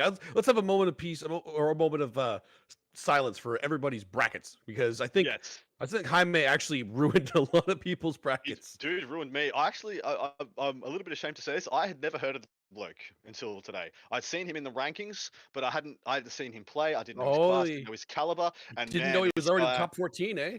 He's didn't good. know. Yeah, He's didn't good, know. bro. This guy is a savage. He's coming, He is he's phenomenal. RKO to nowhere, man. John's got his work cut out for him in this game. I've got to tell you right now, this is the best games of Space Marines I've seen played by him. He literally just bodied Nick Nanavati out of the game. Turn one is like, cool, you want to play conservative? Exactly. Well, I'll game's punish you over. for that. Cool. Nick, I'll punish you for that. Not only that, the game was over turn 2 for Nick. Like when Nick didn't like fully commit his army in his turn 2, me and Inez both threw our hands up and be like, let's change tables. This is over. Because Nick needed to engage him on every single mid-board objective in order to keep that thing a game, and he went in on 2, and we're like, two, not enough. And the fact that he was able to do that against MSU Drakari on turn 2, like force a game-losing position, phenomenal skill Just player. crazy. And so I'm really keen to see what happens here, man. It's gonna be great. I'm so stoked for this. I can't even get words into my mouth. And it's not because I'm half dead. It's because I'm so excited to watch this. We are on retrieval mission too, so we're gonna have another 6 objective mission for both these guys. They just played on it, so they're kind of used to it. But it's not. I don't believe this is a hold 2. This is just hold 1. So it'll be a hold little one. bit, Yeah, a hold one. a little bit easier to get the primaries. The primaries will not be getting shut off like they were last time. It's a hold 1 hammer and anvil, and I feel like that favors Jaime a little bit more because of the range of the Daka he's got. Because he's got things like the grav cannons at decent range. He's got the redemptors and the contemptors at decent range. Whereas John has like no range anything. He's got 24 inches of the only range upon which he can engage, which is the distance between the two armies when they deploy. So turn 1, if Jaime doesn't want John to get any shots off, he can do that by deploying deep into the deployment zone. But there is enough line of sight blocking here that I don't think that'll be a problem for either of them. I don't think either player is going to get nuked turn 1. In fact, I think this is definitely a game where John wants to go first. Sorry, John wants to go second. 150%. Actually, they both want to go second. What am I talking about? This is definitely a go second game for both of them. They neither one of them wants to make the first move because you'll be able to see. I don't think. You can kind of hide on the one bottom left objective behind there, but the angles in this map are going to be very important for both of them, especially for Jaime because he has so much long range shooting. John has to be so careful not to poke out when he doesn't need to poke out, and he wants to hold those objectives as well. But it's a little bit easier for primary at least because they only need to hold 2 this time. They don't have to really worry about holding 3, but it'll be a little bit harder to take them off of the objectives too. I think Jaime actually has a really good durability that John's going to have. A lot of trouble taking him off of it. Spot on. Now, this is what's going to be interesting. It's so minimize losses is the secondary here, and I know for a fact that John will probably not take minimize losses, but if he does, he'll also be taking while we stand, which is something I think he takes most games than not. If he takes minimize losses and while we stand, he's never going to leave his deployment zone. He's just going to leave his deployment zone and do nothing, and that will really make Jaime want to get on his bike. But we've seen this guy be ultra aggressive very early. Yes. The difference between this game and the game against Nick Nanavati is Nick Nanavati couldn't really engage with him from range. Nick Nanavati had no significant shooting upon which that would pick up Dreads or Wolfguard, which was the real big problem for Nick. Nick couldn't engage early. Yes, the Wolfguard were a huge problem. A huge problem. Yeah, or he's just going to bleed out. Not such a big problem for John. John can nuke him. Like with mortal wounds everywhere, like he can actually he can get through those, and there's not a big of a threat. So we can't bully John as much as he can bully Nick with them. And on top of that, every single one of the offensive profiles that John has from range actually has a decent valued target. Blood Claws are great for putting things like Seraphim Hand Flamers into. He's got the multi-melters if he wants to go for the Dreads. He's got the Heavy Flamers if he wants to go for everything else. And then he's got all those 2-damage Storm Bolters that he can proc all his mortal wounds off to nuke down the 2-wound Wolfguard. So I think he's got a lot of good profiles here for this matchup. The difference is, though, I think that the offensive battle from range definitely goes in Jaime's favor. Like the fact that he's got the 2 Redemptors and the Contempted Dread, I think all of those are just so potent here. Yeah, absolutely. And he has that one trick that I keep mentioning every time I see him, the drop pod with the long fangs in it. It has done work for him every single time. And if he uses it the right way, the right time, again, it's game changing. Those kind of things swing the game so hard because you have to worry about even zoning your board for what you don't want to get shot on turn 1, because it can come in right away if he really needs it to, or you can just keep it for 3 turns because he just wants you to make a mistake, put something out in the open that he really needs to kill, like some high priority target. What do you think would be a high priority target for him in this one? I think he really wants to pop those rhinos. He wants to expose the juicy innards and keep those retributors on the other side of the table. He doesn't, and dominions as well. He doesn't want them getting slung into his lines turn 1 and just picking up juicy targets in Jaime's backfield. So I'm assuming he's going to target the rhinos. If I was him though, if I was John, this is another game where last game I said John might want to be putting Repentia in rhinos instead of the dominions and the things, but he can't. He's only got one rhino that he can put Repentia in because the other 2 are Ebon Chalice. So he's got 3 rhinos though. So he's going to have 1 sling ability with the Repentia, which I expect to see him use to clear off an objective and to swing a 15-point primary or a 10-point primary down to a 5. If he can do that, I think that's one thing we'll see. But I think the things he wants to do, if he can get that drop pod onto the Sacrosands, he will pick them up. If they're gone, they're just kaput gone. Which is one of the things that John likes to do a lot. He likes to use his Sacrosands bodyguard role to let him put things like Celestine and things like Morven Val onto objectives where they can't be shot. That's what I expect to see. I expect to see on his home objective, the one to the right, far right or far left of screen, to have his Sacrosands upon it, and then either Celestine stringing out onto the midboard objectives. Morven Val, I don't think can quite make the distance without exposing herself and exposing too much of the Sacrosands to fire. So I think just we'll see Celestine out on one of the middle objectives, and then Morven Val sitting at home. But that'll be definitely where I want to put those drops. If that drop pod can go down, and by doing so pop and expose Morven Val or Celestine, that's a huge play, man. Yeah, especially because we know John's going to take to the last. He almost always does. It's just a great secondary for the way his army is built, and it just makes a lot of sense. But Jaime can be very aggressive in this one. He can make John question whether he should be taking that because it's a very open. You can hide like on the back objective. If you take the left-hand side, you can kind of hide on the bottom left objective as well. But those are the only 2 that you can really. Yeah. Their home objective and that bottom left are the only ones you can really hide from most of the angles in the game. But even then, because Jaime's been known for being a little more aggressive too, he can get those angles when he needs them. Yeah, exactly right. I don't think this is a game where Jaime wants to get too aggressive, though. If you look at the offensive assets they both have, Jaime has these 3 5-man units of Wolfguard, and the reason they're good is because he's got the Born Heroes, he's got all the exploding 6s and stuff. Those only really activate later into the game. Now, he doesn't need them to activate. He can be that unit picks up every squad in John's army. The thing is, he only has 3 of those. John has the 2 Repentia, the 2 Zephyrum, he has Morven Val, he has Celestine. Essentially, he has the melee battle is on John's side, whereas the shooting war is on Jaime's side. So I expect Jaime to play this one a little bit more defensive than we've seen in the past, but we'll have to wait and see, guys. It's all going to happen, and we're going to be jumping in and out of this one. But of course, we want to hear these players, these top level players, tippy top. This is one play. This is for the first top ranked player in the world playing the 14th ranked player in the world. So these are 2 guys in the top 20, and so in my mind, you see the win path that Jaime has had. He went through he went through Chester. He's beaten 3 Drukhari players, 3 Drukhari specialists in some words, especially JT McDowell is definitely a faction specialist. He's been 3 absolute top players playing their chosen faction, and yeah, dude, this guy could easily win this. Oh yeah, absolutely. I do think you were right. Like he wants to play this a little bit more defensively, but if John can get some good countercharge uses in the right places at the right times, that middle terrain piece there, he can actually use that to make sure that he can slingshot any of this close combat to take away Jaime's objectives when he needs them to, as long as he doesn't put anything too much on there. Like you said, John has the melee advantage, so he doesn't need to be aggressive. He just needs to make sure that he's ready to countercharge and take away the objectives when he needs to. I am a big fan that they've got this last table on a homogeneous board. If I was to pick which side has it better, I think the left side has a little better because I think their 2 home objectives can be held while in. So the 2 midboard objectives on their side can be held while wholly within cover. Whereas see, there's one on the right side of the board. The bottom middle no man's land objective cannot be held whilst out of line of sight. The other 2 I believe can be, and whilst being in cover. So if I had to pick a side that John would want more than other, well, either of them to be honest, they'd both want the left side. Yeah, for sure. I think the left side is definitely the better side on this one. I agree with that, but mainly because of that bottom left objective, like you said, and the bottom right one being completely in the open. Like you maybe have like two guys on cover there, and you're sitting in the open, and that's exactly where Jaime wants you to be. Exactly right. We're having our sound get fiddled around with right now. I think the players in chat want us to be turned up slightly. Please. Do I need to be closer to the mic? Is this better, guys? What about this? What about this? Is this better? Is this superior? What about now? What about now? Apparently it's fine now. We're probably just annoying them. at this point. Nah, they love We have joined this game very early, a lot earlier than we usually do. We usually like to join when they're about mid into deployment, just because there's usually a lot of dead air to fill. But hey, guess what? This is a charity event, Charity Hammer. You know why we're here? You know why it's called that? Why is it called that, Dustin? Do you want to hit the spiel?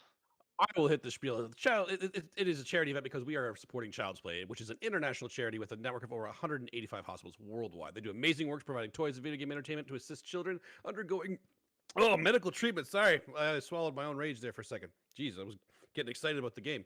The hope is that through your donation, we can help sick kids feel some comfort in unstable, painful, or uncomfortable times in their lives. This is an absolutely fantastic charity, guys. And do you know what we're at right now? I don't know the update. We're somewhere around the 33,000 mark. 33,000. That's crazy considering we had a goal of 20,000. So you guys are awesome. Smashed But it. we're still stuck in the Horus Heresy, but you know what? I can accept that. I think we still got some time left. This is the championship game, guys. Like this is the time. 33's during the scouring, right? I can live with the scouring, but let's not settle. Let's not settle, guys. Let's go for the ecclesiarchy, the times of when the religion really started happening. So that's around 35, 36, I think. So let's push a couple more grand in the bank, guys, for the children. I think we can do that. If anybody hasn't contributed yet, please do so. There's still some amazing prizes. And every $30 you contribute will go straight into the raffle draw. And I can tell you right now, not 1 cent of the money you donate will go anywhere else apart from directly to the charity. Yeah, that's the most important thing to remember. This is actually a very highly rated charity, so don't worry about them not using it for where it needs to go. They put it exactly where it needs to go. So every penny goes towards it, guys. This is fantastic. Fantastic charity. I'm so excited to be here. I'm just we got secondaries now. All right, we know what they're taking. Do you want to go over the secondaries there? Yeah, this is what we want to know. I'm quickly going to break down the mission for people, just give them the full context and see as we Sure. have time. So this is a retrieval mission. This is a 6 objective mission. As you can see, it is hammer and anvil deployment. So deploying upon the short edge, 18 inches up.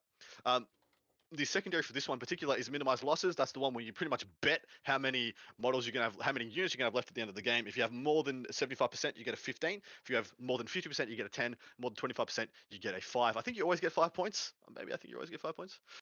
If it's 10 points for this, and 25%, to score 5. So you have to have more than 25%. So if you get wiped, you get nothing. Or if you're under 25% left, you get nothing. But apart from that, you get some points. It's usually pretty reliable. There aren't many top table games where you'll see a tabling happen. So this can be a reliable 5 or 10 points if you don't have a fallback.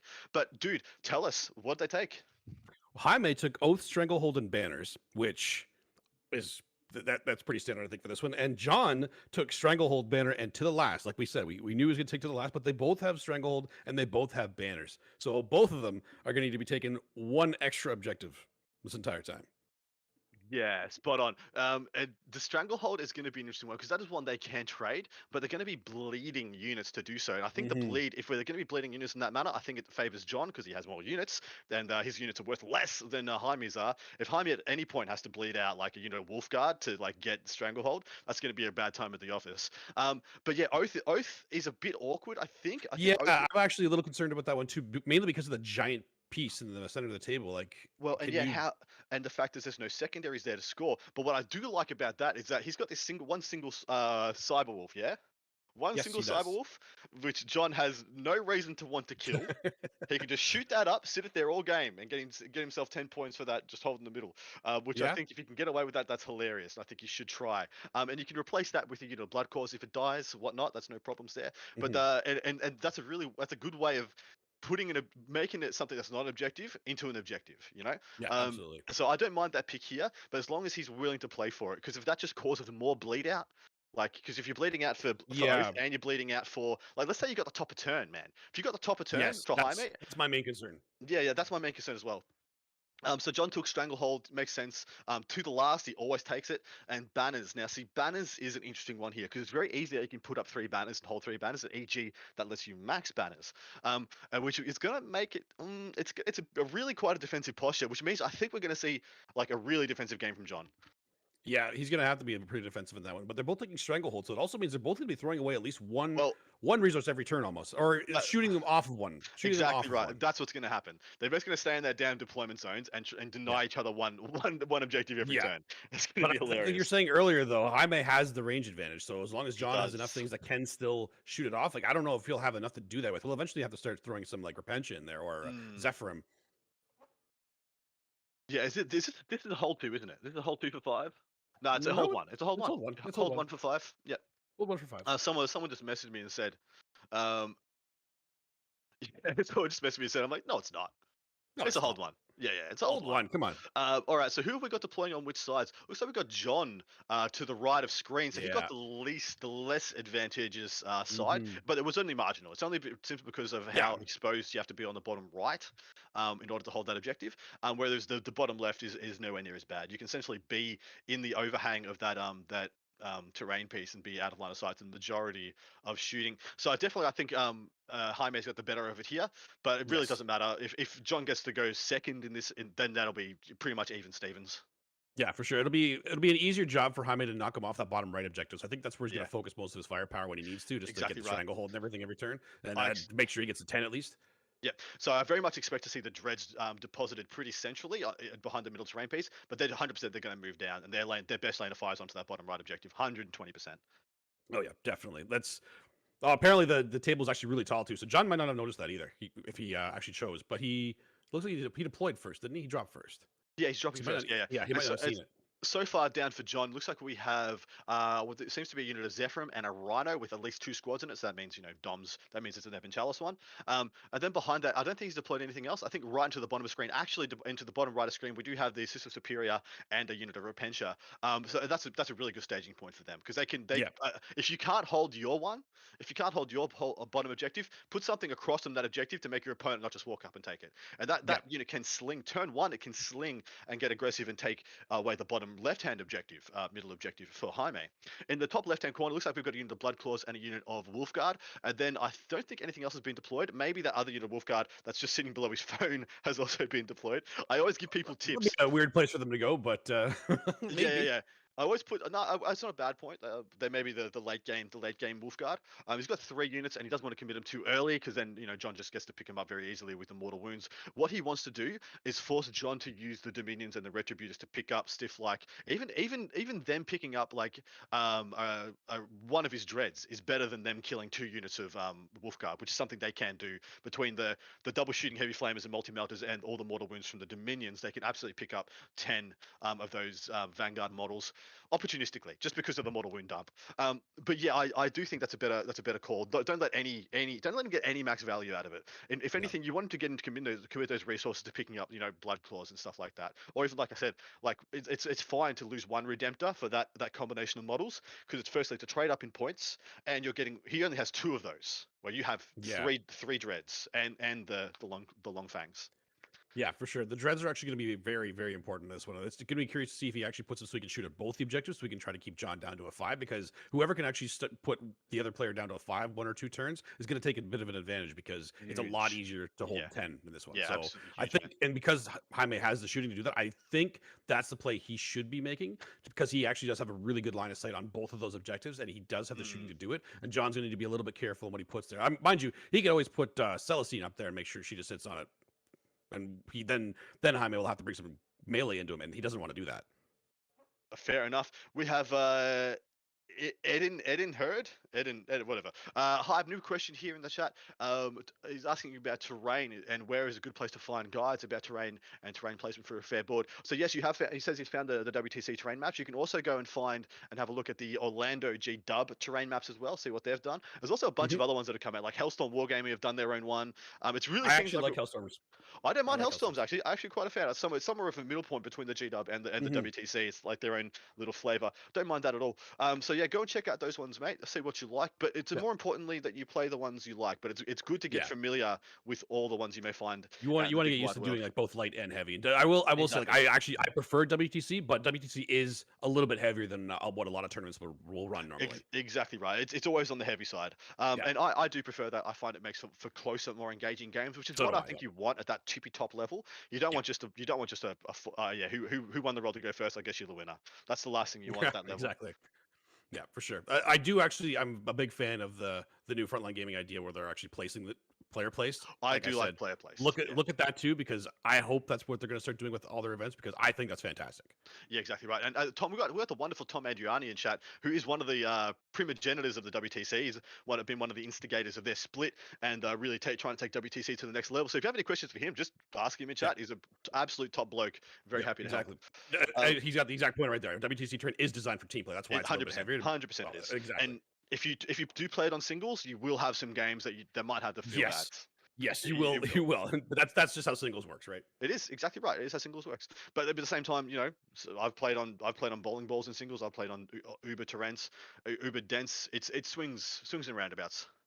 Yeah, it definitely does. You don't want to bring Knights to a singles event that's using WTC terrain. I'll just say exactly. that. Yeah, exactly right. Team event is definitely doable. I'm interested to know if Tom ever thinks that player place is going to be a thing. It could ever be a thing at WTC where you That's have your light curious. table. You have your light table set up with the amount of terrain on it, and then the Mhm. captains have to set it up before the start of the game, and they roll off and have a little bit of interplay setting it up to their team specs. That could be another thing, but it probably just adds another half hour onto each game. You probably don't need. Oh, if not more than that. Yeah, Even picking oh, tables dude, takes like an hour sometimes. Have you met some of the captains? They would lose their minds Oh, about yes. the nuance of this one little Ours thing that's would. probably not going to matter. Chris would definitely lose his mind. He's like, I am not doing that. Like, he's going to give somebody that job to do. I'm not doing Yeah, that. spot on. It'd be funny to call that. It'd be like, yep, and they're waiting. It'd be like a soccer Yeah, they're game waiting. where it's a Yes. nil all draw. no one's satisfied. Yeah, and we're just going to be excited whenever somebody actually finishes the placing a train. Whenever we see a die roll, then we get excited it's a goal. Like, oh my god, they roll a die. We're actually getting into the game now. But it's just picking sides. Exactly right. Looks like we had a lot of units have dropped down now. Looks like Jaime is doing his due diligence, measuring out what the max threat Pre-measuring. range. That's what you got to do. Max threat range on. Yeah, max threat range on the multi-melters, that's definitely what you need to do. So what they're going to do, they're going to get out a max of 9 inches, and then they can shoot 24. So he wants to be 33.1 inches away, which is actually pretty deep in his deployment zone. It's a good call by John, putting that one Rhino on the line. It's going to get to redeploy with the Dominions inside. It could easily scoot back behind the line of sight piece of terrain if it wants. Yeah. And so, but doing that is going to actually make him have some questions, make Jaime have some questions about where he wants to deposit these dreads, because the dreads are what's going to be doing his heavy lifting turn 1 and turn 2 before the drop pod has to come down. And I will note, Hammer and Anvil with a very skilled opponent and a very MSU army means that I'm betting that drop pod has to come down in his own deployment zone. Oh yeah, for sure. John knows that thing is something he needs to zone out right away, and he's actually doing a great job deploying right now. And like you said, because they can redeploy, putting that there is exactly what you said. Jaime has to actually think about where he's going to go with that now. He has to respect that those guys could come out and just pick up one of his most important models that he needs for this matchup. And when I said 33.1, that's 33.1 adding into it the scout move from the Dominions, which probably means it's got to be about 41, 42 inches away. Yeah, exactly. That's why it's a perfect place to put it there, so it can move forward or just move to the side if it needs to. Exactly right. Looks like we've had Morven Vile come down and Celestine's down, so that leads me to believe that the right-hand back terrain piece for Lenin is where the Sacrosants are. So I don't think he never deposits those guys when they're not in Sacrosant range. I think there's a Rhino sitting on his central home objective, the one on the all the way to the right of screen, and I don't see 2 miles on top of that, which leads me to believe that is his Repentia Rhino, and we should be seeing another unit of Retributors in the other Ebon Chalice Rhino going down, mirroring where the other Rhino is, just down below the central terrain piece. Although now I think he's seen 2 dreads go down. That the Contemptor dread is sitting in the top left-hand corner, just above the Primrose Chappie. I think we're going to be seeing. So he's dropping a character right now. He's dropping either his Wolf Lord or his Libby. And I believe that's where the majority of his resources are going to go. Now, this is an interesting one for the Librarian. Yeah, so the Librarian usually exists here. No, see, called it. That other unit Retributors went down, mirroring where the other one is in the different side, just down that other Almost firing like you know lane. this game. It's You've been doing this for a while, haven't you? It's almost like I've done this a little bit. A little bit, yeah. What do you think? Does Libby even bother trying to stick around and buff and give cover to the dreads? Because the multi-melters don't give a crap. No, they definitely don't. But well, it's good for the Redemptors though, right? Because he has because they don't have an actual invuln, but the Contemptor does, and a 5-up invuln when you got multi-melters at it, that's it could make a difference. Well, the Contemptor's got a 6-up, I believe. No, you might be right. Might have 5-up, but yeah, it's a 5-up. It's the difference between having a 0, having no save, and a 6-up for the Redemptors. So it's usually not enough to make a difference. Yeah, definitely. So I guess does he need to do it? Probably not. But he doesn't need to respect it. He still needs to respect it. Yeah, I think the best thing he can do is just get that boy up and smite with him. Yeah, he wants to just do some damage to the MSU because one smite in an MSU army does a lot of work. Exactly right. His 2 powers, and he's got the armor of Rust on that guy as well. So you want the smite and the Feist Last aura the Feist Last in engagement range is more meaningful now than trying to give guys who don't have a save a 6-up save. That's my thinking here. But let's run down these lists. Which list do you have up, mate? I have both of them up. So Well, can go ahead and you pick pick which your one. poison. I talked for quite Pick a my bit just then, poison. so it's your turn. Well, I want to go over the Space Wolf list again because I love this list and I love the fact that it's here. So Jaime's list. He has it's again Space Wolves, guys. Space Wolves. Okay, so he's got a Chapter Master. He has a Frost Weapon because Frost Weapons are awesome, and a Lightning Claw as well. He is the Warrior of Legend, the Imperium Sword, and he is the Warlord as well. The Librarian, as you were mentioning, does have he has Stormcaller, Murderous Hurricane. So he is actually a Smite Machine. I actually missed that. So he is a Smite Machine. He absolutely needs to be going up there and doing that work. So he also has the Rights of War, so he's gonna be giving OBSEC to his guys that are near him. He has a Primaris Chaplain on a bike as well, with that Master Sanctity, obviously, Hero of the Chapter, Wise Orator, and he has the Litany of Faith and Canticle of Hate and Benediction of Fury. So he's gonna be doing more wounds to the closest unit. I believe that is. That's the +1 to wound to the closest shooting unit. I believe that's what it is. Anyway, so he's got 2 units of 5 blood claws as well. They all have chain swords because they're Space Wolves and they like to hit stuff in close combat. And he has a unit of Incursors, which look like they're in the middle of the board right now, on the other side of that middle terrain. They also have paired combat blades because they're Incursors. Then he has the standard Space Marine Redemptor Dreadnoughts. He's got 2 of them. He's got the Macroplasma. He's got the Onslaught Gatling Cannon. It doesn't look like he has the... no, he doesn't. He doesn't Icarus? have the Icarus though, but he also has 1 instead of 2, which is the normal one. He has 1 Relic Contemptor Dreadnought with the Twin Volkite.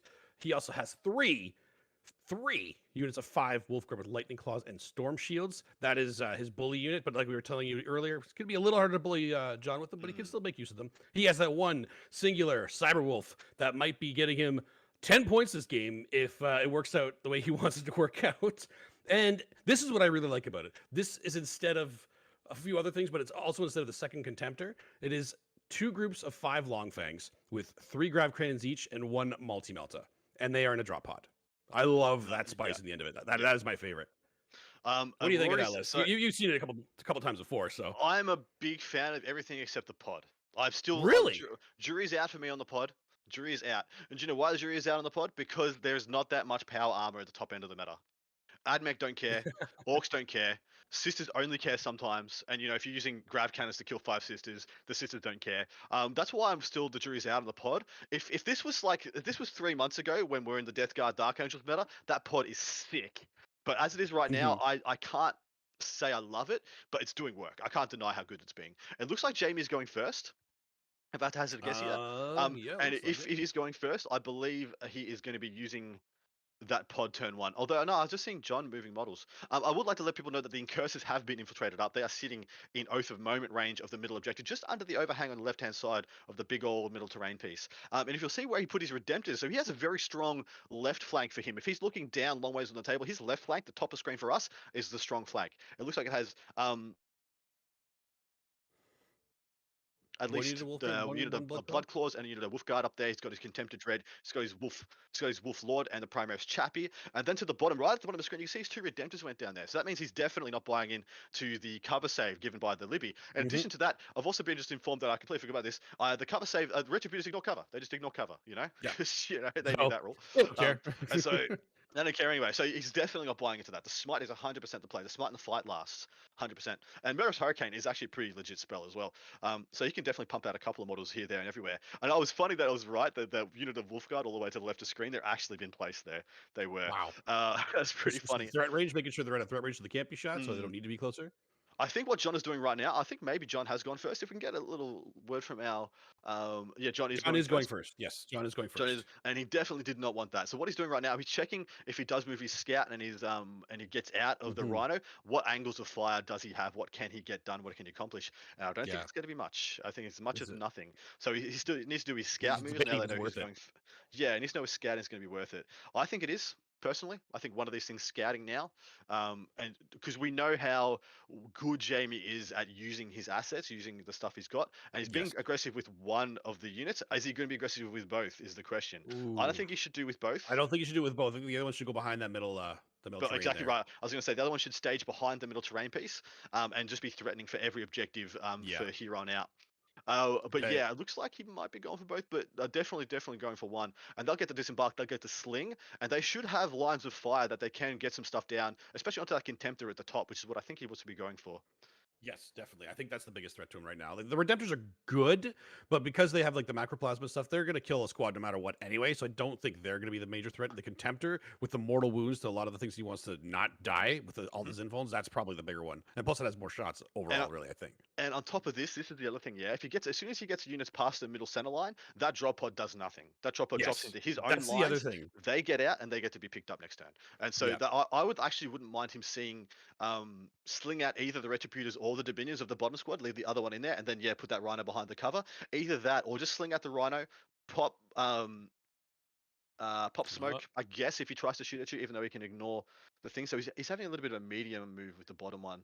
That doesn't look like it's his full move. But what I would like to see is that to get a full disembark off the other squad, move and advance the Rhino. Push the Rhino right into his lines and put it on that objective. Yeah. Because then you're pushing back that drop pod even further. Well, you got to remember too, he's also taking banners. That means he's not getting a banner on turn 1. Exactly right. I was about to say that was my next point, brother. Perfect, perfect. You're on point. I know how to play this game. Yeah, because he's going to have unimpeded access to putting his banners up. John is almost definitely putting up 3 banners this turn, and if his opponent only gets to put up 1 banner his turn, that's a lead. That's money in the bank. For sure. That I think, is it worth putting both of them on there? I don't know, but it's definitely worth putting one of them for sure. Exactly putting right. both of them on there actually might be worth it because if it's empty, it's fine because it's not. He has to deal with it just because it's in the way, not an objective. But he does have the guns to deal with it. But it means he's not going to be shooting at other things that he really wants to shoot at. Obviously, he's going to be focusing on the Retributors though, or the Dominion squads rather. Exactly right. Yeah, some people are trying to make a case for the grav pod, and look, guys, yes, sure, they are better into sisters than I give it credit for. That's fine, that's fine. Are they better into AdMech than I give them credit for? I don't know if they are. The 5+ invul and AdMech just seems so horrifically bad for the grav pod. The grav Well, it's pod goes -3, in. right? That's the big thing. Yeah, well, it doesn't matter. They got a 5+ invul with the Book of Fire stuff, which is what I'm expecting to see more when I'm casting my brain Well, into the future. means the AP 1 and 2 ignoring isn't a big deal for them. Which can be. Well, I don't think the AP ignoring is as soon as you go to the Book of Fire, I don't think you bother taking that as much anymore. Really? Yeah, well, the AP ignoring 1 and 2, everybody's pivoting into heavy melee. We're seeing much more of the AP 3. I'm seeing a lot more power swords being brought out, especially with Grey Knights coming in with all their power swords. Yeah, they got the super power swords freaking everywhere, man. But yeah, the 5+ invul really makes the grav feel bad. So what do you get? You come down with 16 grav shots. Let's say you hit on 3s. Yeah, cool. So you got to 12 hits if you got to Well, you're reroll gonna hit on 1s. 4s because you don't get the. Well, let's say right? let's say you're long fangs and you use cane Okay, slings, so you ignore modifiers, and that therefore you're ignoring Styges if they've got Styges as well. And so let's say you're gonna get 12, 13 hits. Let's say 12 hits if you got real 1s. No, it'd be 13 hits if you got real 1s, and you're gonna wound on 3s. So what's that? That's going to be 8 wounds and a 5 up save. So what? You kill 5 guys with the grav pod? You kill 5 Skitari? That's pretty awful. It's pretty awful for a 200-point squad. Yeah. Okay. I can see it. I think it's a tech piece more than anything because it's something that your opponent has to respect, whether you think it'll do a lot of damage or not, because it can do a lot of damage and it can disrupt your plan a lot. So John's not really. It doesn't look like he's too concerned about it. He's not pushing up too far. He just wants to get some damage in the first turn. He's not sacrificing too much, which I think is the right play.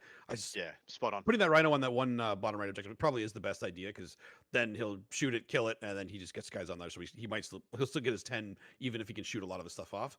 But I still kind of like putting it in the middle behind that objective or behind the terrain there. The only thing is that makes it easier for Jaime to just focus down the one objective, right? You want to make sure that you could actually hold. You want to hold 3, not just 2, because it's easier for him to focus down 1 if he does. See what he's doing? So the Dominions have come out of that middle top Rhino, and looks like they're lining up shots to go into the Incursors. So it looks like he probably just wants to smoke the Incursors because he's got the top of turn. So once he wants to do, he's going to try and start to bleed him out. You have to throw a unit into the middle for Oath every turn, and if you're putting up 3 banners and you're denying Oath and you're getting Stranglehold as well, and that remains to be seen whether John can get Stranglehold this turn. Well, he will get it this turn for sure because it's scoring at the end. He's only on 0.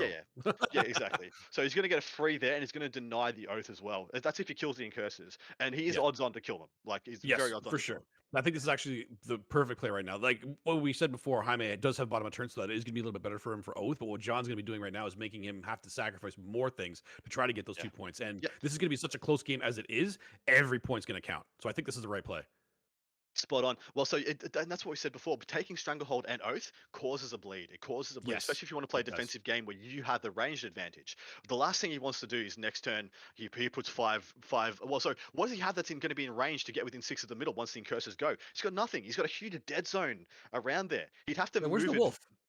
Yeah, where's the cyber wolf? Where's the cyber wolf? Table boss. Where's the Table cyber boss. Where's wolf? that cyber We wolf? need to know. We need to know. We need to know where the cyber wolf is. this God, thing's I gonna be love- important. Man, I love the little points getters. I think they're Yeah. phenomenal. I think they're so good. Oh, they're amazing. That's why I like my Gene Stealer call, because it's just 40 points for my 5-man that can go anywhere and do Bam. anything. They're great.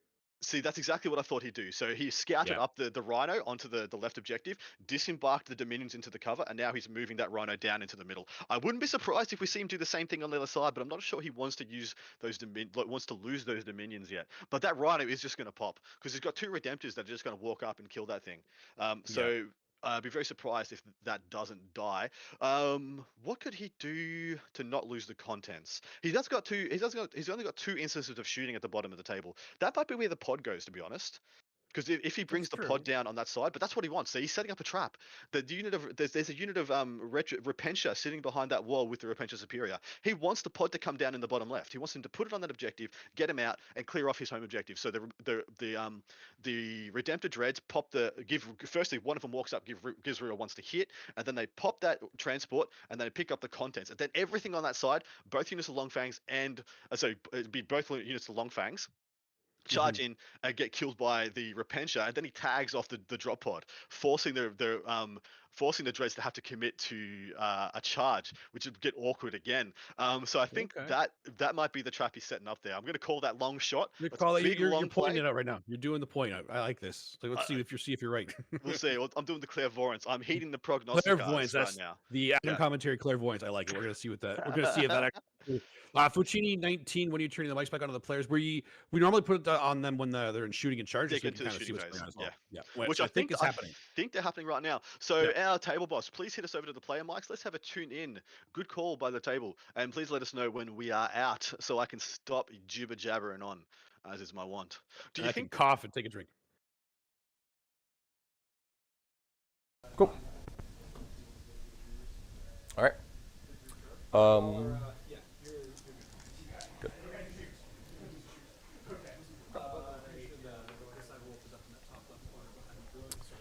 So this is my choice here. Do I want to? Sorry.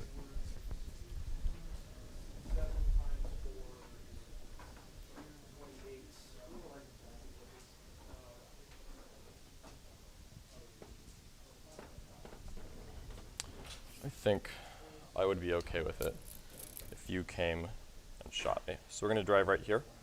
Basically, my goal is that if you pop this, I can emergency disembark and put everything behind the wall. And I'll be closer so that I don't have to spend the CP. I want this dread not to have to step out here to shoot me. Not a problem. And obviously, he can touch. He can either touch or touch. He's got options. I imagine he's just going to go touch that. But if you do that, I'll shoot you back. So I think I'm okay being right here. And again, ability to disembark behind there. All right, emergency. We'll take an emergency. disembark. Okay. Yeah, Yes. I'll move some Repentia around to make it easy. Okay.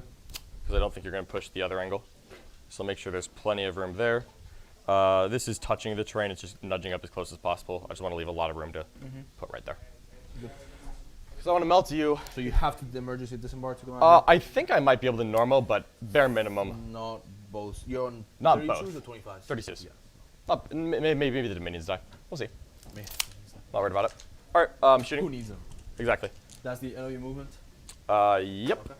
Shooting. Morven Vol is going to put all shots into that unit. Fidelis, my totally not heavy bolter. Re-rolling all hits. Okay. Wounding on 3s. Re-rolling all wounds. 2 AP1. Cool. Good. Crack missile. Dink. 2 hits. 1 cut. 1 fails. 2 AP2. Damage. Kills 1. Kills 2. Clock to me. All right. Spending a CP, extending the range. Keep it on 5+. Do not keep down to 6. Have not kept yet this turn. Tell me. So how many shots is this? This is 4 multi-melta shots, and it's 2d6 heavy flamer shots. What rerolls do you have? Reroll 1s to wound and hit. And hit. Reroll 1. So you hit on 3s rolling 1s and you wound on 2s rolling 1s. With meltas, yes. I hit on 4s though. So you're just extending range. Are you doing mortals? Yes, on 3 on a 4+, I'll do mortals. So it's 4 multi-melter shots. 4 multi-melter and shots, 2d6. 2d6 heavy flamer shots with extended range, and And ignore cover. ignoring cover, probably 3 mortals. Is it worth to transhuman or not? What does that get me? It gets me an extra turn of oath without to commit. Let's gamble. Okay. Transhuman. Done. Multi-melters. Rerolling once. 1 hit. 4+. Nope. Flamers. 6 shots. Should definitely live. 1 cocked. Didn't reroll ones. So 3 AP1, 1 AP2, 3 mortals. Okay. Tell me. So 3 AP1, 1 AP2. Yep. So AP2 ignoring cover. Ignore cover. 5 up. Okay. And then these are AP1, so 4 ups. And then 3 mortals kills 2 guys. I will kill the 2 that you can see. Okay. I believe I can see more than 2 with the meltas. Which ones can you see? These are not touching the terrain. These are the ones in the terrain. Oh, if you pull him. Yes. Then these are behind obscure. Nope, So then you're you good. should not be able to see those. Nope. So, not seeing a character. That is, I think the only thing I'm doing, to be honest with you. Oh, sorry. She's going to raise a banner. She's raising a banner. And banner over here. Yep. So banners all over the place, and then that's me. And no miracle dice gained, and I will clock you. Okay. I go command point to 5. Yep. Okay. Let's find some sticks. So Val is only protected by these. And we are back. A tiny little surgical turn for John, and that was actually a big transhuman for Jamie. We were saying off screen, we're like, "You do it, do it, do it, You do it. You absolutely do it. Just do it, just do it, brother. Do it, do it, do it." And he did, and it was the difference. He said, mind you, John's hit roll was freaking awful. That was awful. The belt is not doing anything. Yeah. Oh. It is Texas Barbecue 12. That is really big for Jamie. That means his oath is secure. Yep. And he doesn't have to bleed out. I thought he was going to use the Dominions to do this. And I thought the Dominions would have been much more reliable to get this job done with the 2 damage. But mind you, he said he had 2 in cover, so that would have been 2 with 2 up saves against the Dominions. But then it would have had the 6 mortals to come in, which would have killed 3 automatically, rather than killing the 1.5 that the 3 mortals from the Flamers do. But yeah, that means that he has got the same priorities that I do, and the Retributors are not as important as the Dominions that are going to be killing the Wolf Guard that are going to be the late game plays for Jaime. Yeah, absolutely. So yeah, I think he's got the right threat assessment there, but I was a little bit of an undercommitment to try and kill those dudes, but it's fine. It's fine in the scheme of things. Yeah, for sure. I don't think it's gonna be fine. It's sad that he had to take out some retro user. Like you said, it was gonna be a little kind of expected to do it with the Dominion, but it makes sense that he wouldn't because of the being in cover. But it's sad that to get rid of those because those are one of the things that can take out the Dreadnoughts at range, which means that Jaime has a better chance to use them without too much fear of retribution. See what I did there? So he can actually move them out and actually shoot kind of free will right now. But it's not. John didn't lose too much by doing that. He didn't gain much, but he didn't lose anything really. Yeah, in all reality, I think that means the Dreads probably survive now.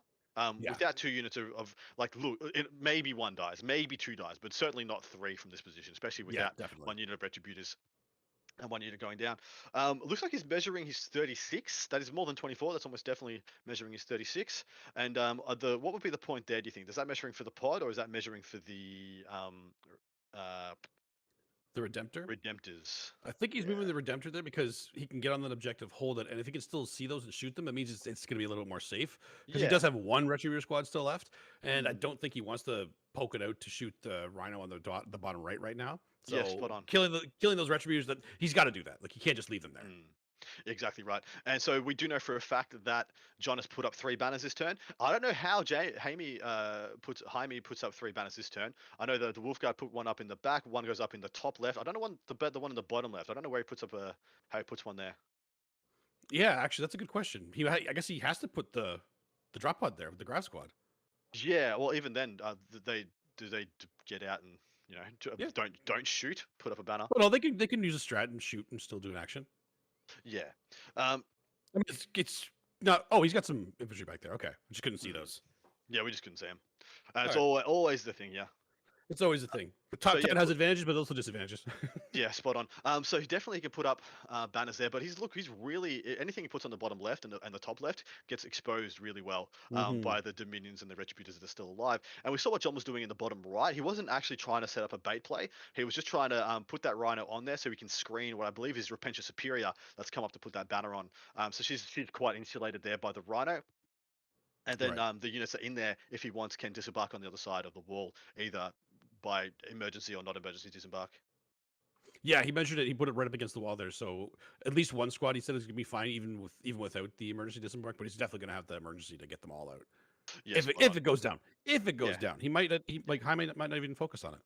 Yeah, exactly. It's really weird. So when I talked about this matchup, I put it in John's favor on the list simply because I'm starting to call Sisters just the best version of Marines.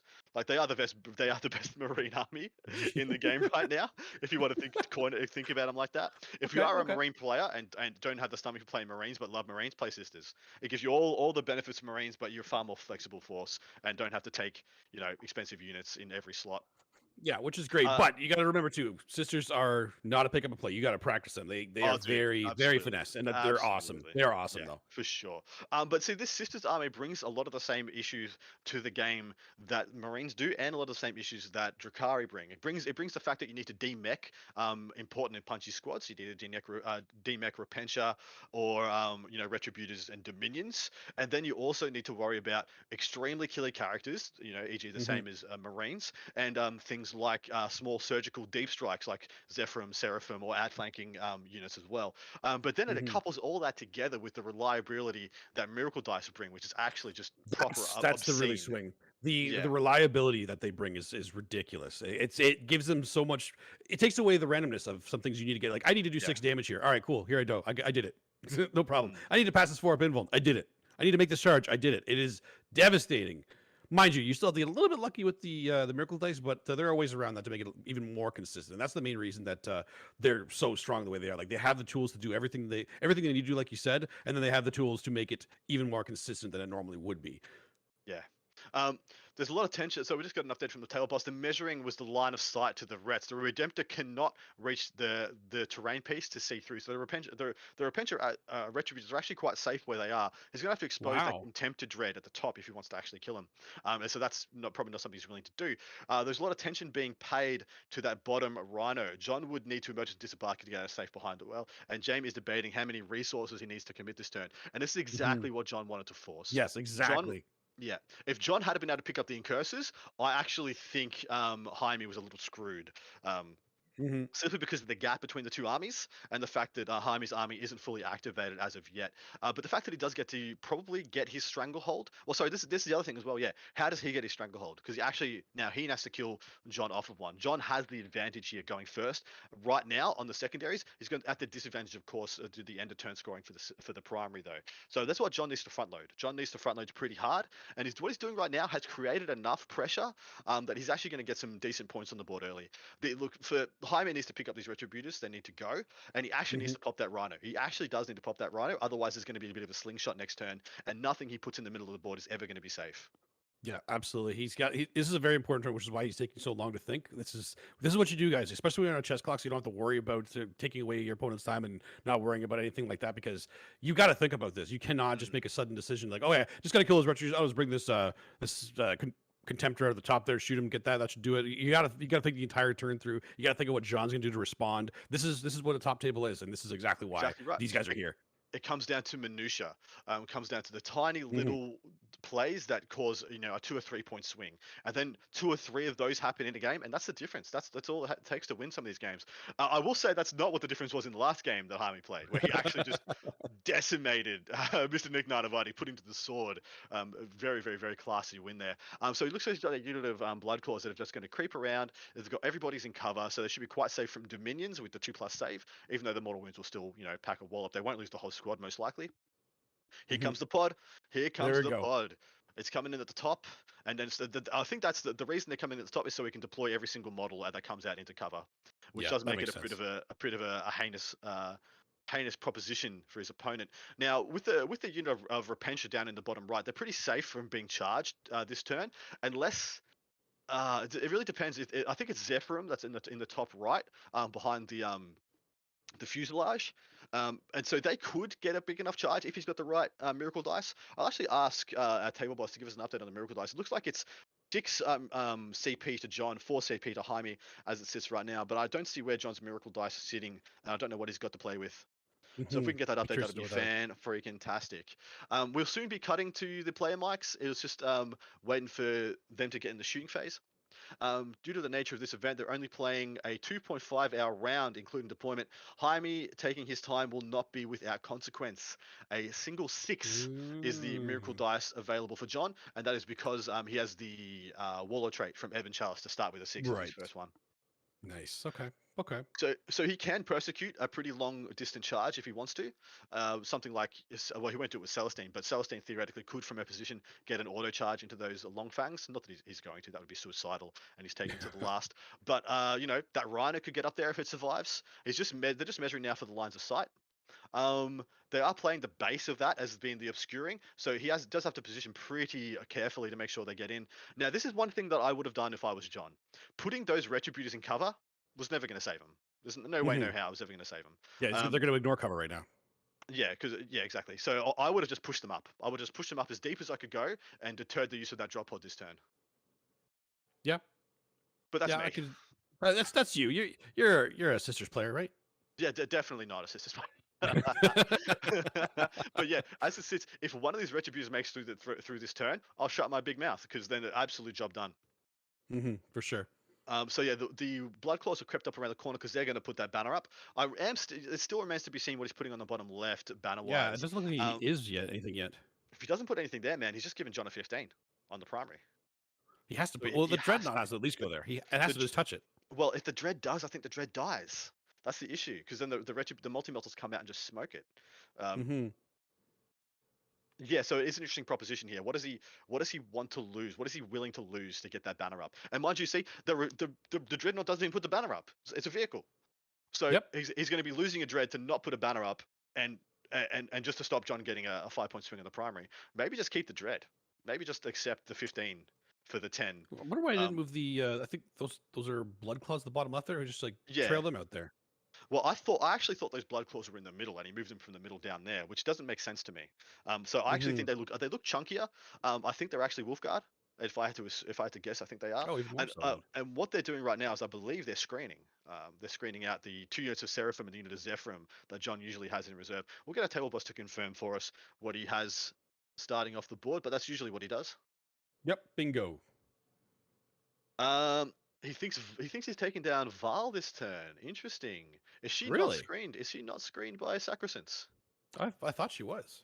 Yeah, she's screened by. She's easily screened by the 5 Zephyrim, sitting behind. And there's that things ruin. closer.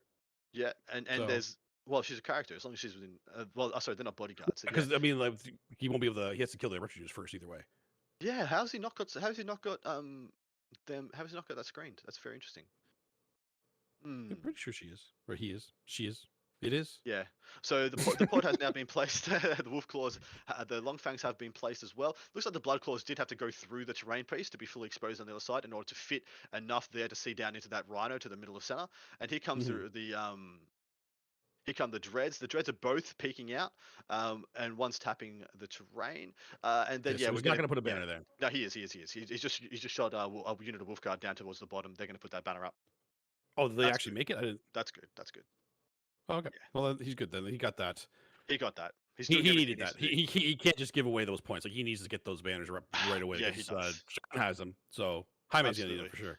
He's also just slung up his Librarian that was on the middle home objective, and looks like he's going to be popping cover there in order to give all those long flanks a nice chunky 2-up save, which once again won't save them from the Retributors, but hey, those Retributors are going to be dead, and the only other unit is on the bottom right-hand Rhino, who no way they're going to get in range. Yeah, for sure. What John's actually going to be doing on his turn then? Because he's got a lot of resources they can put forward. Does he want to put him down to a 5 or just a 10? There's so many things on that top left objective. I don't think there's much point in putting too much over there. No, I don't think there's much point trying to contest that. Yeah. Yeah. It looks like the Contemptor should have line of sight on the Rhino, though, I think. Yeah, that Contemptor. No, so the bottom right Rhino. Yeah, for sure. Yeah, I think so. That's what I mean. The bottom right Rhino, the one that he really wants to kill. Yeah, spot on. I don't think the other one can, though. I think there's only one Redemptor that can see it, in which case I don't think one Redemptor usually picks up a Rhino. He'd need to roll like a 5 or a 6 and on his. No, yeah, stuff. he needs the Contemptor to do a lot of wounds because the Redemptor Mm. did I just say right? Yeah, the Contemptor needs to do a lot of wounds so the Redemptor can finish it off. If the Redemptor gets lucky with plasma, then it can, but that's few and far between. People are deciding. People are chatting about the nuance of the of the drop pod. Look, just deploy from the hull. Those doors don't exist. Stuff it. It's the only reasonable thing to do. Because otherwise you get into like all the modeling for advantage garbage. Like it just becomes true. such a can of worms. It's true. And it's one of the best zoning pieces in the world at that point. Like, Oh, have it open. Like its footprint is just whole massive. Whole quarter of the board, no deep strikes, no reserves. Suck it. Yeah.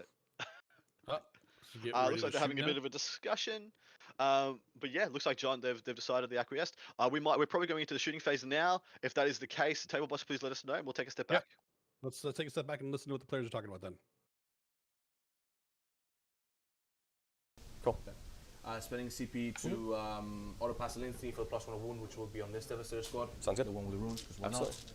So let's go to shooting. The Dreadnought that can only see one of the Retributors will shoot. Only the plasma, so D6 shots. Okay. 6 shots. That's not bad. Not overcharging. Threes. You don't have to face anything. Nope. Threes and 2s. Killing on 2s. Saves. AP 5. 6 up 6 in up in 1, sorry. Yeah. Fell 4. I'll pull this Dreadnought out of line of sight. Yeah. Right. Okay, so back on me. Yep.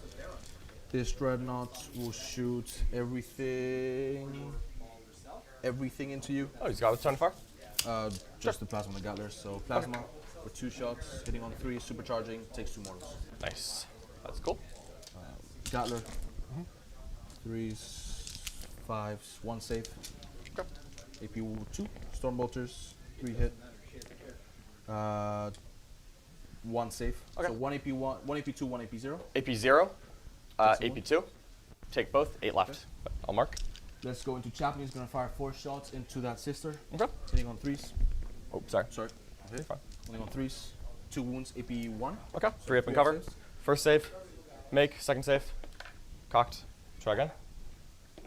Make. Future reference, I'll reroll anything remotely cocked, even if it's an objective. Okay. Perfectly flat for me. I will do the same. Fine. Drop pod will fire 2 Stormbolter shots. 1 hit. 1 wound. 2 plus in cover. Good. Good.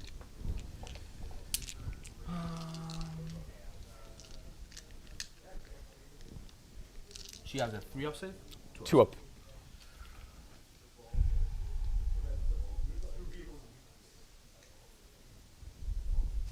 Super interesting. Okay, I'm gonna have to fire one of these. If it affects your Volkite choice, Morven Vol ignores mortal wounds on a 4+. Okay, that's fine. Okay. So we're gonna fire this inner squad first, multi-mount over here, all of the grab over here. Sounds good. So still with you. This is not the one with the +1 wound, so I will not. So there's no buffs on this? Okay. No buffs on this. Cool. So multi-mount on the Rhino, and then grab into the girl. sisters. So we'll use the Signum on the grab. Okay. So 1 hits on 3 is running once. And then I wound 2 more. This one hits on 4s. Running once. And then wounding you on 3s. T3. Rerolling once. I'll Okay, take. and the 6. Bunch. Dead. Okay. Then we're gonna do the multi-melta into the Rhino. 2 hit. Only on 3s. 2 wounds. Okay. Twin ones. 6 up. Failed. Oh, sorry. Too many for that. So failed both. 6 damage. Okay. 4 left. Clock We'll back use to the you. cherub to fire the multi-melta into Val. Yep. 4s. Hitting on 4s. Rerolling once for the captain. 1 hit. Winning on a 3. Okay. 1 in 1. 1 invul. Fails. Goes through. Go ahead. D6 damage. 1. For 1. CP reroll. Okay. Down 2. Yeah, down 2. Put 2. So Goes down to 1. Okay. So 7 remaining on Vol. Yep. And Let's that's do your the CP Volkite. reroll. Okay. Everything into Val. Alright, cool. Can I kill her? That's the question. You can definitely get close. I don't know if you will, but you might. Hitting on 3s. Sure. Try to master rerolls. Sounds good. I'll always reroll dice that are on the top. That's fine. And then strength 6, so winning on 3s, rolling once. Sounds good. Okay. 4 6s? 5 sixes. Oh, I didn't even see that one. 5 mortals and that many saves at AP1. Someone else, please.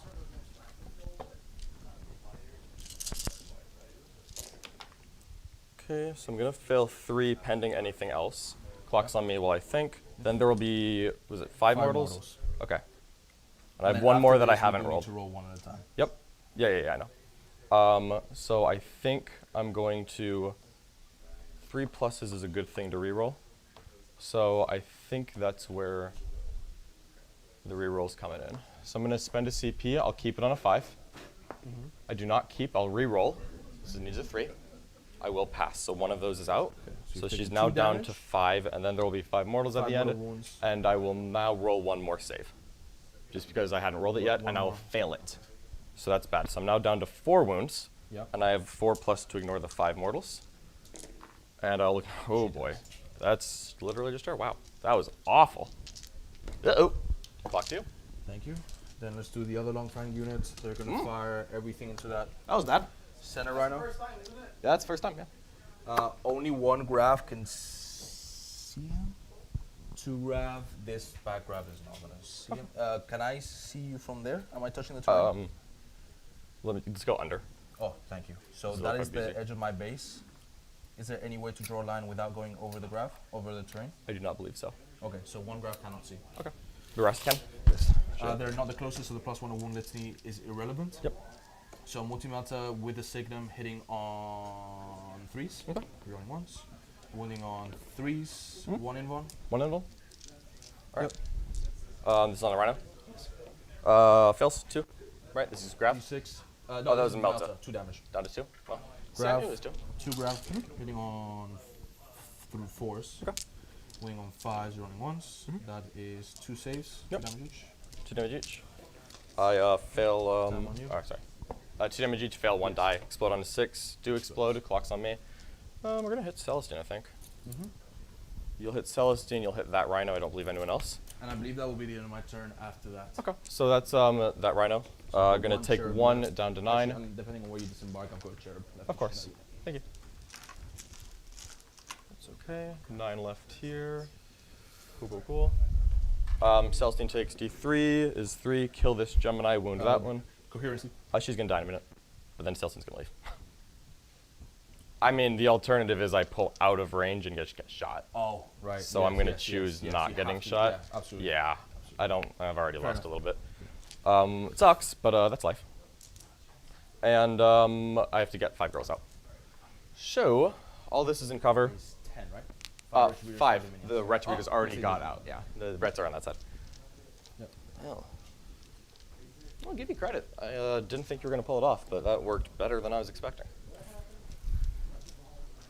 I had to push through your trying to psych me out.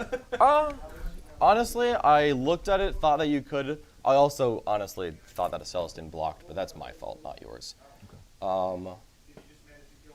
So I think I'm just gonna go here. Let me just eyeball. It's on my clock. I will not be able to shoot him. You're fine. I know. I'm just looking at where I could go because you have a grab you could shoot. I have one cherub that can shoot. Yeah, it's a 1 gun, which will probably be a grab. Correct. Did a grab get the signum? No, the Melta got the signum. Okay. Still a lot. I don't think it's worth it, frankly. So I think we're just gonna disembark on this side as far forward as possible. There'll be 2 ones here. Let's see. 2? 2 ones. Why would I give you 2? Getting greedy.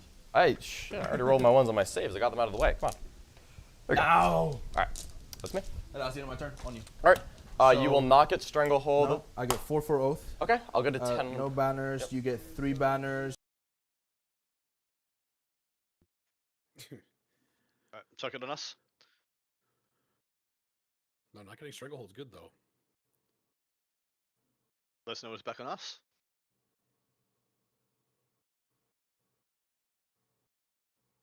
And we are back. Ooh, my God. We have a game, guys. We have an absolute game. Yeah, this is actually really good now. He didn't get Stranglehold, which is still a big deal, but took down one of the Welby stands on turn 1. That's an oof. And a couple of things had to happen for that. Firstly, Jaime rolled well, John rolled bad, and John got a rule wrong, and that's 100% on him. All the dice are just he said it too. Yeah, the dice are just going to do what they do. The issue is John. She should not have been shootable, but John made a mistake. Thought Celestine Yeah. blocked for her. I knew she didn't. I think he probably, in hindsight, probably knew she didn't. I don't know why he thought that. But things happened. You know, he's probably played 20 games of 40k this today. Or sorry, in these last 72 hours. So getting things wrong at this high level, it does happen more often than not. Well done to Jaime. He had the turn from hell. He needed that. Well, sorry, the turn from hell to John. Killed the Rhino, which exploded, damaging Celestine, costing Celestine both Gemini. I'll point that out. Dealt some wounds to the Rhino behind. Lost more than freaking Vile and a unit of Retributors. Like, John didn't do any damage to Jaime. And now John has lost one of his key pieces, one of his While We Stand We Fights, one of his unit of Retributors, and he's been demeched from another boat. The absolutely insane turn for Jaime. Yeah, that went as good as it could have and better. Like, he did exactly what he needed to do with hitting an explosion on there, killing a little bit more of John's stuff. So he didn't push out either. He's doing the same thing that John's doing. He's just staying in his zone that he needs to do. He didn't get Stranglehold, which is kind of a big deal because it's 3 points he's not going to get back. But he also denied John 5 points with one of his While We Stands, and actually exactly right. almost took down Celestine for her first death too. So John's gonna have to be really careful with his last 2 While We Stands now. Yeah, dude. Well, Celestine has to run away. She just runs the hell away. Yeah. John needs to deploy like wholesale reserves now. Hopefully he has enough to execute a couple of charges. I think the fact that all those long fangs are touching cover, the best thing he can do is just get like one Zephyrim to sit on that objective on the top right hand side, run Celestine away, res a Gemini or 2, swing her down to the bottom because she ain't gonna do any good up at the top now. Yeah, that's gonna be hard for her to do much now. He's got to be careful. It's 5 points for him. Yeah, spot on. I can't believe how well Wolford went down. I mean, John rolled horrifically. It was really bad. Like, he had a 4 up, feel no pain, a 3 up save, I believe. It was just horrendous. Yeah. So yeah, Dev Doctrine for the -1 on the Volkites. And he got like, I think it was 9 wounds through, 5 of which were mortals. So a lot of mortals firstly. It was a lot of mortals. And then yeah, he just failed a bunch of saves and even took a reroll, made the reroll, but lost his last save. And even the 4-up involves didn't do well at all. Well, he did. He rolled well on his saves, but it was 3-up saves, so it wasn't. No, he didn't roll well. He didn't roll well. He didn't roll well overall. No, he did not. But the thing is, so at that point though, after the first unit of Longfangs went in, took her down to 4 wounds remaining. She was going down. The other unit of Longfangs was going to ice her. But the fact is that she went down to the Contemptor, which let that unit of Longfangs ice the Rhino. That's the kicker. That was the kicker. Yes. Yeah, cool. As soon as I saw the first unit of Longfangs take her down to 4 or 5 wounds left, I'm like, she dead. She dead as hell, man. But getting the Rhino on top, that was the bit that put it over the save. Yeah, absolutely. So what does he do now? Does he have to actually take to the bottom left objective, make sure he's putting in John? Can he try to get Jaime down to a 5? Is that something he can possibly do? No, he needs to kick off the bottom objective to get his stranglehold either way. Yeah, exactly right. I think he goes for the bottom left. I think he's got the Redemptor and the unit of Wolfguard on that, and he can, by use of like the Dominions and the middle Dominions from that Rhino and the Retributors, he can kick him off that. The problem is then he probably loses. Well, sorry, actually that's a good point. He can deploy them in such a way, yeah, that he could be out of line of sight of all the Longfangs when he does that. Yes. And then. Oh, yeah, here we go. He's deploying there. It's a bit too far forward, mate. You want to be up a little bit more, just below where the other Dominions are. Just peek into range is what you want. But of course, you need to get within 12-inch range for the Dominions to get their proper fire off, and of course for them to use the flamers on the Retributors as well. So people are asking, why was Vol targetable? You able to explain, brother? Go ahead. I can explain that for. So Vol was being blocked in John's mind by Celestine and the Gemini, because Celestine and the Gemini weren't actually targetable by that point. But Celestine is a character that is not 10 wounds or more, so she didn't actually block him, and that's something that John just didn't think about at the time, and it was just a mistake on his end. He admitted it, so it was just an unfortunate mistake on his end, really. But because Celestine, yes, it was a 3-man squad, but because she's a character and not 10 wounds or more, he could be targeted, or she could be targeted, rather. Exactly right. So no single model in that unit of characters is over 10 wounds. Therefore, so Celestine was bodyguarded by the Sacrosancts in John's deployment zone, but because Vol was not, which is a huge mistake, Vol just got picked up, man. Just got picked up. Yep. And the only reason she was exposed was to get reroll once to hit and once to wound to the Retributors. That's it. Yeah. That's what she died for. And so that is a horrific trade on John's part in hindsight. Yeah, especially since the reroll didn't actually help him when he tried. Didn't help him at all. Didn't get a good roll on that one either. So that was rough for him. That was rough. But he can come back from it. He still has lots of resources. He did lose more than he wanted to. There's no arguing that. But he still has enough pieces. Now he needs to do the same. And so another reason I like Mm-hmm. him to deep strike down into the left hand side, I think I would like to see a unit of Zephyrim come down on the left hand side, make a charge either into the Wolfguard or into the Redemptor, either. Is because if you deep strike to the top right hand side, he gets Auspex scanned. He loses whatever he deep strikes. So Yeah. 100%. I think he needs to use his reserves. I don't think he can. He needs to use some of them at least. Yes. I would really like to see a unit of Seraphim come down, flame on, hopefully deal like a couple of wounds to the Wolfguard, and then do an auto charge with some miracle dice onto that objective and take it away. Otherwise, I do think John's in a bit of trouble because I think when I remember we talked about the bleed on this mission. This mission causes you to bleed out. John got the upper hand on the secondary game, by going first and taking up a strong position. But he is well and truly down on the bleed, well and Mhm. truly down on the Yeah, resources absolutely. to resources. Which is unfortunate because he does not want to be behind in the bleed against the Space Wolf army like this. Yeah, exactly right. 100% fatigue is a thing. Yes, it is. You have to remember too. These guys have been playing 3 days straight, like going on like maybe 5 hours of sleep. So you got to cut them a break on that one. Like everybody makes mistakes. That's actually a great thing to remember too. Top player in ITC right now still makes mistakes. Nobody's perfect. You'll make mistakes. Yeah. So man, there's so much like Jamie fanboying, Jaime fanboy going on in the chat. It's pretty funny, really. Both players are tired. Both players make mistakes. But 100%, the mistake was, John effed up huge. Yeah, John of course. effed up gigantically. And of course, at this level of the game, can't make those mistakes. This is an absolute marathon event, and I do expect Mhm. mistakes from both players. But we'll see. If Jamie just plays perfect from here, he wins. Easy as that. Yeah, absolutely. He's got the advantage right now. So John is on the back foot. He needs to make the move now. Yeah. Lies. No 40k player has ever made a mistake. It's all luck. Yeah. Yep. 100%. Okay. Luck-based game, definitely. There's Well, no there's decision. no decision making whatsoever. It's all dice. It's all dice, right? All dice, baby. All dice. Simp for the Wolves by Fucini 19.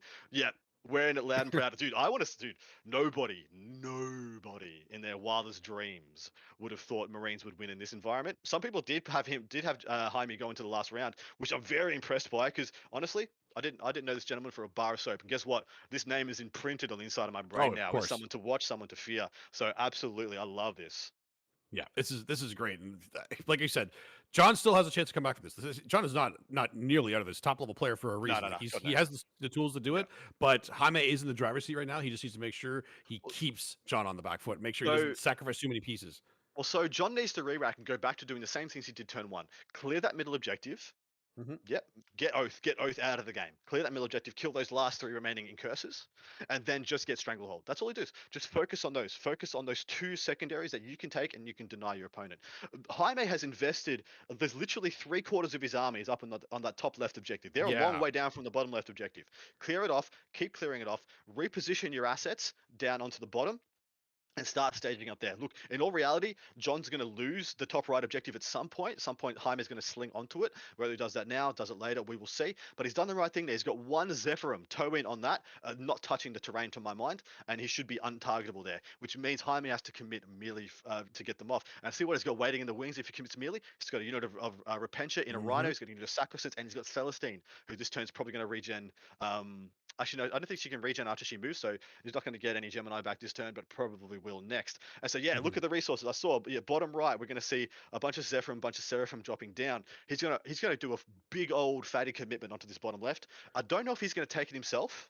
I don't think he cares about the banners yet. I think he just wants to shoot him off this turn, can try and pull down the banners next turn. But if you'll see, he's got Dominion's position to shoot up. Yeah, he's got Dominion's position to shoot up into the incurses. So pull that down, kill that Redemptor Dread, and in so doing, you'll be shielded from the vast majority of the damage dealing in the top left-hand corner because of dint of that big line of sight piece of blocking terrain, and the other piece are able to position behind. So I really like the turn John's setting up here because it's the turn he has to have. He has to have this turn, otherwise Jaime can just run away with it.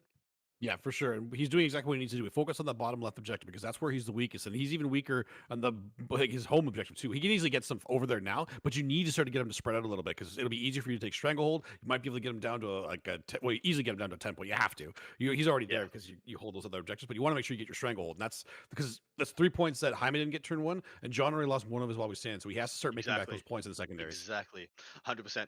So the absolute pressure is on. Props to the table boss just informed us. Props to Jaime for being an absolute gent. Time is tight on both players, and they are helping each other out to make sure they get their turns done. I did see Jaime deploying the Dominions, what I believe are Dominions, or there might be a Retributors that came out of the bottom right Rhino. I saw those being deployed by Jaime for John to where they're being positioned. So lovely, lovely work, gents. We do love to see it on these top tables. And despite what some naysayers might say, the higher you go into a tournament, generally the better the sportsmanship gets. That's been my Absolutely. experience. Yeah, that's my experience too. The higher up you go, it is always just a gentleman's game. It is great. Absolutely. And yeah, Jaime's been playing like an absolute gent this entire time. I watched his game versus Chester, and he was a gent. He was a gent. Yep. They were both absolutely exhausted. Like old man Chester has so many miles on the clock. Jaime was just cool and calm, and Chester was just flailing about, being a grumpy old man, all sleepy and stuff. And yeah, Jaime just outlasted him. He just kept putting Chester under pressure, and yeah, Chester made a bunch of mistakes and just ended up conceding the game because he realized. And essentially, he's beat them so convincingly. Absolutely amazing. Yeah, it was not a close game in those cases. He did so well just to keep the points low on both sides. So like, hats off to him. He's showing what he can do right now, which is great. In the What chat, Spencer's gonna do? Narlings Lee Johnson is saying the score currently between me and Sky is Sky 201, Adam -10. Well, at least I don't have 3 first names, Narlings Lee Johnson. So yeah, you take that. Adam 1, Narlings Lee Johnson 0. Yeah. Cop that, big boy. Oh, shade being thrown. Nice one. Nice. And it's even better now because he can't talk back. Yeah, that's right. I get the entire. You can't beat me. You can't. Like, anybody ever seen like when you try and heckle a stand-up comedian? Anyway, you see just how bad it backfires. Come at me. It's terrible. Come, let's go. Do it. I can't actually. I can't. Don't please don't do that because I can't swear on this, and you might make me. Best behavior. Best behavior right now. You have no idea how much it takes for us.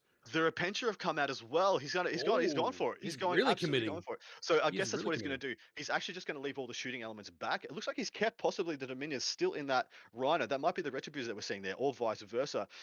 So the Repentia might be the thing that's going to take that objective and pull down that banner. Because they will go in. They will pick up. They have. I don't know if they still pick up a Redemptor without the +1 to wound that they used to have for Bloody Rose, but they get pretty close. And in hindsight, like there's 8 Repentia in that unit, yeah? Yes. If they can't be overwatched, there's only 5 attacks from that Redemptor. You can only kill 5 of them. He'll still hold that objective. He'll still pull down that banner. As long as the Wolfguard get pulled down, it's not a problem whatsoever. Yeah, I do like this play by John. I do like it. It might be an overcommitment if we're able to see some repositioning by Jaime. But look, Jaime's put so many of his resources in the top left, man. I mean, it's allowing John to play a lot more of the table than he otherwise would. It does have 5, but it has roll with the branch. So if he gets lucky at some 6s, he could kill him. Yeah, exactly right. So yeah, he needs to pick up that unit of incursus and need to charge out, and by whatever means necessary, take the bottom left objective. If he does that, the scoreboard, like the resource race, is definitely in Jaime's favor. It's probably going to stay that way for the remainder of this game. But the scoreboard starts ticking more and more over into John's favor. Yeah, for sure. I think John's doing the right thing right now. If he can clear that mid squad, that's already gonna be a big thing. I think that needs to be his major play right now. But he also wants to get a stranglehold. So does he have enough to get rid of the stuff in the bottom left there? I don't know. I don't know if he's already denied 1 turn of stranglehold from Jaime. By keeping Jaime contained in his deployment zone, essentially he's going to deny a 2nd turn. So that's 6 points gone begging that Jaime can't get back.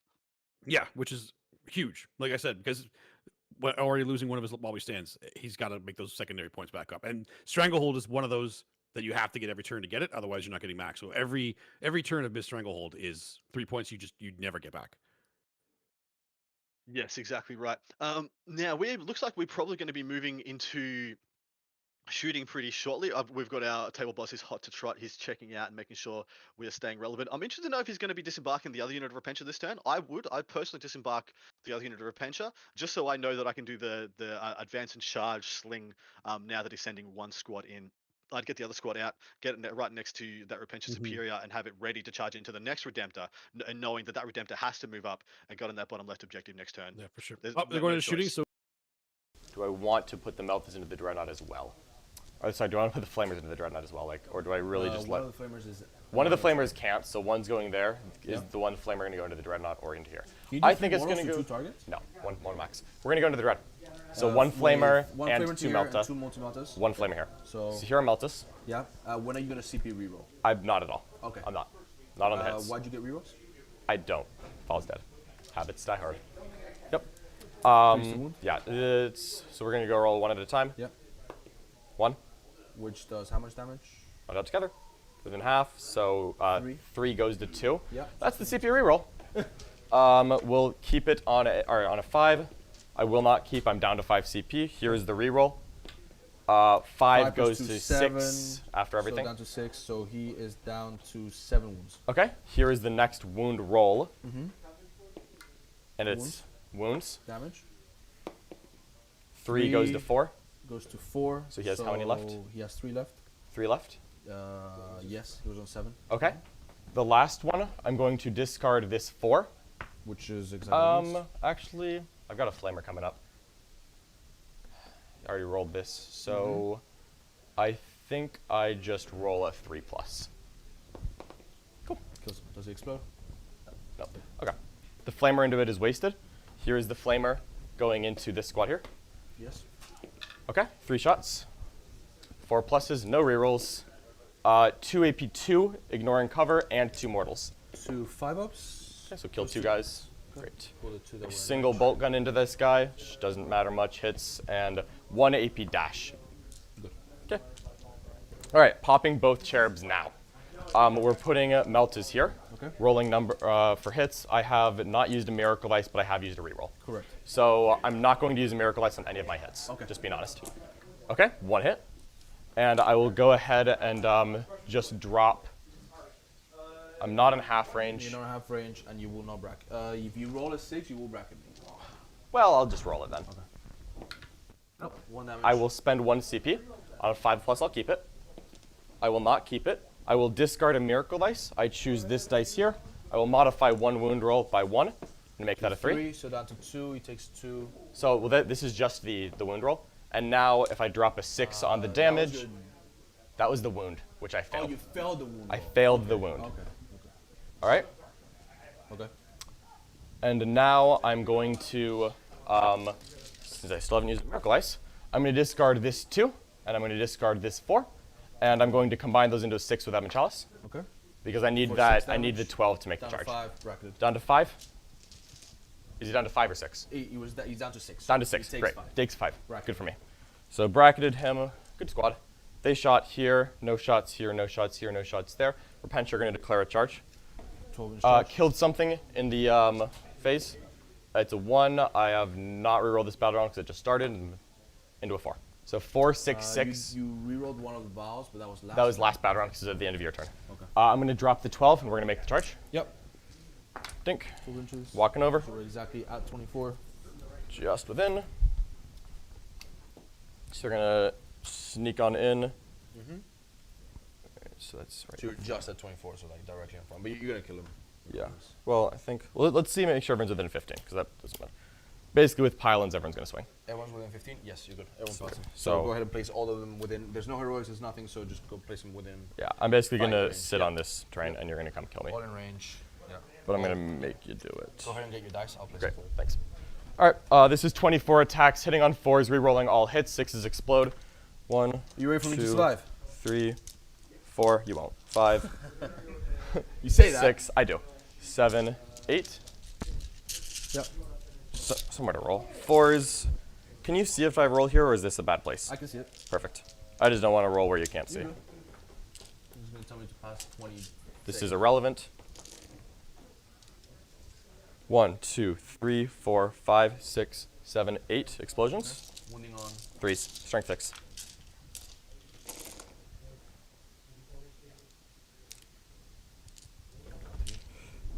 Yep. All this. You ready? I am. You're not going you to. out. You ready? All right. Go ahead, man. 4 up. Count. Because you said everything has to be flat. 1 dead. 2 dead. Yeah. Come on. I don't either. I was like, I was not stressed at all, to be clear. Someone do. Sure. Time to me. I forgot these are my dice and they roll like crap. Yeah. Dead. All right. Yep. Everyone is in a happy space. No need to really get closer. I was never going to engage the Dreadnought. Didn't want to engage the Dreadnought. No other shots to resolve. Kill the unit in combat. I will gain a Miracle Dice. I will get a 1. I just used my reroll. So it's just a 1. 1, 4 am I showing Miracle Dice. End of the turn, I will get Stranglehold. You'll get 2 banners, and you'll get a nice, healthy 10 on primary. Yes.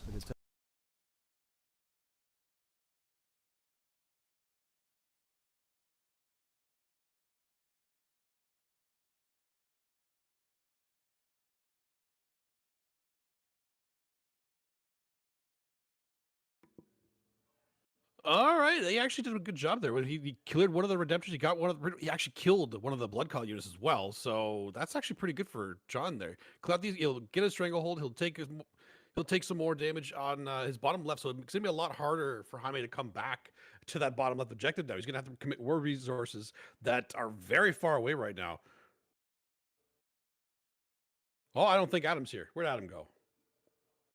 Oh, g'day. Sorry, how did my mic muted? We are back, guys, and I think that was the turn John needed to have. Unfortunately, sorry, guys. I went to the bathroom. Didn't want my mates hearing about it. That's a good that, idea.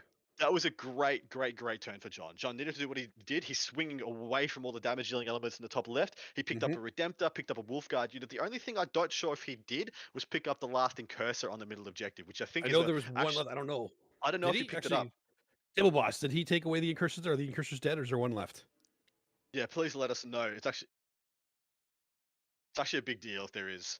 If there's one left, that means that 100% Stranglehold is still an option because what he does with that one guy, he move and advances him up onto the top right hand objective from where he is, or onto the bottom left hand, whichever way he wants to go, and he gets obsec on that unit and therefore controls it. So what he wants to do there is it goes down there, and then he just gets the Redemptor to clear off the bottom left one. He gets his Stranglehold and puts John down to a 10. Oh, I do think there is one left. There is one left. Yeah, There he is only one killed left. two. That's what I thought. Yep. Ooh. He needed to kill that guy because he's going to give him oath points. He might deny Johnson primary. That guy's going to be an absolute menace. Yeah. That what 17, 19 points is it's going to cost him a lot. Yeah, exactly right. One in cursor left is just it might cost John. It might cost John like 8 points, man. It could. It absolutely could. Legit. That's rough. The bottom right objective is only being held by the Repentia Superior and one Rhino. So if that Incursor gets onto it, he pulls down a banner, denies 5 primary, and gives him 3 on Stranglehold. That is a 9-point swing just from that one Incursor surviving. Huge deal for Jaime. That is huge. Ooh, that's a big deal. And John didn't want that, but he still did a lot of the damage he wanted to do. And like you said, he was swinging away from a lot of the damage on the top left-hand side, so it's going to be harder for Jaime to get rid of more of his assets. So John's actually in a good position to start coming back into this. But Jaime still has quite a bit, but most of it's committed to the top left. He's going to have to start committing a little bit more to the bottom. Not too much, but he's going to start moving some of them down there, like behind his home objectives, just to be safe. But he's going to need to start putting some more stuff down there because John pivoted. He can threaten that bottom left objective a lot more now.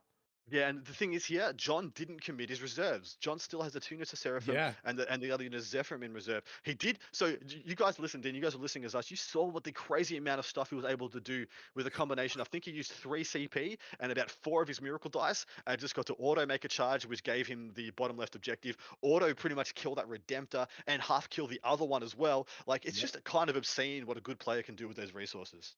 Yeah, it's insane. It's those miracle dice. It really is.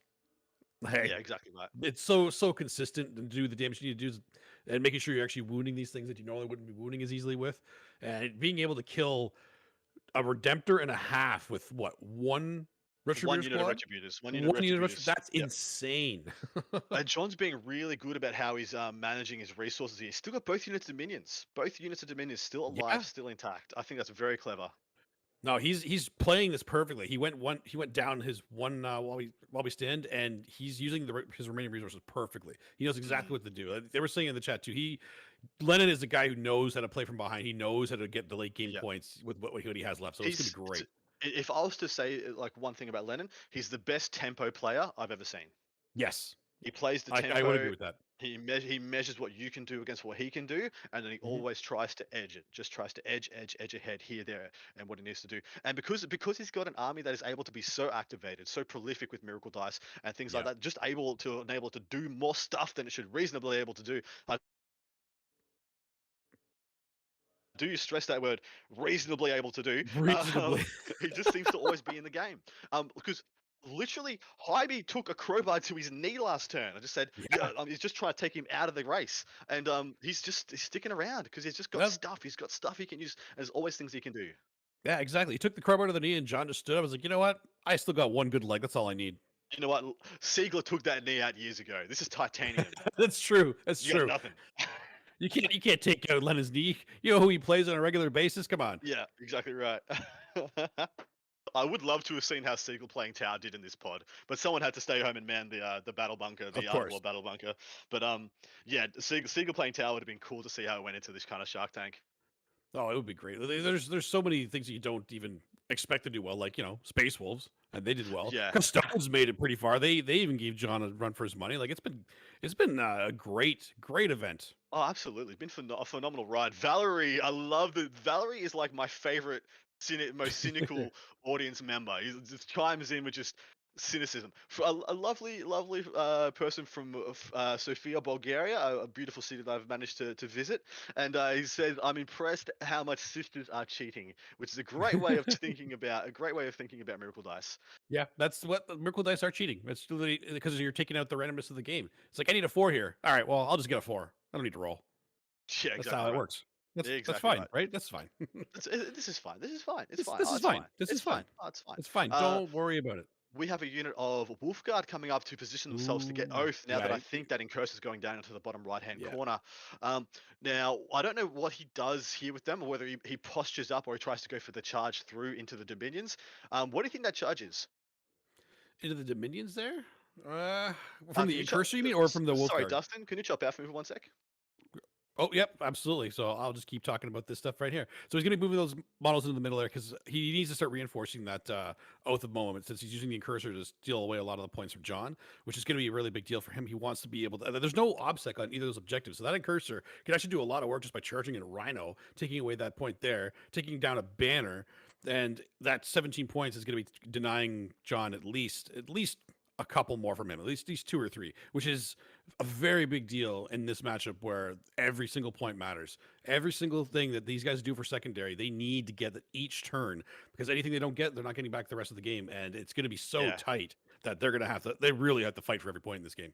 Spot on, man. This game is going to be teeny, tiny incremental wins and losses. So awesome. Apologies, I had to jump out there. I'm living with my brother at the moment because COVID was hard when I was living in an isolated rural city, and COVID was hard being away from my family for 7 months. So I moved in with my brother, and my 3-year-old nephew just walked into the room asking why I was awake.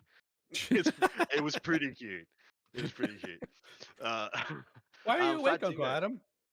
Yeah, exactly right. I usually sleep, and I'm like, yeah, I usually am. Doing what I love, though, so I'm not sleepy at all. I swear I'm not sleepy. Fat Dingo, so you're telling me if Chester was 20 years younger, he would have won? I'm saying, no, I'm saying if Chester was 20 years younger, he wouldn't have conceded. Yes, there's a difference. There's a difference. Most likely, he would have played the game out. And he still might have lost, still might have would have won. I think he was on track to still lose by about 5 to 10 points, and he probably saw the writing on the wall and said, "Look, everything needs to go right for me for here to win this. So stuff it. I'll get another hour and a half sleep." Yeah, which I think when you get to a certain age, sleep is important. And look, none of the gentlemen at this event have anything to prove. These are all top players. No, they already know they're already amazing players. It's just some bragging rights. They're just having some fun games, rolling some dice. This is what charity is about. It's for the kids. What is this? What is this charity about, Adam? I don't remember. What is it? This is the charity in support of child's play. It's supporting children undergoing medical care in the order to assist them in having a more comfortable and more happy experience while they could be going through some very awful times in their life. And this charity has raised support for 185 hospitals across the world. It's truly an international charity now, and I'm happy to say that this being the 3rd year of Charity Hammer, the 40k community has had some say in the growth of that charity. Thank you so much to everybody who's contributed so far. Please contribute now if you can. The charity will be open. The charitable link will be open for a little while longer, probably another day or 2. So please sling some more dollars. It all goes to charity. Every single dollar, every single dime. Yeah, and that is very highly rated charity for the kids, and we've already raised over $33,000. Like, you guys are amazing.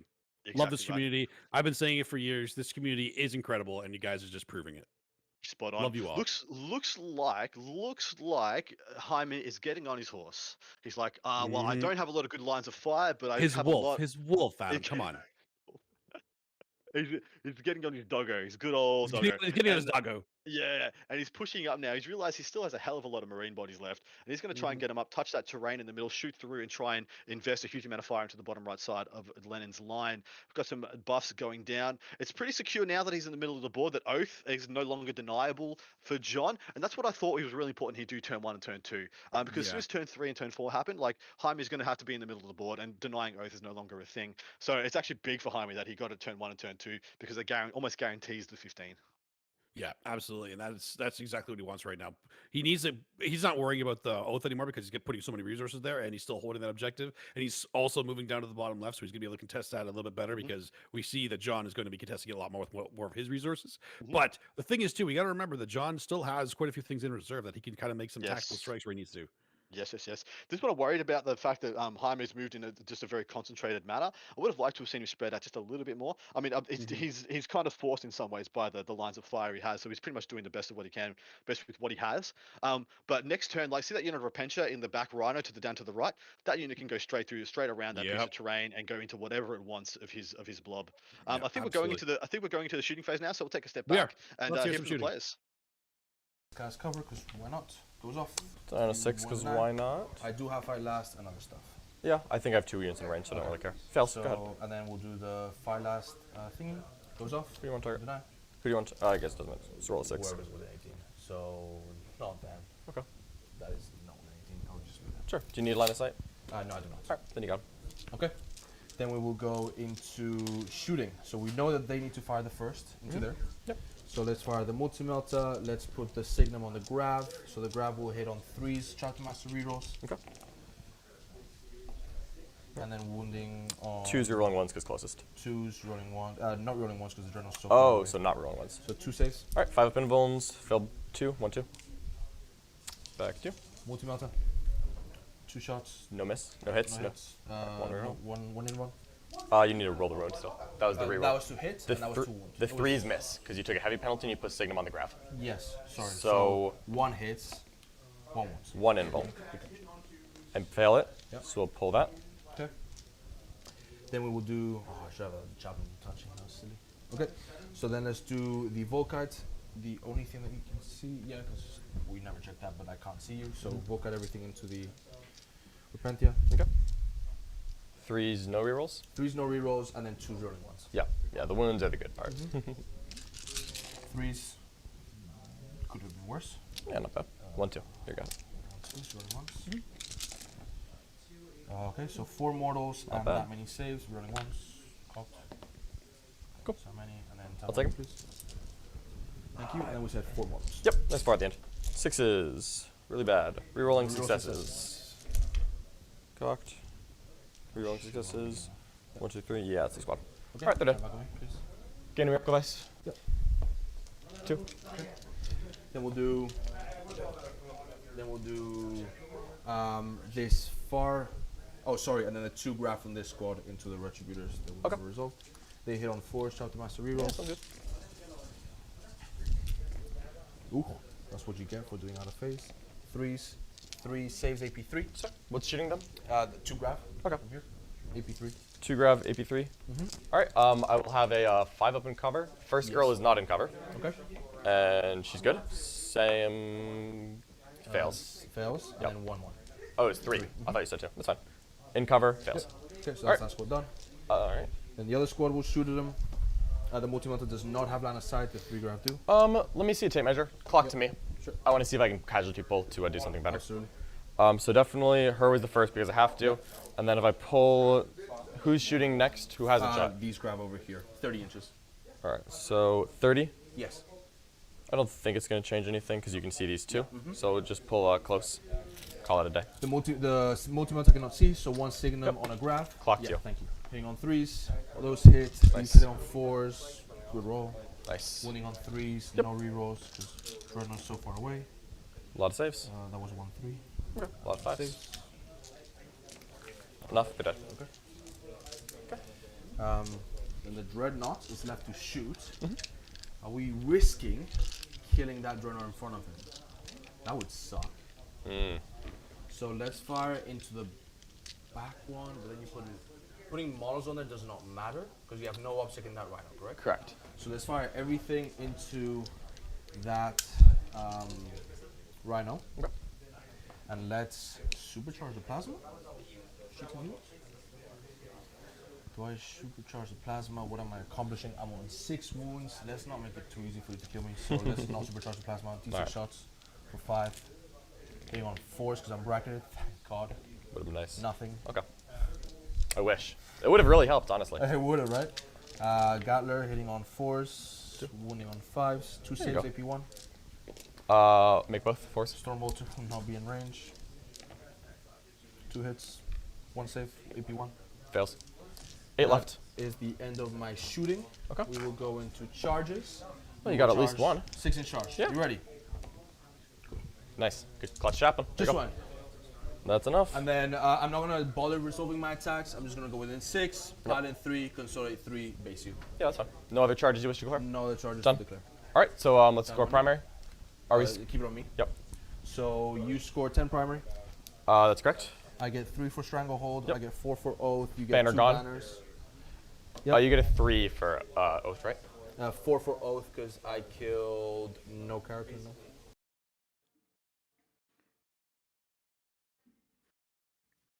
Oh, we are back. Nice turn for Jaime. We did see that play with the Lasting Cursor coming, and it was a big one, wasn't it? Well, that was a big deal too. Now, I still want to see that Rhino kill that Cursor in close combat because I feel like it could do it. We saw Truck kill a Raider earlier, so I mean, it can happen. It can happen. Yeah, it You never can know. happen. It can kind of maybe. It can happen. It could You know, Miracle Dice. Why not? It's true, actually, but I don't think you'd want to use Miracle Dice on that. It takes down a banner, but yeah, it was a good move by Jaime for sure. He needs to do that. That one in Cursor getting value for staying alive now is a Oh, big deal. dude, that one in Cursor just was a huge swing. Yeah. And that guy being alive was massive. He got last turn. He got him 2 points for Oath for being alive. That squad. This turn he's pulled down a banner, denied 5 points on primary, and got him 3 points on And stranglehold. got him Stranglehold. Yeah, that's ridiculous. That's like 12 points. 12 points of value from this one squad of 5 guys. Yeah, he's gonna become a captain after this for sure. Oh, for sure, he needs to get upgraded. So John doesn't have any more Retributors. It's turn 3. He has to pull his deep strikes. He still has enough. Look at the scores of the game. This is after John's second turn of scoring because he only got a 10 that turn. But he got 10. He got 10 on his first turn, so he should be on 29 when they update it because he's still on 2 objectives. Yeah. Yikes. This is going to be his game on. He's got a bunch of, let's see, it's the Seraphim. He's got Seraphim coming down in the bottom left-hand corner. They're going to be out of line of sight for the Long Fangs. Of course, they're not going to be within 12 Long Fangs, so there's going to be no Auspex scan there. But they should be shooting onto the Wolf Guard directly above them. And then after the shooting phase, he can decide if he wants to Miracle Dice to charge into the Redemptor or into there. The Redemptor is degraded, so he's going to have 5 attacks hitting on 4s. So in all likelihood, he kills 2 Seraphim. And therefore, John will hold that objective. And after he kills that Cursor, we'll get Stranglehold back. What are you seeing, brother? What's the lay of the land? I'm seeing the same kind of thing right now. If he takes, I don't think there's too much on that back objective, so he clears that off and can take that other objective. He's going to put him down to a 5 because unless that Cursor survives again, which I mean, it's possible. He's survived through a lot already. But if he can take that down and give Jaime a 5 on this turn, that's actually going to give him a big swing in the game. Jaime still has enough resources that he could, because his bottom turn, he still could get a 15 later on. But John needs to put that pressure on him to have to do that and spread out his forces so John can actually respond in a better manner with what he has left. Well, it actually really works in John's favor that Jaime stayed congested because this actually gives John the ability to clear him off and give Jaime a 5. Like Jaime could legitimately only get a 5 on his next primary score if John's able to clear both of these objectives. Now, this unit of Repentia, where does it go? Does it go and kill the Redemptor? I don't think it does. I think he uses like a Miracle Dice charge from Zephyrum or Seraphim to go and take that objective. I think the Repentia go deep and try and pick up a bunch of these Wolfguard. Yeah, I think there would potentially need to go deep into that infantry line up there and actually block it off so he can't be moving forward that much because he's not going to have too much they can contest the other objectives with, so it's going to deny his Stranglehold as well if he can do that. Legitimately, that one unit can go and pick up those 10 Wolfguard. And then, it really depends where the Feist Last Ore is and the 6-inch intervention. If he can avoid the Libby, actually, no, they can do it anyway. As long as he's got the CP, that unit of Repentia can just willingly charge in there, spend the CP to fight on death, and still just trade into the Wolfguard. No problems, no mess, no fuss. Doesn't even matter about the Feist Last. For sure. So I think that might be the play I do. As soon as the Wolfguard are down, man, all you have to do is just avoid the lines of fire from the one Contemptor and the Wolf Claw, the Long Fangs. And you're pretty safe. From reprisal. He can't get aggressive. No, we can't. He's losing too much at that point. And the Repentia could do that. I think they're going to be the key to this turn for John. If they do what they need to do, then Jaime is going to be on the back foot, and it's going to swing in John's favor, especially if John can give him a 5 on primary this turn. Well, this is the other thing as well. I take it back. I don't think John needs to use the Repentia this turn. He's got 2 units of Dominions. Oh, he does too. Wait, he has 2? Mate.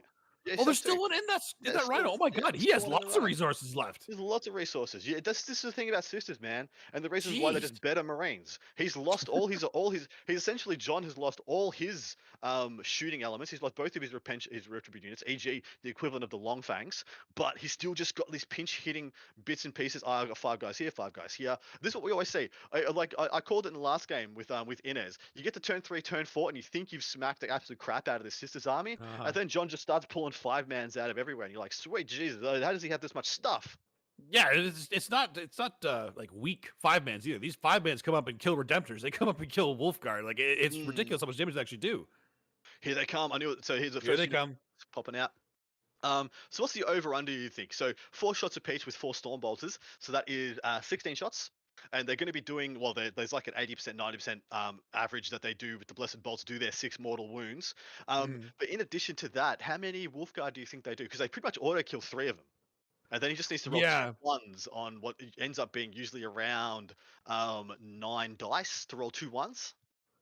Yeah, if he actually takes down the Wolfguard here, that's a big hit. And I think they're that squad that's closest to John is a Wolfguard unit, is it not?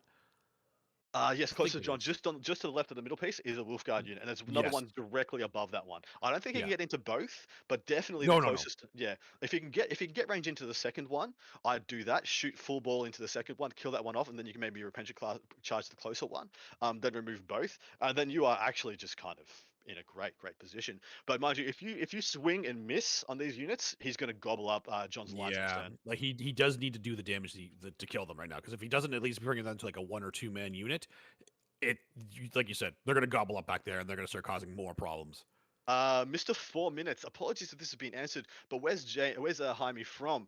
Is he a local guy or is he a streamer? He is from Spain. He's a Spanish player. He is here on I don't know if it's a secondment or an internship for an engineering degree. He's got a job. He's part of the pro tabletop team, and you can see why they want him. He is an absolute behemoth. Currently ranked number 14 in the world. I wouldn't be surprised if by the end of the season he's the number 1 ranked Marine player. Oh yeah, easily. No, he can do it. Especially he's got to be the number 1 in Space Wolf already. Come on. Oh, dude. Like, hands down, no You know problems. what? I'm looking it up. I'm looking it up because I'm out. curious now. I'm gonna find out now. I like knowing this for sure, so I'm not actually blowing smoke up everybody's butt right now. I gotta be accurate. I gotta be accurate. The Scarred one has joined us in the chat. He stated he's just donated to the charity. Who else is? We are here, and the whole purpose of this entire event. So some of the best and brightest from North America and Canada, and usually the best and brightest from around the world gather for Charity Hammer for a 3-day, 72-hour continuous stream of 40k, some high quality games, some meme games, everything in between. And we do that for the purpose of raising money for Child's Play. This is a charity that supports sick kids during their hospital stay in order to keep them entertained, keep them comfortable, keep them happy. It is a phenomenal charity. Please go along and donate. We'll chuck up that donate. So the donate button is already in there. Please go and hit that. Sling a couple of bucks our way if you can. For every $30 donated, you go into the draw to win some fantastic prizes. Some of the best of which are still yet to be given away. So including a 3,500 point commission painted Necron army. Yeah, go jump on it. Get into it, man. If you got a couple of bucks you can sling our way, what a better time to do it. So, all right, quick call. What are you seeing, Dusty? I am seeing John actually moving out with a lot of the stuff. He's that's Dominion squad at the top there, isn't it? Yeah, Dominion's gone to the top. Dominion's has gone to the bottom. I'm not quite sure what the other unit is that's come out. It doesn't look like it's Repentia, but it looks like doesn't look like it, but it has to be. It's at least 6 man, so it's got to be Repentia. Yeah, that's what I thought. Unless it's 5 in a character, which it could very well be. Oh, I guess that's true. Yeah. Oh, by the way, Jaime is the number 1 Space Wolf player, so absolutely number 1 Space Wolf player right now. If he wasn't, I was like, who the hell's the other guy? Yeah, who's the other guy? I mean, he's in there by 4 points, but that's all it takes. Yeah, exactly right. Yeah, it looks like there's no reserves for Jaime left, but there is a bunch left for John. We've seen 1 committed over all the way to the left-hand side. I believe that looks to be Seraphim. So they'll be probably double shooting, trying to clear off that back objective. Either that, it or looks like John's going for the throat. He is. He's going. This is what I worried about for Jaime moving in such a cluster, and then actually moving up. If he was to just move back or spread across the top of the board, which is what I thought he might do, seeing as John had positioned all his strength down diagonally, shoot all your stuff, clear out everything that tries to put on the bottom left, back up that Redemptor a little bit if you need to, and stream across to the top. You know, contest, go after Celestine, go after that unit of Seraphim up there, clear off that top right objective. The bottom left one can be held from your position with the long fangs. it can all effective purposes hold that objective. Maybe put a unit of 5 Wolf Guard back there, but just moving up like in strength into the middle, it's just given John a great pivot point to sling about into you. And look, he has some great defensive buffs. He's probably got cover up there. Look at all those cards, yeah.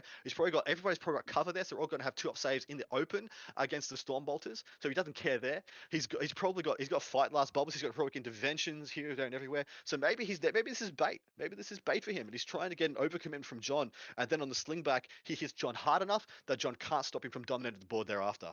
Yeah, this is a power move right now. Like John is trying to go for the throw right now, but if it doesn't go his way, it's gonna hurt coming back. So this has to go well for him.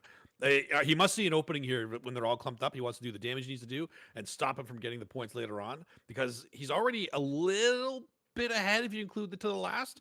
So he needs to keep that small lead. Is it an overcommitment from him? Do you think he's overcommitting right now? No, I don't think he is. I think if he was putting the Repentia in as well, that would be. I think he's just looking to wall him off and keep him contained. Jaime's done half the work for him, and he has all those defensive buffs. So the best thing you can do now is keep him contained, keep him bottled up, spread out across the board, drop Seraphim and Zephyrim here, there, and everywhere. Make him split up his fire, make him really decide where he wants to go. So we've just been told that is a 5-man Battle Sister squad. It's just Battle Sisters and the sergeant from a unit of Dominions. Yeah, because it doesn't need to see to shoot, or because it's exactly right. Doesn't need to be around the corner. Looks like we have a 1 runner dropping back, so we're probably going to see that in cursor picked up. This is the shooting phase. Let's take a step back. We're the shooting phase. So that's 1 dead. And then I'll take an AP2. I'll take an AP1. He dies. And then 1 guy left. AP2. Or AP1, but you're AP1, good. and then AP0. He has 7 rounds and 1 wound. All right, cool. So I'll have to shoot him again. Yeah. Time back on you. All right, clock to me. Done. All right, shooting phase. We're going to spend a command point. We're going to Blessed Bolt the far back squad into that guy. Yep. The roll 6s. 1, 2, 3. Here's the first 15 shots. 2 mortals. That's out of the way. Wounding on 5s. Actually, I'll wait. Hey, 4 AP1 and 1 AP dash. 4 AP1, so these are dice. Dice explode. Cool. So clock's on me, we're good. Okay. This squad is going to put all Storm Bolters here. Yep. 1, 2, 3, 4, 16 hits. Honestly. I need to move some. I need to roll somewhere. Cocked. Dink. So that would have been cool, Blessed Bolts. I'll come to your side so we're faster. You're fine, man. 2 saves. Womp. That's bad. Okay. Then this squad is going to shoot here. He has 1 left. Yep. No strat. Do you need to exchange range? I shouldn't, because you were pretty close, but go ahead and tell me. 12-inch pistols? Yep. All in range. All in range? Yes, all in range. All right, both pistols.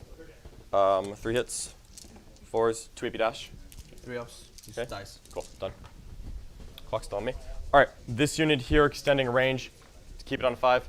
Nope, down to 3. So we're gonna put the hand flamers in, and we're just gonna put into this 5-man wolf guard in front. Okay. This 5-man wolf guard. Yep, that 5-man wolf guard in front. Okay. Flamers. 10, 14, 6, 12, 14. Here we go. Okay, 3 mortals, but 2 AP1. It's all the 2 up saves. Okay, that many then, and 3 mortals at the end. 3 mortals at the end. Kills 1. And then 3 mortals, yep. So 2 and a bit. All right, and then these are the pistols. 5 hits. 4s, 1 more save. AP dash. 2 and a bit. 1 AP dash from the bolt pistols. Kills the 3rd one. Cool. Ugh, that's not nice. Take what I can get. Yep. Okay. Crack grenade from the clock to me. Crack grenade from the Zephyrim. Hits. And nope. All right, that's it there. Cleared out some stuff. That's a giant problem. And that's gonna hit me hard. Then I believe that is the extent of my shoe sting. So, end of the shooting phase, she's gonna stand back up and just be extra in range of bodyguards, I guess. Why not? And then we're gonna declare charges. Okay. So, starting off, we're gonna declare everything over there. Okay. Nothing to charge over here, nothing to charge over here. 5 primary helps, I don't know if it's enough. They're gonna charge this. 10. That's cool. So front model 10 back. I'm sorry, killed something in shooting. I'll take a miracle dice for that. 5. Not bad, so let's put it with that. Okay, so 10 inches back here. So she's in the range there. That's good. This unit charging him. You don't have a banner here. I already have Stranglehold that cannot affect that, so I don't need to get on this at all. They're going to charge here. 6 is enough. There's 12 inches for you. I can't really slow you down, frankly. If I move block you to right there with +2 to charge, you still have the fences and just, this is all dead. Only thing of relevance is to just have this dunk in there just to get a consolidate move out of it. So they're just gonna hit and pull back so that at least you have to use combat on this. Not that that's, you know, really a great thing, but it's better than just giving you shooting. She's charging in, this lady.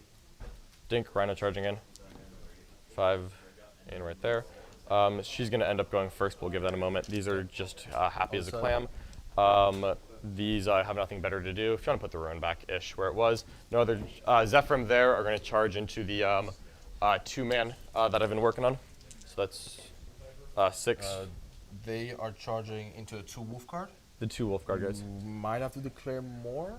Let's find out. So to get out of 6 of him, I have to be like right here. It's very hard to do. Clocks me. So, just thinking about the best way to do this. Best thing to do is frankly charge the Seraphim in and just move block him, move block his heroic. Armor of Rust is pick someone within 1. Within engagement range. Okay, 1 inch. so 1 engagement range. So I just need to stop him from ending the heroic within range of 2 of them. That doesn't really matter. I think I may just hit this unit, and that's what it is. So we're hitting the Blood Claws. Okay. So we're just gonna go. You can 6-inch heroic with anyone, and I'm aware of that. So I'm sorry. I'm gonna. So yeah, charging the Blood Claws. Rolled the 6. So we're just gonna go out to here, and I acknowledge you can heroic. I just want to be out of fight last guy. Absolutely. This unit's dead, and I accept my fate. I just want to be 6.1 away from this guy, really. Not a problem. So that his closest is here. For if they do their heroic. They too? Yeah. Okay. So that's it for me. I'm done charging. These are not. They're not charging. Okay. I'll charge here. Why not? I will They're gonna fight last, but they're gonna charge here. Oh, they're gonna charge. 12. That's convenient. Anyway, the wind blows. Do I need to hold this for my stranglehold? Maybe. 1, 2. I need to hold 3, so yes, I do. So in that case, I'm not going to charge. I'm going to stay on. I'm just going to make it so that their heroic has to be close to them. So not charging. Absolutely. I will clock to you. Thank you.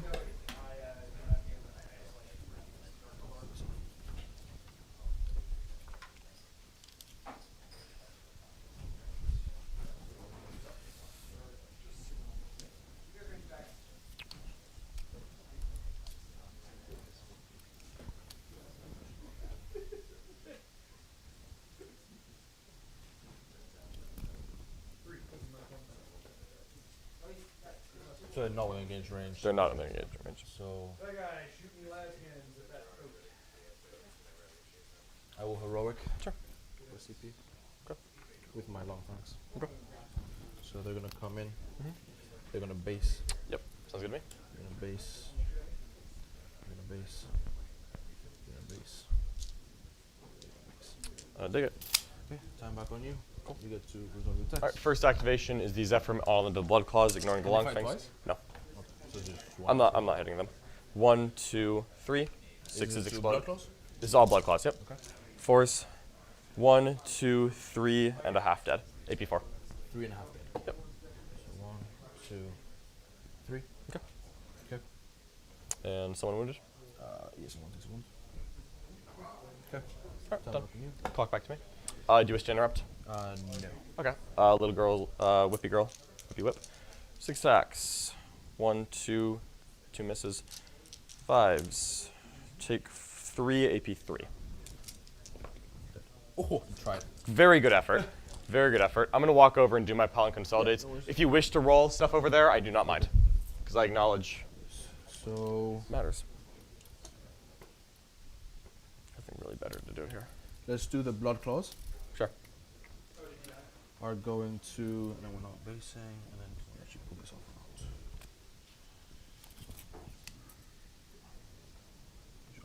Blood Claws are going to pile in. So he's going to go towards the Sephram.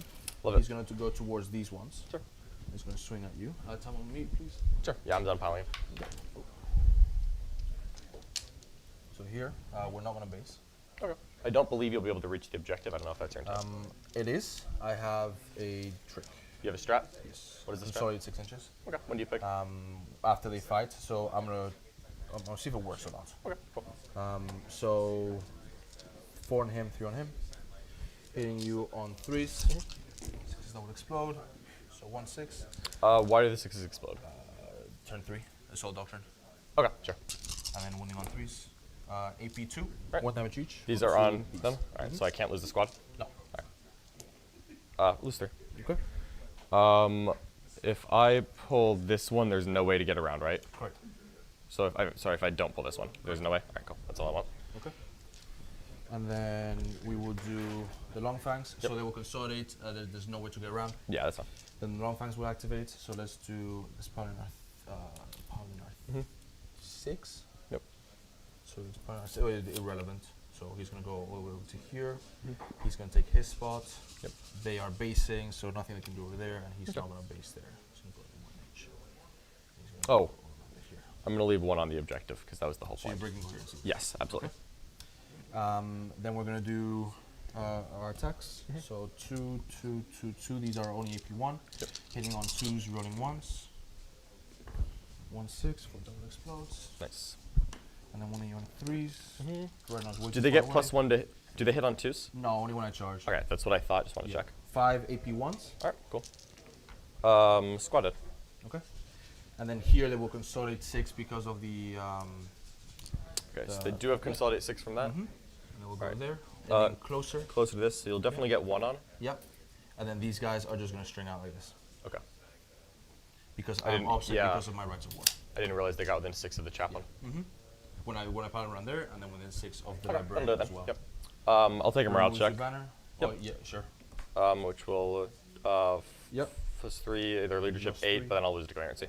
And then, okay, yeah, because the leadership It doesn't really matter. Yep. Okay. I think that's that.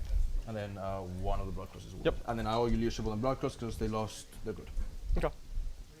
And then times on me. Yep. I scored 10.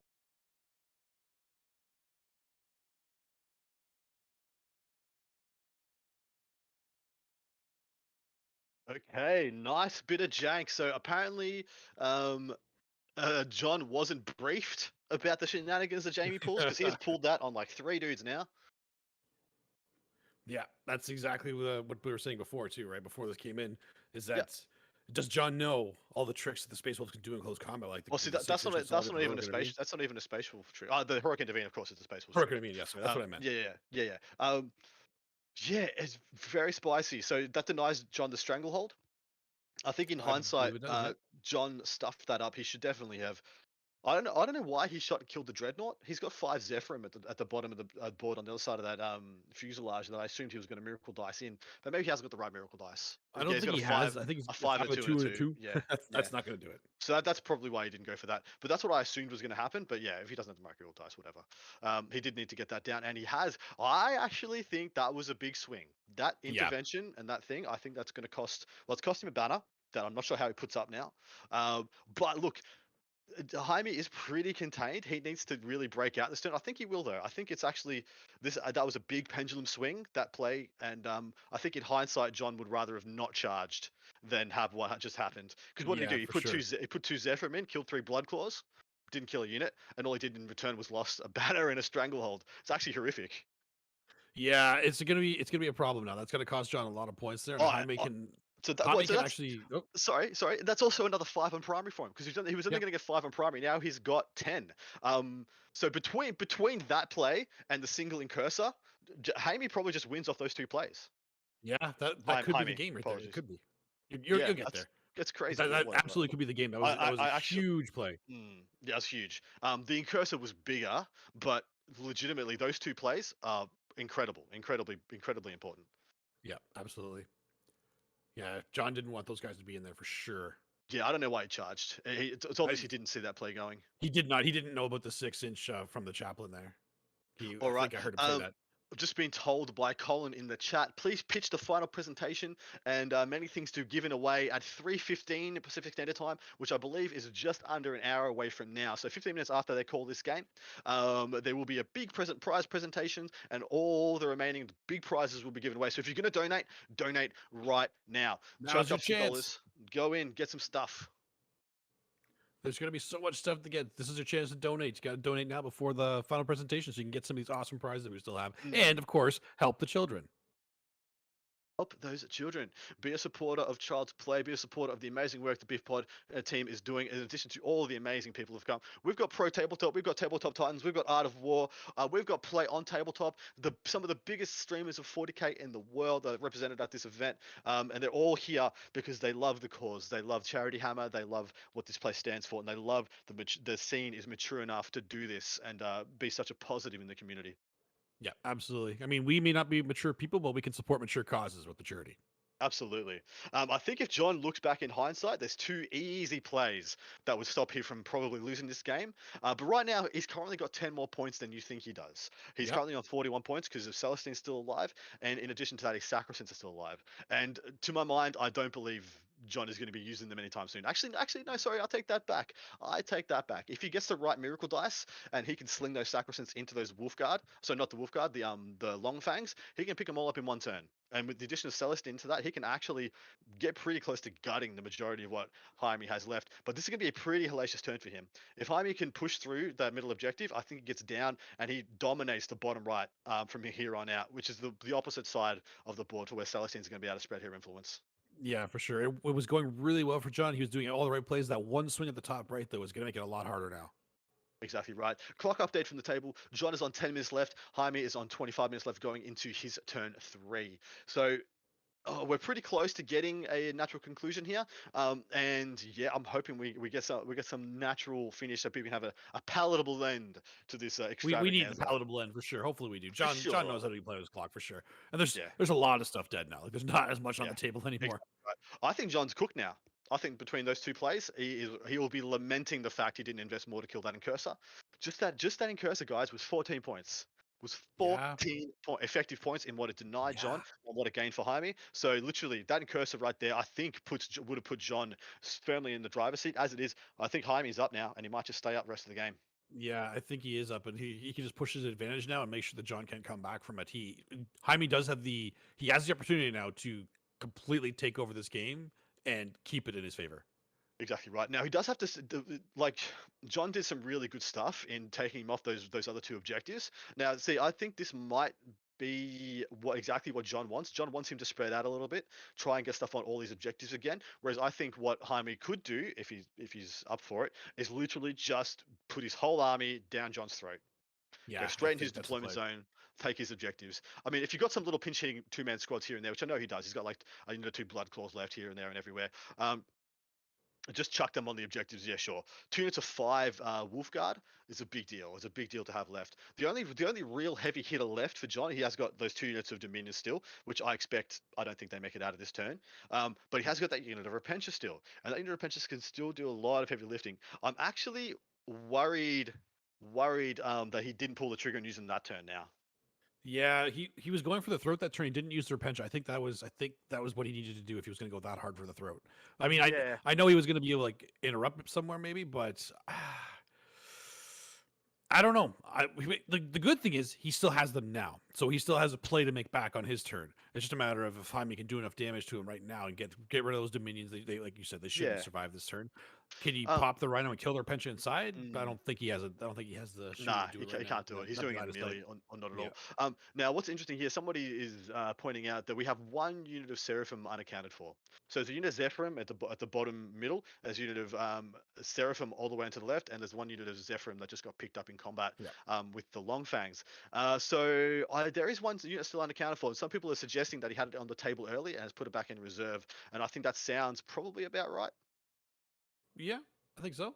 Either that or it's the 5-man all the way on the right of board on John's home objective, which it could also be, because that's the only other 5-man that I can see that I don't quite know what it is. Yeah, we know the other 2 are that's a Battle Sisters, and that's a Dominion, so it's got to be. Yeah, exactly. Sure. It's got to be. Well, where's the other unit of Dominion's gone? Oh, they're the ones that went straight up. They were straight up on the They're the one, yeah. on the top objective, yeah, and they're just going to be they got There's decimated. there's one left. Yeah, John, literally though. So in all reality, John's made 3 big mistakes. 3. Mhm. And if he watches it back, they're pretty easy to rectify. Don't let Morven Vile get killed turn 1. First up, Oh, straight yeah. up. That one definitely. That was probably the most obvious one that he's already regretting for sure. Exactly right. Next one is what was it? What was the other one? Is kill that damn incursor. The incursors. Turn Yep. 1, he could have pulled the trigger and probably used the Dominions instead of the Retributors. Tried to get a little bit too cute with the Retributors, and due to the pulling of models, he wasn't able to actually use the Cherubs. So that first unit of Retributors got picked up for 2 incursors, so still having had their Cherubs intact. So Yeah. you much rather in Really good hindsight trade. have used the Dominions, at least get the 6 mortal wounds up there. Then he has to roll just 2 failed saves on probably 9 dice. Much more likely to happen. And if not, at least you kill 4 of them, and at least you got an opportunity for morale to take effect. So yeah, that was the second big mistake, and the third one was what just happened. There was no reason to charge the Zephyrim. What did they accomplish? They killed 3 blood claws, got intervened into, and lost him. Gave Jaime 5 primary and denied a banner and stranglehold. Horrific. Yeah, that was rough. I think if anything, he should have just charged them into the front squad. So because keeping them there where they were, they would have been intervened anyway, and they would have attacked them first, so they would have been in a lot of trouble. Charging the front squad, I think that would have made sense because then you would have been able to clear that one out potentially, and they wouldn't have been able to intervene back into you because there's no space to do it, right? And then you're also blocking off that objective as well. Yeah. The chat. Gremmer BB. What killed Morgan Vile? Morgan Vile. And some people say the drop pod. Yeah, the shooting from the Dresden Longfangs, and then Corin Hart as the correct answer. John. Yes. John killed it. John killed Morgan That's Vile. the correct answer. John killed him. You're a savage man. I love it.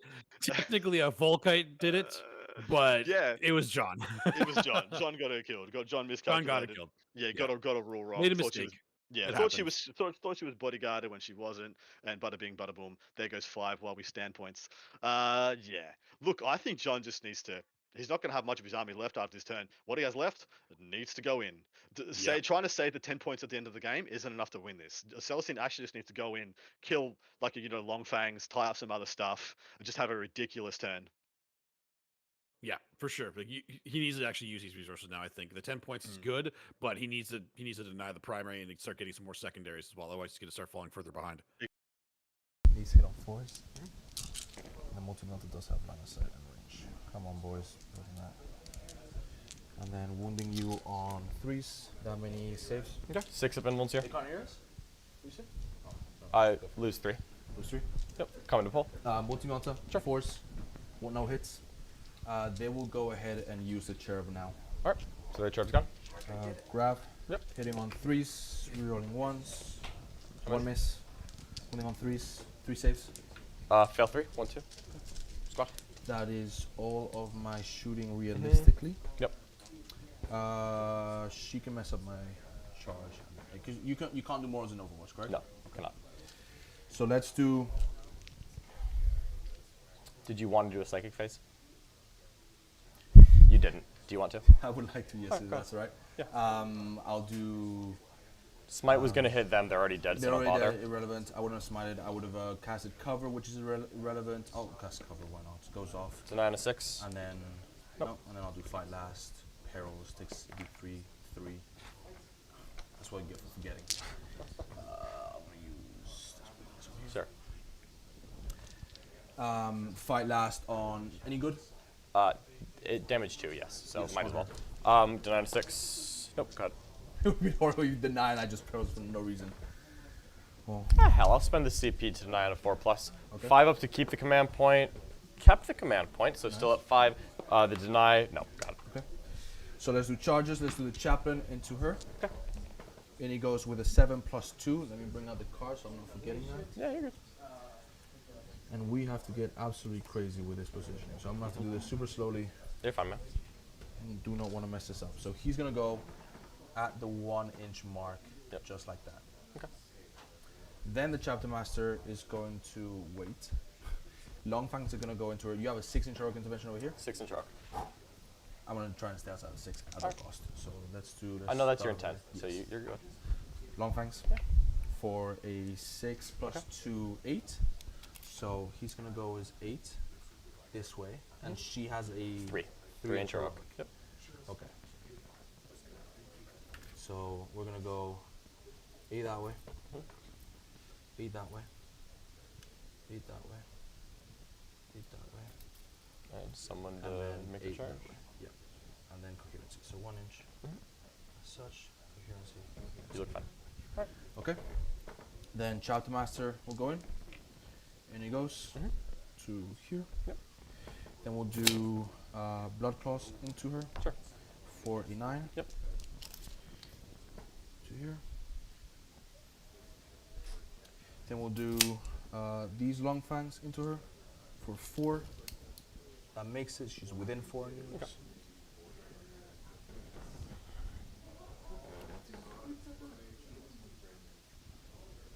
As such. They cannot advance in charge, correct? Max 24 inch range? 24. 24/5. Don't need none of that. Over here, these Wolf Guard will be charging. I now have the +2 to charge, so that's good. So that's unfailable charges. We might as well declare all 3. Okay. Is there any reason not to? I can engage all 3 by putting 1 model over here. I can put all of my attacks into them. I can't think of any tricks that make that a bad idea. Okay. 5 + 2, 7. So we're going to put that 1 model within engagement of these. Sounds good. Go like that, and then we do need to stay within range of the librarian for OBSEC. Okay. So actually, let's stay. Yeah, they should all be able to swing on the dominions if that's your goal. And then I have OBSEC on that objective. You do? I should be able to steal it. I agree. Staying 6 inches from her, You got it. plenty. That is all of my units charging. Okay. So let's go into swinging first. She cannot hurt, so let's go over there. Okay.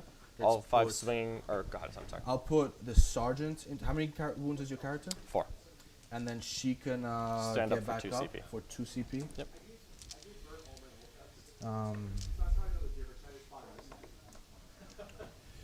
Is she worth killing? Does she give you miracle dice if she dies? Yes. I mean, I'd rather her die and have to charge into me. No, let's not kill her. I don't want her doing weird things. Falling back, advancing onto objective. She wouldn't have to fall back, she would get up after you Yeah, consolidate. exactly. So then you could advance onto objective, have models. I'm not gonna kill her. Alright. Is it all 5 on the dominions? All 5 into They're the done. dominions. I know what this does. Okay. I can do math. I know it's 21 attack, 34 hits. And then we'll Shoot. base both models. Sounds good to me. And you're OBSEC at the moment. Yes, I am OBSEC at the moment. Okay, so this objective is yours. I don't have a banner to remove. And then how many attacks does she have? She has 5. 6 attacks because she charged you. She is damage 1. So I'll have 2 on the objective within coherency, so I can kill this one and this one before I lose obstacle on the objective. It's almost impossible for me to kill 3. Then we'll do Chapter Master into her. Okay. Yeah, that's fine. I'll give it to you. I'll consolidate. Yep. And then let's do. Okay, now we need to do some measuring. So these Wolf Guard, the Long Fangs, I'm gonna try and get 4 models on this objective. You need 4 to contest. Yes. So this model Yep. is just outside of 8. Yep. So I need to go at 8, which is on that objective. Yep. So I'm basically gonna move 12 inches onto that objective. So he'll do that. Just make sure you do it while staying outside of an inch of the dogmat. Yes. Yes. Okay. So 12-inch moves basically. Yeah, you can do the thing. 4 like this. Boom. And then closer, and then closer. Yep. Keep I'm gonna put it accuracy. on. Yeah. Thank There you go. And then within 6 of that librarian. Okay. To steal your banner and your primary. Yep. And then staying back. Is that okay? That looks good to me. And then chaplain, these blood claws will move up to here. The chaplain will move to here. You flame hard. So let's go within 3. Actually, let's wait on that. These guys will move their 12, so they're just gonna go 12 forward. Yep. The objective, cover, cover, cover. 12-inch moves onto the terrain. I feel uncomfortable leaving this objective for some reason. I don't know why. I know why. You know why? Because I'm gonna go get it if you do. Do you know how? I can't just charge Celestine into the Dreadnought.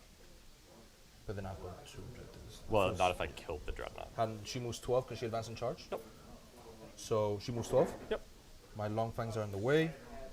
Are you really gonna leave long fangs back there? That sucks. Alright, whatever. I'm too nervous. I don't know what you can do. Panics. Okay. Done. That's it. She gets to hit me back. Okay. She will. 6 attacks. 2 explosions. 1, 2. Those are my hit rolls. Sorry. Wounding on 5s. 3 AP enough. Invul. 3 invulns. Wounded guy? Yep. No problem. Rhino, bonk. No hits. Back to me. Alright, would you mind scoring me while I move? I get a 0 primary, I get 1 banner because you contested, you did not take it from me. Correct. So I get 1 banner. Your oath is probably pretty good. You didn't kill a rhino, but you get another 3 points. I did not kill a character. Okay, so I need to just kill everything in front of me right now or I lose the game. Simple. Right? That's all I have to do. 3 for stranglehold, yep. Done. Can you measure Zephyrim to that? To this objective?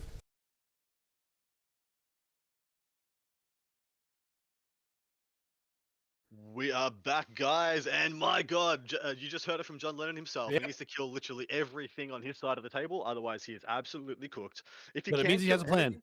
It means he does have a plan. It means he actually does have hope of winning this. It's not. It's slim. It's not robust, but it's a thing. Jaime had Jaime had a hell of a turn. 0 on primary for John. Freaking incredible. Well done, man. Yeah, that was big. That's gonna be not quite insurmountable to come back from, but pretty close. Like that's a big swing in his favor right now, not getting that primary point since he still has some resources. It means like 100% he has to use his Wobbly stance now. Like there's no ifs, ands, or buts. Celestine has to do work right now. Has to. Exactly right. Exactly right. Looks like he's moving those units of Zephyrim onto the bottom left-hand middle objective. He'll be moving his Seraphim that are on the left-hand side. They'll be advancing up, getting onto the middle. Shouldn't be too much trouble there. He should be able to hold 2 pretty well. This turn for Stranglehold looks pretty okay, especially seeing as he needs to commit to Sacrosanct, needs to commit to Celestine.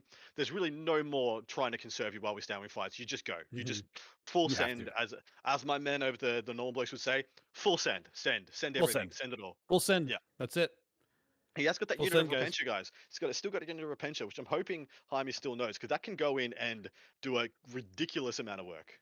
It has to. There they go. They're gonna go clear that objective, clear that stuff They take that back. Celestine goes. Hopefully you guys know and remember in your heads and tell your friends the caliber of sportsmanship being played here. Yeah, you have to. You tell him, Adam. Tell him what just happened. So Jaime completely forgot his psychic face. And top level game where John is losing right now, losing quite convincingly, and he's seeing what Jaime is setting up, and he still just says, "Nah, do your psychic phase, mate. Do it out of sequence.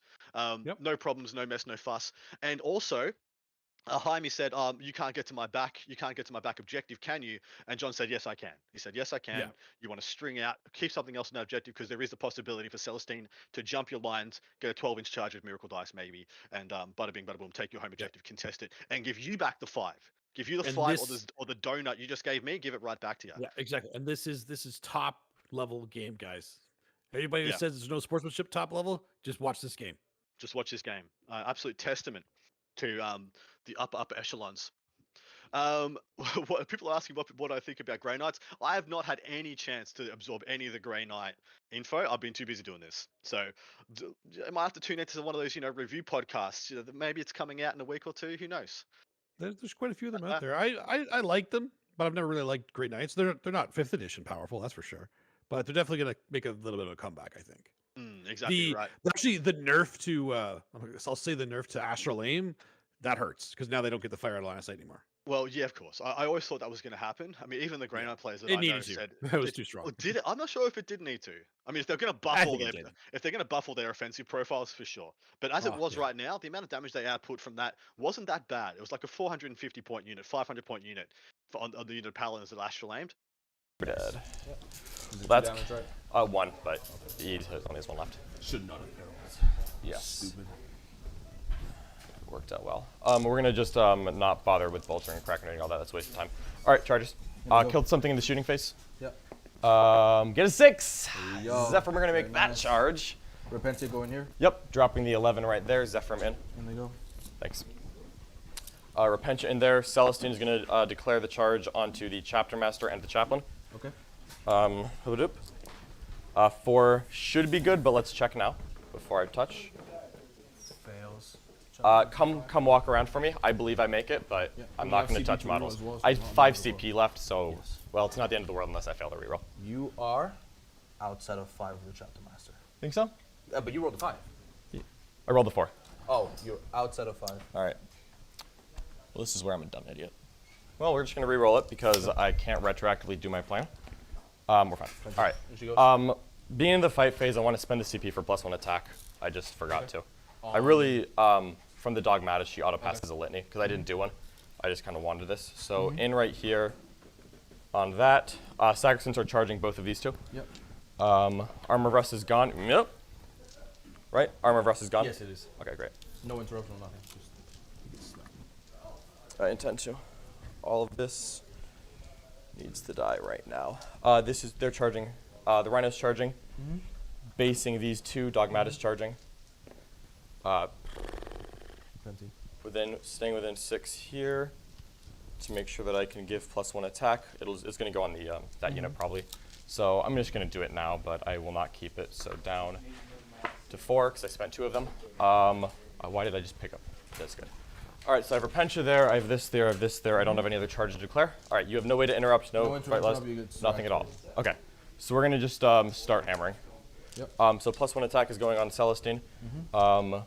So we're going to do all of the Sacristans first. We're going to put piling in here to get as many into this chaplain as possible. Did you declare the chaplain? Yes, I did, because they were right there. Because she can't kill them right both. Here, so I got some charge. Okay. Yeah. The front one was there, but I rolled the 12. Fair enough. So I think 2 are going to have to swing here. The rest are going to be able to hit the chaplain. They have 3 wounds left and a 6-up save. Left, correct. Okay, I'm going to spend a CP for +1 to hit. Keep it on a 5. Okay. Yes, so still at, or staying at 4. I had knocked this one down, so I'm at 4 CP. 1, 2 can hit here. The spear is going to go into the chaplain, so we'll pile in around to make sure everyone can swing. So 1, 2, these are OBSEC. 3 are going to go here, the rest back. Okay. So 1, 2, 3, these are all 1 damage on them. Okay. Hitting on 2s, no rerolls, 1, 2 additional. Wounding on 3s. Whoops, that many at AP -3. That many AP -3, Yep. so I'll roll sword time on me, please. Sure, this so is on. The guy dies, and then. Cool, go. Okay, there you go. Clock to me. All those Repentia into that squad. Keep rolling your attacks onto the chaplain. Oh, thank you. All right, 1, 2, 3. Give me dice. 4, what do you wound on? 5, 3s. You are strength 6. Yep. I will spend the CP to try and see. Okay. Here we go. Hitting on 2s with single damage. 1 explosion. These are out. Okay. 4s. Did not save me. That was a lot, actually. Clock to you. That many invulns. These are all 1 damage? All 1 damage. Is I there have any 4 more attacks attacks at 2 damage coming in. Okay, so 4 of invulns. Takes 5. Okay, clock back to me. Here are the 2 damage. Down to 2. 3 hits. 4s. That's very unfortunate. Back to me. So he has 2 left. So Celestine might have to do stuff there. That's super unfortunate. I should have slow rolled that. Clock's on me. Waiting on this. I'll Repentia there. Yep. Things that I don't have to think about. 1, 2. Do I just pick him up? Is the same? It's exact same. All right, the 5 Zephyr from here. Actually, do roll it. It does start to mine right now. Don't worry about 1, 2, 3. All right. Go a couple minutes. 4, 5, 6, 7, 8. 4 0 rolling.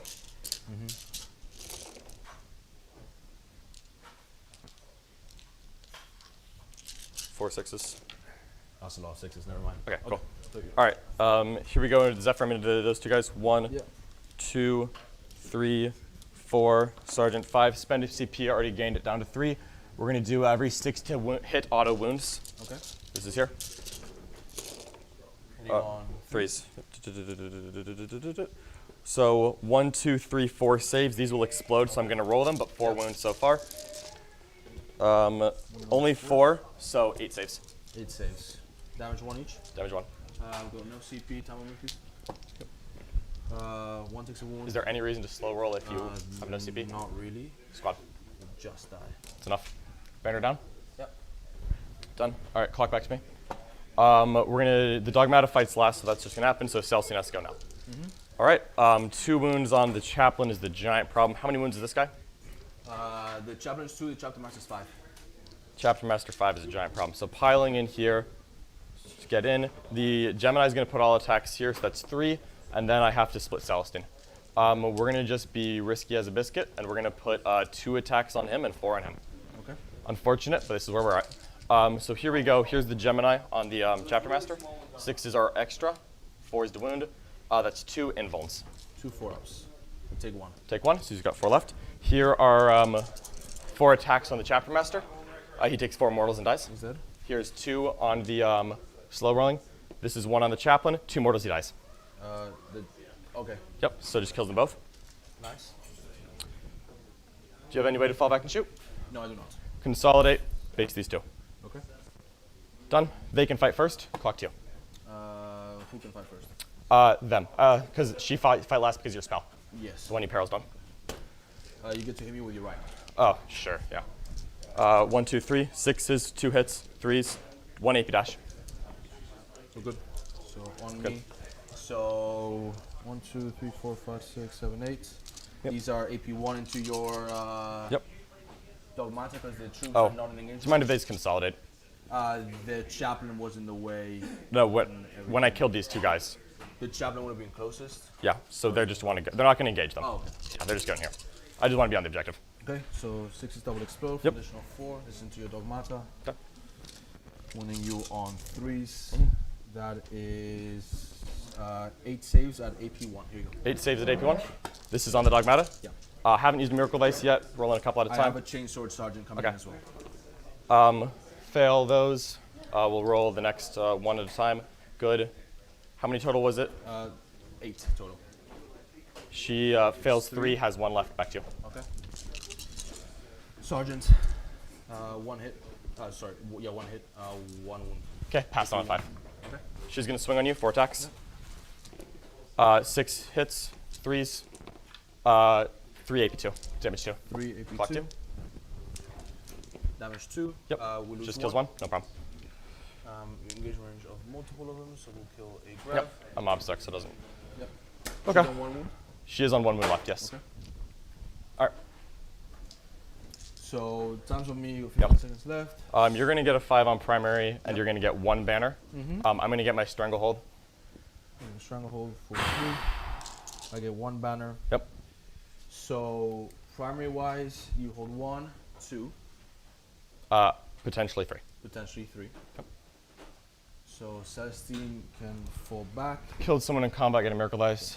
It's a 1. So moving all these over here so we can see them. Those are my Miracle Dice. 3 CP at the moment. Have not gained back. You have 4 models on that objective. I can make them obsec with the Dogmata.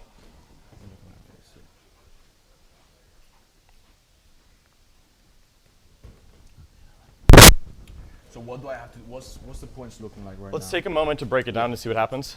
So I've got 25 in primary to your 20. Yep. I need to shoot you off this for sure. Yep. You're gonna I've get got multiple models in cover. Yes. Can they do actions? Yes.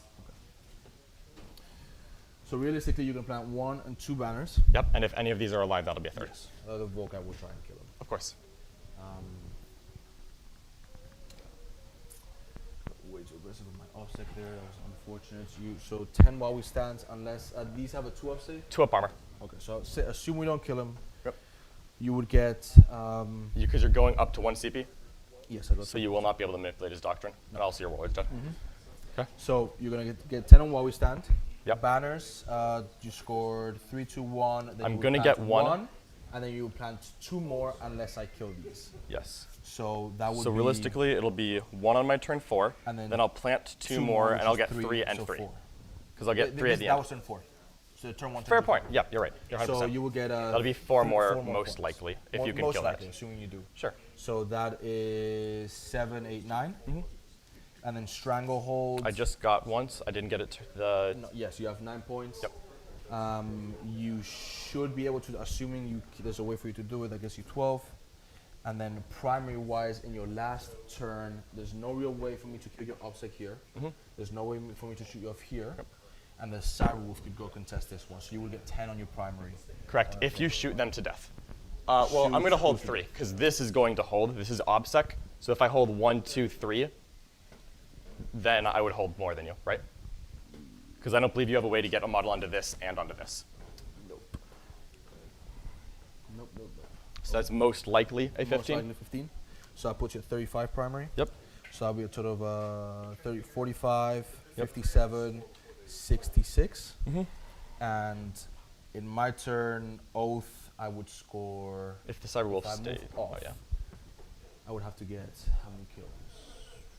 I'm not going to get any kills on vehicles, so lowest score I could get would be 1 point on each. So that's 4, 10, 12 points on that. Banners, I doubt you can steal this one. Unless the Zephyrim lives, correct. Unless it's Zephyr, unless he's yep. But I don't think you'll raise another. No, so that'll be 1 and then 1 point there. So that'll be 2, 4, 6, 7, 8. And then Stranglehold, I got 0 on turn 4. Yep. Well, there's no way for me to score it. I don't see a perceivable way. Because you would be off, unless she dies with 2 bolt pistols and in combat. She won't be in combat when she stands up, and you're in combat, so you wouldn't be able to charge her, and you're based with the Rhino. So she stands up at the end of the shooting phase. As close as possible? She has to be 1 inch away. Okay. So if she has to be 1 inch away. Yep. This guy within an inch of the Rhino, she would be closest. Okay, so maybe one guy might be able to pile into her. So she get back up Depends on how many Miracle Ice I discard. The number of Miracle Ice I discard. I'm gonna drop 3 Miracle Ice, and I'm gonna stand up with 3. If you kill her in shooting. So I would get 5 primary only. 10, 10, 10, 5, 5. So that puts me at 30. There's no way for me to change that. And then Stranglehold, I would only have 6. That puts me at 42, 50, 56. And that would be it. That's the best I would be able to do. 56, 66. Okay. I'm glad you. Jaime, are you a hugger? Oh my god. Those blood claws, I knew those blood claws. I thought you murdered me, man. I thought you killed me dead to rights. Holy crap. Oh, they got a hug on that one out for sure. Sweet, sweet, merciful crap. What a game. Oh my Congratulations to God. both you gentlemen on putting on a top-class show, worthy of the name, worthy of Charity Hammer, and definitely worthy of this final and your eyes. Oh my god, Dustin, I don't know what to say. I'm speechless. That was we were talking about it offline there. You were saying too, if John manages to pull this out, he's got to be the GOAT. He has to be. Like that was unbelievable how he could do that. So I'm just gonna boil this down to a couple of things. Mhm. Jaime was up. And then he overexposed in order to give him the donut on the primary, yeah, and to pull down those banners. In doing so, he activated all elements of John's army. He let John use the Sacrosaints, the Celestine, let him use the Dogmata to great effect, let him use the Repentia, let him use all his assets that he still had left. Had he held back, had he just tried to shoot him off some of those elements, maybe this swings another way. I don't even bloody know, man. I'm a mess right now. I'm sleepy, I'm dizzy, I'm exuberated, I'm running on fumes. But dear sweet God, please go back and watch this game. What an epic finished. A big thing here was the death of the Libby, taking away rights of war from stuff and the OBSEC away from the stuff that's on John's home objective, taking away from the long fangs at the top. Huge swings. In addition to that, I think this could really come down to showing you the difference in strengths of book to book. Had John made those mistakes against Drakari, against Admech, had Jaime been playing such a perfect freaking game with a more powerful book, I don't think this is in question. I think Jaime takes him down by a comfortable 20, 30 points. As it is, absolutely. John knowing his book in and out, knowing this matchup in and out, and just having a perfect game plan for the entirety of the thing. He made some mistakes, admittedly, but his game plan throughout the entire game, the way he played in a linear manner that got him points consistently and held Jaime back, even playing on the front foot, especially the first turns, were very, very, very well done. What do you got to say, brother? I got nothing to say about that. You pretty much covered all. This game was incredible. Both players played out of their minds. Made some mistakes. I think Jaime may have overextended a little bit at the end there, but he was going for the throat. And John got some lucky sixes on those morals. Let's be honest. Like that was the turn he needed. That was the turn he needed. You're absolutely right. He had to get greedy. Well, he had to get desperate. And he just got the freaking sixes. Like that. He got rewarded with no miracle days, mind you. I'm so happy you brought that up because I'd forgotten how absurd that roll was. That it was was heaven sent, miraculous. Miracles do happen for John Lennon. Yep. Celestine just doing what she needed to do at the right time. Wow. Just wow. You have to give you a chance. Tomodachi Express have to give yourself a chance to get lucky, and John did. He pulled out every stop in that last turn. Look, in hindsight, I would love to hear what Jaime has to say. I'm sure you'll hear him on that Art of War Unbroken now for those naysayers. Oh yes, for I sure. would much rather have heard a Space Marine player winning than John Lennon, but I'm going to be happy for my boy. He's on my team. Well done to him. Yeah, that was absolutely great showing by both players. Jaime, we will not forget you now, buddy. Your name is etched in this community for sure. 10-point win. And guess what those 10 points are? Those 10 points are in Why We Stand With Fights. It was going to be a draw otherwise. Yep. Wowee, guys. I think there's not much more for us to say. I think Colin's standing by to do some announcements. We won't take any more of your time. I love you all. Thank you so much for your support of Charity Hammer. Thank you so much for listening to me and Dustin, letting us do what we do. We're going to check out. You got far more better things to do. Still time to donate. Still time to win some stuff. Get in, get involved. Love you so much. See you later. I can't compete with that. See you later, guys.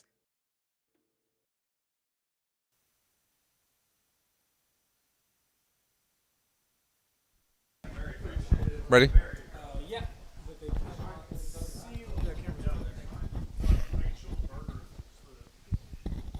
How about here? Hi. Hi. Hold on. Hi. Can you believe it? We're almost at the end, but we're not done. In just a few minutes, we're going to pivot to giving more stuff away, wrapping up who won everything that happened. We're going to talk through all the shenanigans that happened. We're going to thank some people. We're going to give some things away. We're going to give away 3,600 points of painted Necrons. All of that's happening in like 10 minutes right here on this channel. So if you went away, you'd regret it later with deep sadness. So stay here. Oh yeah, right. And the very first thing that's going to happen in about 10 minutes is we're going to shave a bunch of people's beards that have not had no beard in a very long time. One of them is specifically worried about his passport not matching him as he tries to go back to Canada. So let's see if we can make his life miserable.